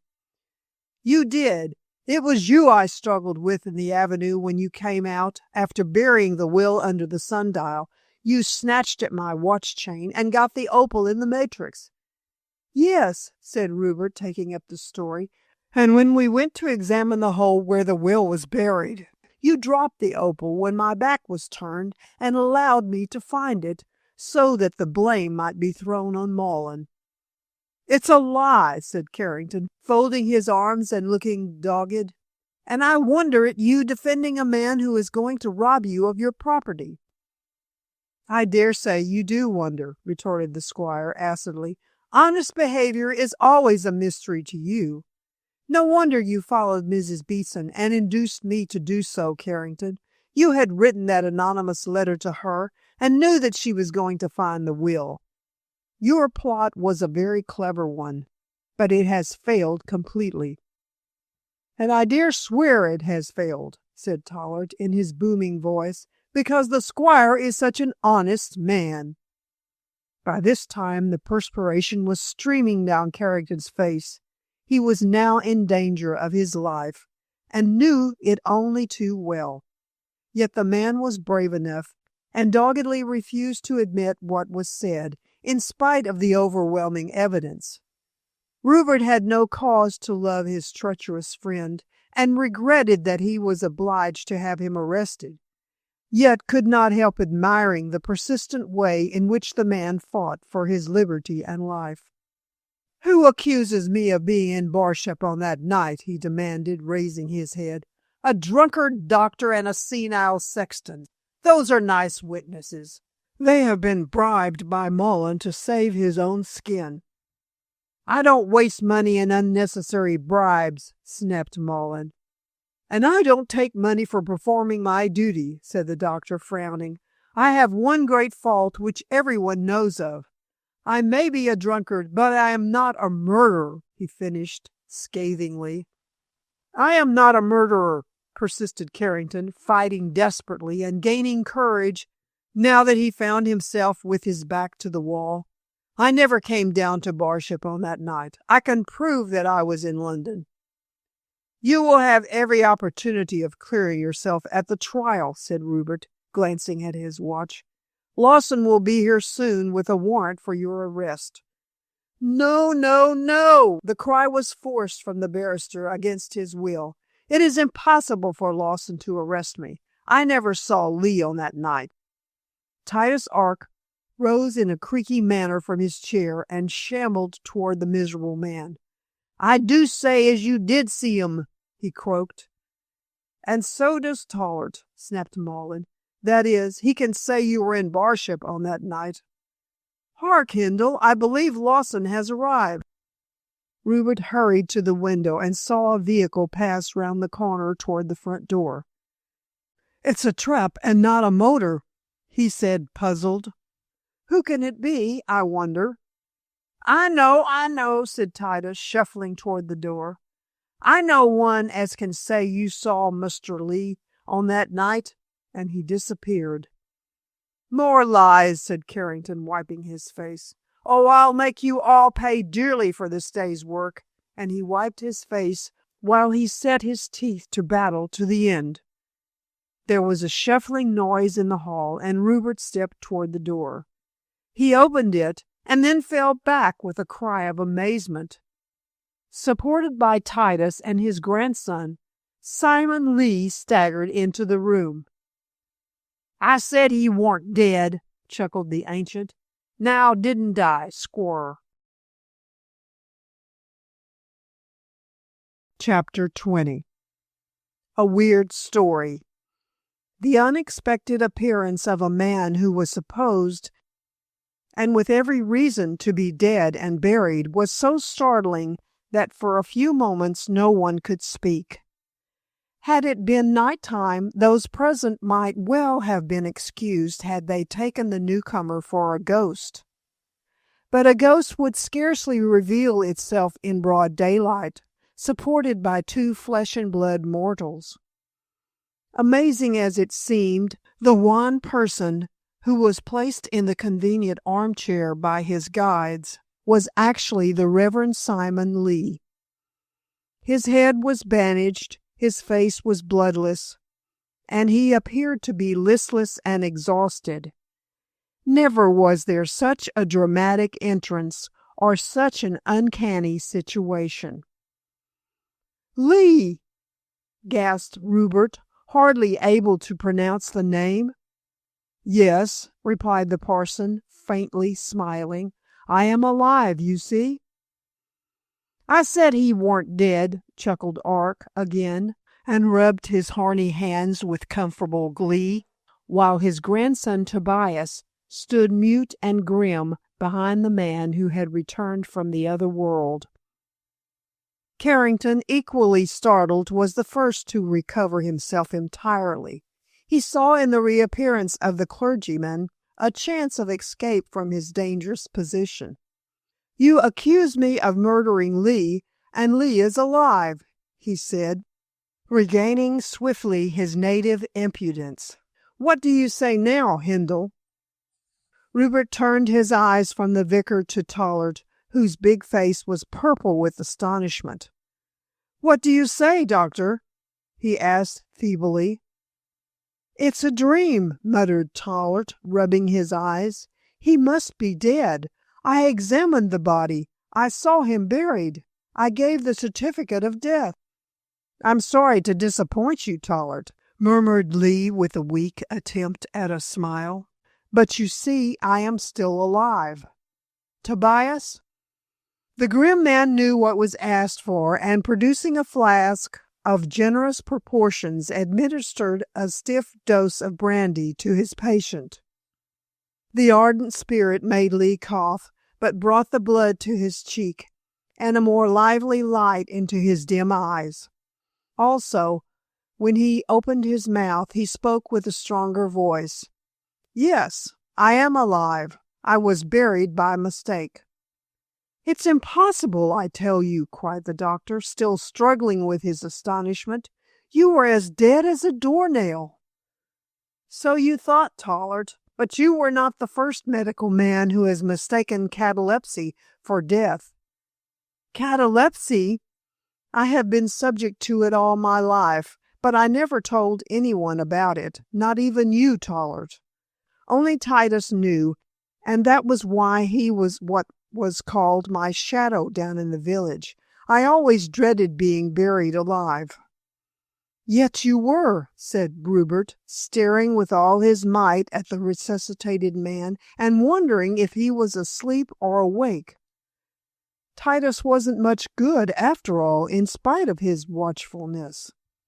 And what could I do, squire? Demanded the ancient shrilly. I said as Mr. Lee warn't dead again and again, but none heeded me. If you had used the one-word catalepsy, protested Tollard, who was annoyed that Lee should reappear to give the lie to his skill, I should have known what to do. I bain't no scholard, croaked Titus sulkily. I said as Mr. Lee warn't dead, and he warn't. On the night of the day when he was buried, me and Tobias got him out of the coffin, and he have been in my house getting well. You should have told me, Titus, expostulated Rupert reprovingly. Now the Lord help me, squire. Didn't I tell ye times without number? I said as Mr. Lee warn't dead, and you laughed. You know you did. But he warn't dead, he warn't dead. And the ancient repeated his favorite phrase again and again with angry gestures. No, he warn't dead, mimicked Carrington, strolling easily toward the door. And now that we know he warn't, I suppose there is no objection to my leaving this pleasant little party. Stay where you are, commanded Lee in a much stronger voice. It is no thanks to you that I am alive. Stop him, Hindle. Rupert took Carrington by the shoulders and pushed him across the room and into the chair he had vacated. You stay here, he said sternly.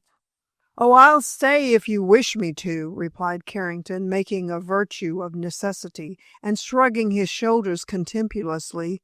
You can't get me into trouble now. We'll see about that, replied Lee, who was breathing heavily. I haven't much time to live, as the shock of being buried alive has given me my death blow. But I shall live long enough to see that justice is done. Now let me explain what I owe to Mr. Carrington. One moment before you change the subject, remarked Tollard sharply. You told me that you had heart disease. I did, admitted the vicar dryly, but I never allowed you to examine me, or you would have found that my heart was perfectly sound. I made that excuse to account for anyone finding me in a cataleptic trance. You should have told me the truth, rejoined the doctor sternly. But that I thought the blow on the head had killed you, along with heart disease, I would have opened your body to be certain of the cause of death. As it was, Mr. Lee, as it were, interrupted the old sexton aggressively. You weren't sober, Mr. Tollard. That you weren't. How dare you say that? Cried the doctor, flushing angrily. Ah, but I do say it, retorted Titus valiantly. You saw double, you did, and not being sure of your larning, said as Mr. Lee war dead when he warn't. And if you'd tried to cut Mr. Lee up, I'd have knocked ye down. Yes, I would, and no mistake. It seems to me that we are not getting on very fast, said Carrington lightly yet anxiously, for he desired to get away before Inspector Lawson arrived from Tarhaven. Suppose Mr. Lee speaks and relates his experiences in the other world. I shall deal with you later, said Lee meaningly, and with an unpleasant look. You are not going to escape punishment because you failed to carry out your evil design. First, I shall explain about my catalepsy. I have always been afflicted thus, Hindle, he added, turning to the young squire, and for that reason I rarely went away from my house. Titus knew that I was subject to these trances, and I always liked to have him at my elbow in case I fell into one. Also, Titus had the key to my family vault, so as to rescue me should I be buried alive by any chance. The blow on the head did not kill me outright, although it was severe enough very nearly to do so. I was stunned for the time being, and then passed into a trance. Owing to the warm weather, unfortunately for me, I was buried hastily, else I might have recovered. You were as dead as any man could be, persisted Tollard sullenly, for the revival annoyed him beyond measure. I was not yet, although you, in your confused state, thought so. And you were confused with drink, Tollard, as Titus assures me. Let this be a warning to you, my friend, to abandon this vice, as you may not so easily escape again from dooming a man to a terrible death." Tolert tried to speak, but could not, as he knew very well that he was entirely in the wrong, and that the consequences of his too hurried examination of the body might be serious for him. He stammered, stuttered, and turned very white, then walked silently out of the room. He had received a lesson which he would not easily forget. Rupert started forward to stop him, but Malin, who had been too startled to speak hitherto, laid a detaining hand on his arm. The man was nervous and less aggressive than usual, which was not to be wondered at, considering what had taken place. "Let him go, Rupert," he muttered. "We can deal with this matter among ourselves. I want to hear now how Mr. Lee was rescued from his terrible position." "Titus rescued me," said Lee thankfully. "On the night of the day when I was buried, he came with Tobias to the vault. He had the key, as I said before, in case of such an accident. These two," he jerked his head right and left toward his supporters, "unscrewed the coffin and carried me into their house, which is, as you know, near the churchyard. Gradually I revived from my trance, but suffered greatly from the blow in the head, which confused me. Feeling that I was not myself, and knowing that serious matters had to be dealt with, I ordered Titus and his grandson not to say anything about my being alive. Since the day of my burial I have been hidden in that little cottage, and Titus has nursed me back to health. But I fear," ended the vicar plaintively, "that I shall not live long. The shock has killed me." "Well, at all events," said Carrington coolly, "I didn't kill you." "Indirectly you have," said Lee indignantly, "and I shall have you punished before I die." "That is a nice Christian feeling, I must say," retorted Carrington uneasily. "Men such as you are, who go about attempting murder, should be locked up," was the stern reply. "You intended to kill me." "I did not. I intended to stun you, and thought I had done so," protested Carrington sullenly. "No one was more astonished than I was. When I heard next day from Hindle there that you were dead, I thought the heart disease had killed you." "I had no heart disease, and—" "We all know about that," interrupted Malin restlessly. "But tell us how that scoundrel managed to knock you down." "Give me another dose of brandy, Tobias," said the vicar, and when he felt stronger, after taking the spirit, proceeded slowly to explain. "I was in my study on that night, and as it was after 10 o'clock, Mr. and Mrs. Jabber had retired to rest. I had found the will, which I had mislaid, and was reading it, when I heard a tap at the window." "I don't know about your reading it," said Carrington insolently. "As I watched you for some time through the window before I tapped, you were holding a parchment over a candle. I believe that you intended to burn the will." "Perhaps I did," said the vicar with a queer smile. "There is more to be known about that will than you guess.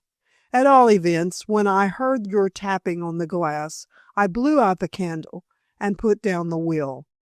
I opened the window, you know it is a French window, Hindle, and looked out to see who had come at such an untimely hour. When I recognized you, and you intimated that you wished to speak to me, I admitted you. I believed that you had come down to stay with Hindle, and had arrived late." "Did you lock the window again after admitting Carrington?" asked Rupert. "I snicked it, certainly," replied Lee quietly. "Not that doing so mattered, for, as there was nothing to steal at the vicarage, I paid little attention to bolts and bars." Carrington laughed cynically. "And for that reason I was able to slip out the front door and leave it unlocked without exciting suspicion," he remarked. "It was easy to get away." "Very easy," assented Mr. Lee. "The front door was never locked either by day or by night, as I did not fear burglars, And I did not fear you, Mr. Carrington, as you said that Rupert had told you about the will, and you wished to speak to me concerning it." "Oh, you were brave enough," retorted the barrister carelessly. "Well, I think you had better be less flippant, my man," cried Mullen, highly indignant. "You are not out of the woods yet." "There's gratitude for what I have done for you," sneered Carrington. "But for my appearance at the window, the vicar might have burned the will so as to allow Hindle to keep the property." "Yes, I might have burnt the will, as you say," remarked Lee with another queer smile, "and perhaps it would have been as well, seeing what an excellent squire our young friend here makes." "And what about me?" asked Mullen indignantly. "You are not fit to govern the parish," said Lee coolly. "You think of self, and of self only." "Well, the will is safe in my desk now," said Mullen complacently. "And self or no self, I will be squire of Barship as soon as the lawyers can arrange for the transfer of the property." "You count your chickens before they are hatched, Mr. Mullen. There is much to be said before you step into your cousin's place." "I don't see that," said Mullen doggedly. "Rupert knows that I inherit by the will you found in the monument chest, as I am the legal descendant of Eunice Hindle. He makes no objection to giving me the property." "Is this so, Hindle?" inquired the vicar. "Yes," answered Rupert quietly. "I can scarcely keep what does not legally belong to me." "You will be a pauper." "I can't help that. I must act honestly." Lee was silent for a moment and cast a look of admiration on the young man. "You shame us all by your honorable nature," he said after a pause. "I am glad that I am spared to do you justice." "What do you mean by that?" asked Carrington curiously. "Never mind what I mean. I shall explain in due time. Just now I have to tell these gentlemen of the cowardly assault you made on an old man." Lee turned toward Rupert, to whom he chiefly addressed himself. "He held me in talk, Hindle, and all the time he was keeping his eyes on the will. I refused to let him take it away, as he wanted to do. I only wished to look after Hindle's interest," muttered Carrington. "To look after your own, you mean," retorted Lee tartly. "Had you meant well, you would have gone away after I refused to give you the will. But you waited until my back was turned, and then struck me with the loaded stick you carried. The blow fell on my right temple, and I dropped stunned to the floor, while I, cried Carrington, rising and speaking insolently, snatched up the will and walked out of the front door cautiously, so as not to waken those servants of yours." "After which," put in Mullen viciously, "you went through the jungle and buried the will under the sundial." "I did," admitted Carrington recklessly. "You know so much that you may as well know all. For Lee being alive, you cannot touch me in any way. I buried the will, as you say, and afterward wrote that letter to Mrs. Beatson, so that she might find the will and avert suspicion from myself." "Why Mrs. Beatson?" asked Rupert, disgusted with his former friend's brazen assurance. "Because, according to you, she had overheard the conversation between you and the vicar. I guessed that, if she produced the will, suspicion would fall on her. Our meeting her on that night, Hindle, was pure chance, but it helped on my plans. I wished her to procure the will to you, and thus bring suspicion on herself as having killed the vicar." "You infernal villain!" "Oh, I don't see that," said Carrington carelessly. "Mrs. Beatson would be none the worse for having her neck stretched, but I would not have allowed things to go so far as that. All I wished was for her to give you the will, and then when you consulted me, as I knew you would, I intended to persuade you to burn it in order to keep the property and pay me £5,000 for holding my tongue. You understand?" "Yes," said Rupert quietly. You explain your villainy so carefully that I can scarcely help understanding. It was you, then, who dropped a clue near the sundial to incriminate Mullen. It was me, replied Carrington with cynical hardihood. I snatched the opal by chance from Mullen's watch chain when we struggled in the avenue. Only when I got away and found what was in my hand did I see how I could get the upper hand of him. I recognized the ornament at once as the one he had shown me on the first day we met. "You scoundrel!" shrieked Mullen furiously, and would have struck the barrister, but that he swerved. Then Rupert interfered. "He will have a much worse punishment than a blow," said the squire, holding his cousin back with a strong arm. "I won't have any punishment at all," sneered Carrington insistently. "It is for me to say that," remarked Lee, who was growing very weak in spite of the dose of brandy which Tobias administered. "So you met Mr. Mullen in the avenue of my place after you had buried the will?" "I did. There is no reason why I should deny it, seeing that I am safe. And when I got away from him, I walked to the next station and caught the night express from Tarhaven, which does not stop at Barship. Next day—" "You came down to play the part of a friend," said Rupert scornfully. "But you soon showed the cloven hoof, Carrington. Your plot was very clever, and had I been a less honest man, it would have succeeded." "It never would have succeeded," interposed the vicar, speaking with labored breath. "For I was alive all the time, and intended to speak when necessary, as I have done. Titus kept me informed of all that went on." "Aye, that I did," said the old man, patting Lee's hand. "And they'll find in the village as the old un don't tell lies, and bain't no fool either. I told them as you were alive, didn't I, Muster Lee?" "Yes, Titus, yes. But I think you will very soon have to tell them that I am dead," said Lee with a weak sigh. "After all, it is for the best. I shall never regain my health after that awful experience, and as my successor has been appointed, it would be wrong of me to deprive him of the living."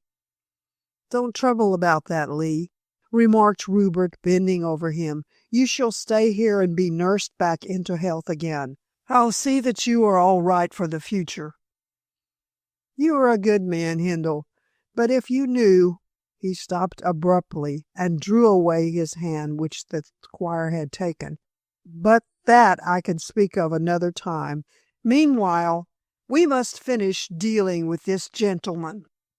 "Do you mean me?" asked Mullen, who felt uneasy because he had an idea that the resuscitated man had, as the saying goes, something up his sleeve. "I don't mean you at present," replied the vicar, eyeing him with an expression of intense dislike. "I shall attend to your matter later." "What matter?" "That," said Lee slowly, "I shall tell you in my own good time." "You are very mysterious." "Oh, I think all mysteries are at an end now," interposed Rupert hastily, for Mullen showed a tendency to make himself disagreeable, in spite of the vicar's weak state of health. "We now know that Carrington did come to Barship and did strike down Mr. Lee." "Who cares if you do know?" retorted Carrington insolently. "Not me. I have played a bold game and have lost, thanks to your confounded honesty. If you had been wise, you would have destroyed that will, and would have kept your money to yourself." "At the cost of losing my honor," said Rupert, flushing. "Poof! Who cares for honor in these days?" "Apparently you don't, you beast," cried Mullen, who was desperately angry at the way in which Carrington had proposed to cheat him. "How dare you speak in this way? I'll have you charged with fraud." "Fraud!" Carrington laughed aloud and snapped his fingers. "And how do you intend to do that, my good man?" "Don't call me your good man, confound you." "Well, I won't," sneered the barrister. It is rather a mistake to credit you with any goodness, I admit. You're no more a saint than I am, and would have played the same game had you got the chance. My only regret is that I have not rooked you to the tune of £5,000, and but for the vicar's unexpected appearance, I should have done so. Not you. Oh, yes. You were at the vicarage on the night of the presumed murder, and I had your opal which I dropped near the sundial. If I had held my tongue, as I would have done, you would have been hard put to explain your presence there, seeing what John Hindle's will meant to you. And you, shouted Mullen furiously. How would you have escaped suspicion, seeing you came down on that night? Very easily, retorted the barrister in a light and airy tone. I would have declared that I came down in Hindle's interest to get the will, and arrived at the vicarage to find you leaving the house after murdering the man. Oh! Mullen rushed forward. Let me at him, Rupert, dog that he is. I want to strangle him. And be hanged for the murder of a worthless creature, said Rupert, holding Mullen tightly to prevent his executing his intention. Leave him to Mr. Lee. I rather think he knows how to deal with him. Oh, do you? Snapped Carrington, wheeling with a contemptuous smile on his dark face. And what do you propose to do, may I ask?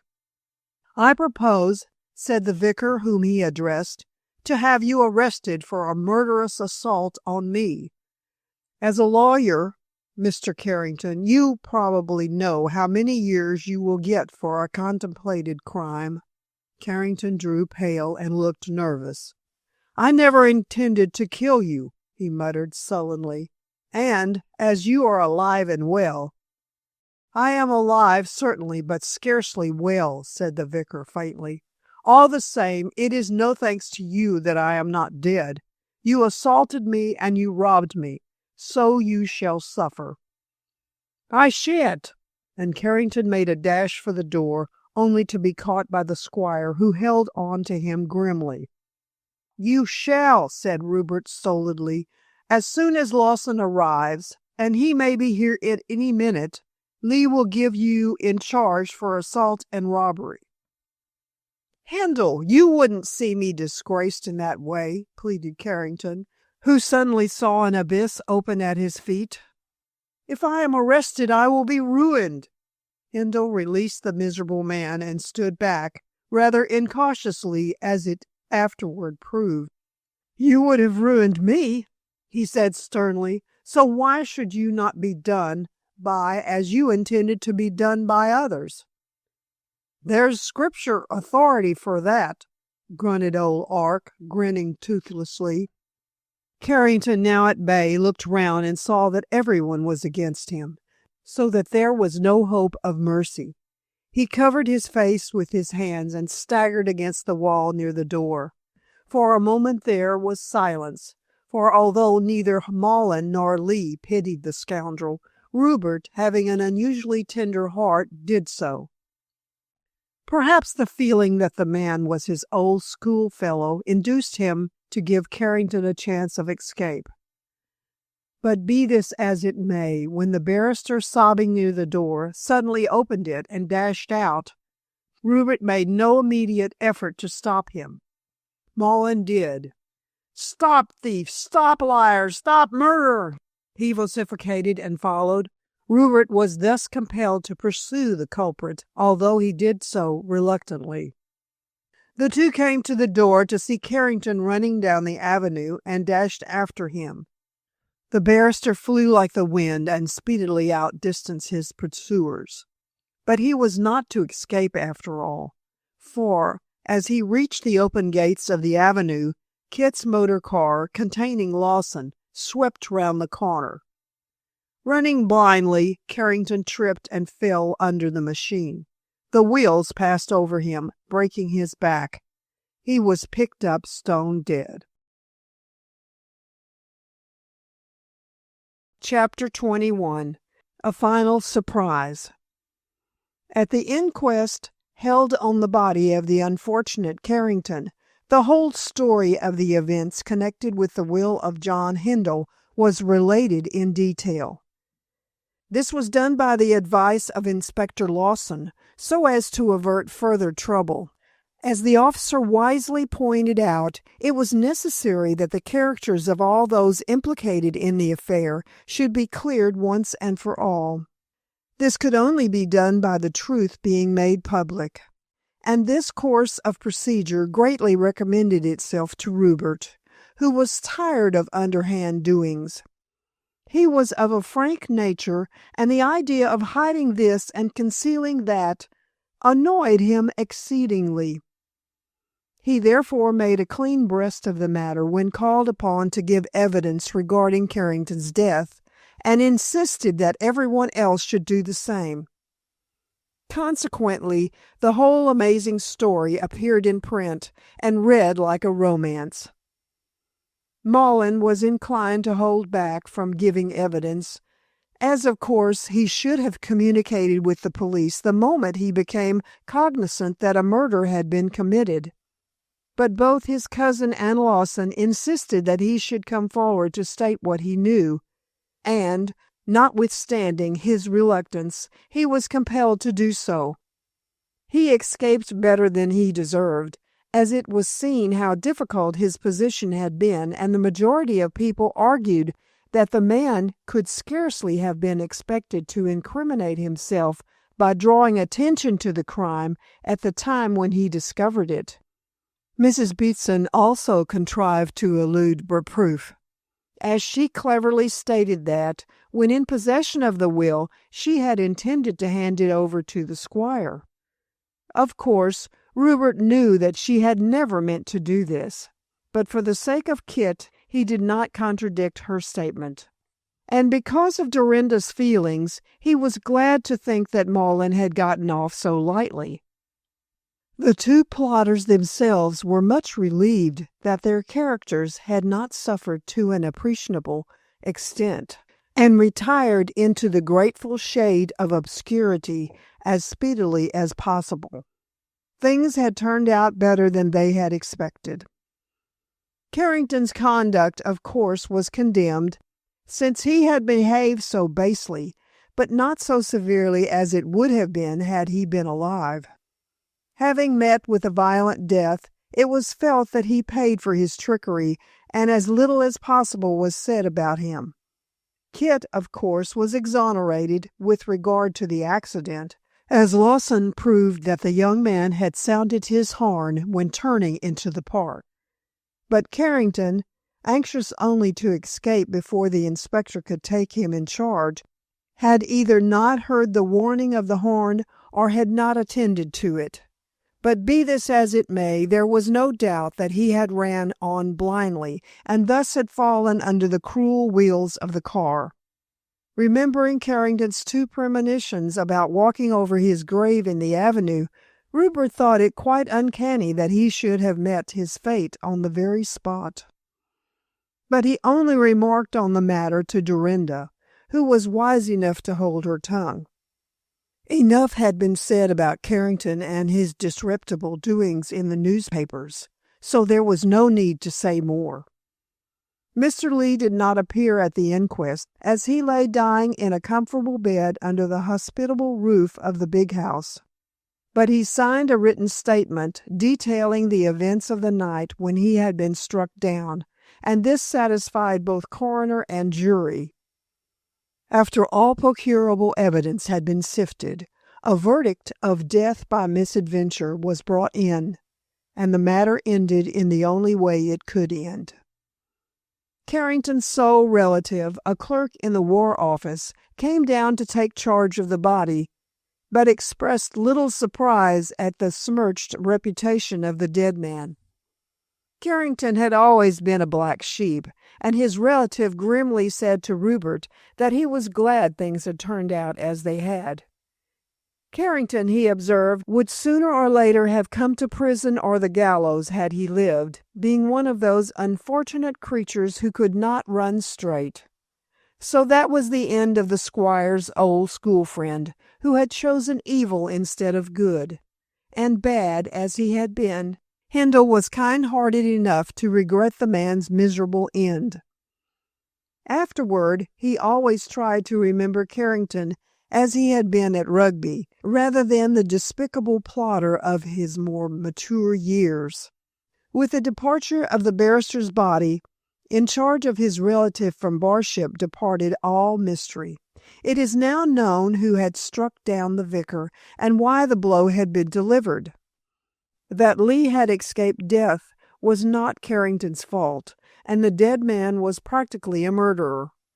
But the villagers, in the excitement of finding their vicar alive, began to overlook Carrington's share in the matter. The question most frequently asked was whether Lee would resume his charge of the parish, seeing that his successor had been appointed. But all talk on this point was ended when it became known that the shocks inflicted on the unfortunate man, both by being struck down and by being buried alive, had so shaken his system that he was not likely to live. Tollard was attending to him, and did so in an entirely sober state, as his nearer escape from trouble kept him away from the drink. Sophie, indeed, regarded the whole matter as a blessing in disguise, and hoped that her father would reform. He had every reason to do so, seeing what a lesson he had received. With regard to his giving a certificate of death, Tollard's fellow physicians held that he was perfectly justified, since the vicar had been in a cataleptic trance. But the villagers, headed by Titus, held that Dr. Tollard had been drunk at the time when he examined the body, and this opinion was not favorable to Tollard's reputation. However, when it was seen that he had turned over a new leaf, his conduct was considered more kindly, and the doctor began to hope that he would weather the storm. But it had very nearly wrecked him, and the escape he had greatly improved his character. In time, by acting judiciously and keeping strictly sober, he managed to reestablish his position.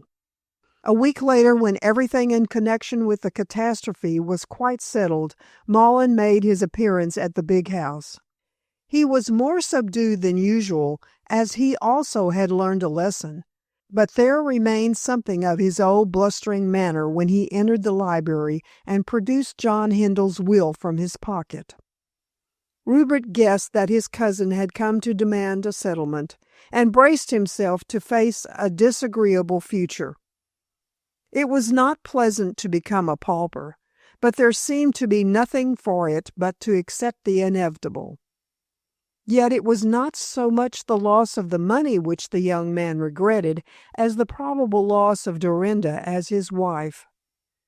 Rupert knew his cousin well enough to be sure that once in the possession of the estates and income, he would not be inclined to permit the marriage to take place. And seeing that he was likely to be poor, it was useless for the girl to insist upon the fulfillment of the engagement. It was with a sad face and a weary heart that Handel asked Mullen to take a seat. "I suppose you have called to discuss matters regarding the will," he said, leaning his head on his hand and speaking quietly.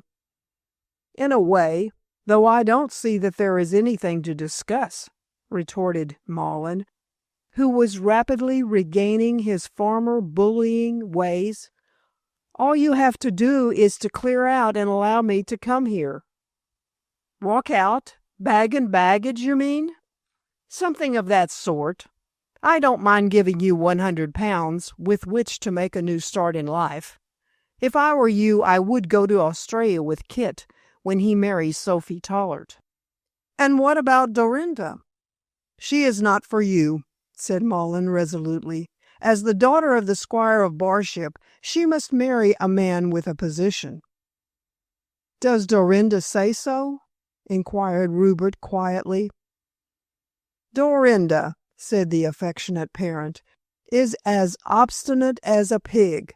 She is coming here in a few minutes to argue the matter. I told her that I intended to settle the matter of the will today. But she shan't marry you with my consent. And as I have the money, you can see that it would be wrong of you to drag her down to poverty." You put the case very plainly, Malin.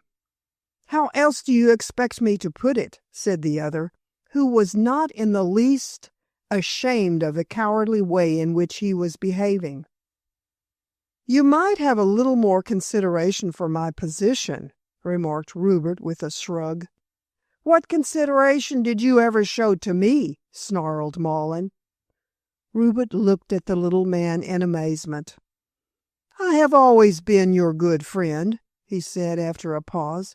I have given you money and— My own money, interrupted the visitor. Much thanks for that.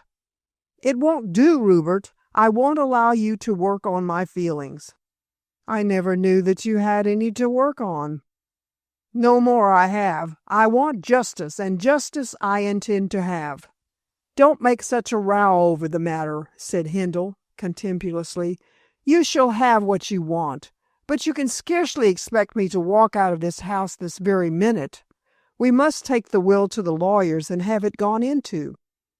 Since you are behaving so brutally, I am inclined to defend my position. There is the statute of limitations to be considered. And there is me to be considered, said a quiet voice at the door, and the two turned to see Dorinda at the door. You have been listening? Snapped her father. Yes, I have, she replied boldly, and what I have heard shows me what a cruel nature you have, father. Don't speak to me in that way, stormed Malin furiously.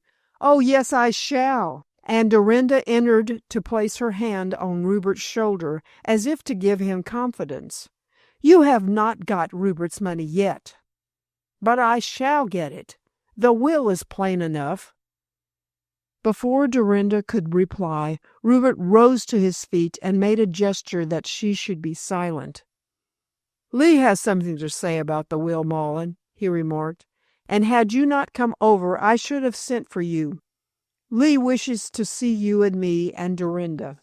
If Lee intends to try on any hanky-panky, said Malin, uneasily, for the summons seemed strange and ominous to him, he'll find himself in the wrong box, I can tell you. You've been scheming with him, I expect, since he has been lying there. I have scarcely seen him, retorted Rupert, passing his arm round Dorinda's waist. Tollett says he should be kept quiet. Then we shan't disturb him now. Yes, we shall. Lee has something on his mind and wants to see the three of us. Tollett has given permission, so we can go up to him now. Only I beg of you, Malin, not to excite him, as he is very weak, and is not far from death. You understand? I understand that you want to trick me in some way. By this time, Rupert's long-enduring patience was at an end, and he turned on the selfish little man in a cold fury. Look here, Malin, I have had enough of this, he said firmly. Don't goad me too far, or you will regret it. Oh, will I? Taunted the other. And in what way? Possession is 9 points of the law, retorted Hindle, and you appear to forget that I am the squire of Barship. I shall see the lawyers and take all chances I can to prevent you getting possession of the money. I am innocent of any roguery in the matter, and my position is a very unfair one, as I am not to blame. It is close upon a century since that will was made, and if I make use of the statute of limitations, I may be able to squash the whole affair. Equity, if not common law, will be on my side. You, cried Malin violently. You swindler! Don't call me names, said Rupert imperiously, or in spite of the fact that Dorinda has the misfortune to call you father, I shall kick you out of the house. So now you know. My own house, foamed Malin, stamping. It's not your house yet, and it may never be. Well, Malin drew a long breath. I never. He turned on his daughter suddenly and with violence. What do you think of this behavior? I entirely approve of it, said Dorinda calmly, and I am glad to see Rupert stand up for his rights. He has treated you far too well as it is." "What? What? What?" "It's no use, father. You don't care for me, and you don't care for your honor. All you do care for is yourself." I shall cut you off with a shilling. With a shilling! So long as I have Rupert, I don't care." Hindle caught Malin by the shoulders and pushed him toward the door. "I can't allow any more of this, Malin. Behave like a human being, or I shall turn you out. Now come up and hear what Lee has to say." "Oh, I'll come," cried Malin viciously, but unable to resist his cousin's superior strength. "But remember that if there is any plot to take away my money, I shall make things hot for you." Get on, said Hindle impatiently, "and don't make a fool of yourself." Malin did go on, and climbed the stairs to Lee's room unwillingly. He was beginning to see that there was nothing to be gained by storming, and that his best plan would be to adjust the matters in dispute quietly. Although he believed the will to be legal, he yet had a lurking suspicion that it might be set aside by the statute of limitations. Under these circumstances it would be unwise to quarrel with his cousin, so he became more subdued. All the same, his dog-like temper could not be entirely suppressed, and he entered the sick chamber growling and muttering savagely. Dorinda and Rupert followed, the girl crying with shame. Her father's conduct was disgraceful. The vicar was propped up in bed with pillows, looking white and weak. It was evident that he had not long to live, and there was an anxious expression on his face which showed that he had something on his mind. With a faint smile he welcomed the newcomers, and signed to the nurse that she should leave the room. This the woman did, whispering in passing Rupert that Tollard had left instructions that the patient was to be as little excited as possible, since his strength was rapidly failing. She also gave the young squire a strong stimulant with which to revive Lee, should he grow faint during the interview, and saying that she would return in half an hour, departed softly. When the door was closed, the vicar looked at the weeping Dorinda and her scowling father, also at Rupert, who was cool and composed. Inwardly the squire was greatly disturbed, but it was necessary that he should keep his emotions under control, and he did so. "Why do you cry, Dorinda?" asked the vicar, softly. "She's a fool," growled Malin, frowning blackly. "I am an honest girl," said Dorinda, flushing and drying her eyes, "and I am ashamed of the cowardly way in which you are behaving." "How is your father behaving?" questioned Lee with an ironic smile. "He wants to take everything from Rupert and make him a pauper," said Dorinda sadly. "He refuses to allow me to marry him." "And will you obey him?" "No," she drew herself up proudly. "I love Rupert more than myself, and if he will marry me, I am ready to be his wife at any moment." "Fool, fool!" growled her father savagely. "What do you say, Hindle?" inquired the vicar calmly. "I wish to marry Dorinda, as I love her dearly," answered the squire, who was pale but composed. "But if this will is proved to be legal, I may lose all, and I can't ask Dorinda to share a life of poverty with me." "I don't care for your poverty," cried the girl impetuously, throwing her arms round her lover's neck. "I would rather have a crust with you than stay with my father in luxury." "But I don't think it will be necessary for you to be reduced to a crust, Dorinda," smiled the vicar. "After all, considering the circumstances of the case, and that Hindle is not to blame, surely your father will give you half the income." £2,000, said Malin derisively. "I'm not such a fool. I shan't give Rupert a single penny, and if Dorinda marries him without my consent, which she will never get, she must be prepared to starve." "Dorinda will never starve while I can work," said Rupert calmly. What at? You have never done a hand's turn in your life. Lee interposed before Rupert could reply. Malin, surely you will not behave so wickedly and selfishly as to keep all the money to yourself. Yes, I shall. The money is mine, and I shall not give a penny.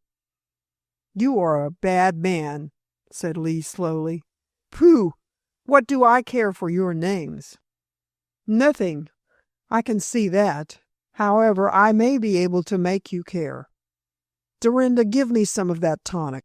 The vicar's voice was growing weak, and his eyes closed. Dorinda slipped her arm round his neck and gave him a dose of the medicine, which shortly took effect. He opened his eyes again and spoke in a stronger voice. Are you determined to behave in this unjust way, Malin? It is not unjust, and I do. You will keep all the money to yourself? Every penny.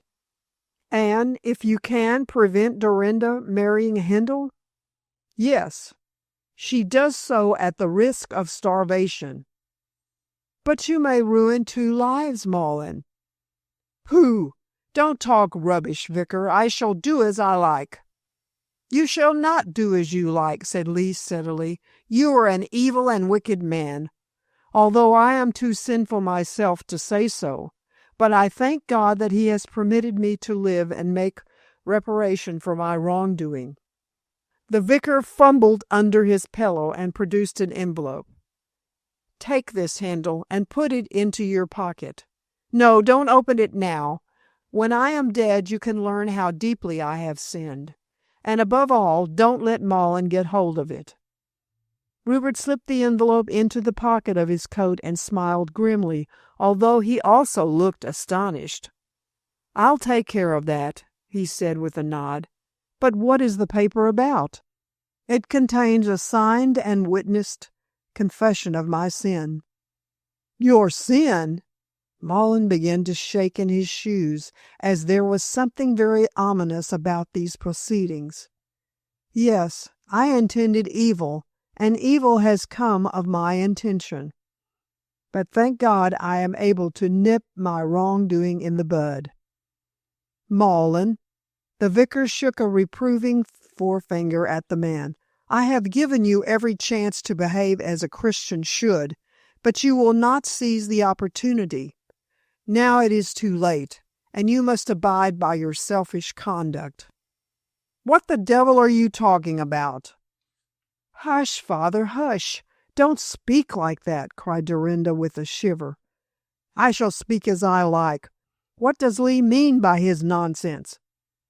You will not find that paper I have given Hindle nonsense, said Lee in a faint voice. It contains an account of my sin, and will be your punishment. Come to the point, stuttered Malin, nervously angry. Lee turned to look at Hindle, who stood beside Dorinda, silently amazed at all this strange talk. My friend, he said, wincing at having to lower himself in the young man's eyes, I was tempted by Satan, and I fell. In the monument chest I found a bundle of letters written by John Hindle, which showed that he wished to disinherit his son Frederick, whom he hated, in favor of Eunice, the infant daughter of his eldest son Walter, whom he loved. He declared in the last letter of the bundle, which you will find in the chest where I left it, that he would make a will, leaving the estates to Eunice, who married Filbert when she grew up. But John Hindle died of heart disease, as other family documents show, before he could execute his intention. He made no will in favor of Eunice, and Frederick lawfully inherited the property. Malin turned a greenish color and pulled out the will from the pocket, the will which had caused so many disasters.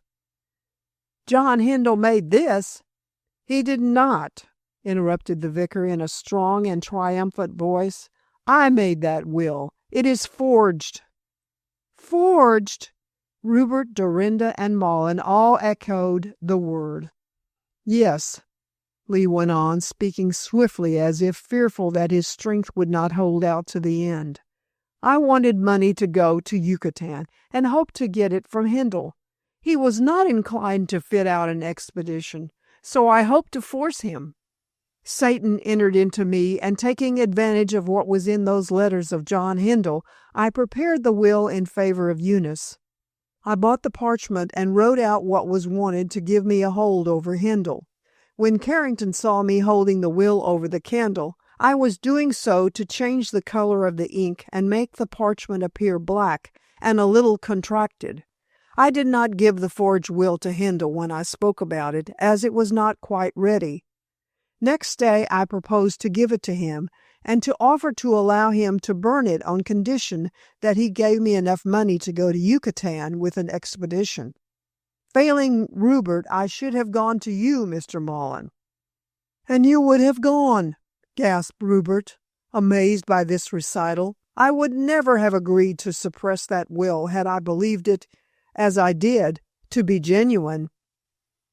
"I see that now," said Lee, whose voice was becoming fainter.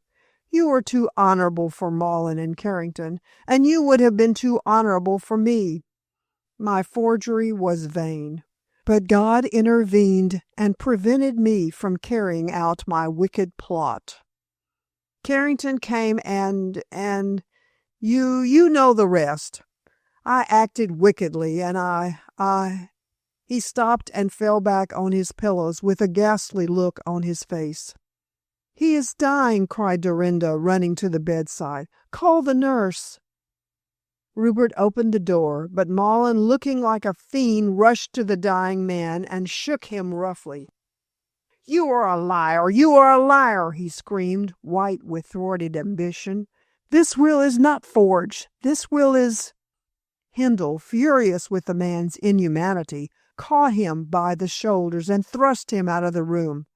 The nurse hurried in and, along with Dorinda, tried to revive the fainting vicar, but in vain. Dr. Tollett was immediately sent for and came at once to pronounce that there was no hope. Lee lingered for 24 hours and then passed away quietly without ever regaining consciousness. This time, as Tollett took care to prove, the vicar was really dead, and within a week his body was again placed in the family vault. To be certain about the catalepsy, the corpse was kept above ground for the 7 days until there was no doubt that the man actually was dead. In vain Titus Ark, overcome with grief, repeated his parrot cry that his friend warn't dead. Lee was on this occasion a truly dead man. The blow on the head, the shock to his nervous system caused by being buried alive, and perhaps the shame of having to confess his forgery of the will, had all combined to kill him. He died, and Barship knew him no more. And Mullen? He was almost crazy with rage at his loss. Again and again he tried to prove that the forged will was a genuine document, and saw many lawyers and experts. But the confession of Lee, signed by himself and witnessed by Titus Ark and his grandson, held good, as it gave all details of how the false testament had been prepared. Lee confessed therein that he had copied the signature of John Hindle from the letters which first gave him an idea of committing the forgery.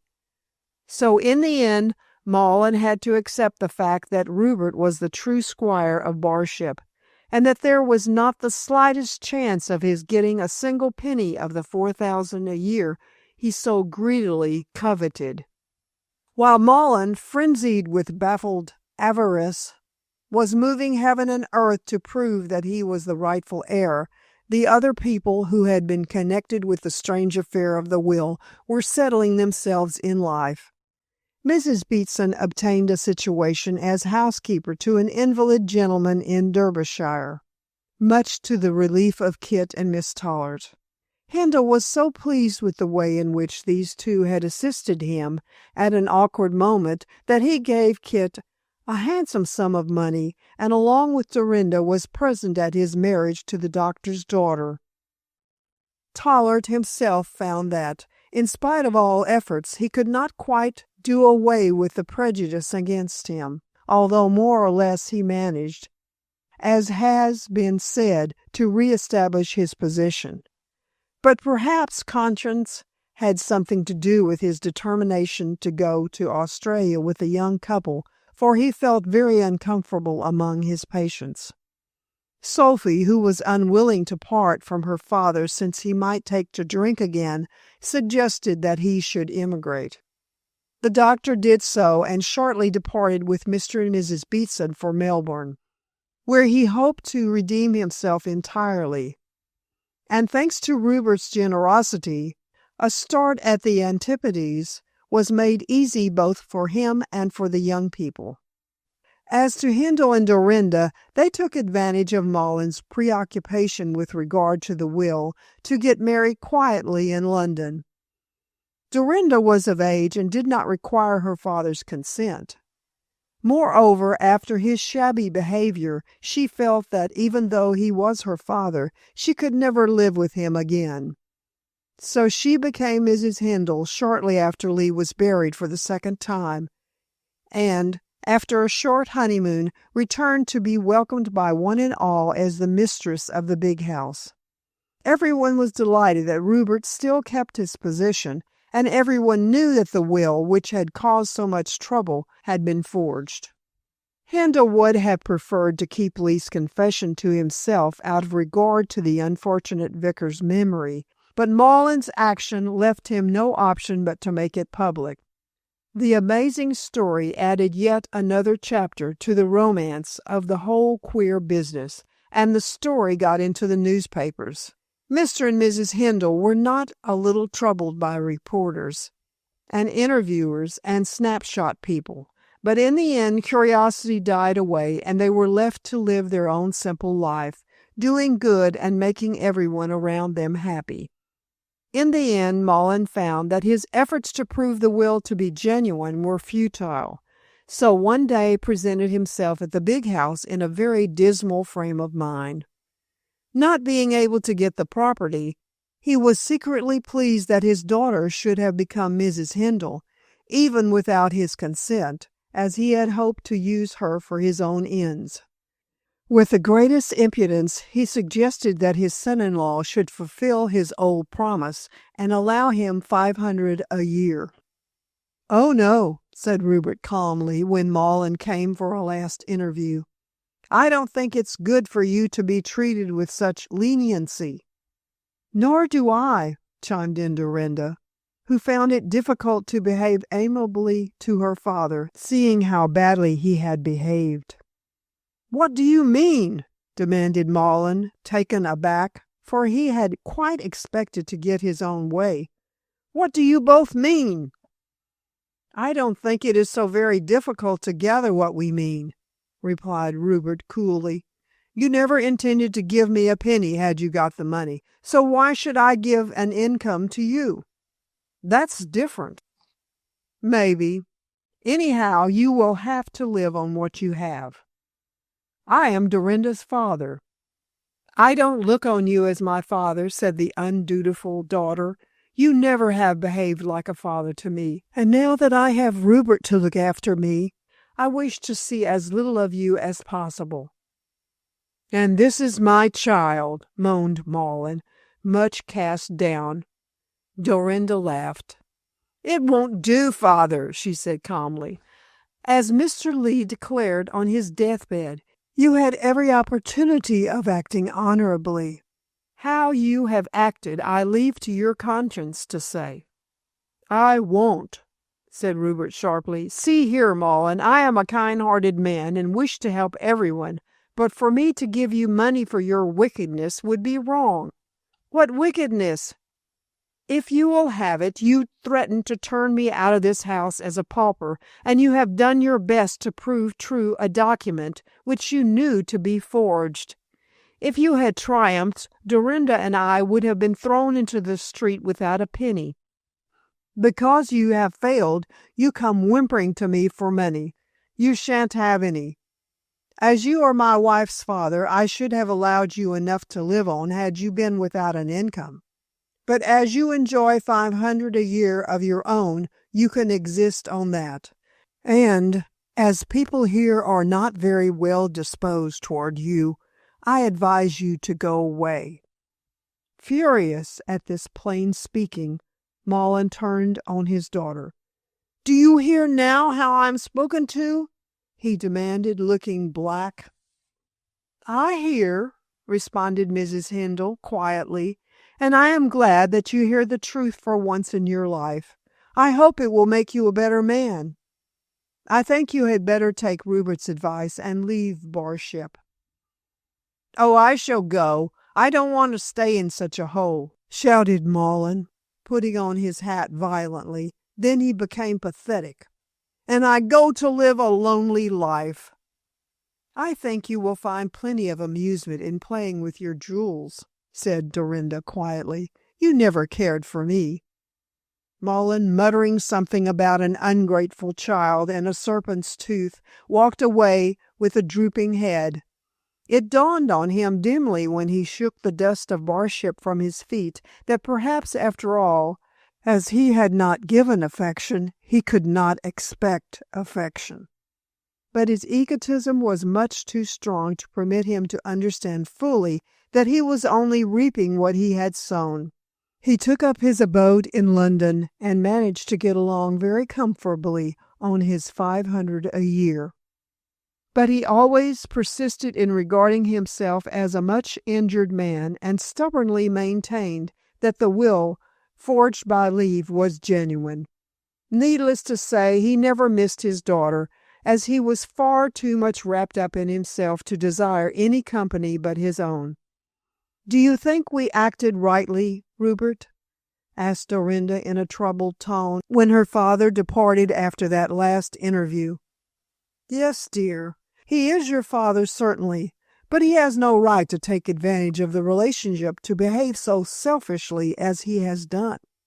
It would be wrong to pander to his egotism by giving him money." "Yes, I suppose so," said Dorinda with a sigh. "People are very hard to understand, Rupert. Besides my father, who puzzled me with his selfishness, there is Mr. Lee. Whatever made such a good and kind man forge that will?"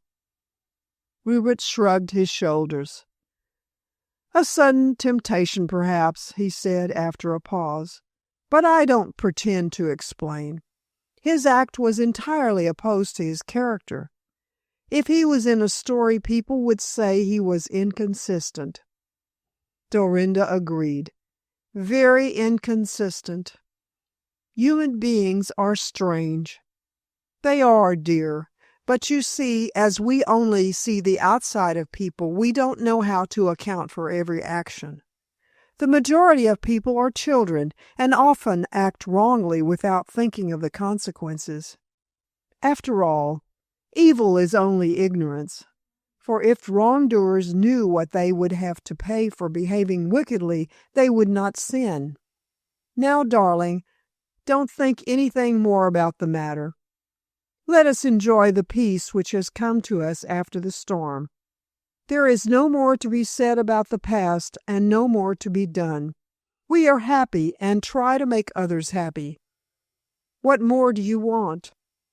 "This," said Dorinda, and kissed him fondly. End of The Lost Parchment by Fergus Hume.